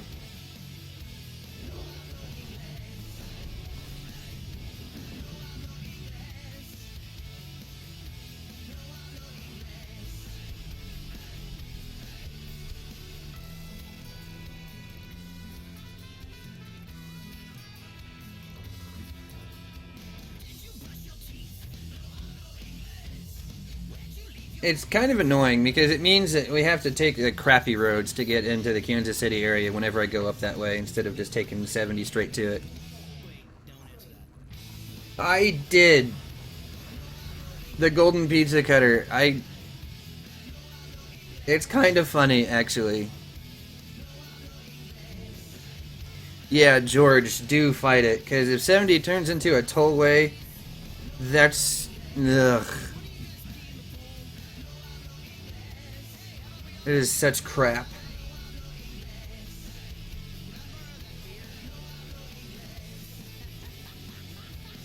But yes, Riggs, there is the golden pizza cutter. I'm pretty sure you saw pictures of that in Malcolm's Discord. A cutter man at heart. I don't know about that. That might be pushing it, actually.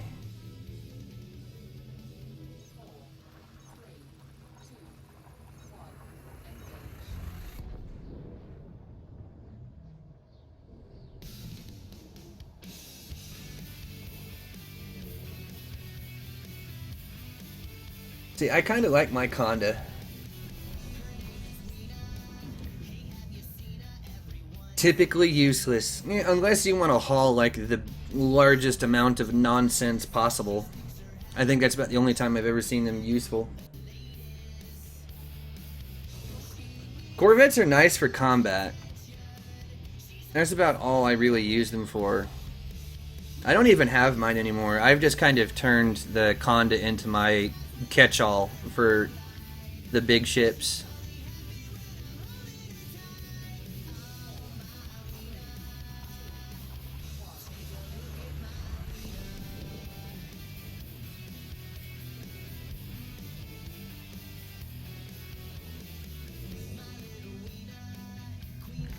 Yeah, the Python's not a bad ship. I have a love-hate relationship with that thing, though.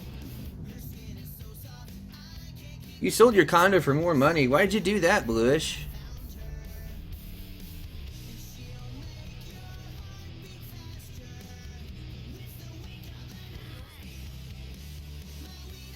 As far as the Python goes, though, like, I love the fact that you can outfit it to do just about anything you want. But I really don't like the way it handles.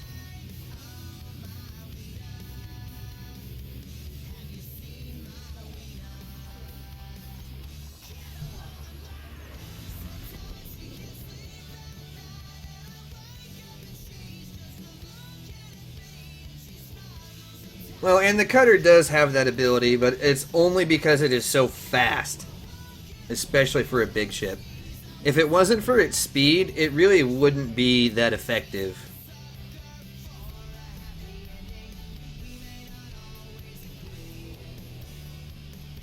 And yeah, the Conda handles alright. Like, as far as the big ships go, it handles decently. The Corvette is a little bit more pointable than the Conda is. But if you know what you're doing, the Conda is still very nimble. Especially for something so large.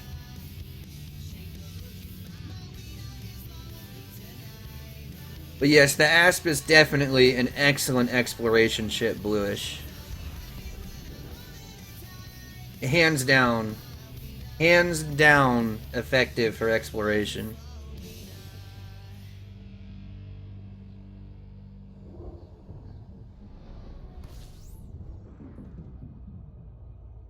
And yes, Nitya, FA off for the win.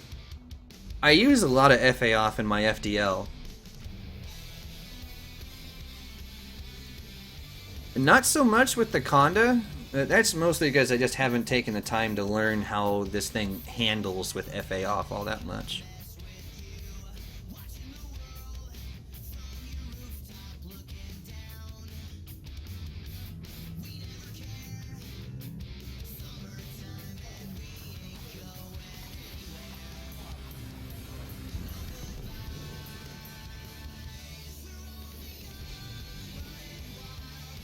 You literally bought the game for the Asp? That's interesting.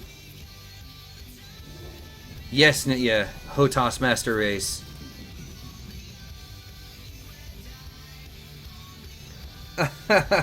Riggs.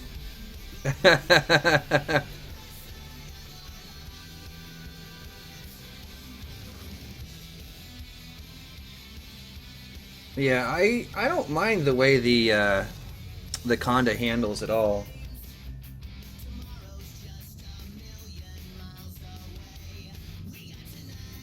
DFG. Yeah, I'm a little bit too far away, and I am way 15,000 light years. And that's about it's closer to about 32 to 33,000 light years now.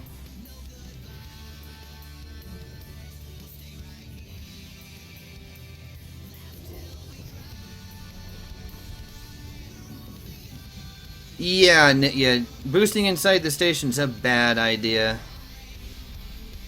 It's a bad idea in any ship, actually.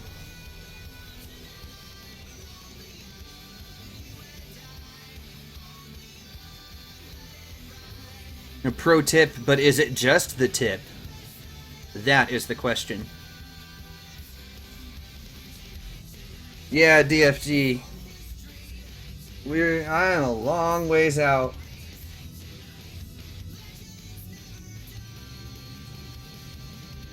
Well, it can be nimble, Tom. I mean, it's not, it's not going to be, like FDL, Faz, Eagle, Vulture. It's not going to be nimble like those, but if you know what you're doing, it can dance. I mean, it's not a graceful dance. It's like a slow dance, but, it can still do it.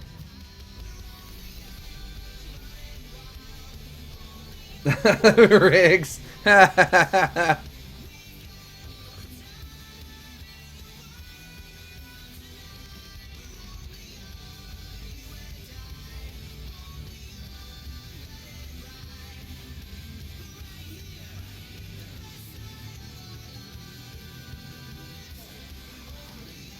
We've developed a way to dock a Dolphin with illegal passengers into a station using a docking computer without getting scanned. No heat sink or silent running. How?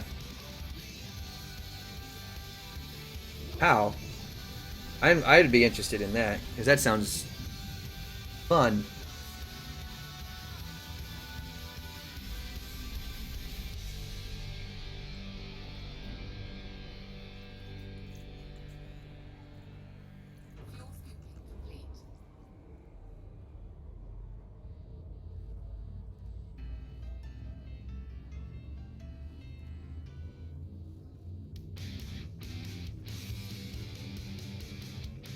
No problem, Nietzsche.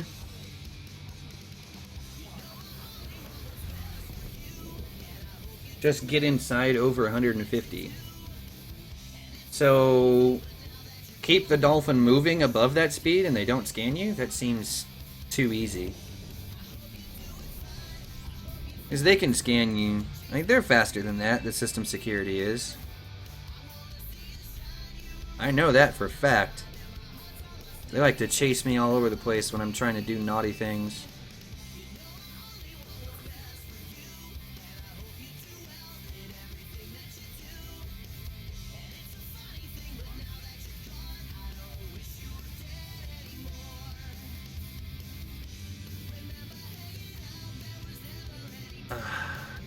Go. Huh. Well, if it's that easy, I might have to try that just for laughs to see if that works for me too. Huh.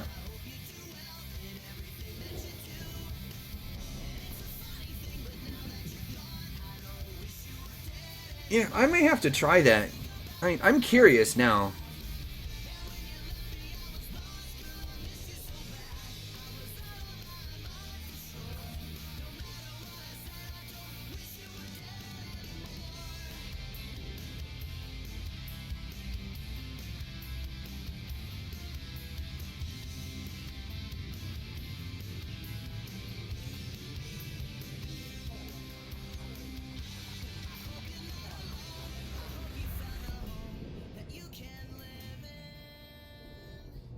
Is there any other interesting tips and tricks like that that you guys know of that I don't? Throw them at me. And there's another 1,000 light years down. Heck yeah.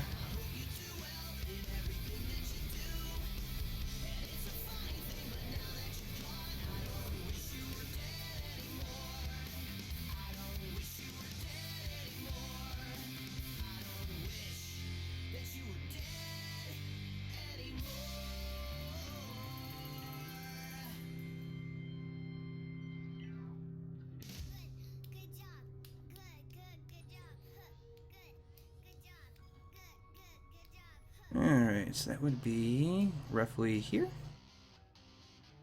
Almost. A whole whopping 3 light years over. That'll work. Hopefully plotting time will start going down here pretty soon, since I'm leaving the core area. I'll leave it to plot. Whoa, look at that star field. That's crazy.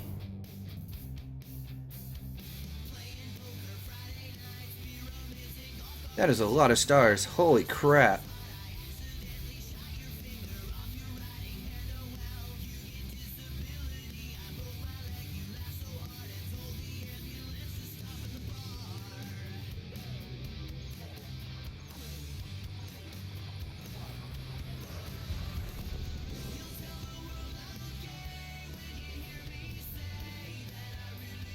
Huh.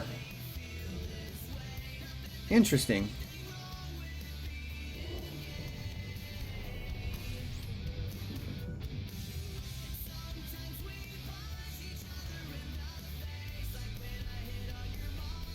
Yeah, that doesn't work.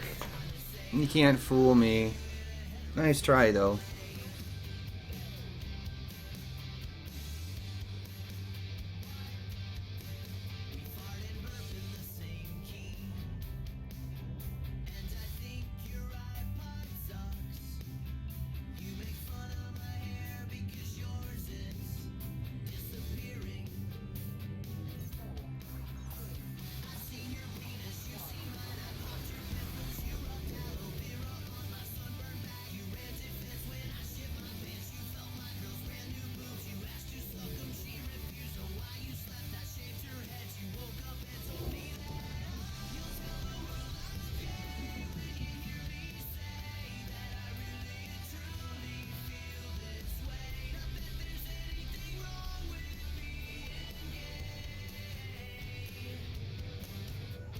Alright.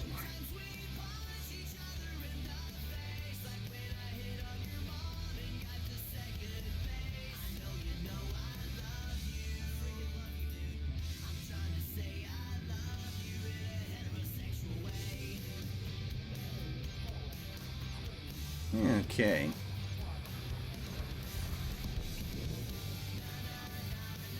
$150. See, I've never actually tried that before. The last time I did any kind of smuggling or anything like that was... Oh, man, when was that? About a year ago. I used to smuggle out of Robigo quite a bit using a Cobra 3 back before 2.1 launched. And yeah, it was interesting. And load up the Cobra with about 42 tons worth of slaves out of missions and make 30 million credits or more. It was a fast little bugger too, at least for the time.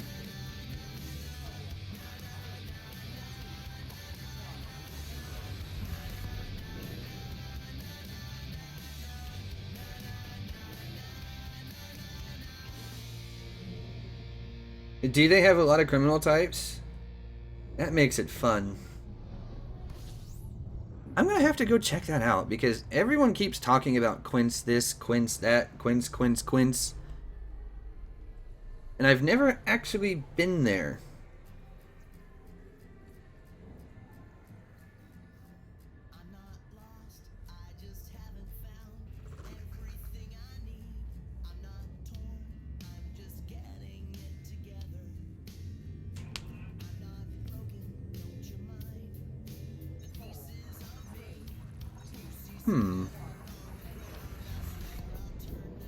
Quince's Bay. That'll be one of those things that I check out when I get back to the bubble, I think. As everyone keeps talking about it, and I've never actually been there. So I might as well just see what the whole frickin' thing is. Quince is better than Sothis, more variety. Yeah, I can see that.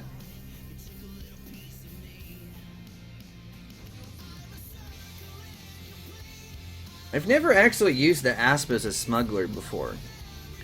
Now, one of the reasons I went with the Cobra for smuggling back in the day is because I was actually able to get its thermal signature down to the point where you couldn't see the thing on the scanners at all. You had to be closer than 700 meters before you could actually scan it. And that was before I turned silent running on. You know, if I turned silent running on, good luck. You'd have to be right on top of me before I'd even come up at all. Quince is the place to go for 1 week condas. Yeah, I could believe it from what I've heard so far.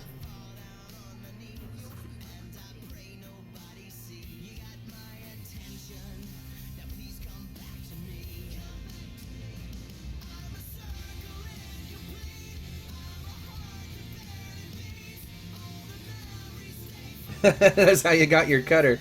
Well, fair enough.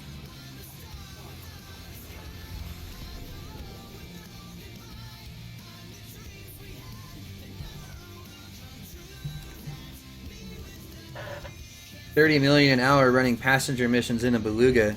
That's kind of crazy. That's a lot of passengers. Or a couple high-paying ones? I don't know. As I said, I've never actually been there. That's one of those things I'm going to check out.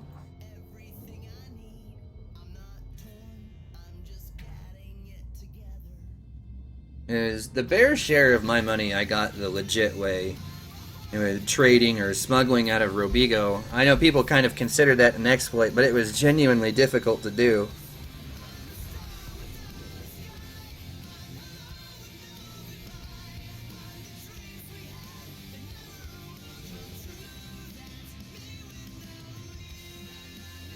Yeah, the DBS handles really, really well in normal space. In Super Cruise, the DBX does pretty well. In real space, it handles like a cow. That's part of its drawback of using Class 4 thrusters, I think it is, on arguably one of the heaviest small ships in the game. That is one thing the DBX can do that the ASP cannot, is the DBX can land in some of the most jacked up places with the most wonky terrain.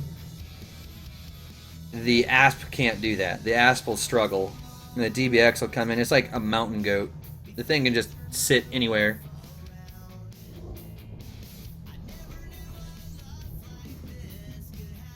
You see, I don't have a cutter. I don't have the Imperial rank for it. I can't even get a clipper, actually. That's because I hate rank grinding. It drives me bonkers.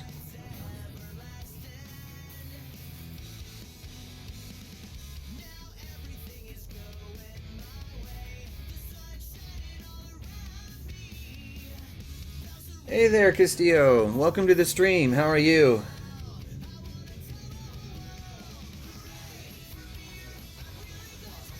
A peasant?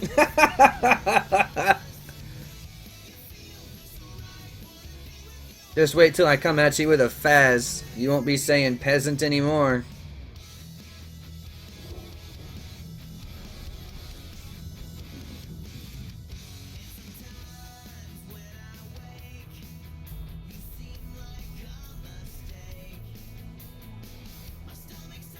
$3 to $5K per mission, a large stack. Yep, good gameplay. I know how you feel.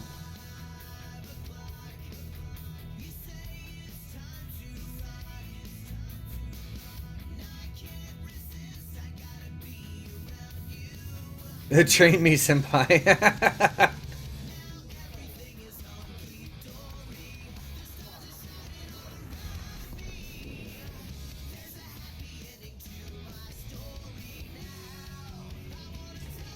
Yeah, you and Riggs, you and Kaz both were asking me for some PvP training, so I think we'll have to do that at some point before too awful long.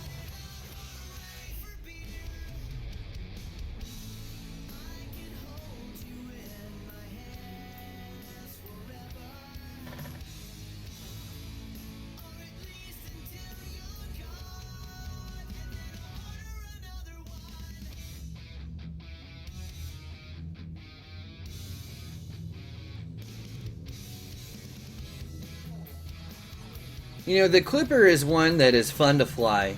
I'm just gonna throw that out there.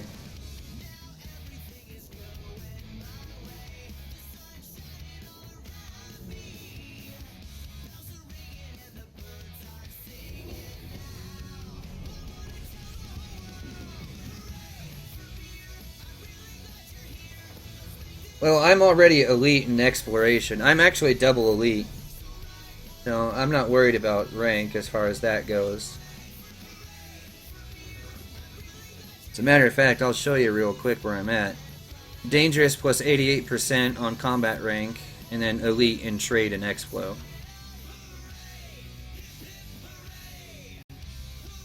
Now the Courier, that's a fun ship, Tom. I love that little thing.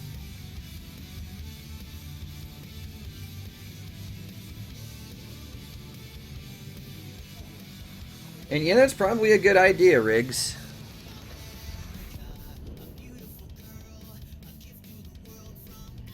Yeah.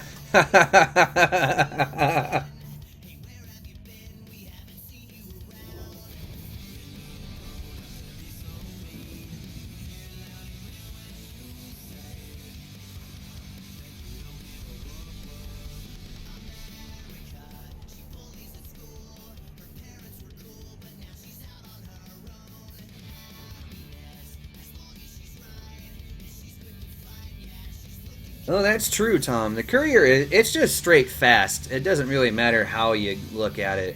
It's a nippy little bugger. Real space, extremely fast. Super Cruise, easy peasy to get around. And it can even have a pretty decent jump range, all things considered. Mine, back in the bubble right now, is stripped down quite a bit, so it's ultra light, but it has a 33 light year range, thereabout. If I load it down combat fit, it's probably around 20 or so light years, give or take, but I mean, that's still pretty good. I don't know, that might be higher than that. I'm not actually sure. That'll be something to toy with later on. Hey Chris, how's it going? And it's been about 8.5 hours so far, Chris, but yeah.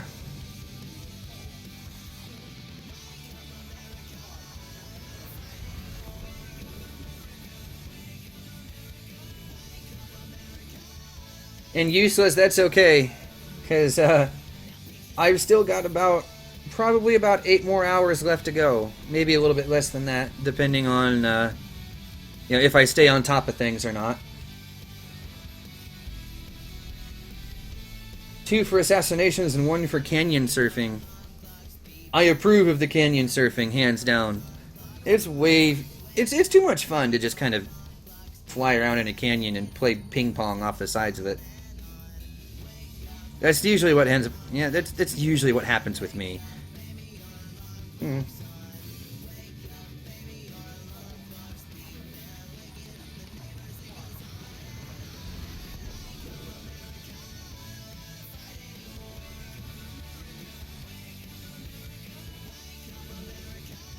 Only goes back 2 hours? Yeah, it sounds about right. But why would you want to go back when we're all going forward?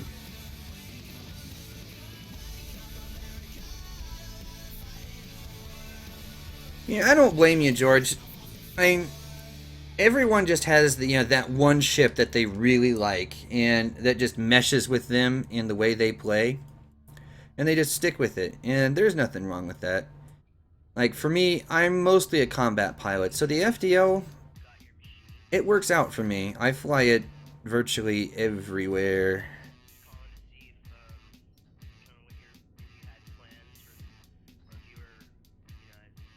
Come on. Okay, that's 51, so we can go a little bit farther than that still. 991, close enough.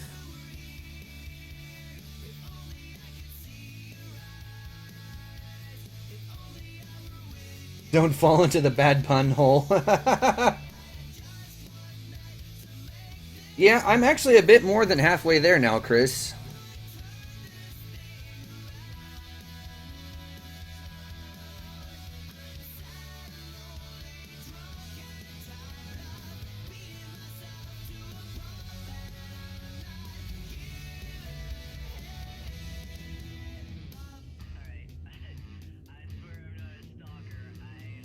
Useless? I don't really know. I haven't really thought about it.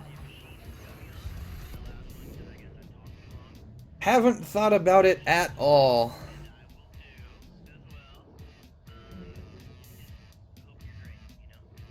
Yeah, Tom, that's just kind of how the FDL is. I mean, it specializes in combat science, so I kind of expect that to begin with, but...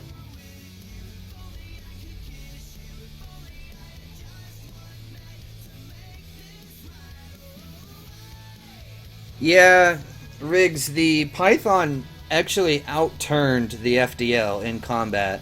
Like, hands down.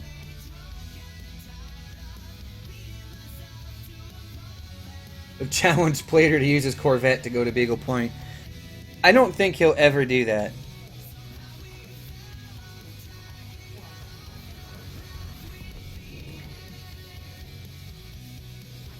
Good night, Useless. Have a good one, and thanks for stopping in for a while and hanging out for like the last 7-8 hours or so.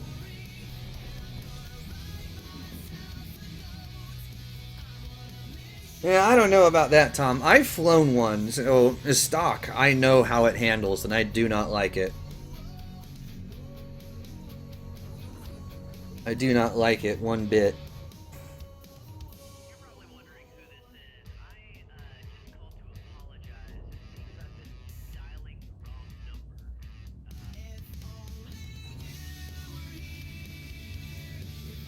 Yeah, it's been fun, Useless. So, if I'm still streaming whenever you wake up, feel free to stop back in.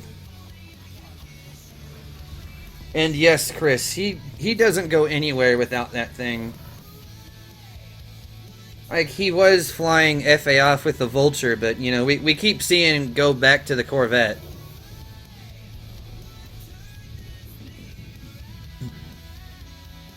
It's time and time again, he goes back to it over and over. An evil planet, it involves a Corvette ganking in Colonia. Oh, really? What is this evil plan you speak of?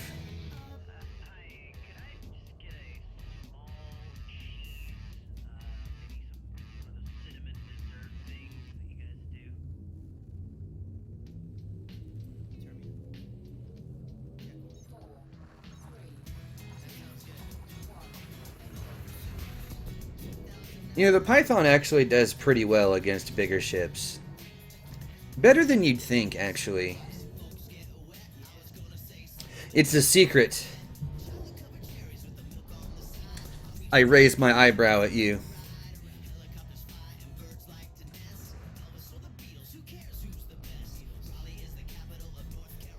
Yeah, Chris, I can kind of understand that. I kind of feel that way with the FDL. Like, I have a hard time leaving it to pilot other ships sometimes just because, you know, I'm comfortable with it in combat. I know it inside and out. But I do fly with other things pretty often.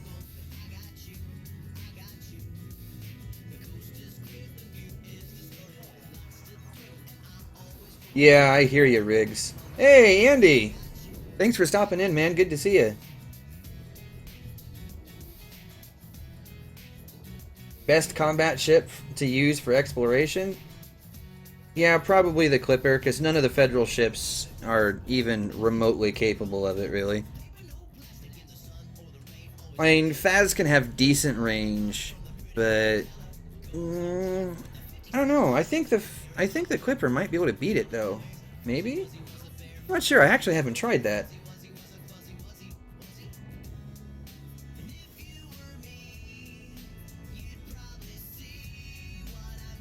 That and the Clipper just looks better anyway, so, you know.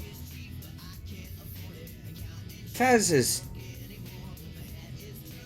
Nyeh. Faz is the Faz. It's... Nyeh.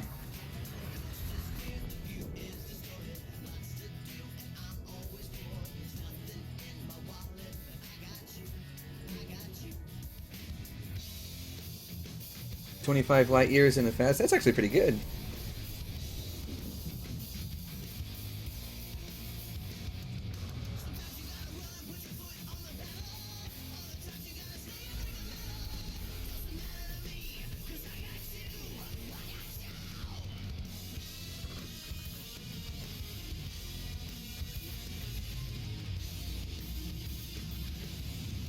Yeah, that is kind of the Clipper's only drawback is the hardpoint placement. It really makes it so you really have to use gimbals on that thing. You can't use fixed.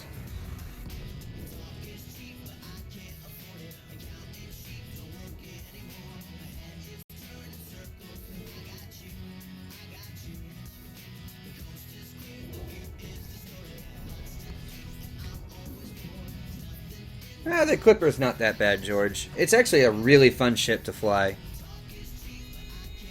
I've flown one in beta a couple of times, because that's the only place I can ever get my hands on one, since I don't have the rank in the live servers. It's fun. Yeah, you really can't use fixed on the Clipper or the Cutter. The hard points are just way too nugh for that. Clipper doesn't have C5 hard points, unless you're talking about using the ship itself as a hard point. A nice big battering ram. Yep. I knew it.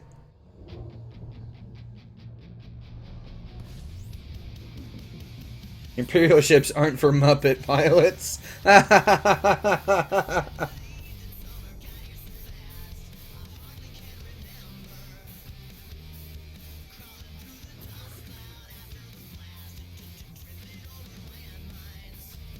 Your best roses are red puns. Ooh, this ought to be good. Let's hear them, guys.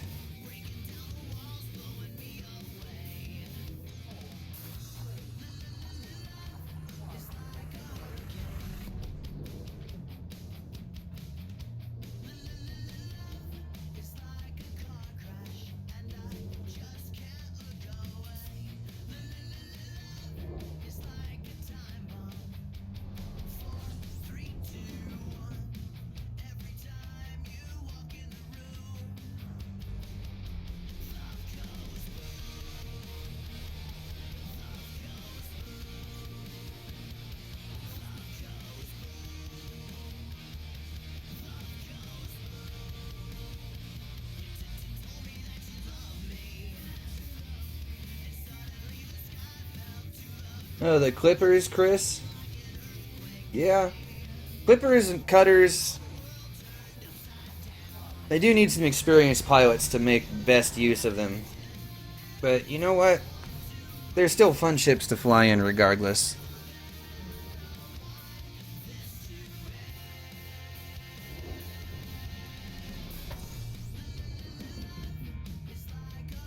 In some ways, though, I almost think the like the dropship and gunship need better pilots, though, because I find those particularly difficult to pilot. I mean, maybe it's just me, but I find those two ships are very hard to pilot.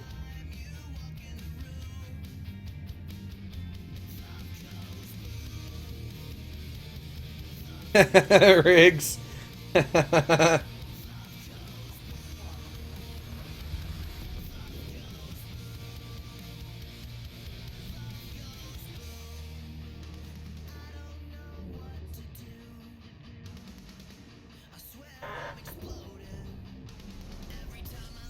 Gunships or glass cannons?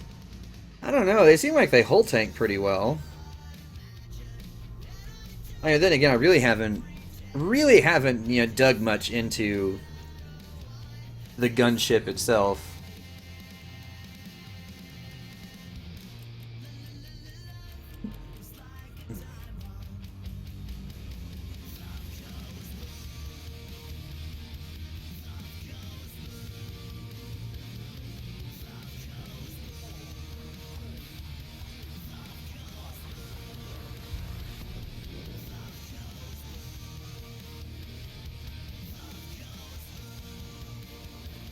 Out DPS the opponent or die trying.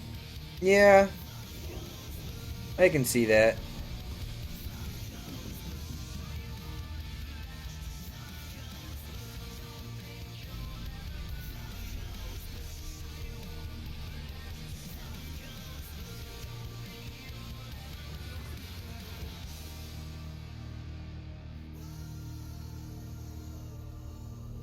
Unleash the Daka.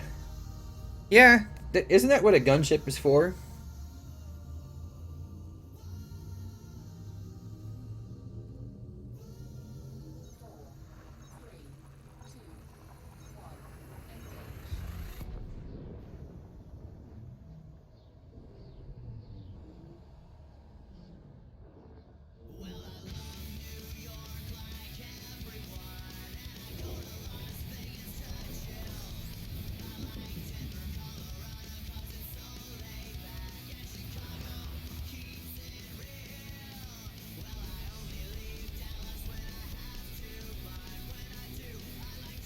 Yeah, that's how you know you've been logged in for a while and the disco scanner starts lagging.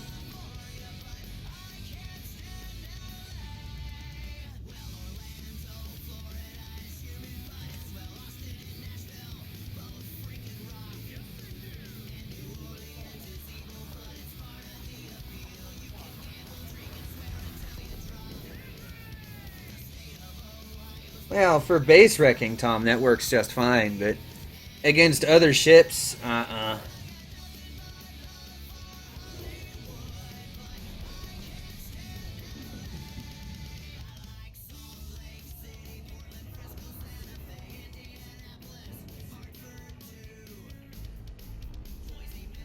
Five PA 2 rail gunship. That sounds a mixture of frightening and awesome.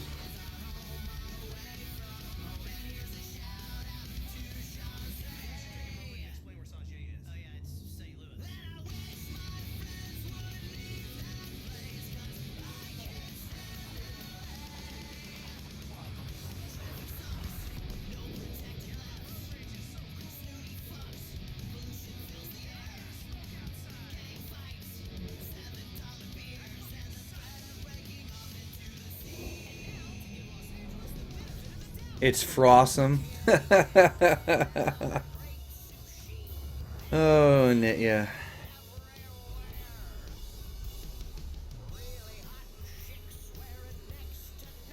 Getting cooked by Ramsey. Oh, that's pretty good.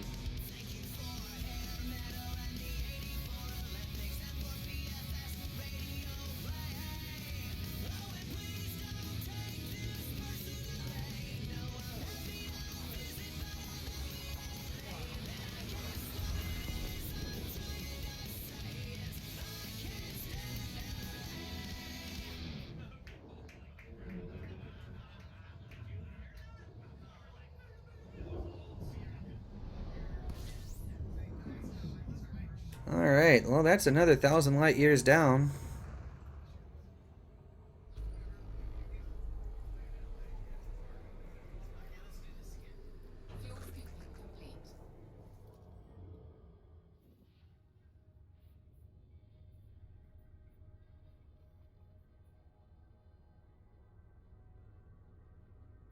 Screenshot that real quick. I can check out that nebula on my way back, maybe. And off we go.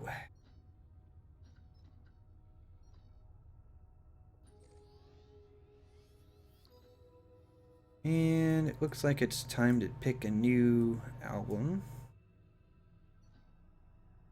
Too far there. There we go, perfect.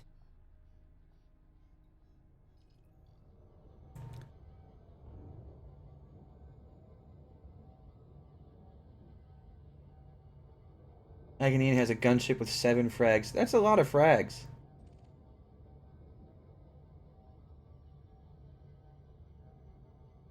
Okay, let's see. Who's next? Ooh, I know what's next. There we go. Perfect.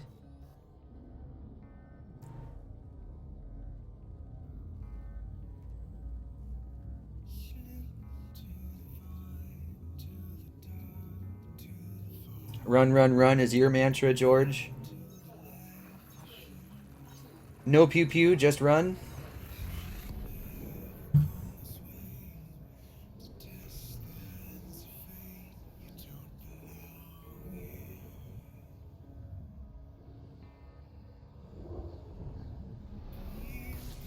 Oh yeah, yeah, I'm a pretty good ways past it. No, Kaz, I'm not gonna play Freebird. I don't even think I have any Leonard Skinner on this machine.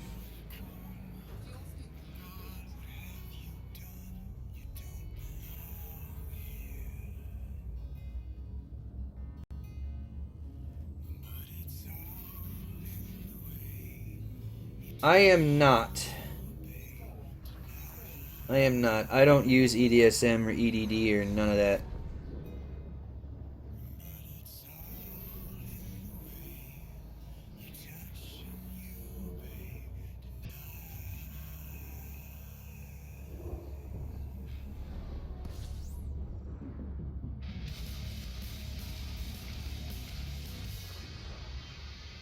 Yeah, I'm not actually sure that if I have any Leonard Skinner on this machine at all, George. And that's mostly because at one point I had a full music library that had a lot of artists that, you know, I really enjoyed. But I lost a lot of it. Oh, screw you, Kaz. I don't need your sub anyway.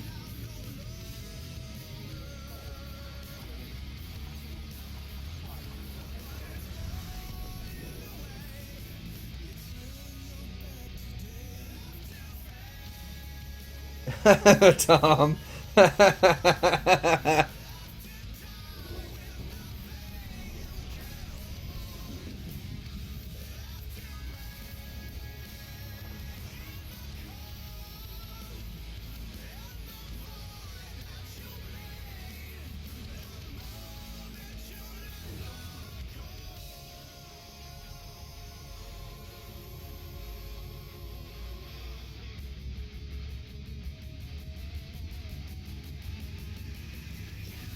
Well, I'm not really exploring though, Andy and DFG.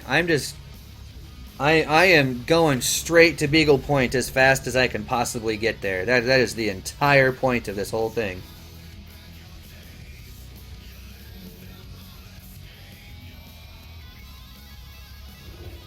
Let's see. Coming up on 9 hours. So let me think. 9, 4.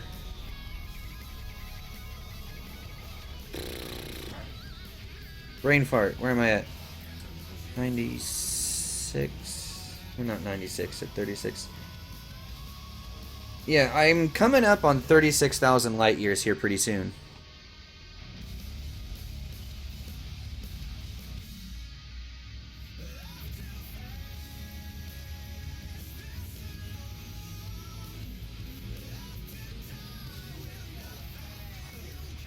Mr. Breeze seemed to fit.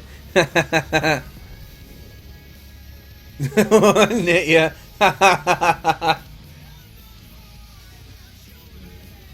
I am a monster, apparently. Why am I a monster, Andy? Yeah, I'll be coming up on 36,000 light years by the end of this run that I'm on right now. So in about 10 minutes, maybe. Give or take.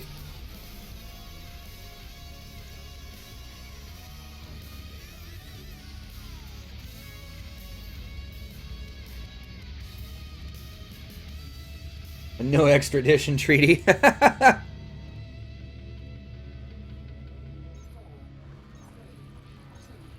Yeah, just jump, jump, jump. And talking to people here in chat. That's how it works, you know. Music and talking to people here in chat keeps the mind occupied. It's a lot easier to do it this way. Oh, yeah, 10% fuel. You should fix that.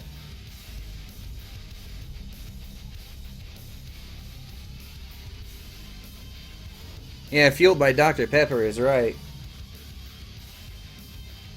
And a 63 light year Conda certainly makes it a lot easier.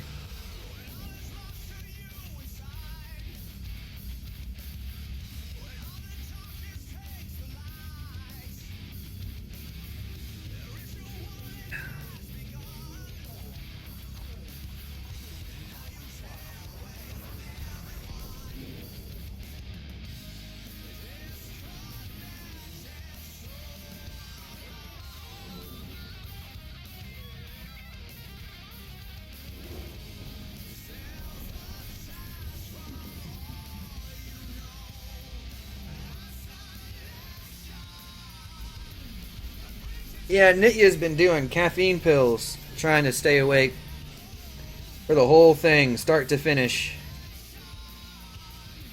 I don't know what possessed you to try and stay awake and for the whole thing, start to finish.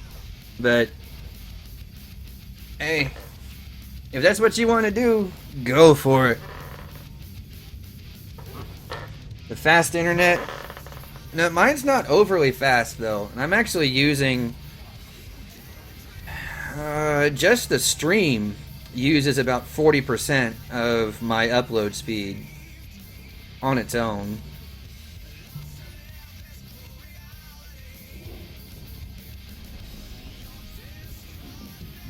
If I wanted to up the quality a little bit more, it would take up a little bit more than that even.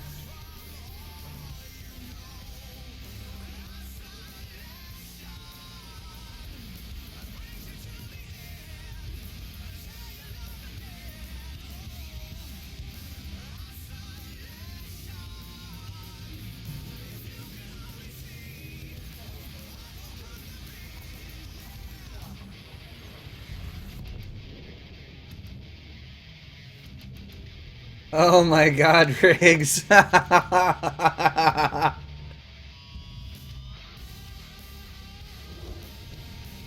Good, Nitya, because, yeah, caffeine pills will do that to you if you're not careful.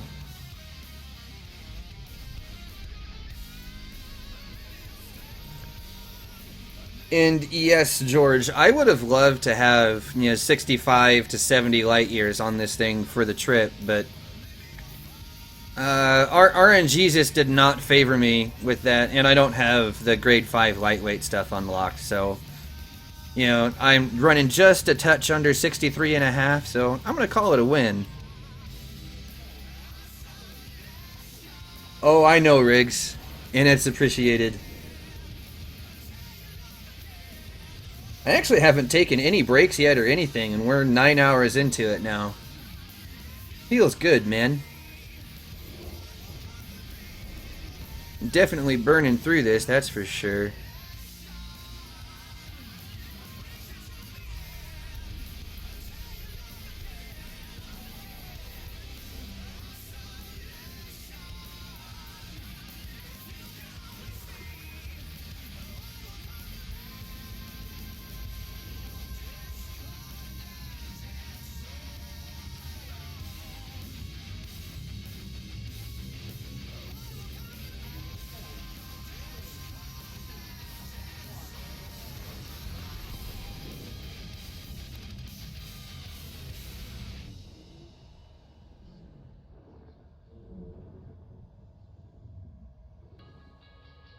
I agree, 69 is a kinky number.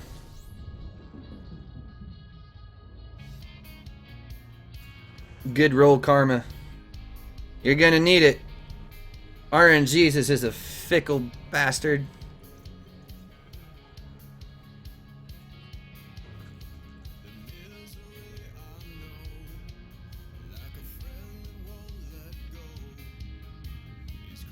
$59.2. That's still not a bad jump range, though. I mean, all things considered.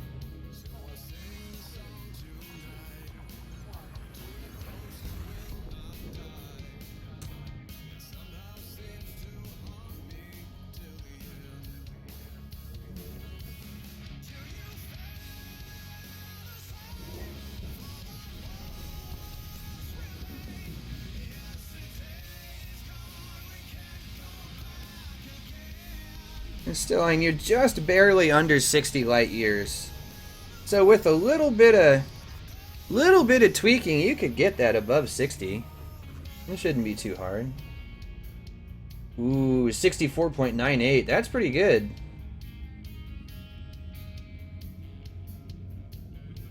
With all the fixings even.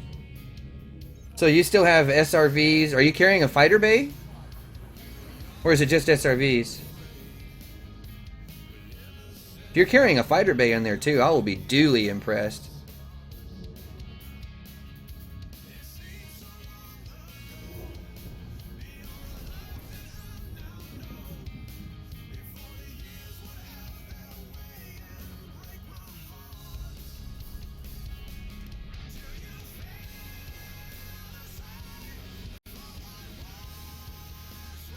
1 SRV, 3D shields. Okay, that is actually the exact same setup that I was originally intending to run. The only difference is I dropped the 1 SRV that I was going to bring just for that little bit of extra range.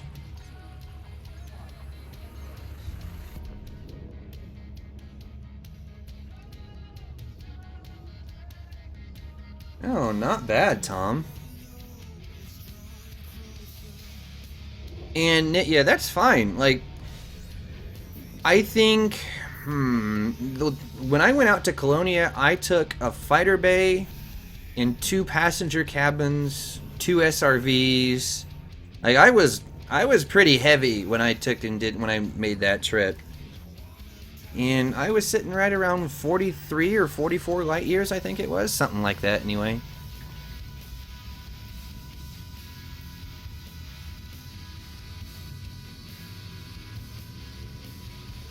Overcharged 2A? Oh, man. I'm running a 3A power plant, I believe, with a grade 1 overcharge on it.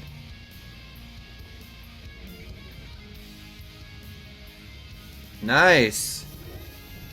I'm not actually sure what my idle is in Super Cruise, because I've not really stopped long enough to see.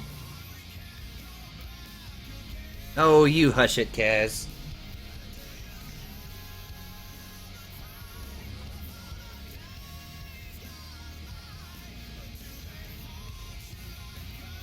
A 4A plant. Yeah, originally I was gonna run a 4A plant too, Nitya, but I ended up dropping it down to a 3A and just overcharged it. Why? I don't know. 'Cause I'm crazy? Crazy is good.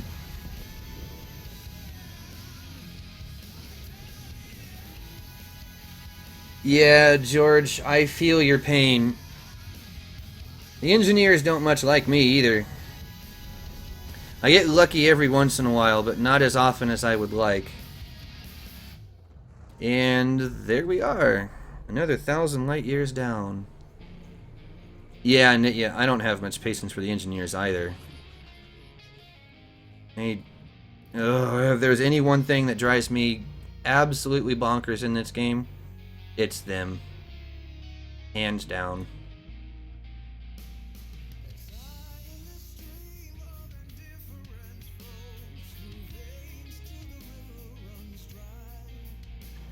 Okay, that's at 1,037, so I'll come back this way some. 982. 995, perfect. Well, you don't have to be elite to be friendly with the engineers. The only one that you won't have access to without an elite is Lori Jameson. That's her name. She's the only one. Yeah, the route plotter's going faster now too. Excellent.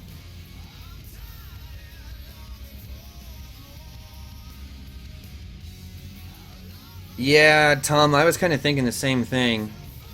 Though I would like to see a revamp of the engineers to where it's more of a recipe-based thing than it is, completely random numbers.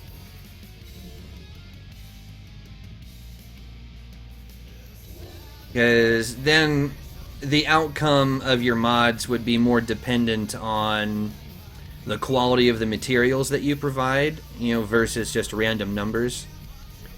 I would love to see something like that, because then it directly rewards the amount of time that you actually spend, searching for materials and stuff like that. And because as it stands now, you have RNG to find the materials. RNG is the quality of the overall mod, RNG with the special effects, and RNG with the secondary effects as well. So it just makes it just absolutely bonkers. I mean, that's the 4 separate layers of RNG that all has to go precisely right for you to get what you actually want. So I'd like to do away with all that and go to a recipe-based system instead. That's what I would like to see personally. If anyone from FDev hears this, please take that into consideration, because this whole R-Engineer fest is just stupid. And it's a waste of time.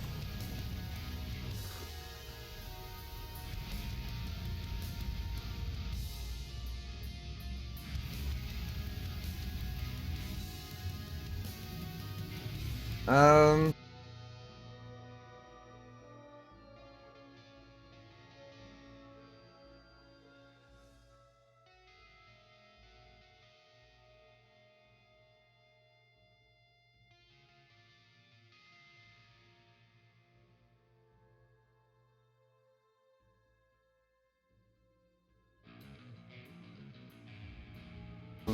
So, I'm personally not surprised whatsoever.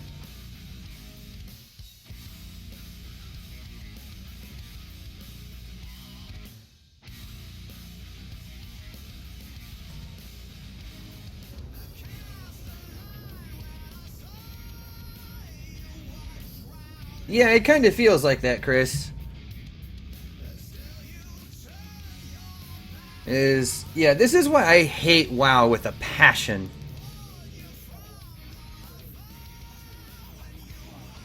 So, yeah. Everything is back up and running and all hunky-dory now. At least for the moment.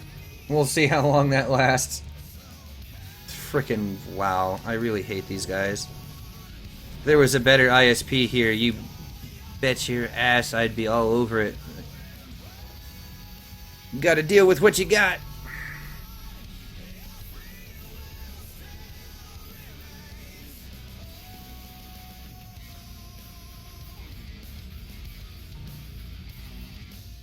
Oh no, Riggs, it's just, it's connection problems, period. It's not with ED, it's with my ISP. My ISP is junk. They are incredibly unreliable. As you guys just witnessed, I lost connection entirely. The stream went down, I couldn't have internet access, period, there for about 2 minutes before it came back up. And that is a regular occurrence. Normally, it happens at about between 9 o'clock in the morning and noon. And then it's usually nice and calm the rest of the day. But here lately, as of like the last, I'd say about the last month and a half, it's gotten a lot more sporadic and starts happening at other times too. And yes, English, I can do it, I swear. Nitya, yes, wow, I hate them so much. So punny.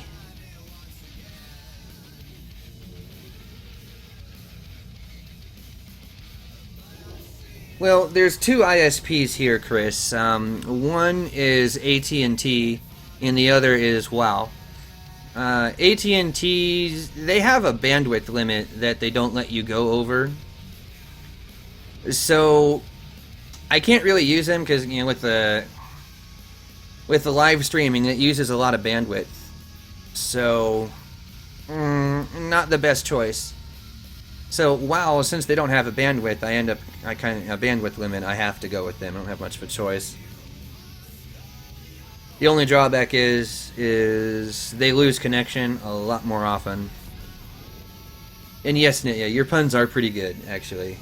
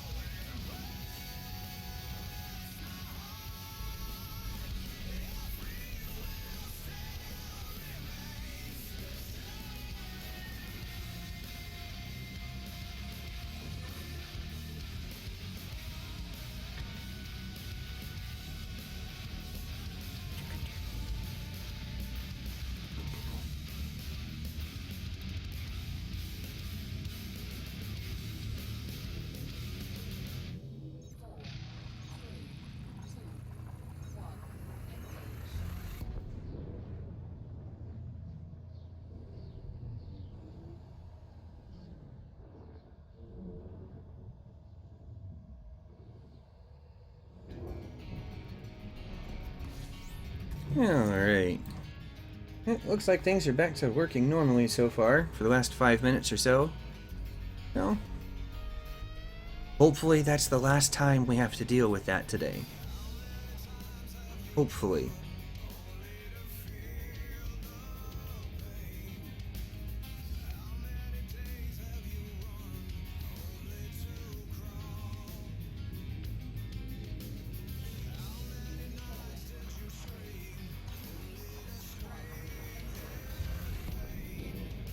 I mean, 76 is better than 80 and 85, so I would take it, yeah.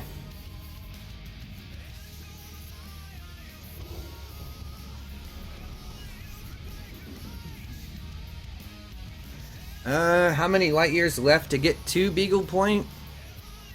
Good question. Actually, I haven't checked. I'm just kind of going until I get there. I know I'm more than halfway there. So, we're making some pretty dang good progress.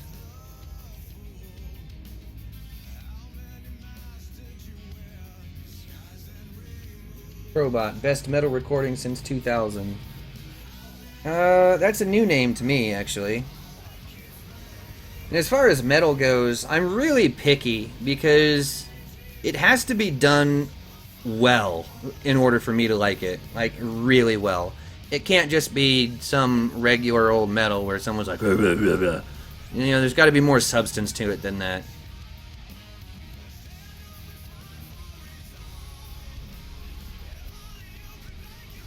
Like Mudvayne, for instance. I really like Mudvayne. Their stuff is a lot more technical and a lot way more interesting than most metal bands.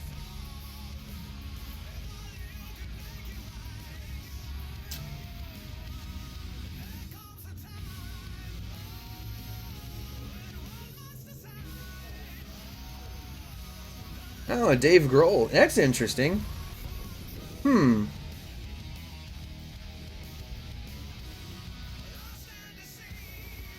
Yeah, I figured you'd like that one, didn't you?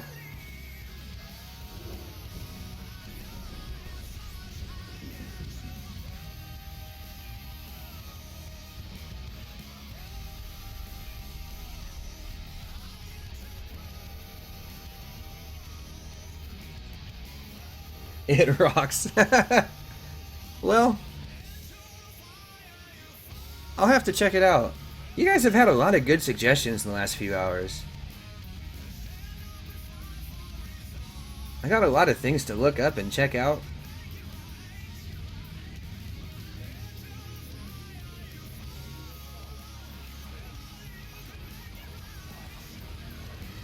Well, it depends, Chris. Like, there's some hardcore metal that I really do like, but as I said, it has to really be done well.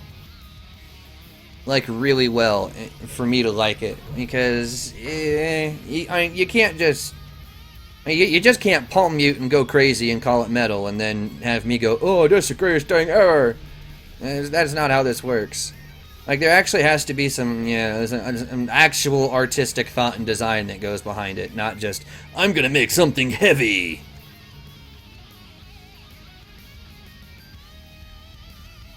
Like... Well, let's find some Mudvayne here real quick. Come on. There we go.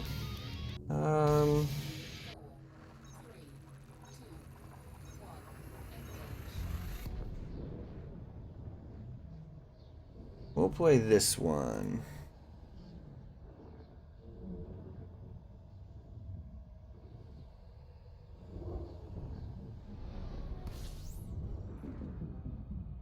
Yeah, I forgot the intro to this song is nice and quiet and really long. And then it kind of picks up out of nowhere. No, Pink Floyd is alright when I'm in the mood for it, but they don't count as metal, period.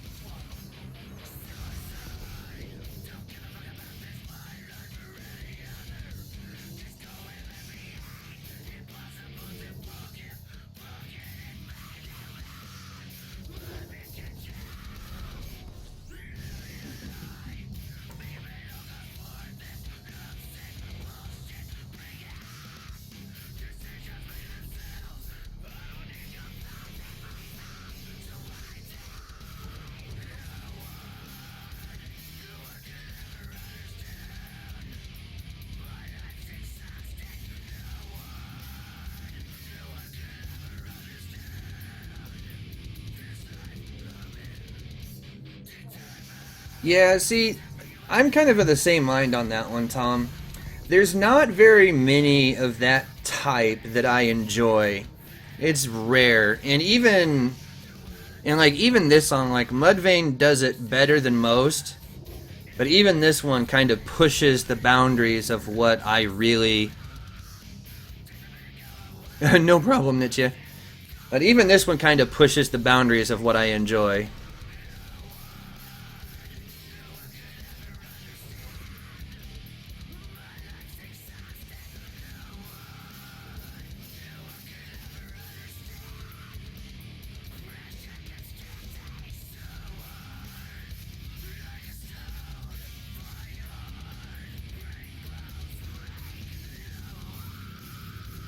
Alright, so with that song, you guys kind of get the idea.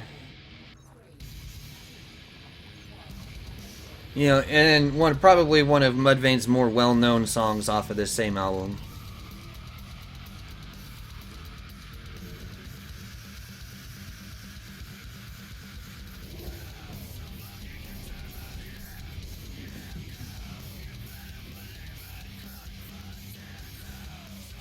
And I haven't played the new Doom game. I don't even have it, so I can't really make a good comparison there.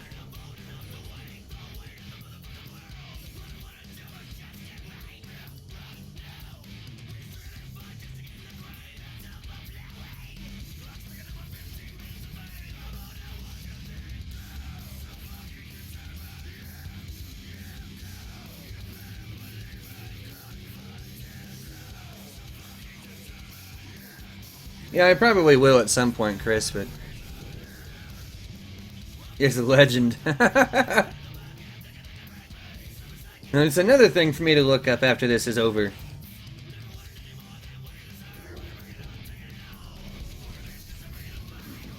And there we go, that's another 1,000 light years down.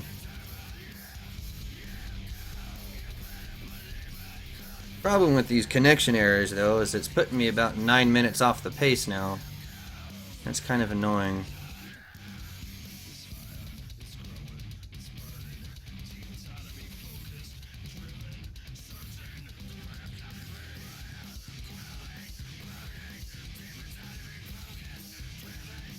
That's 36, so we'll come back a little bit.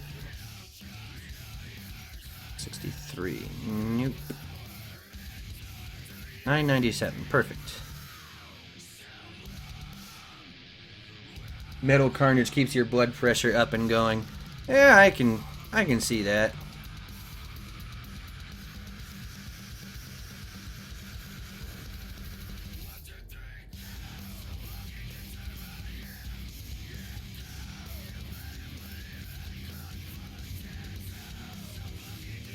The Far Cry Primal soundtrack, good over YouTube for Elite. Yeah. You know, I don't think I ever played Primal.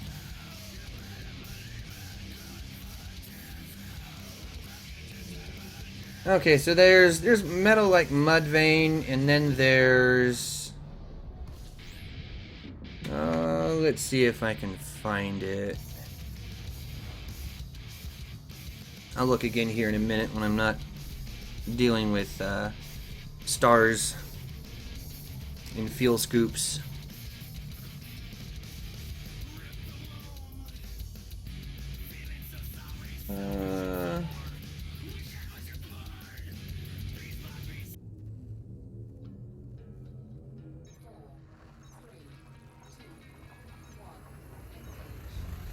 I don't remember the actual song names. Yeah, this'll work. A little bit of Swedish metal.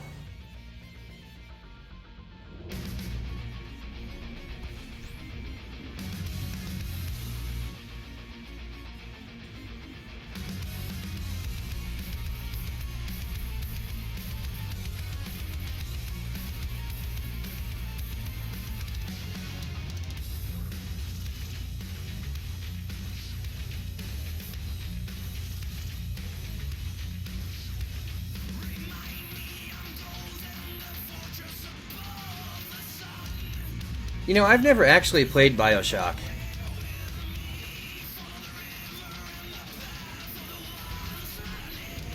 Alright, Chris, take it easy, man. Have fun.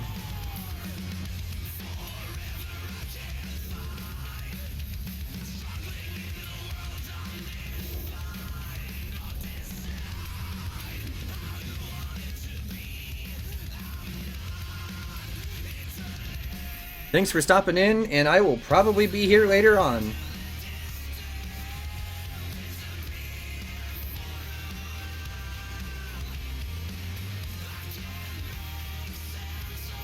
Hey, Ethereal.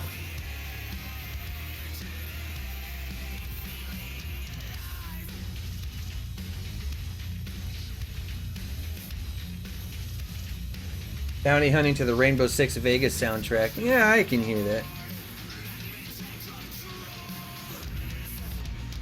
And Ethereal, yeah, the stream crashed here a little while ago.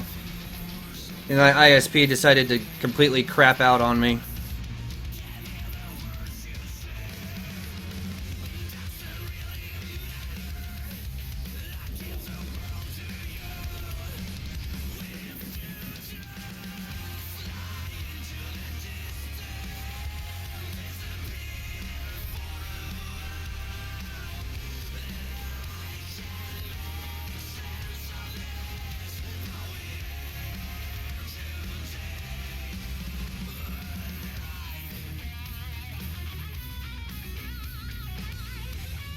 Very old school play-wise, like Half-Life 2. Interesting.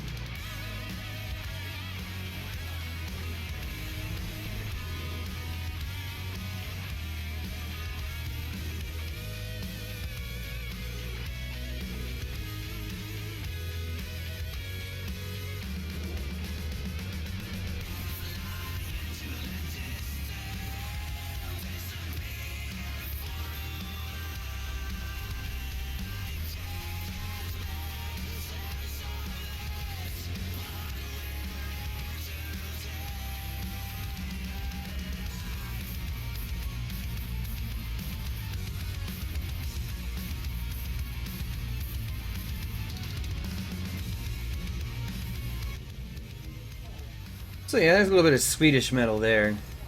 I kind of like those guys. That's In Flames. Good stuff. Let's see. I do need to find something we can listen to for a little bit. Yeah, there we go. I'll get back to looking as soon as I get around the star here.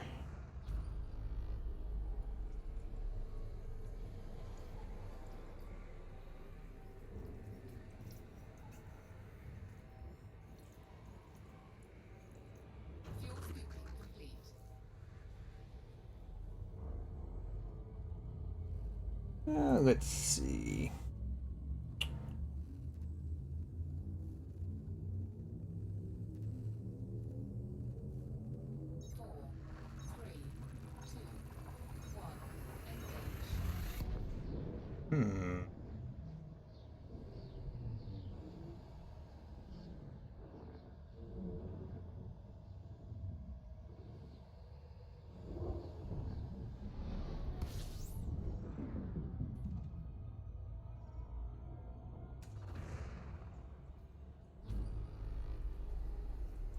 You know what? I've got one you guys may not have even heard of before.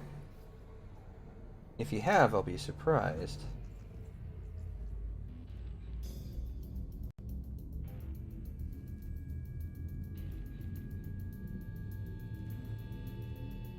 Let's see if I can get these actually sorted.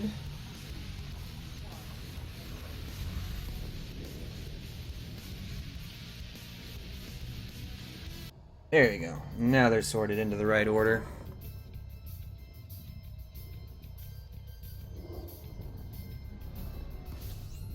Oh, nice, Tom. And no rigs. No, I have not. I actually have 2 AFMs on this thing, and I've not had to touch either one of them so far. I've not actually stopped moving for more than a minute or two just for route plotting since I started this.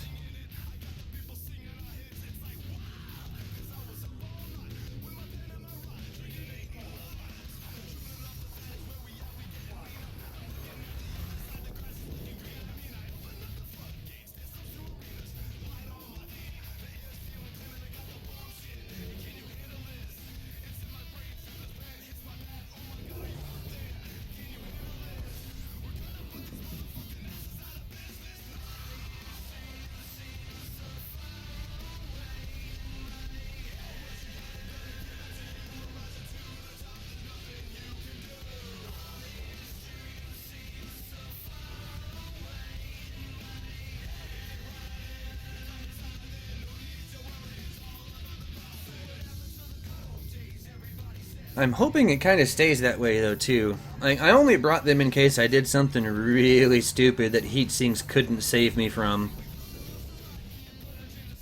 So far, knock on wood, boom, boom, boom, it hasn't happened. So far. We'll see if my luck holds. As long as I don't run into something like a crazy trinary that it drops me like right in between all of them and cooks me to death, I should be okay.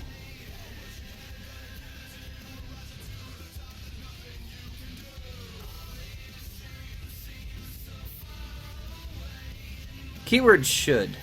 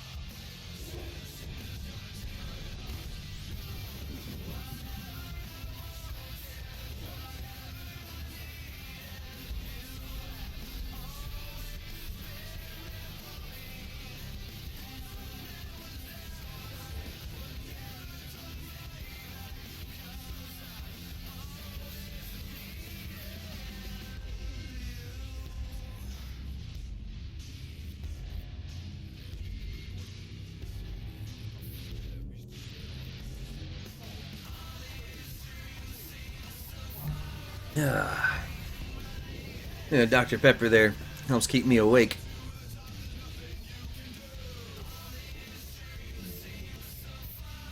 Yeah, I'm doing pretty good though, making good time. 9.5 hours. Definitely more than halfway through.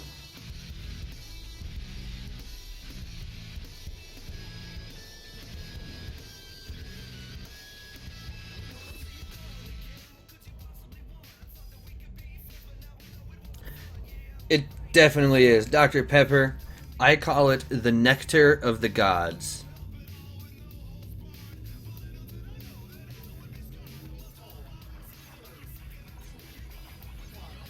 On that note, I'm going to have some more chips and queso too.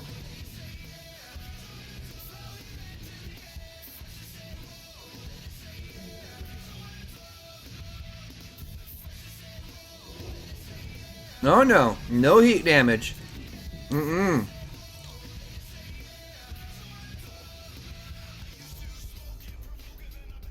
I have successfully avoided severe heat damage so far, and I intend to keep it that way.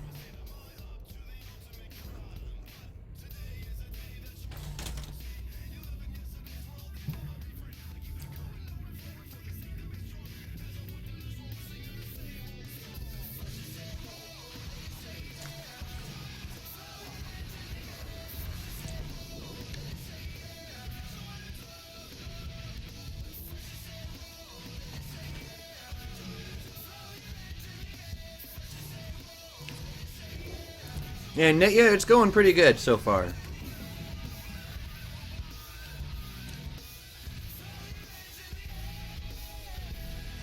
I'll munch on some more chips and queso, have me some more Dr. Pepper, and then keep this thing on the road.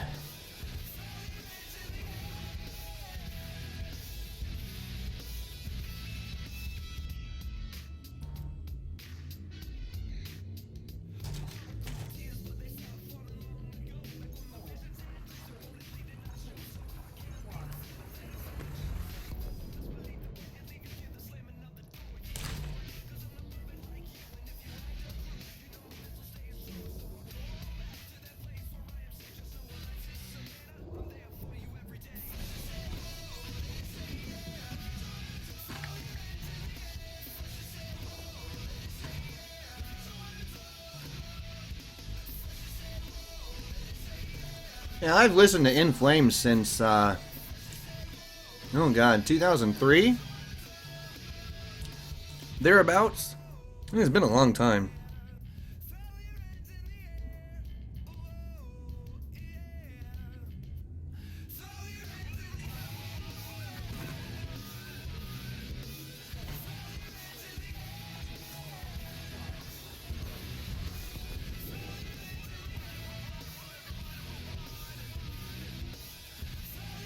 Oh, I bet that did hurt, Riggs. Yeah, their older stuff tends to be better in some ways. But some of their newer stuff, though, is really good, too. Like, you have to wade through some of the crappy songs to get to the good ones. Do I have any System of a Down? I think so. I should. If I don't, then I need to fix that. Here we go, another 1,000 down.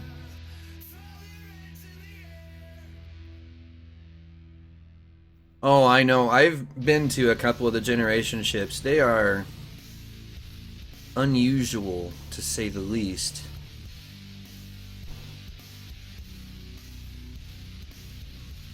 To call them creepy is an understatement of the worst kind.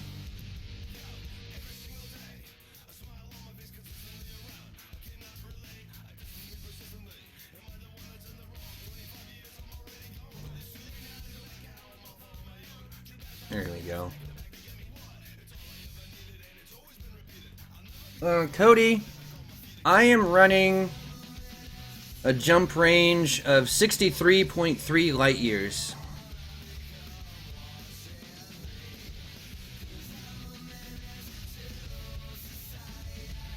And yeah, it's not carrying a whole lot. There's no SRV. I do have a shield on here. And I do have a big enough pyro distributor that I can boost. But this thing is not particularly fast in real space. Not at all. But I mean, minus the SRV, it's a fully capable Explorer. It has the advanced scanner, just detailed surface scanner, all that kind of stuff.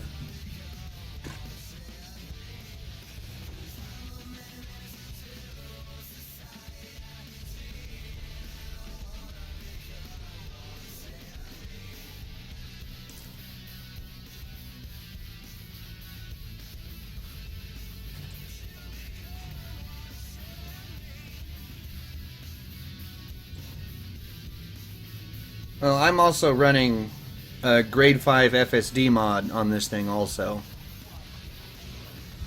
And yeah, it's pushing the bounds of what this thing can do, and I've got some lightweight mods on it also.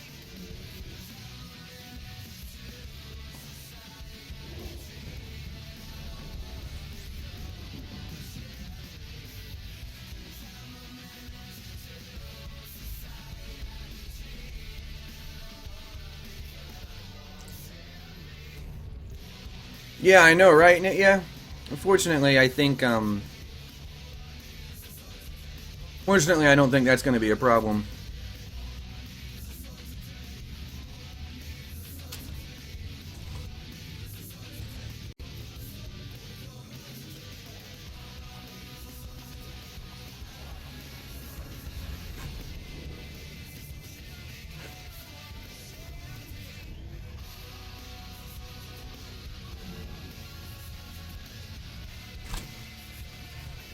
That's a lot of heavy-duty boosters.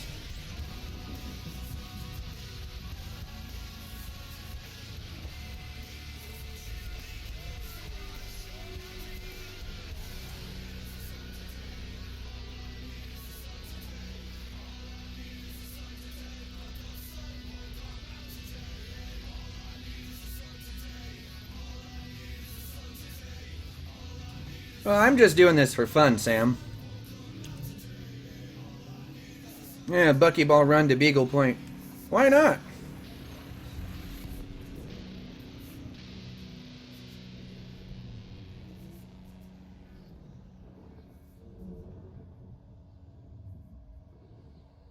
Right. That thing should be running more than 1,700 hull with some HRPs in there. I mean, unless you've got like a bunch of cargo racks and some other stuff in there, though, too.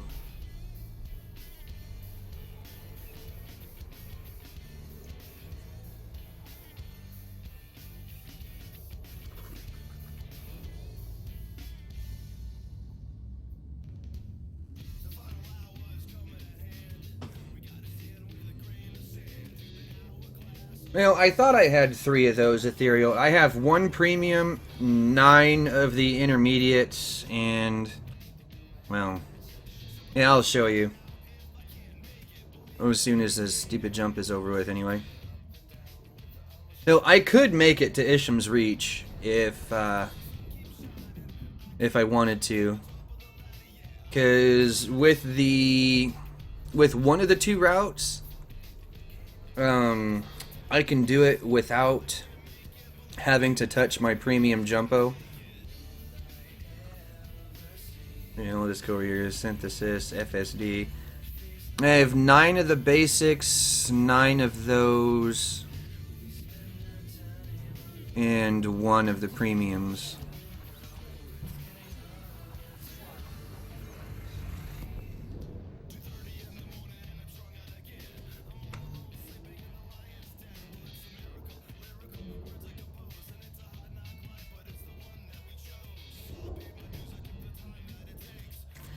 Yep, I agree, Ethereal. Depending on just how long it takes me to get there, dictates whether or not I bother trying to get to Isham's Reach.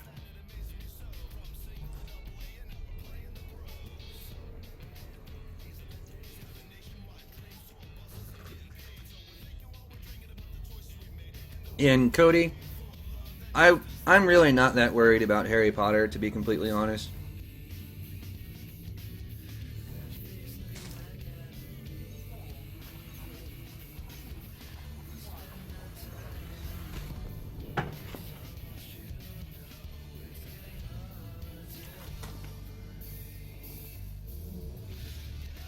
Yep, you got it right on the head, Ethereal. Intermediates will put me right at what I need. I have 9 of them, so I could definitely do it.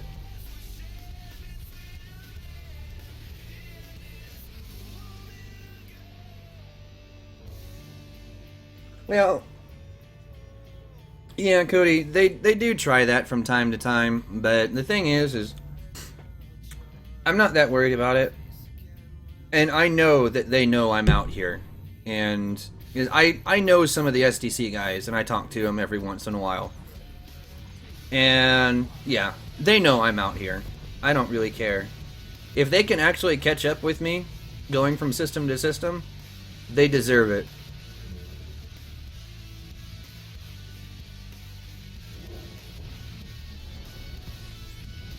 I will keep that in mind, Ethereal.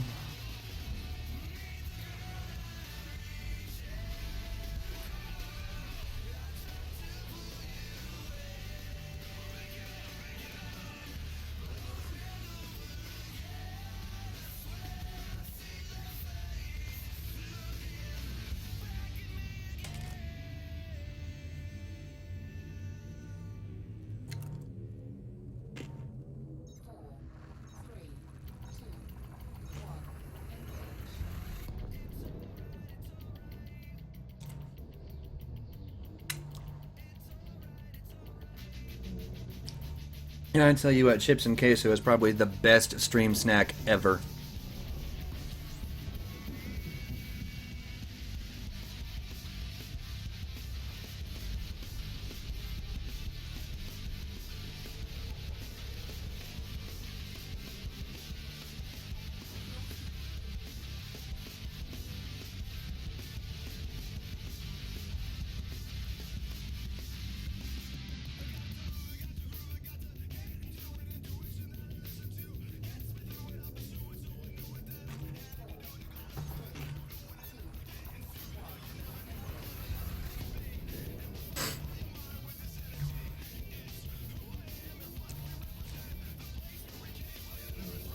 Yeah, see, I kind of just got the crazy idea a couple of days ago to just go out here to Beagle Point.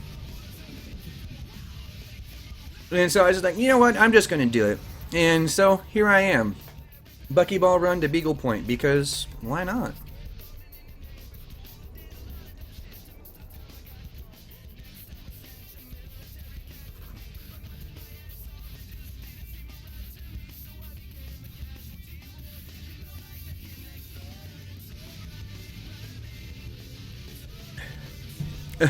Yeah.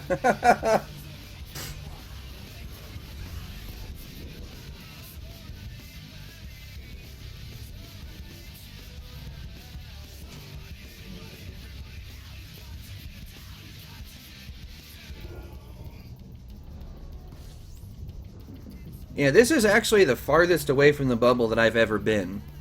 You know, every jump that I take sets a new record for me on how far away I've been.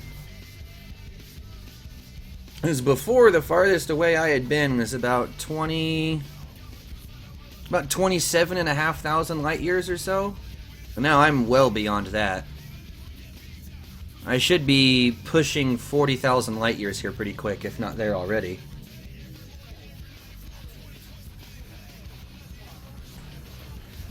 Yeah, actually, I should be coming up to 39,000 here in just a few...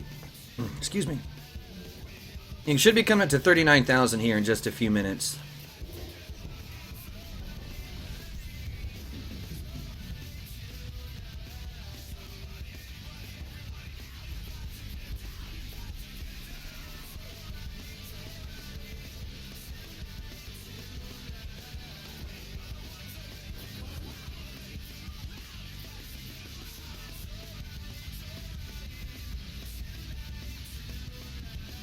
Yeah, Tom, we need to get you out farther than that. That way you can get Palin unlocked later. You have to hit 5K for Palin.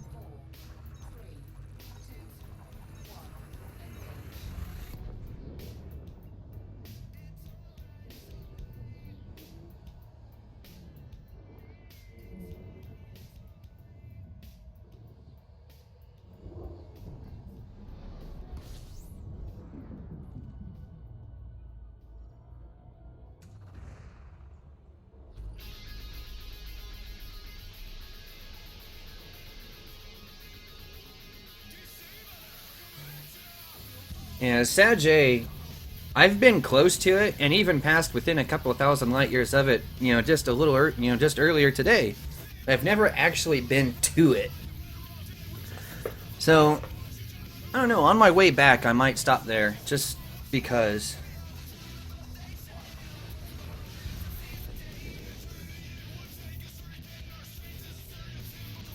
Whoa, 1200 solar radii RS per se.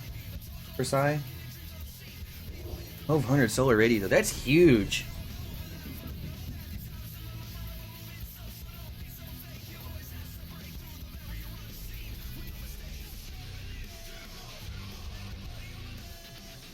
You know, in retrospect, I probably could have left the detailed surface scanner at home. I didn't even think about that. Oh well.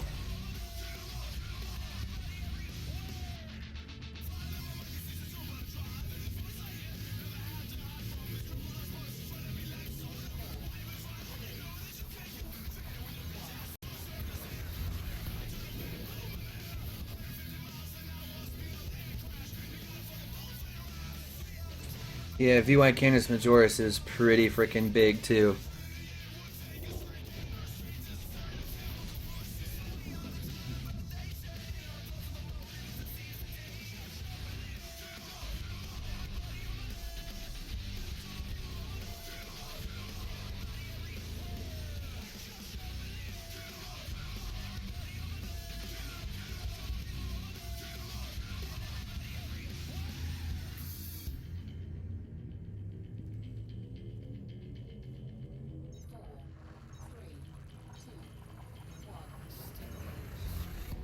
Yeah, I remember going to Beetlejuice for the first time and landing on those planets.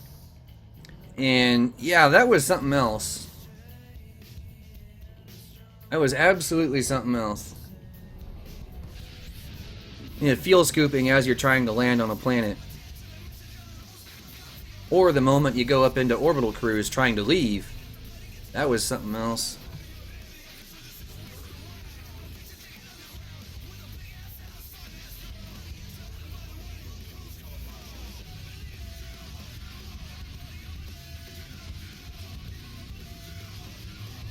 Oh, ethereal.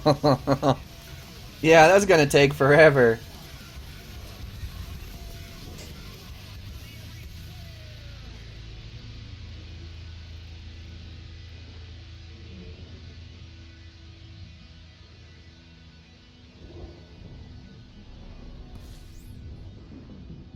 And here we go. That's another 1,000 down.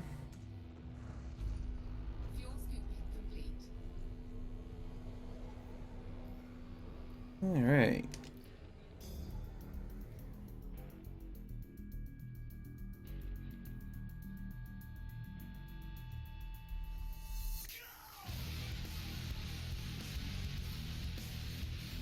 Back up a ways.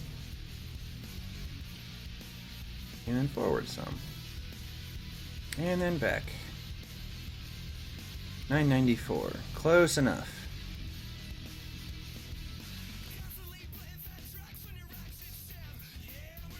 Alrighty.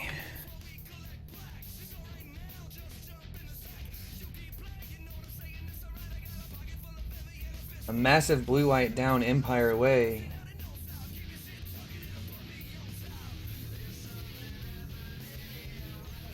Might have to try and figure out what that one is. I also have a soft spot for the purple Wolf Rayet stars. Those things are awesome.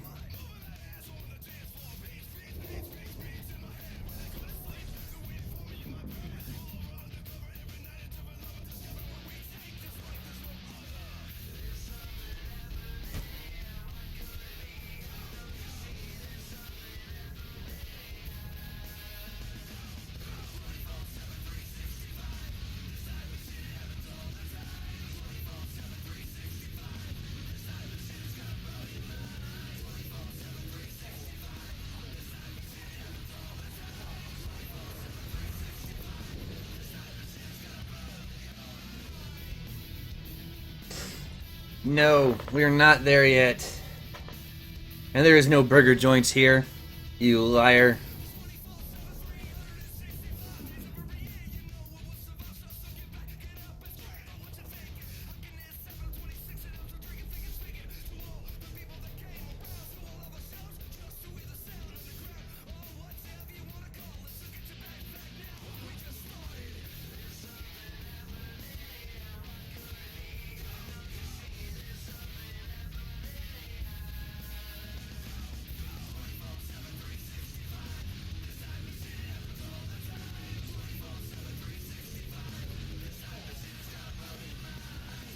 Yeah, we've got a while yet before we get there.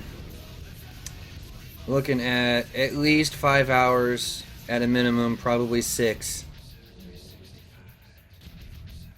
Papa John's.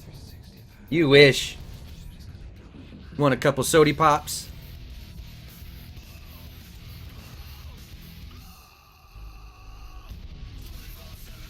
Oh, freaking H3.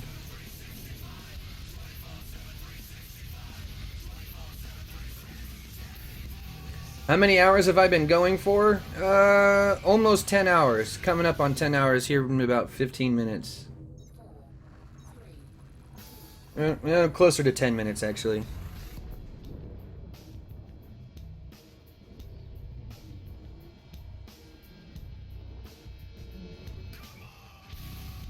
No problem, Nietzsche. Thank you for hanging out. Especially for like the last 10 hours.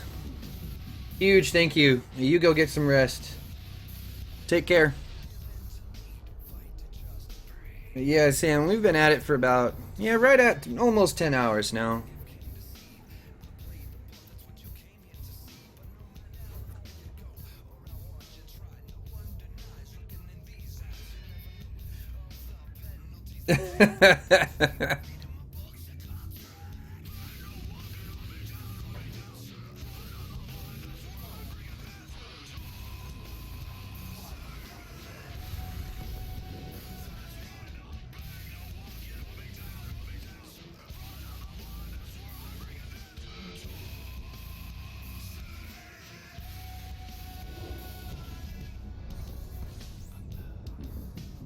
All right.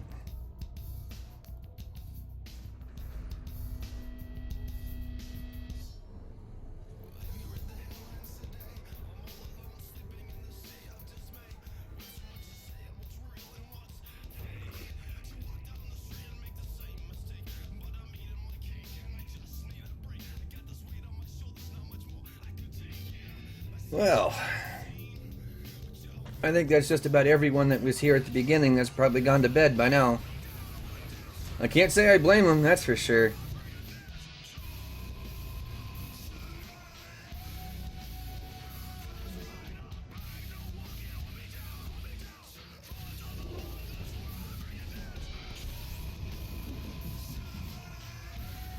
Not quite.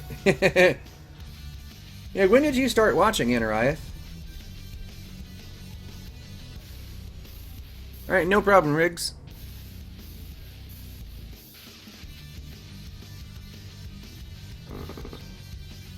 Loyal Stormtrooper. The Empire wishes you well. Well, I wish the Empire well. Oh, so you started... Okay, yeah, so you've been here for quite a while then. Oh, this stinking chair. Will you quit squeaking, you damn thing?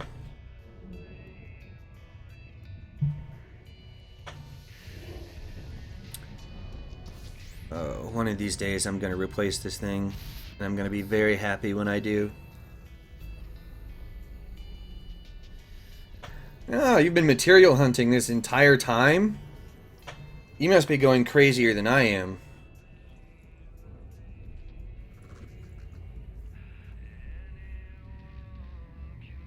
Yeah, so some of you guys have been around for quite a while then.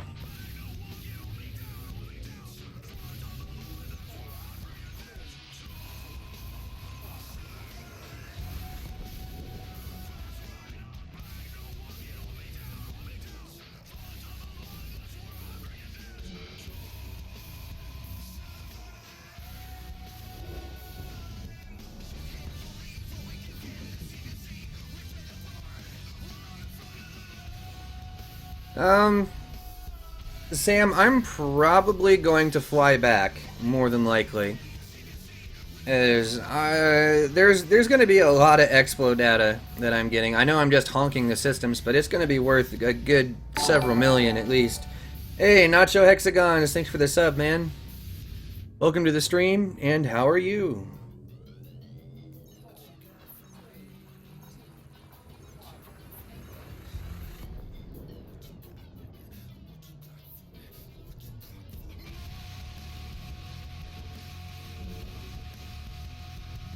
Nice. But yeah, I don't blame people for kind of dropping in and out, because, let's be honest here.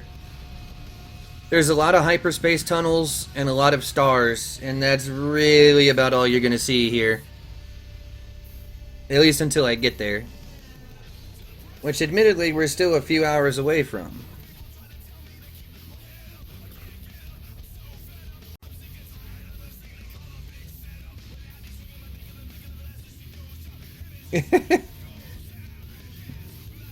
Don't worry, my English isn't that much better, and it's my native language.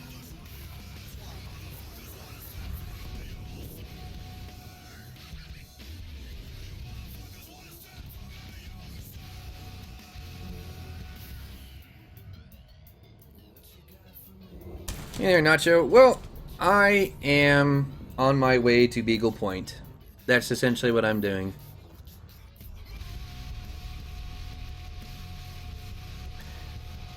I'm flying there as fast as I can possibly get there, and hopefully beating the record time. I don't know if that's actually going to happen, but I'm going to try. Oh yeah, 4 a.m. for you. Yeah, I wouldn't blame you for going to bed. I really wouldn't. Let's see. Yeah, I started at about 6 p.m. your time then. No, I actually... You've done well to hang in as long as you have, actually. Nitya, too, for that matter.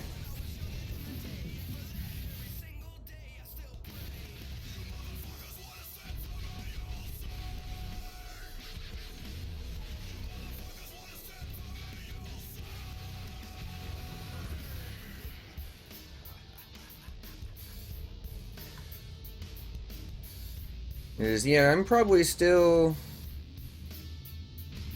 If I had to guess, I'm still at least 6 hours away. So, if it's 4 a.m. for you now, 6 hours would be 10 a.m. for you.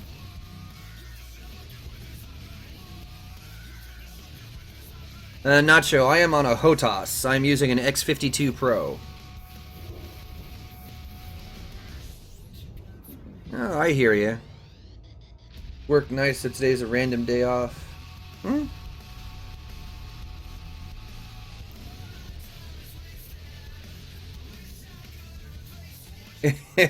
Balls to that. I don't blame you. But yeah, expected time of arrival was probably about 10:15 a.m. your time. Be 4:15 a.m. my time.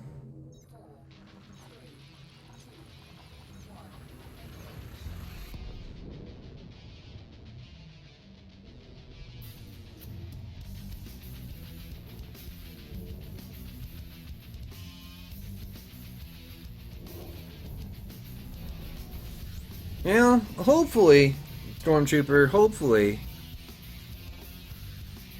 We'll see. I think the fastest time is... it's right about 16 and a half hours. If I can keep up the pace that I've been doing, I'll be able to at least match it, and hopefully beat it.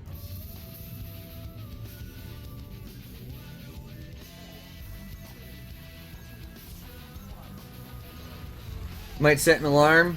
What, so you can be up in time to see me get there? Or... yeah, it would be interesting. Have all the people that were here at the beginning, you know, go to sleep and then I'll wake up to see if I'm still sane.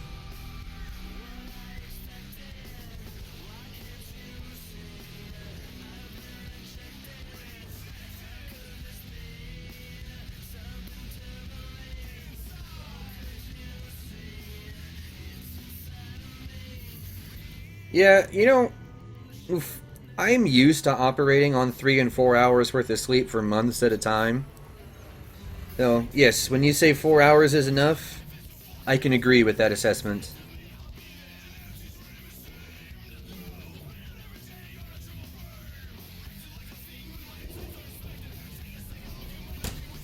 Stupid.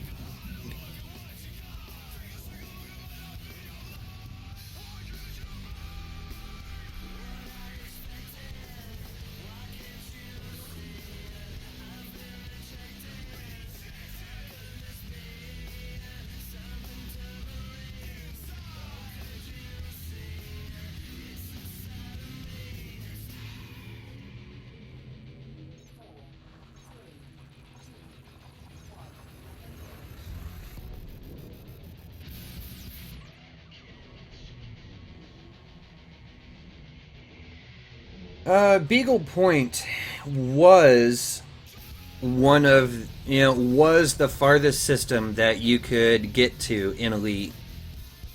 At least when patch 2.0 was introduced back a year and a half ago. It's a little bit different now. There's a new system called Isham's Reach that is the farthest place that you can get to. But Beagle Point is kind of, it was like the first major ultra long distance destination for people to go to. Mostly just because it was the furthest point that you could get to safely. No, that's a little bit different now. Because now that, engineers is a thing, etc., etc., you can actually go farther than that.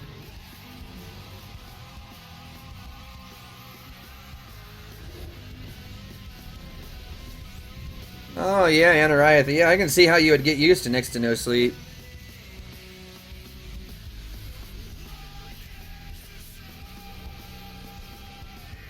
Yeah, that too, Stormtrooper. There's not many people that can say they've been that far out. And considering how many people are, that play the game regularly, most of them have never been out this far. Keyword is most. As there's quite a few that have, but not as many as you would think.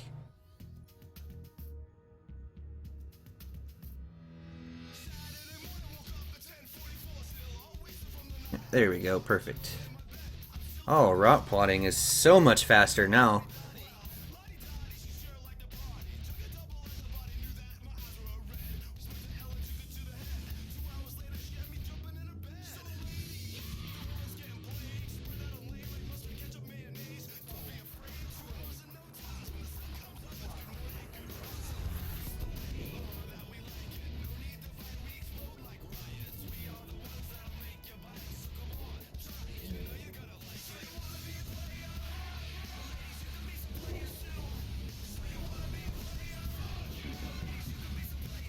Yeah, you could have if you wanted to, Anariath, but sitting here jumping repeatedly over and over and over, though, it's not the most fun thing for people to do, so I recommend only doing it if you're ready to sacrifice any amount of sanity you have left.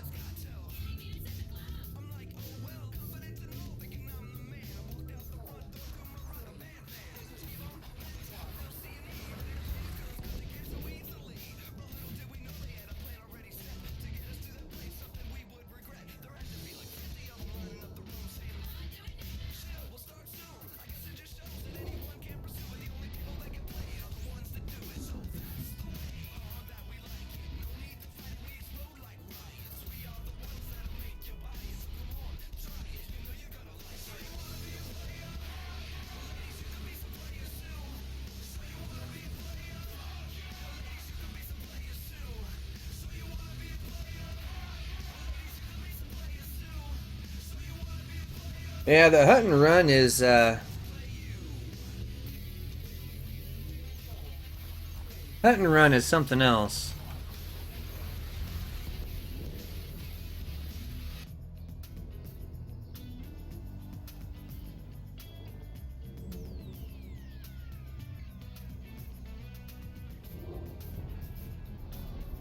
I've never actually done that one, though that may be one of the other things that I do at some point.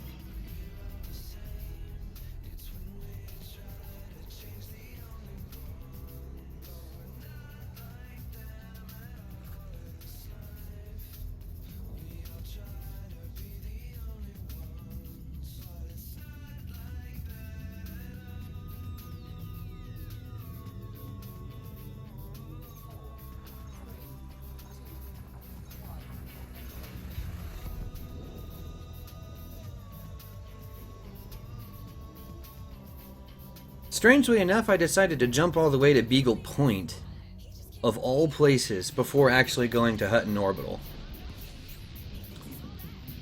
Might be slightly backwards. Oh well.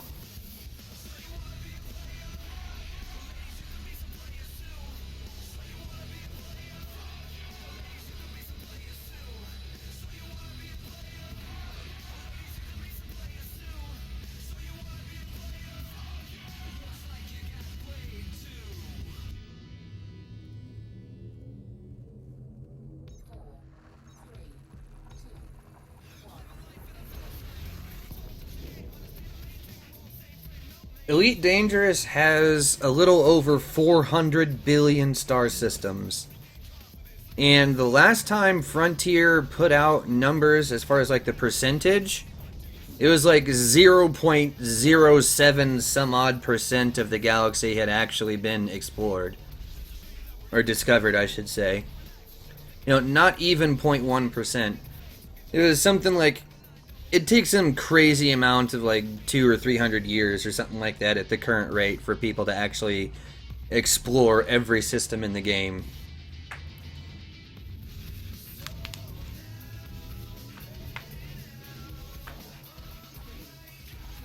And as far as Hutton Orbital, it's mainly just like a badge of craziness, at least in my opinion, to sit there and super cruise for an hour and a half and fly towards an outpost, and not even a full station, but just an outpost that just so happens to have a couple of rare commodities at it. I mean, you can't even pick up like large quantities of them because they are rare, so you can only carry so many at a time. It's interesting.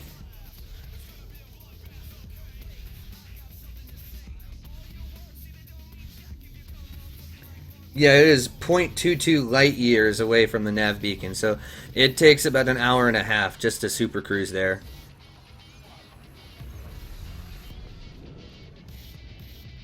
Ah, there you go.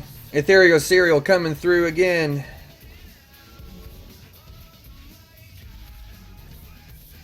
.003%. Takes 62,050 years to discover the galaxy. That's crazy. I mean, granted, that's just off of EDSM. It doesn't count, you know, the Frontier's internal tracking, but that gives you an idea. A pretty accurate one too, because most of the explorers that are out actually finding things probably use EDSM by now.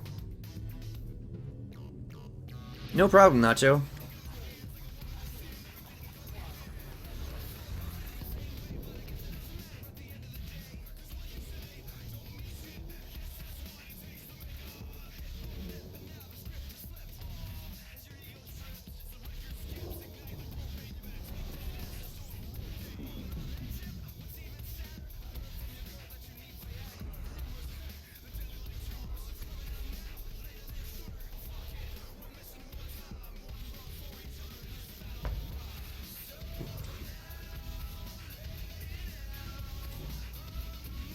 Oop.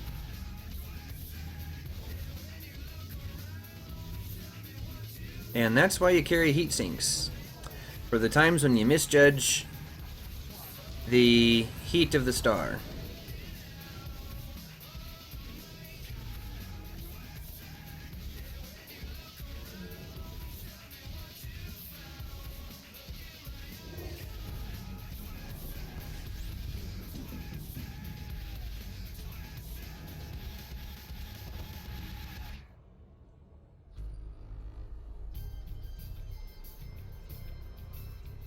And it's still perfectly fine.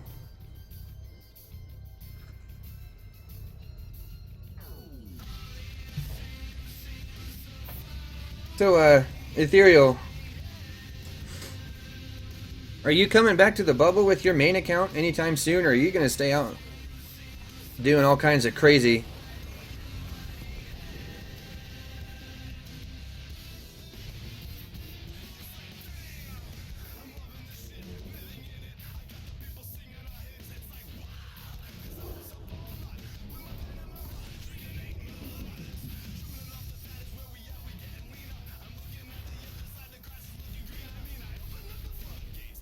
Oh, I know, Tom.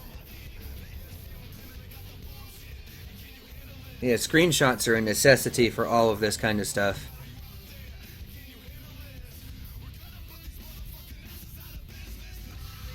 Oh, okay. I thought your main was still out and about. But, you know, it shows how much I can... You know, it shows how much I pay attention, huh?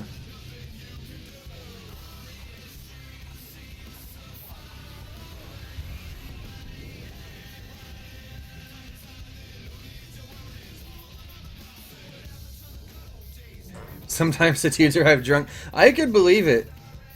I know I wouldn't want to sit an hour and a half in Super Cruise with nothing to do without something to drink and people to talk to. That's one of the reasons why I decided to do this run on stream is people to talk to, jokes to be had, etc., etc. It makes the whole thing just go a lot smoother.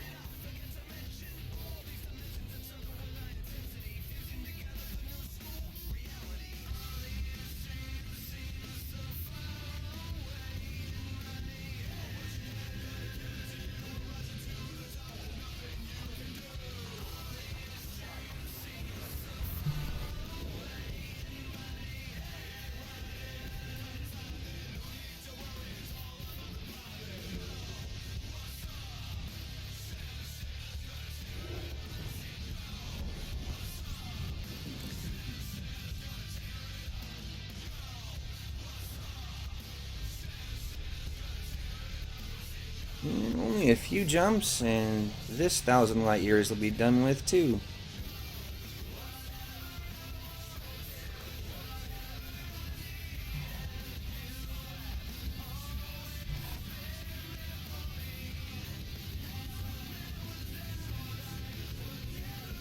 Jen was recalled in Canada. Where do you think it ended up? Hopefully not at Hutton Orbital.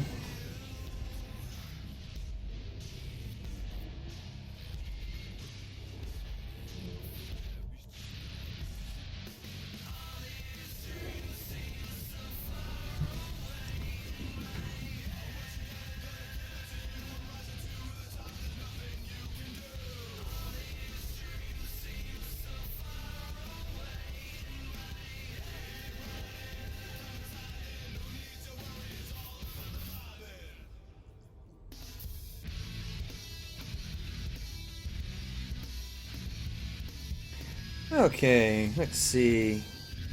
Let's change over to some chili peppers. Could do with a little bit of RHCP right about now.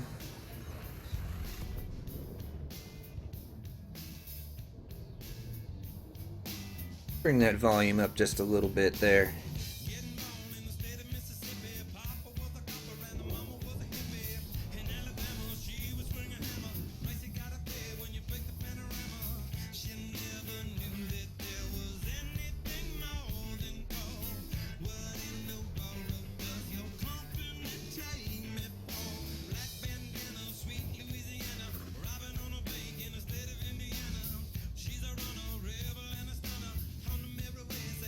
I love me some chili peppers.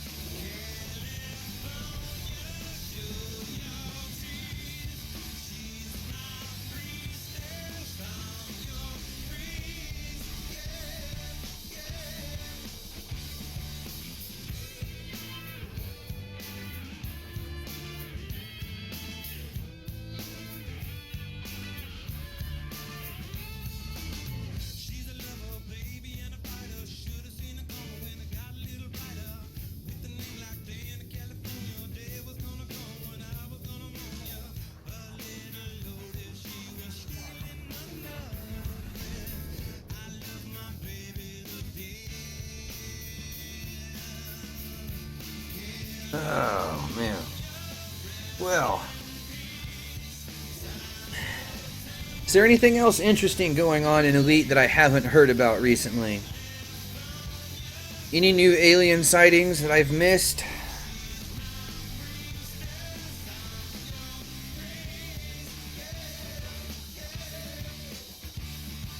I have their older stuff too, Tom. This is just one of the ones that I went to first.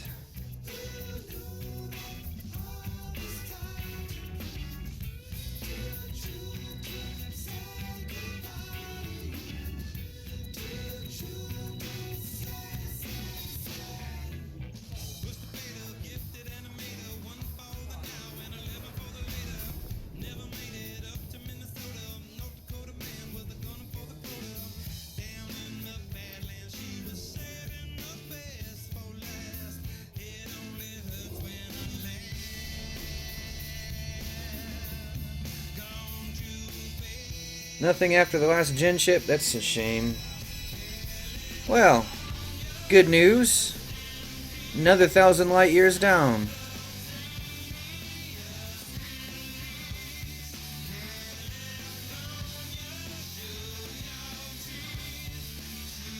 I'm gonna drop my altitude a little bit, and yep.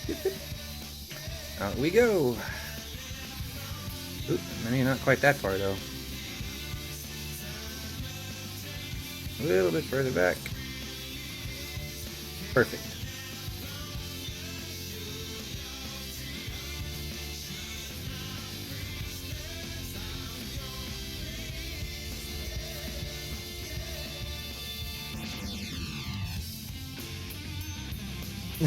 Jeez, Tom. They must have had, like, what did you do to get their attention to have them hyperdict you 7 times in a row?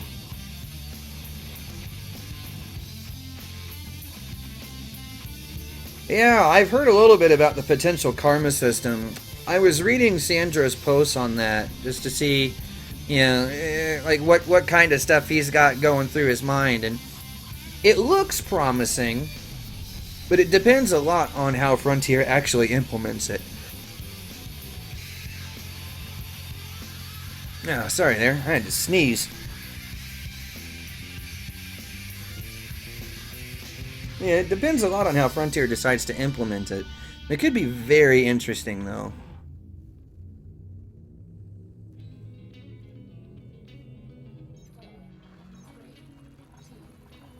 Nice, Tom. I might have to check that out. 7 times in a row seems a bit excessive. Considering I've spent a lot of time down in that region recently and haven't gotten hyper addicted at all since that first happened way back in, when was that, January? It sounds right.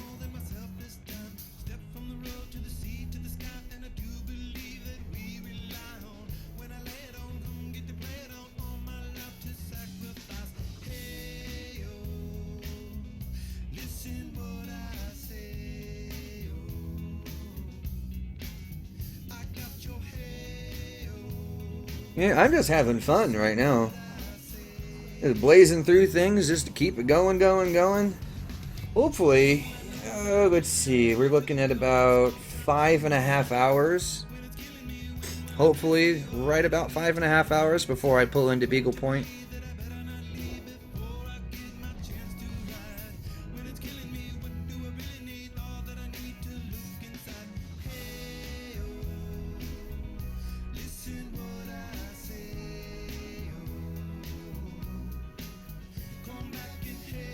Oh, hello. I didn't realize that those stars were there.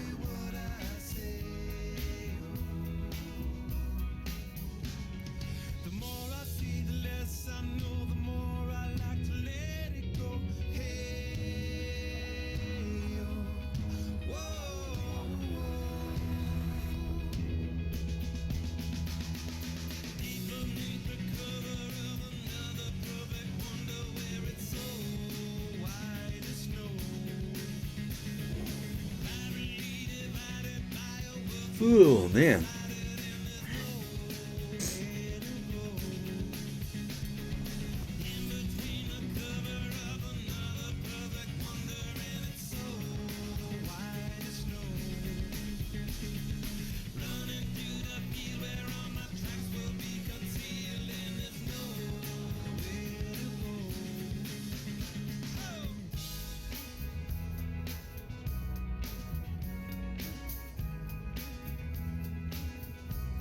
That's weird.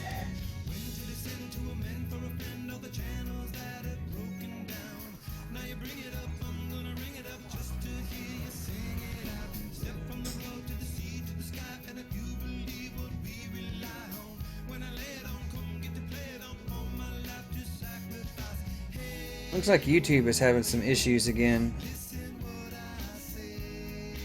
No, Darius, I am not there yet.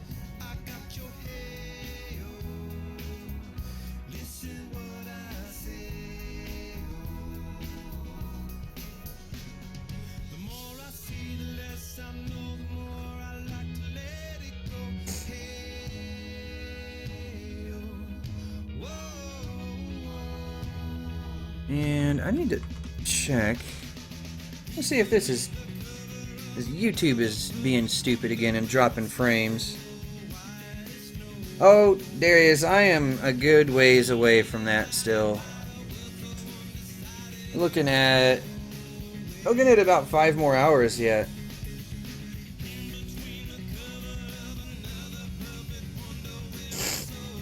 Stormtrooper.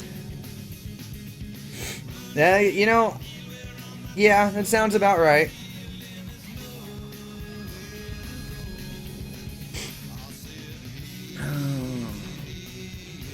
YouTube.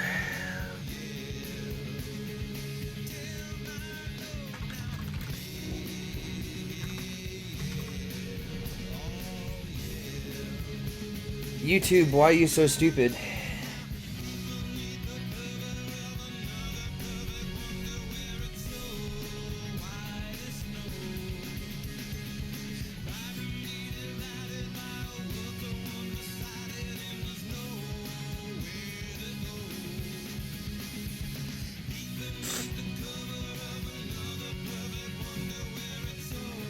Yeah, I ask YouTube that a lot, Ethereal, and I never really get a good answer. Alright, Anariath, take it easy, man. Have a good night, sleep well.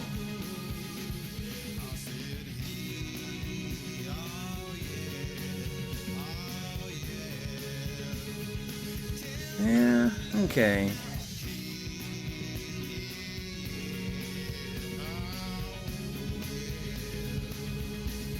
Man, that's weird. I understand why it's misbehaving.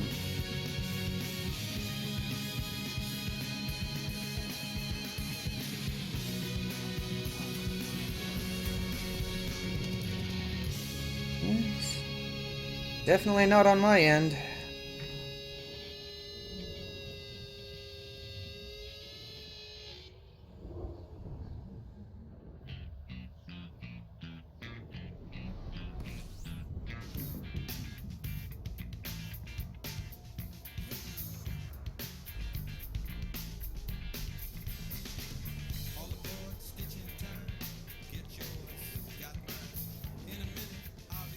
Yeah, I'm not sure what's going on. Whatever it is, it's definitely on YouTube's end.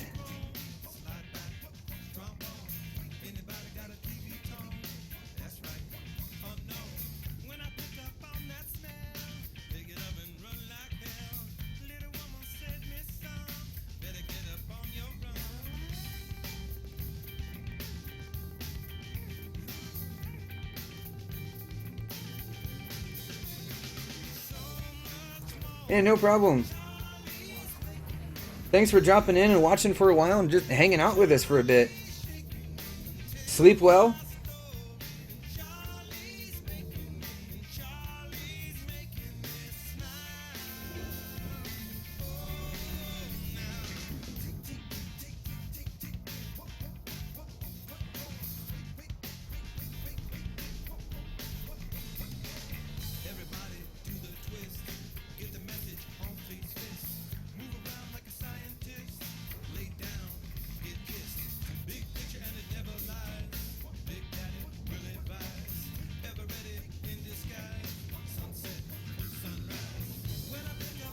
Yeah, I'll just nip that in the butt right away.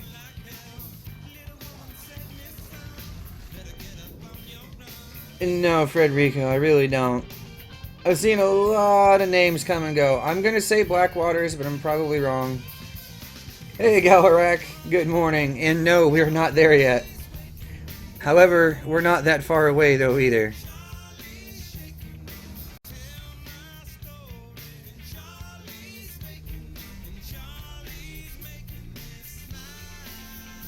Haruna, okay. Is it Blackwaters? He was here earlier too, and y'all are confusing me with your weird names.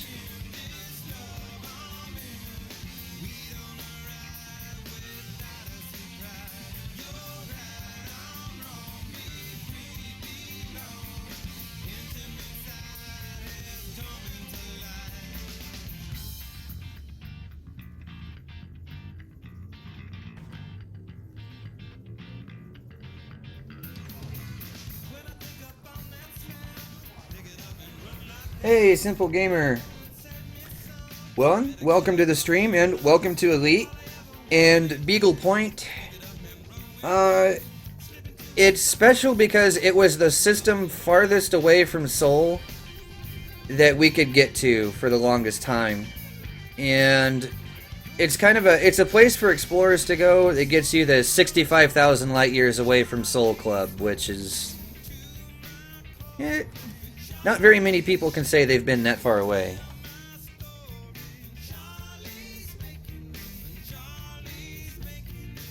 Alright, Darius, take it easy, man. Thanks for dropping in, and have a good night.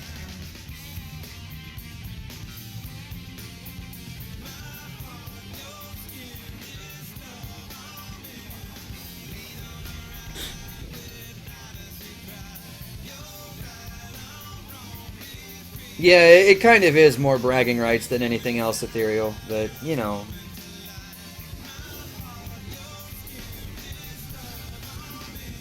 By the time I log out, it'll be a club that I can say I'm in. I'm inching closer to that every minute.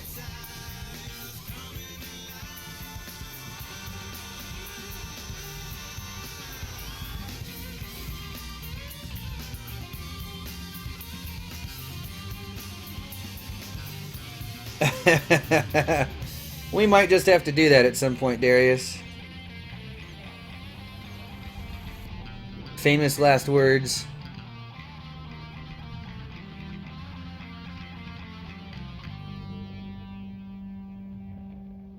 Ah, maybe I should have packed a third heatsink on here. Oh well. This is fine.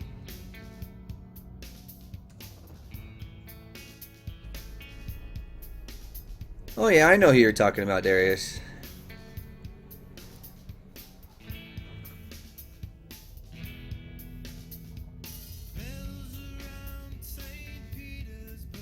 He kind of does. I haven't had a chance to abuse him for a while.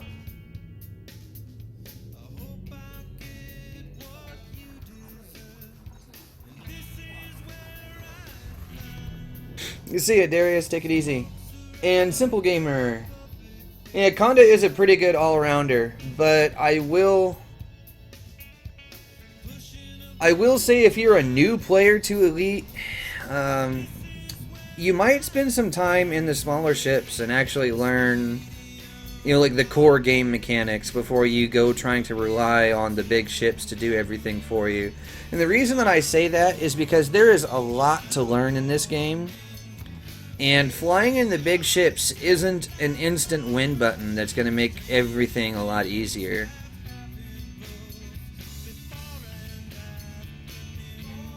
In some cases, it actually makes it more complicated. Especially because, like, in combat, these big ships do not handle very well at all. And if you don't know what you're doing, you'll get horribly outplayed, even by NPCs.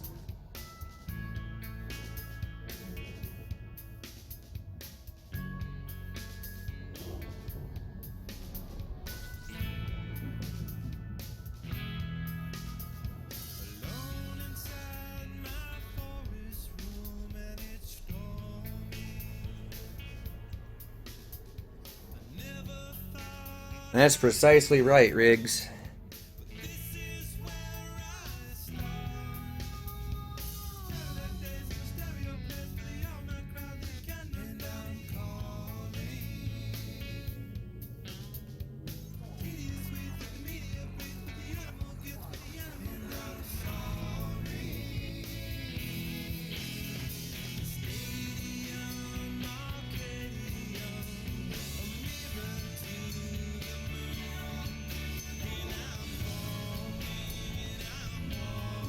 Well, there should be a traffic report that's actually at the station that will tell you how many people have been there within the last 24 hours. So you can, like, if you actually go to the station, you'll get a rough idea from that.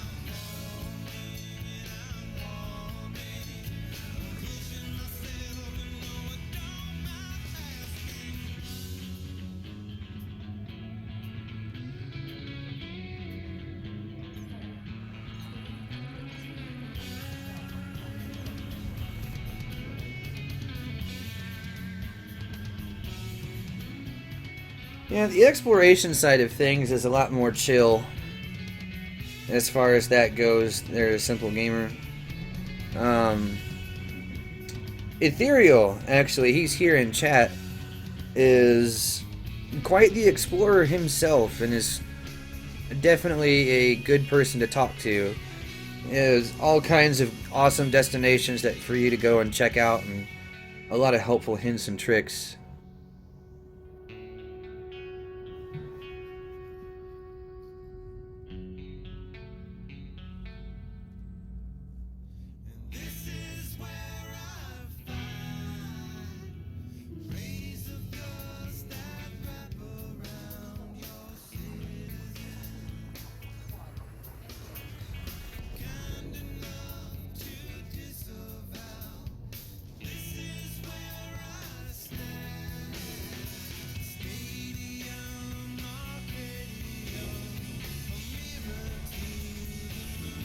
And that's another 1,000 light years down.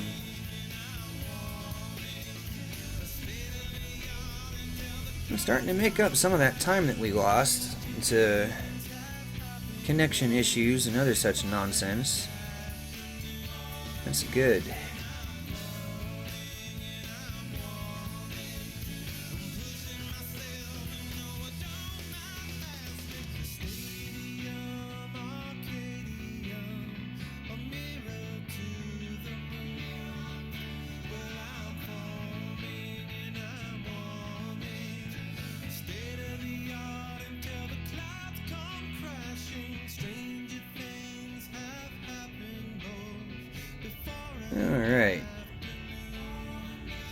Making pretty good time.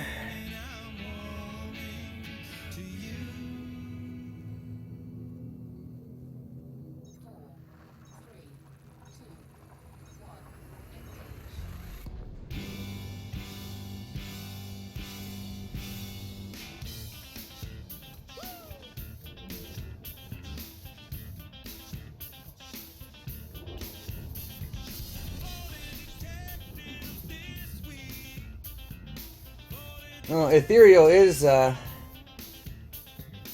actually is a mentor. There's a Discord server called the Galactic Academy that is specifically set up to help newer players to the game. And he is a mentor there, as is myself, actually.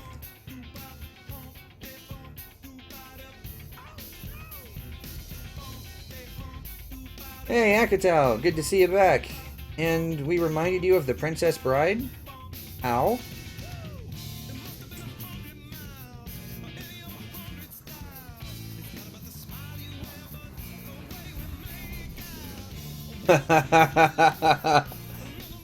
Okay, yeah, I can see that.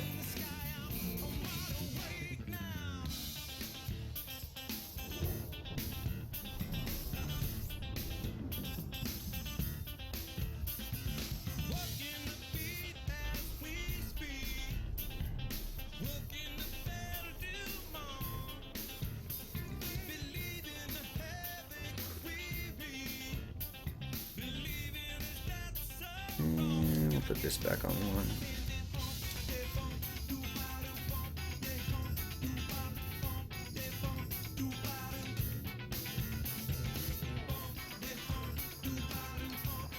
Yeah, Simple Gamer, if you go to the Elite Dangerous subreddit, there should be, on the right-hand side, there'll be like a link, a list of links, I should say, and there will be a link there to the Galactic Academy Discord server, and you can get all kinds of help from different people there, and it's a decent place to check out.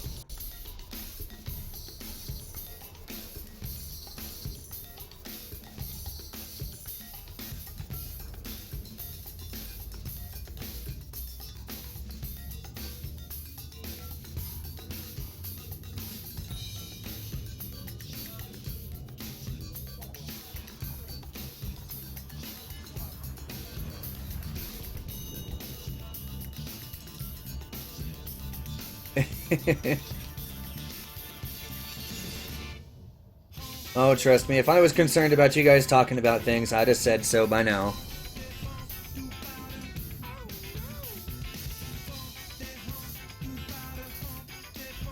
That's half of what these live streams are about, is, you know, people talking about things.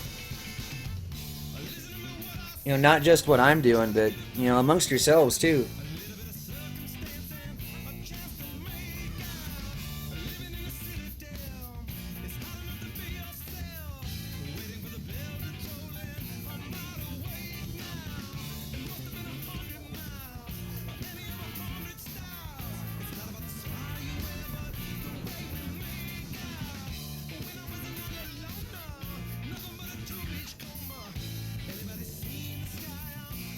Hey, no problem, Simple Gamer.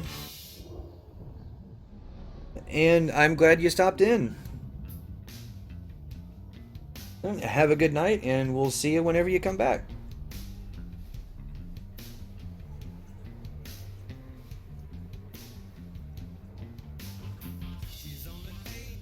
Yep, for me, no sleep till Beagle. Which, unfortunately means that I'm going to be awake for at least 5 more hours at a minimum. Which is perfectly okay.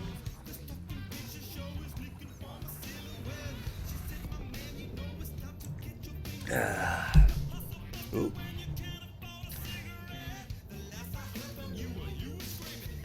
Cue Beastie Boys music.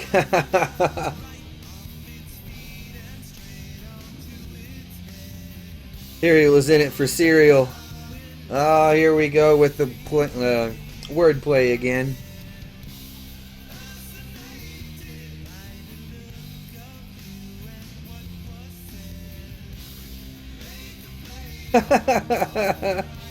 You don't have to go stand in the corner.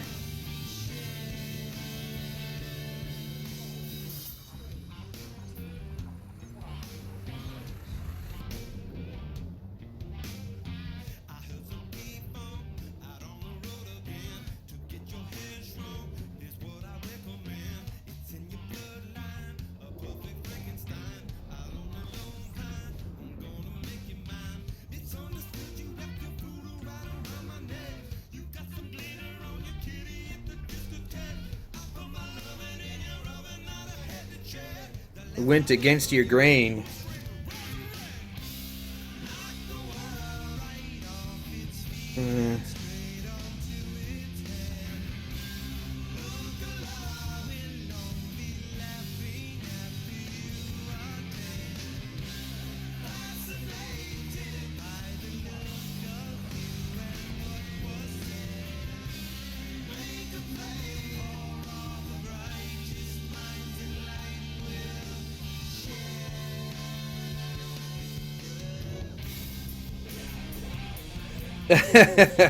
No worries, Riggs. No worries at all. I'm not sure I could do a whole lot better right now eating. So, yeah.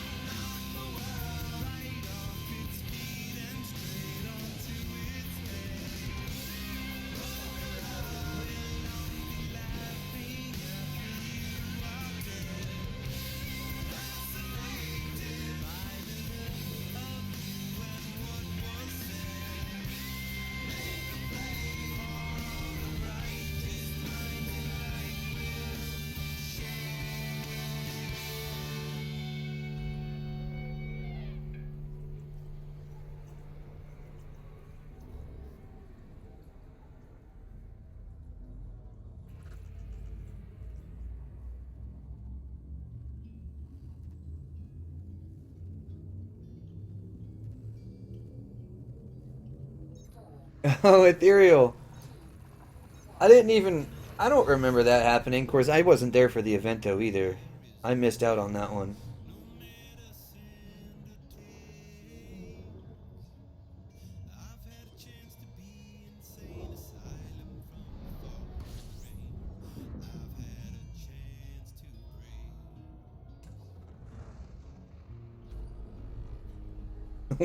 Watching me grind light years while you grind in Guild Wars 2.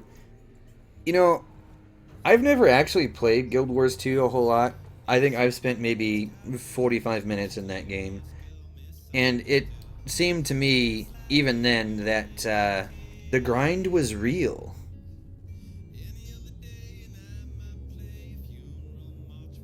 Oh yeah, Ethereal, that was before they changed the power play NPCs to where they weren't so cancerous.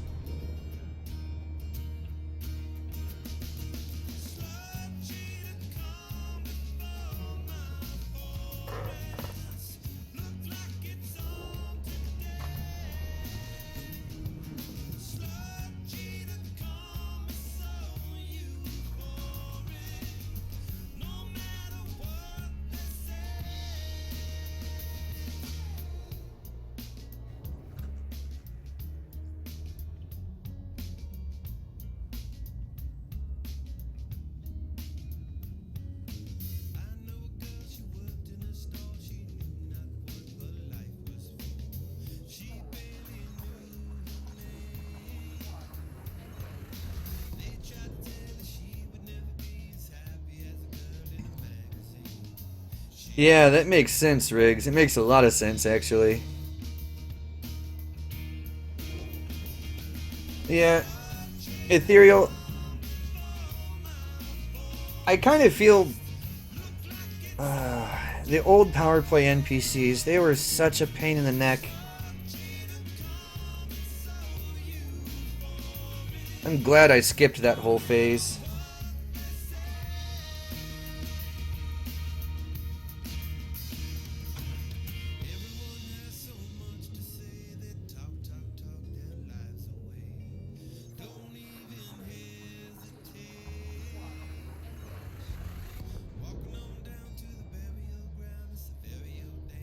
Uninfected by the 80s. So is that the hair metal music? Is that what you're talking about?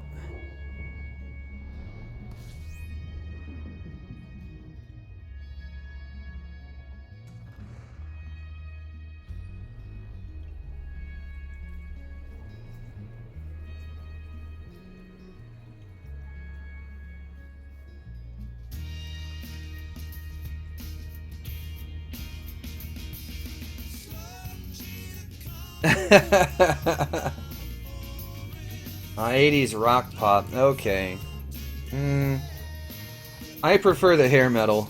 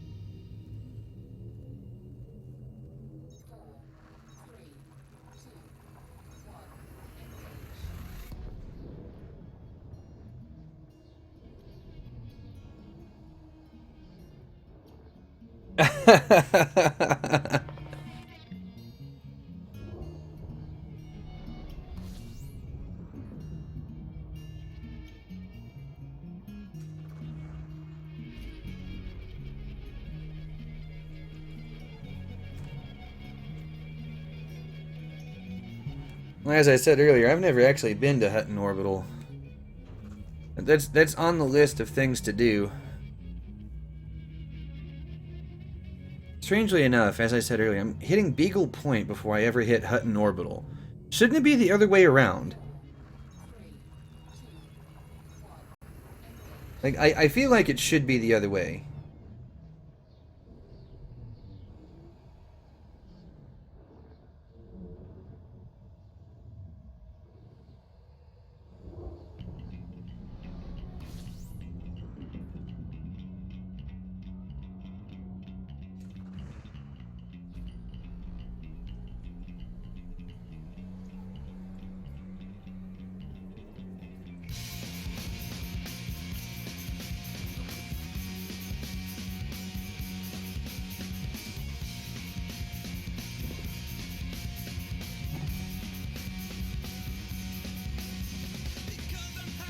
Good God, Ethereal. 800,000 light years around the Milky Way during Shepard. That's crazy.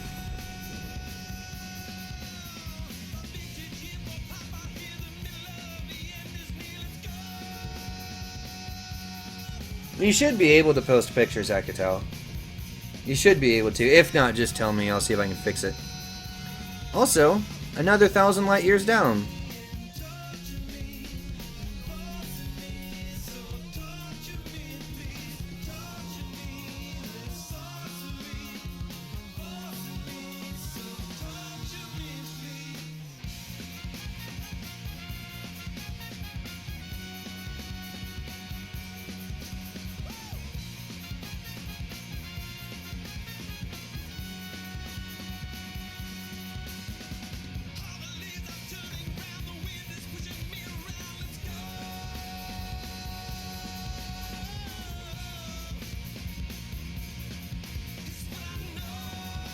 Aw, that sucks, Ethereal.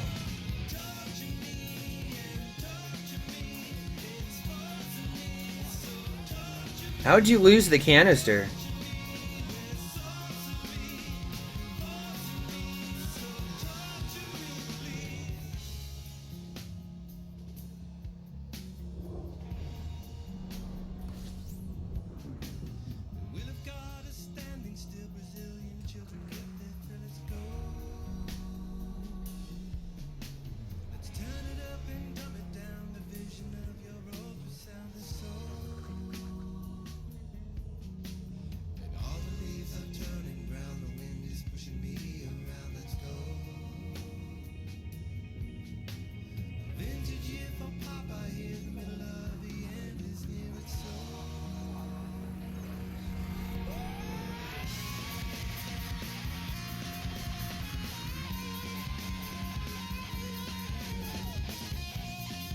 Oh, that's right. That sucks.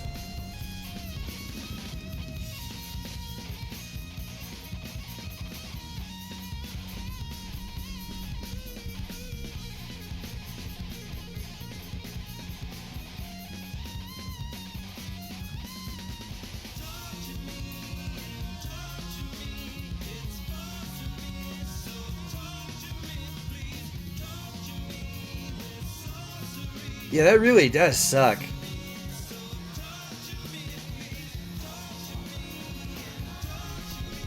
Well, at least you tried.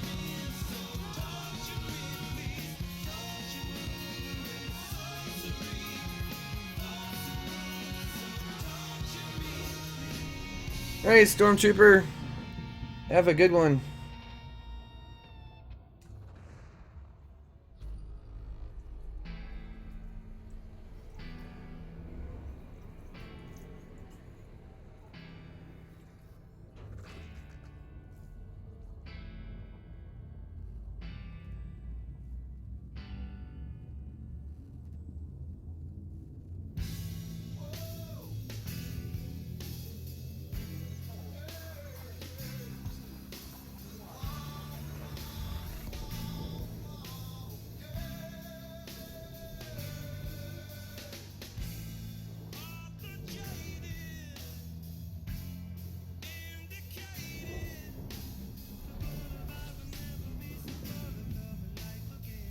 Oh man, I tell you what, even I'm starting to get wore out.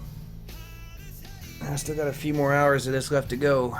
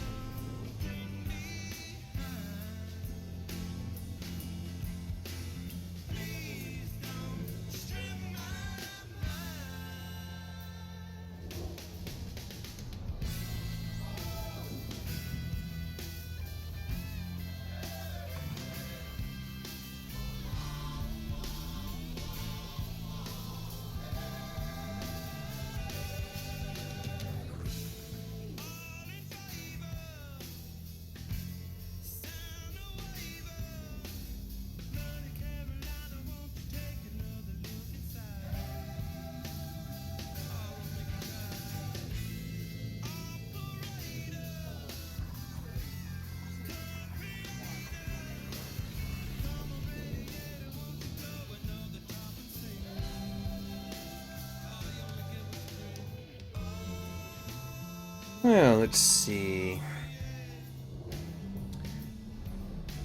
Trying to think, how far have I actually gone now? Coming up on 11 hours? Yeah, 11 hours almost. 11, 44. Yeah, I'm gonna be 44,000 light years here pretty soon. That's crazy.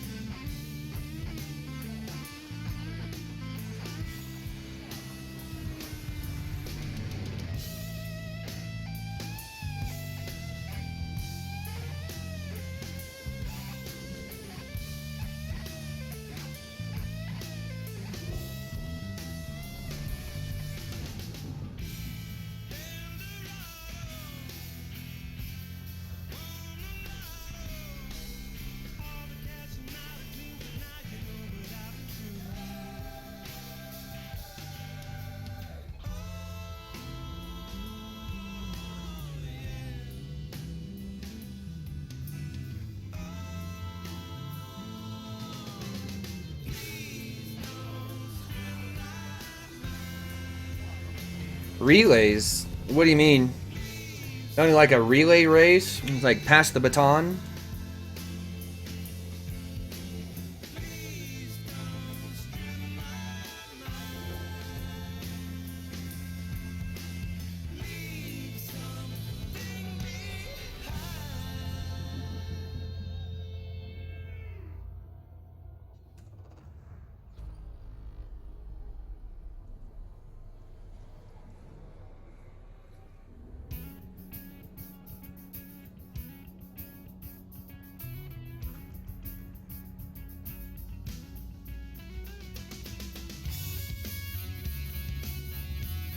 Oh, okay.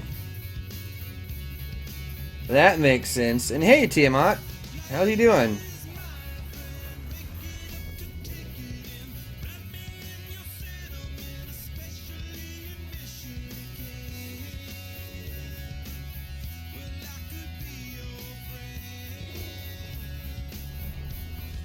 Mass Effect Relays is an interesting concept for Elite, though.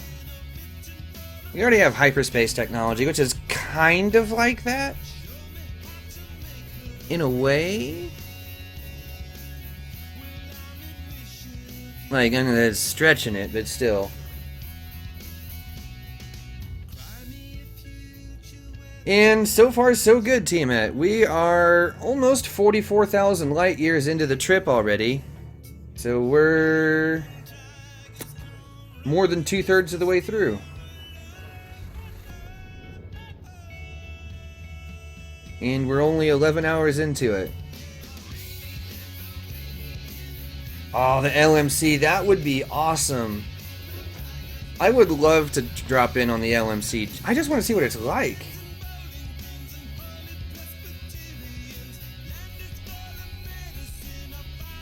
Like, yeah, it's probably the same as what we already have here, but I mean, still, come on.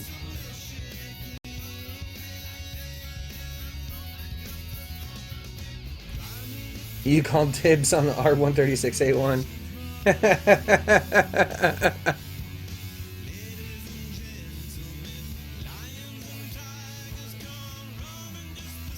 265 solar mass Wolf Rayet. Nice.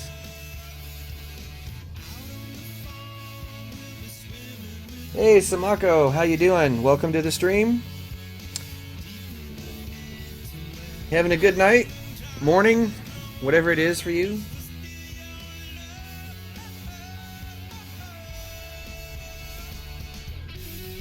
I'm doing it Buckyball style, Tiamat. You can see I'm just jumping from one system to the next almost straight away. Non-stop. I haven't even taken a break since this started, and that was 11 hours ago.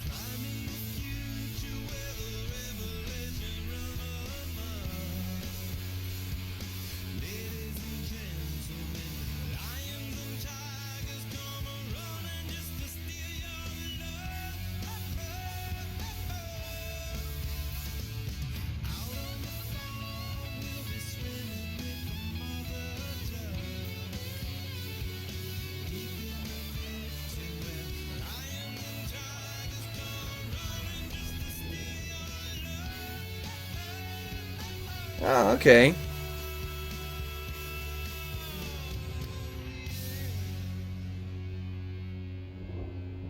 No, this is a Buckyball run, Tiamat. The idea is not to explore, the idea is to get all the way to Beagle Point as fast as possible. A will of iron and a bladder to go with it. You sound like my dad. He says something a lot like that.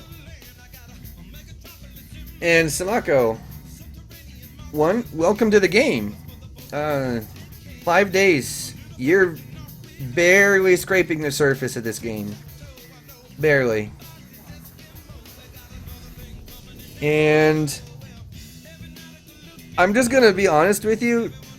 This stream is not gonna be very exciting. Yeah. I'm just Buckyball running all the way out to Beagle Point. You've been found out. You are secretly my dad, snooping and playing computer games. Which means he's hiding a PC somewhere. He's cheating on his Macs.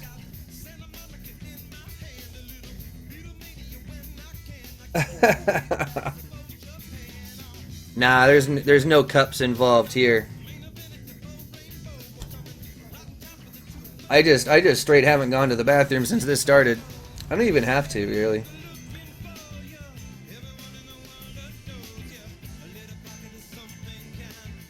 Oh yeah. This 7A scoop is a lifesaver for this. It really is. Makes this whole process so easy. It's expensive, but it's freaking worth it.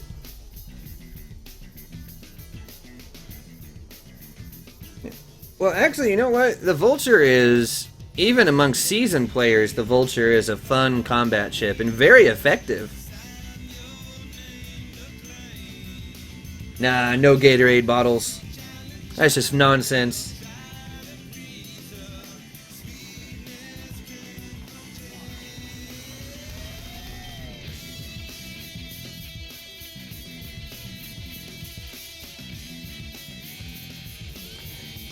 The Vulture has comparable shield strength to one of the most effective combat ships in the game, the FDL.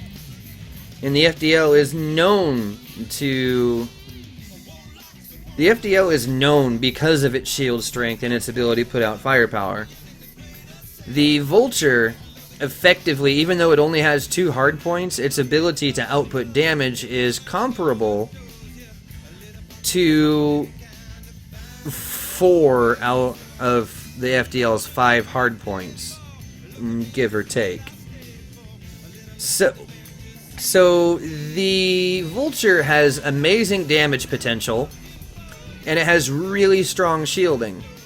Its one weak point is that without mods on the power plant, it's not the easiest one to outfit, but it is very fast, it is very maneuverable, and those class 3 hard points hurt.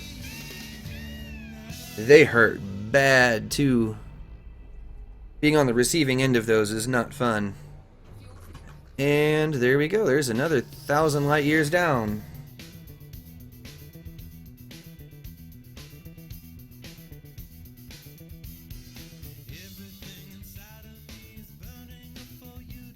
The Vulture is actually quite tanky.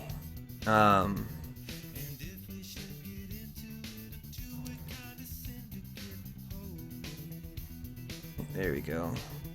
Yeah, it is quite tanky, actually. It has really strong shielding, amongst other things. I mean, its hull is actually surprisingly strong, also.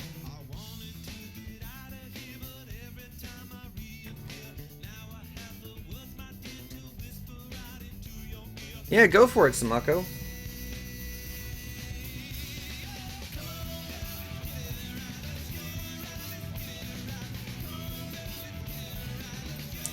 Oh yeah, Vulture NPCs are the worst. Especially when those things have got plasma on them. NPCs are aimbots, I swear.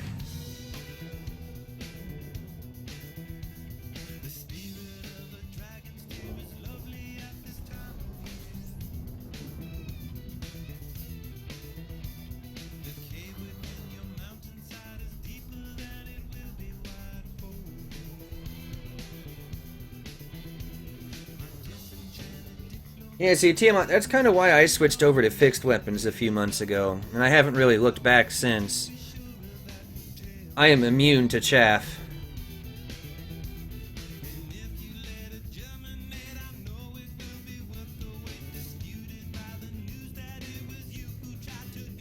Okay, the naval ranks are tied directly to the missions that you do. So, when you're in a station and you open up the mission board, if you look, each faction that's listed on the mission board will have an icon next to it. It'll be either blank, or it'll have a Federation icon, or it'll have an Empire icon.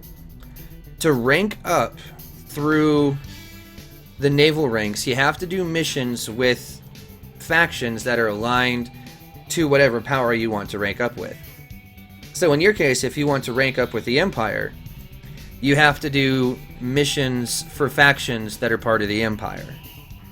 It's really about that simple.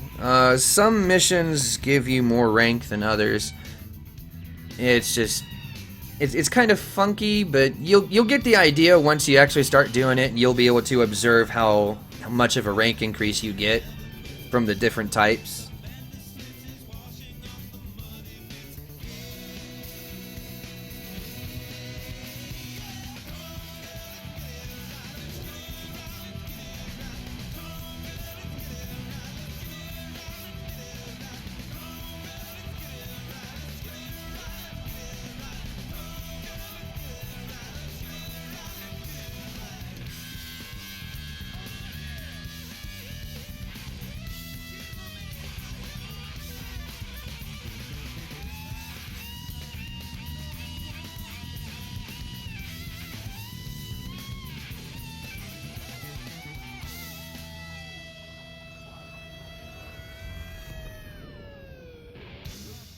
Oh boy. And stay awake, me. We still got a long ways to go yet.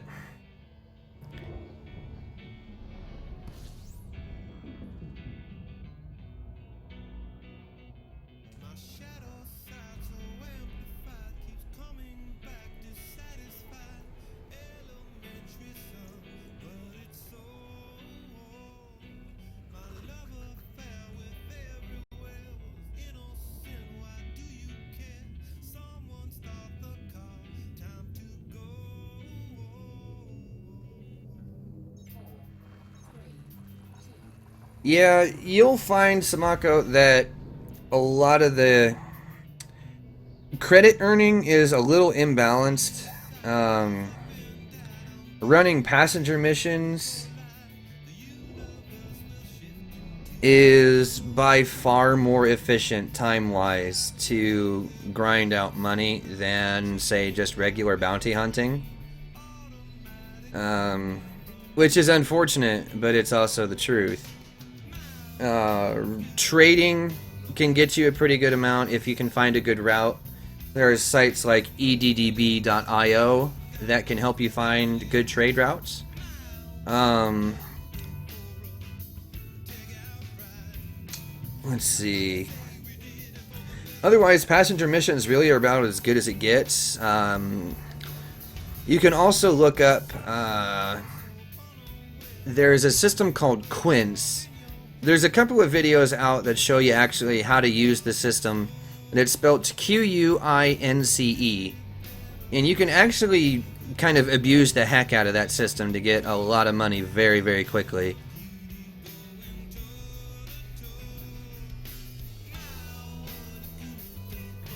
Yeah, personally, you don't necessarily have to do it that way, though, either. One of the things that I do when I'm bounty hunting is I will go to what's called a resource extraction site instead.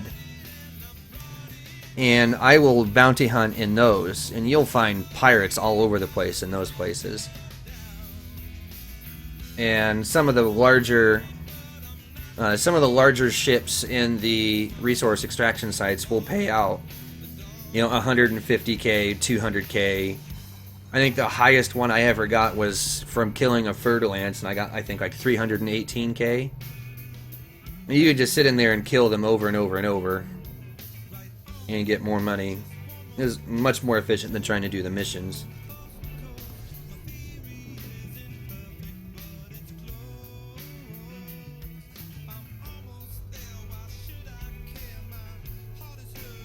But yeah, Tom is right, though. Pretty much everything in Elite earns you money in some way.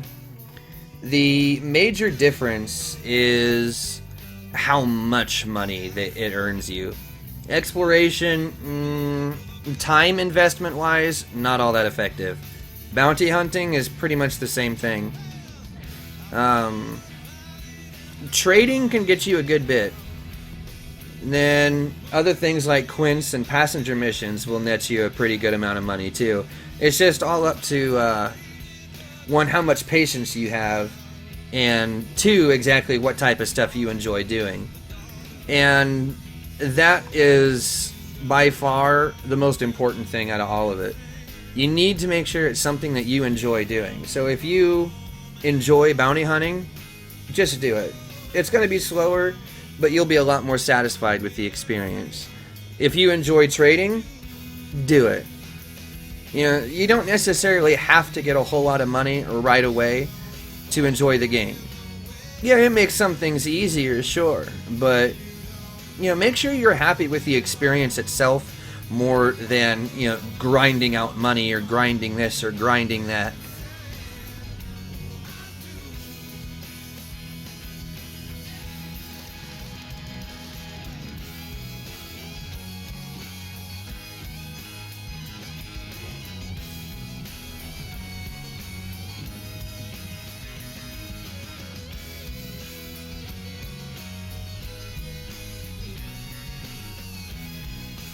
Oh, nice, Tiamat. I wonder how much I'm going to make with Exflow data when I get back to the bubble after this trip. I'm really curious about that.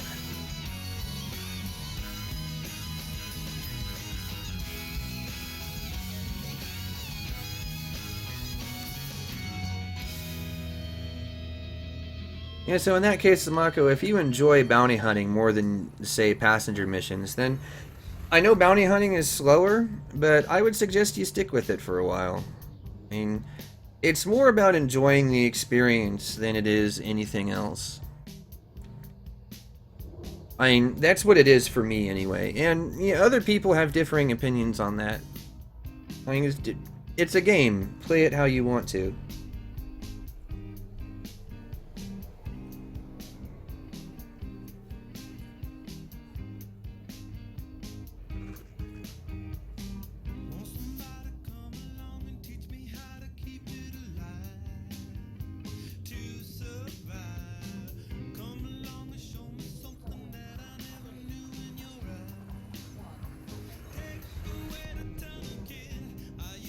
Yeah, see, and that comes down to personal taste. You may not like the Vulture a whole lot, so you might want to try some of the other ships. A cheaper ship than the Vulture that I find a lot of people enjoy is the Diamondback Scout. Let's see. I'm trying to think of other combat ships that would be in that range that aren't rank locked. The Imperial Courier, if you have the rank for it. Yeah, there's a few.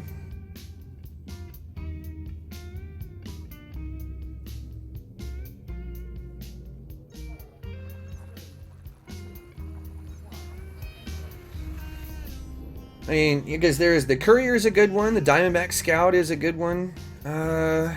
What rank do you need for the Courier? I think it's Master?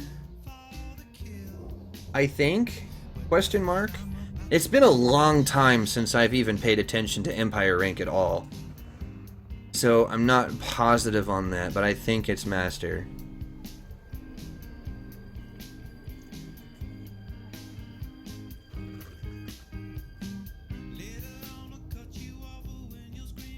You should be able to look.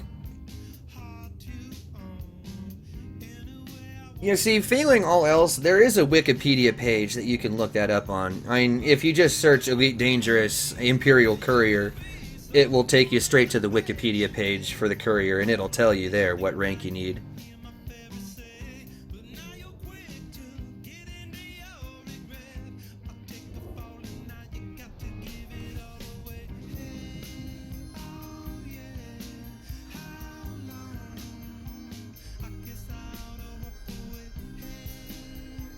Yeah, personally, the Courier is one of my favorite small ships.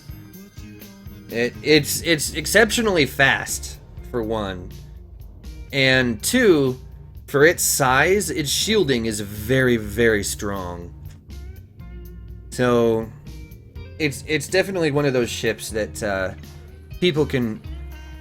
You can get used to combat in that ship and it not do you wrong.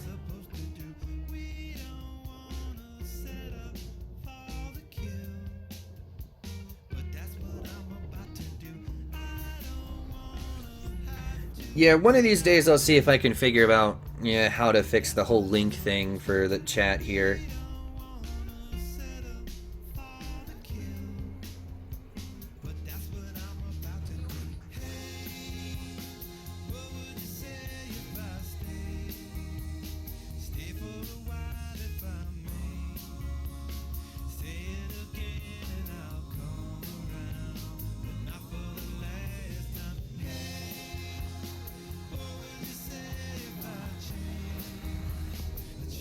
Hey, look at that. I actually remembered what the rank was. It's been ages since I've looked.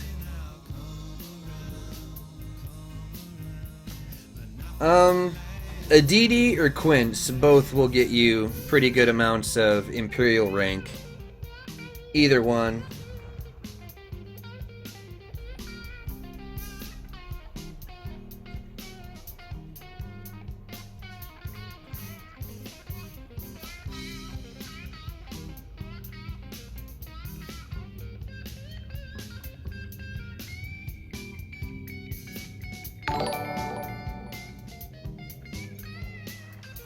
Hey, thanks for the sub there, Samako.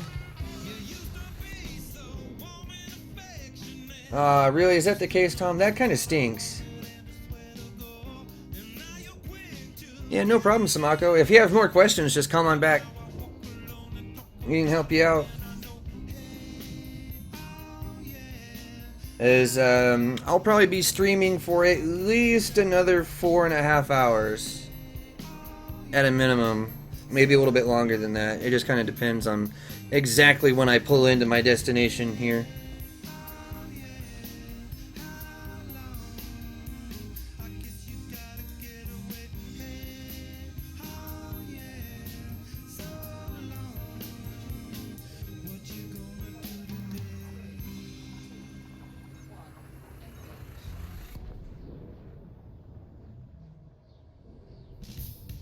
Yeah, I'll be around for a while tonight, Samako.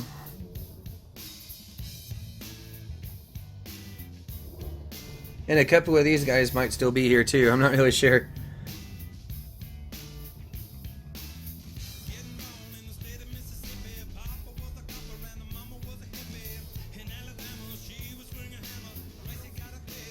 And that's another 1,000 light years down. Van Halen's jump. Yeah, it seems appropriate, doesn't it?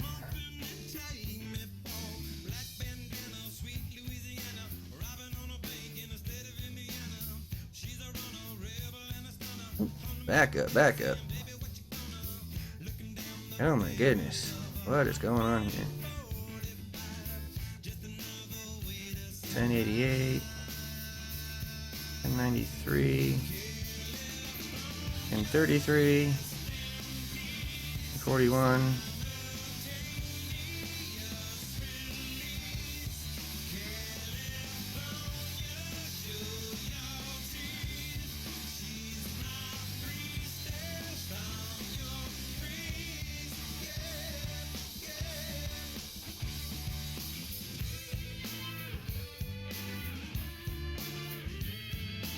$9.95. We'll go with that. There we go. Perfect.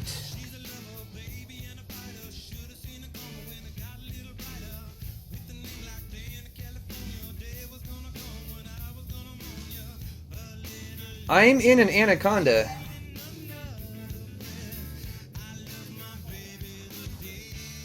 And the paint job is one of the newer Pulse style paint jobs that just came out. When was that? Like a couple weeks ago, maybe? It's pretty recent.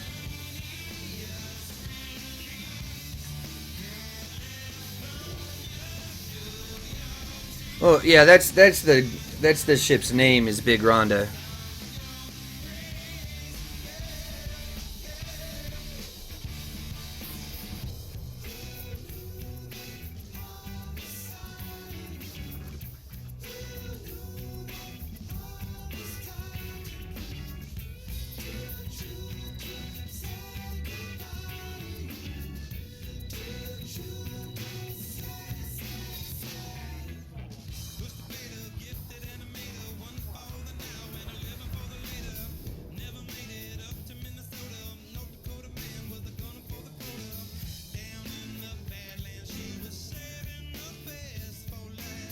Park a ship in a ship? No. Some of the bigger ships and a couple of the medium-sized ships can equip fighter bays. That's about as close as you're gonna get. And no, Samako, you can't give rides to other people like that. I wish it was possible, because that'd be kind of cool, but it's sadly outside the realm of possibility right now. Hey, no problem, Nox. And George, no, actually, I haven't booped a single star this entire time. Of course, now that I say that, watch me screw it up.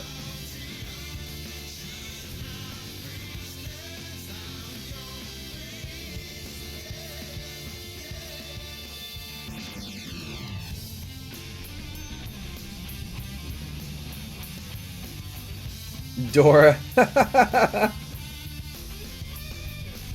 Yeah, I've said this is fine a couple of times.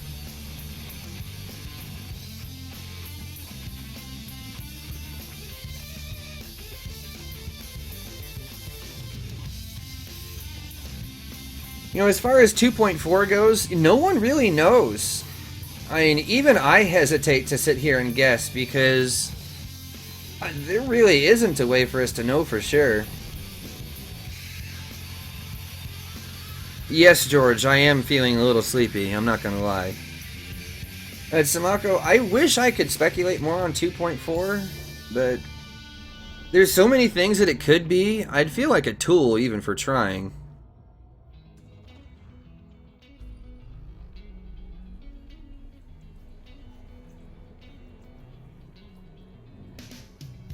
Every time someone says this is fine, a Salome dies. Well, feels bad, man. But there's only one Salome, so...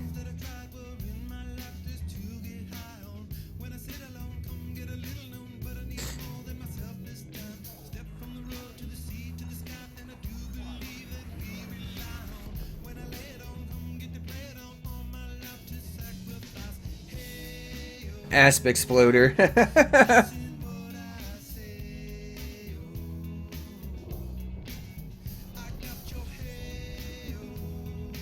Yeah, I had that same thought, but I'm not entirely sure that that's going to, you know, help our case any, Akatao. I mean, we could certainly try, but...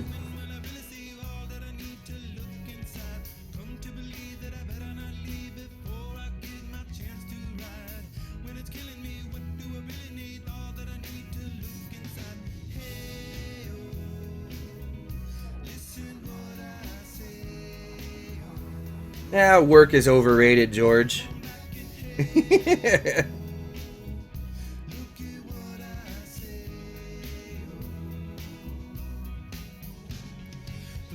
Yes, I am still streaming. I am going to be streaming until I get to Beagle Point.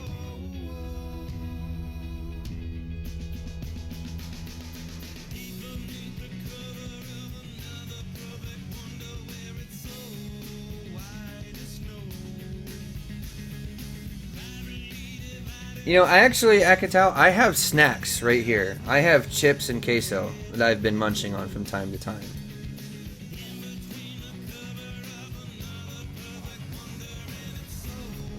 Eggs. No more eggs. I think we beat the eggs to death earlier. We scrambled the heck out of those things. Nice, Tom. Yeah, I don't have the those new ship kits for the Cobra or Asp yet. I've been contemplating it, but I don't really fly them enough to justify getting them.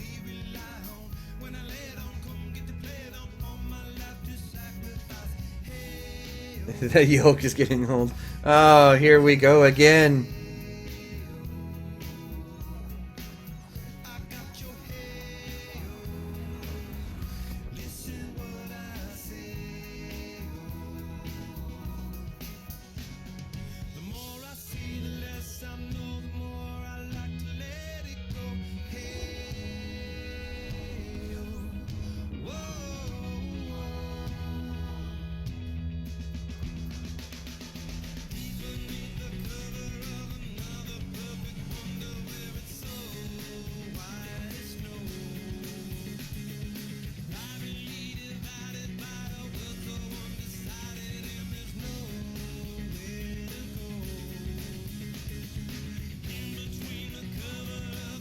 Well, Nox, see, I play on PC, so I don't know what you mean by frontier points. I'm guessing that's something to do with Xbox.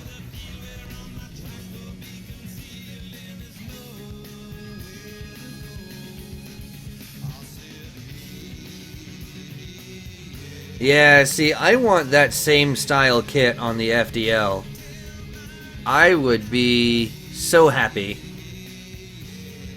I would put that on my FDL right away.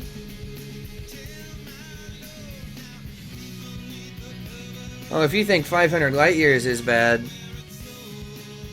I'm not going to tell you how far I've traveled in the last 12 hours.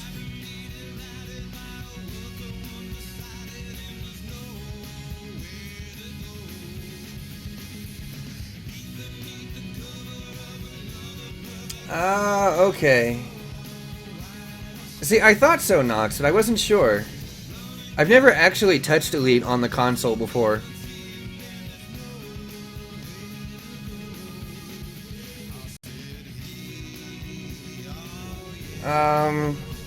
Let's see. We're at 11 and a half hours, so...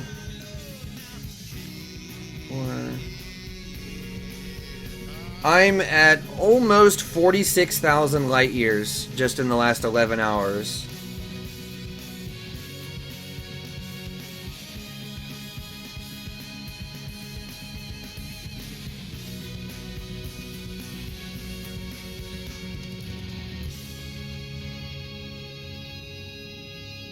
Yeah, it'll be coming up on 46,000 light years in 11 and a half hours. Here in just a few minutes.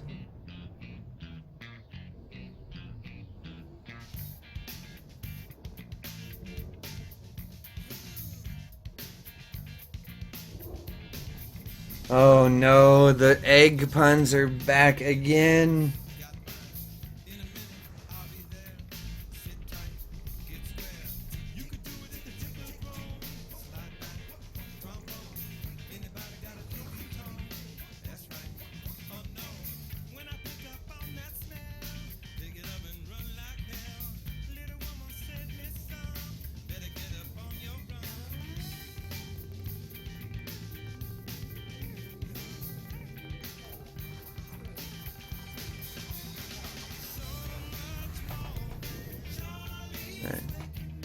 You're making some really good time, though.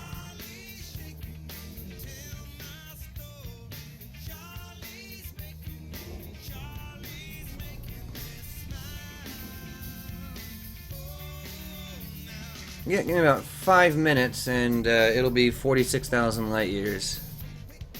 Which means I'll have less than 20,000 left until I'm actually at Beagle Point.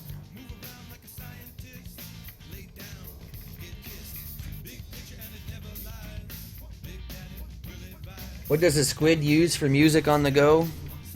I don't know. What does a squid use for music on the go?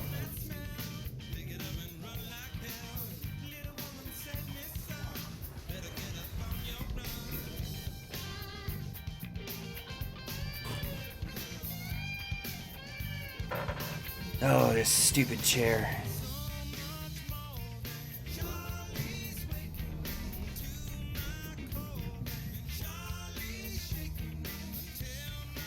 A cephalopod. Oh. Why? Why? So much why?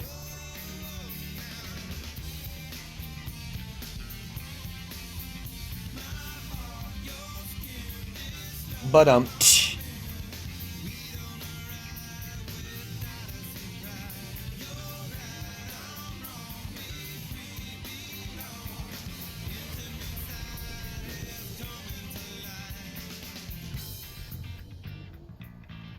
Yep, seeing Ethereal and I had the same thought there. Yeah, and Griggs too.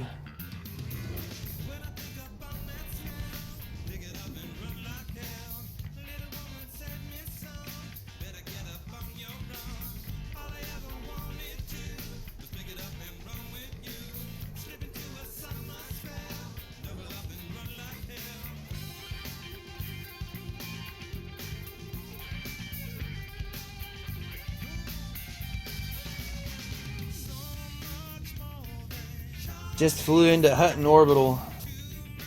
Well, you know, you could have just put the controller down and walked away from it for an hour and a half and you'd be there. I mean, that's Hutton Orbital in a nutshell.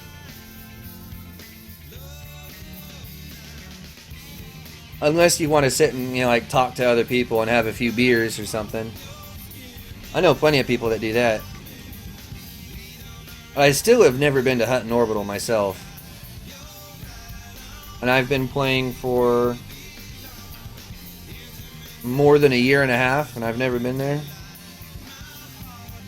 It's one of those things that I'm going to have to do before long.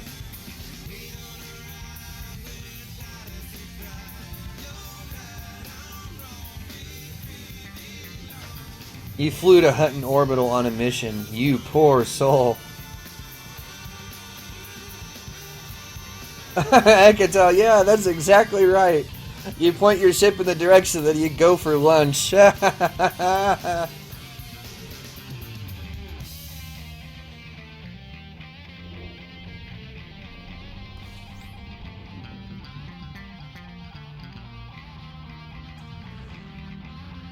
Yeah, Riggs, you found out the hard way just how far away that station is. Oh, that's funny.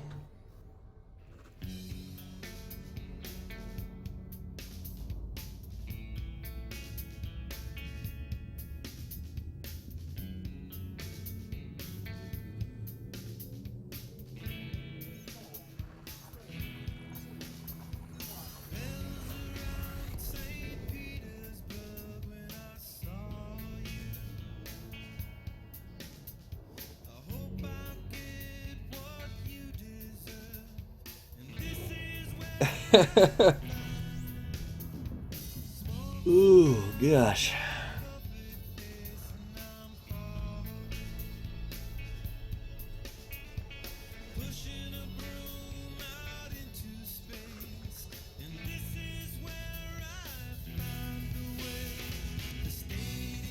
You shudder when you read "For the Mug." Don't tell the truckers that. You'll never live it down.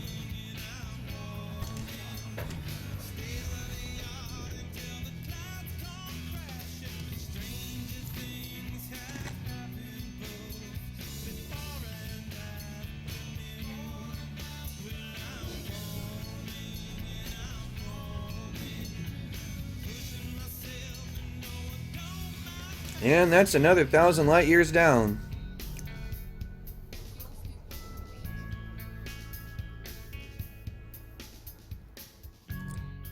You're just moving right along. I approve.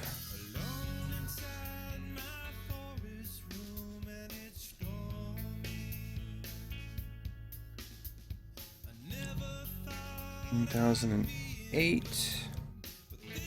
Something a little closer. How about that one? 983. Close enough.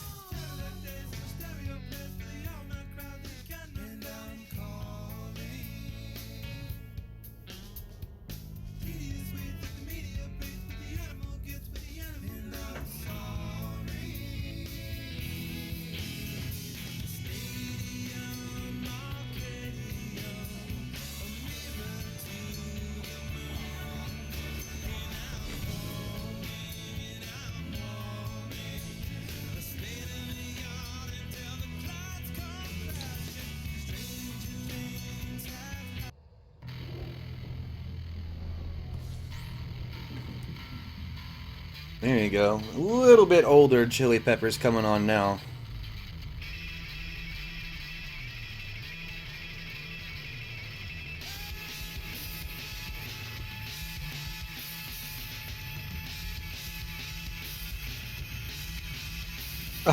Not.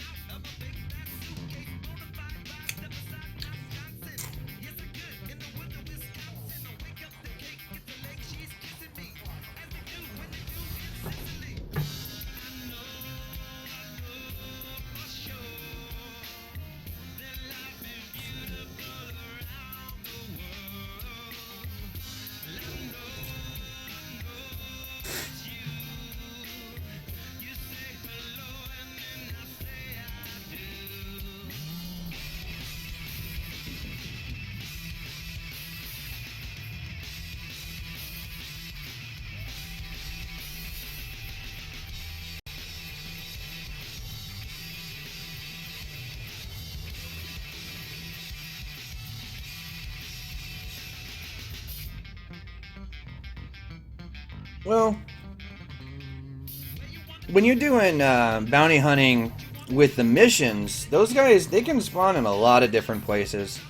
Sometimes I've even had my mission target interdict me, which was strange, but hilarious at the same time. It made my life easy.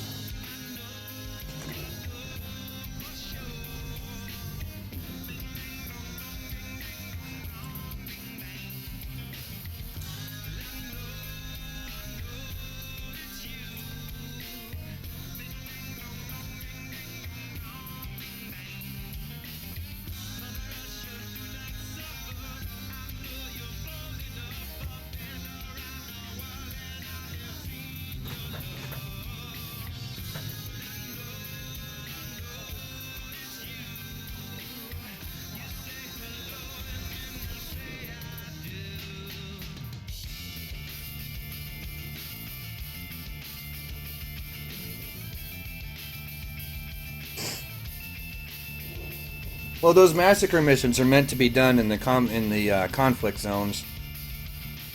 108 ships in a conflict zone doesn't actually take that long. About, depending on just how things are going for you, can take about 2 to 2.5 hours. Sometimes a little longer if your luck is not so good.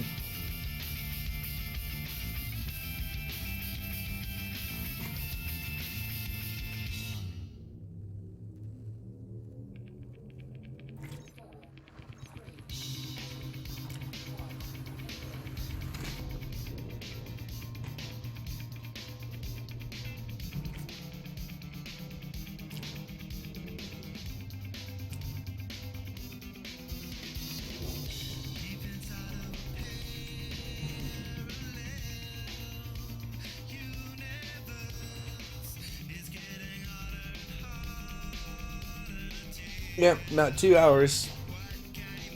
I mean, that's assuming that that luck is on your side a little bit, though. Like, the NPCs that are on your side have to actually be on point.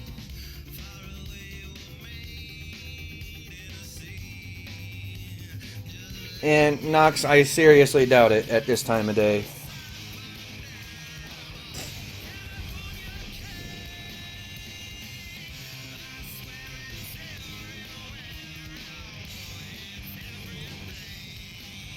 Yeah, I hear you on that one, Tom.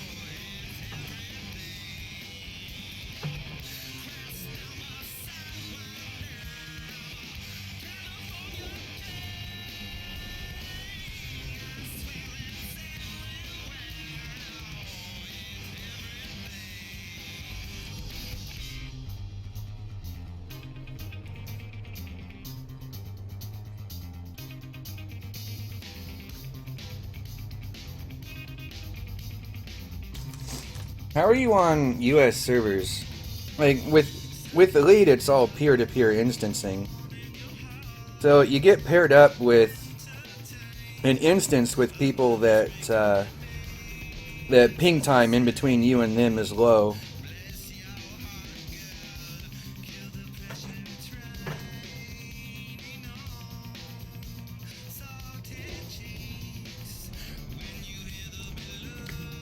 You know, Technetium's not as bad as some of the others.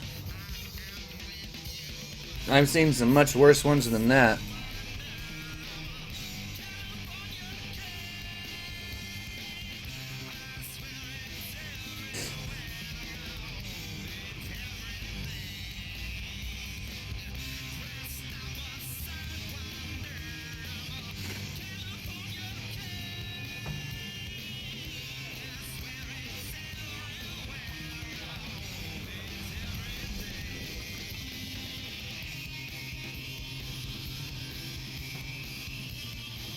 Yeah, that'd be about right, Nox. I mean, if you're in open play and you don't see other players ever, and you're in a high traffic area, it's probably because the ping time between you and the other people is too high. And in that case, it won't instance you with them. And it's especially bad for Australian players.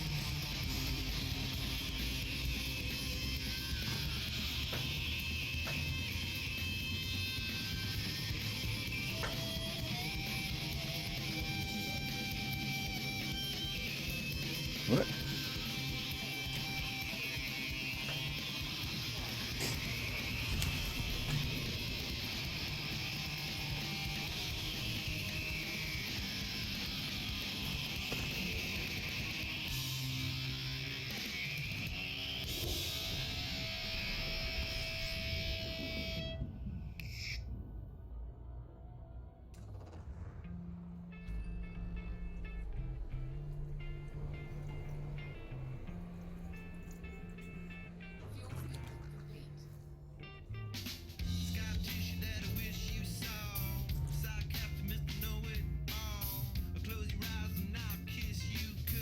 Yeah, no problem, Nox.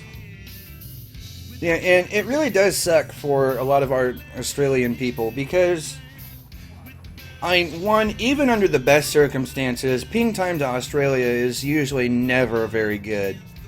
Though it gets really difficult to instance with, you know, our friends down under.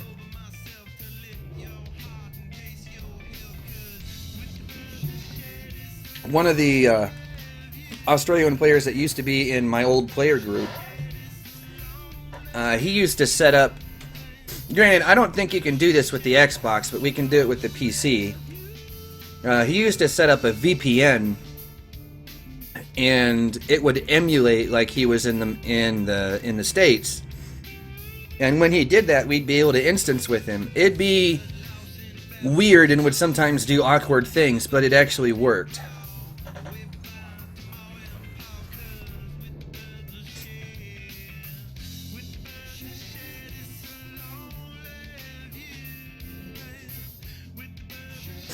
There's strangled bandwidth and really bad ping times.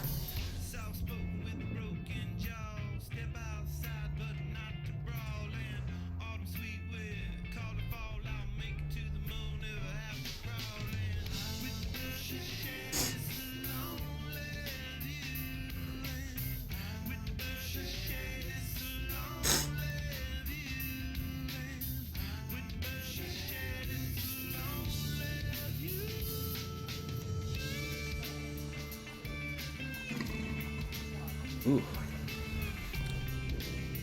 Yeah, I feel better.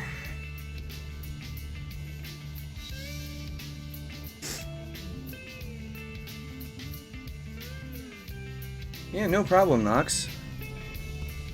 As I said, I don't know if the VPN thing works with Xboxes. I mean, if there's a way to do it, I've never heard of it, but if you can figure it out, go for it. I know it works with PCs.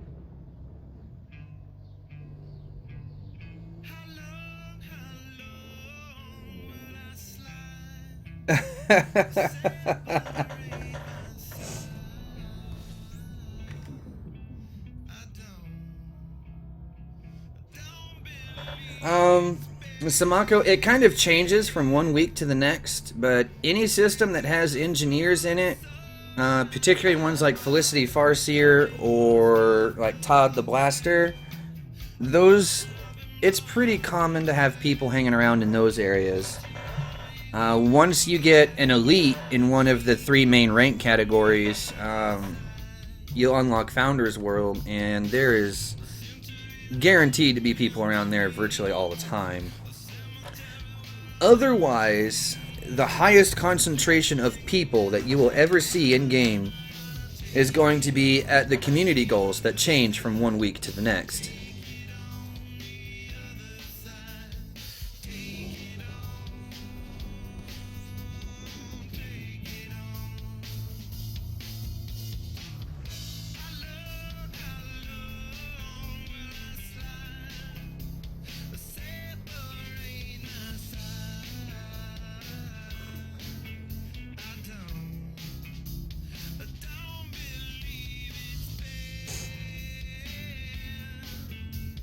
Well, that system too, DFG. Like, there's a few.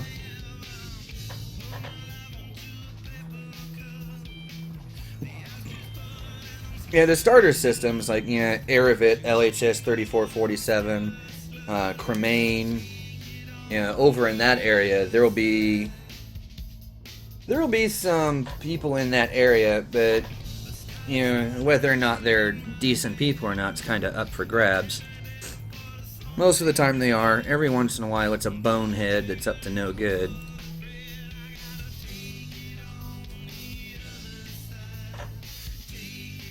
Alright. Well. I think, yeah, I'm still up above the plane a little bit.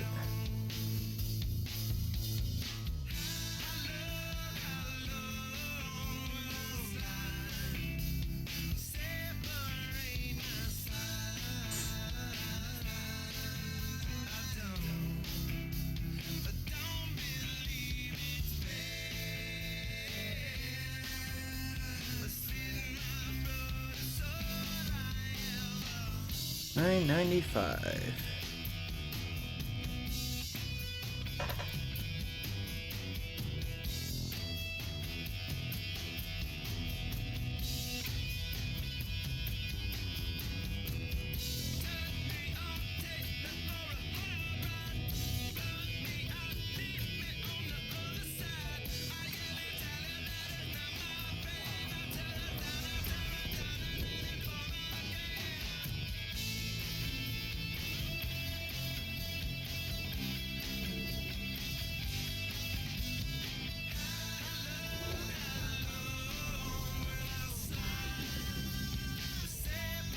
Hey, no problem, Nox. Take it easy, man. Have fun. Fly safe or dangerous, whichever suits your fancy.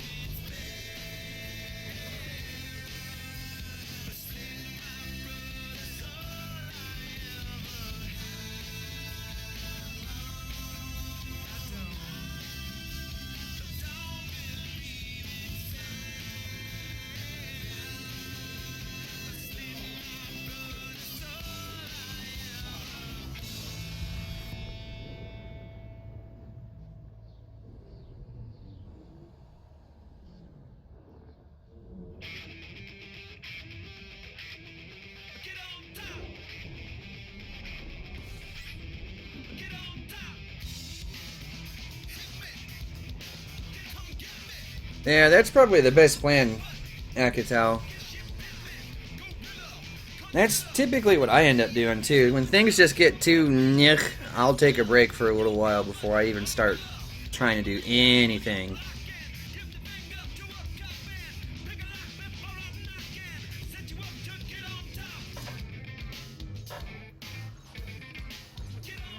Well, that would be the dream, Riggs.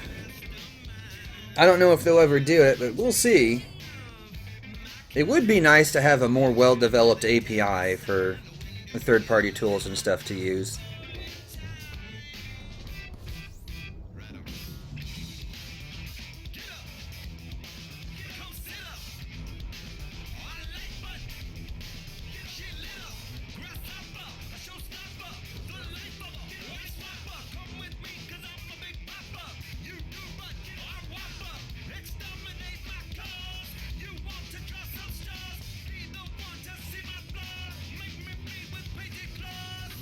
Yes, Mako, the little purple icon, that's typically with the engineers.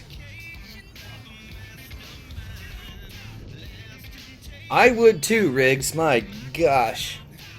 Netcode in Elite could use a massive overhaul. That's could a lot of things, really, but netcode would be a good place to start.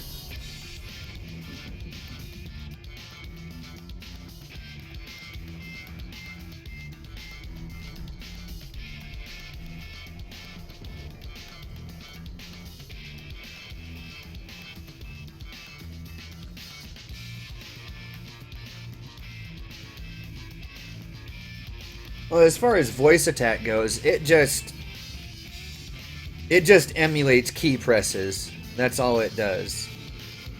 And Elite can't tell the difference between, you physically pressing a button and, say, software emulating the pressing of said button.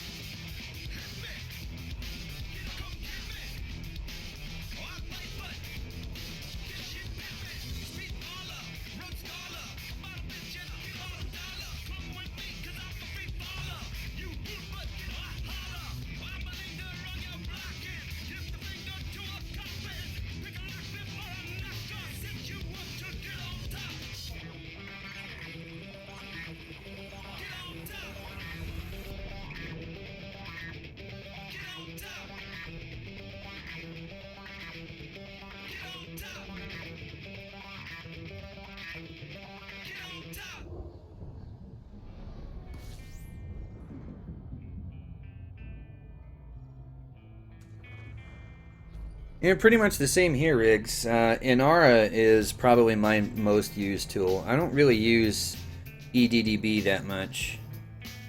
Even then, I don't really hit up Inara that often either.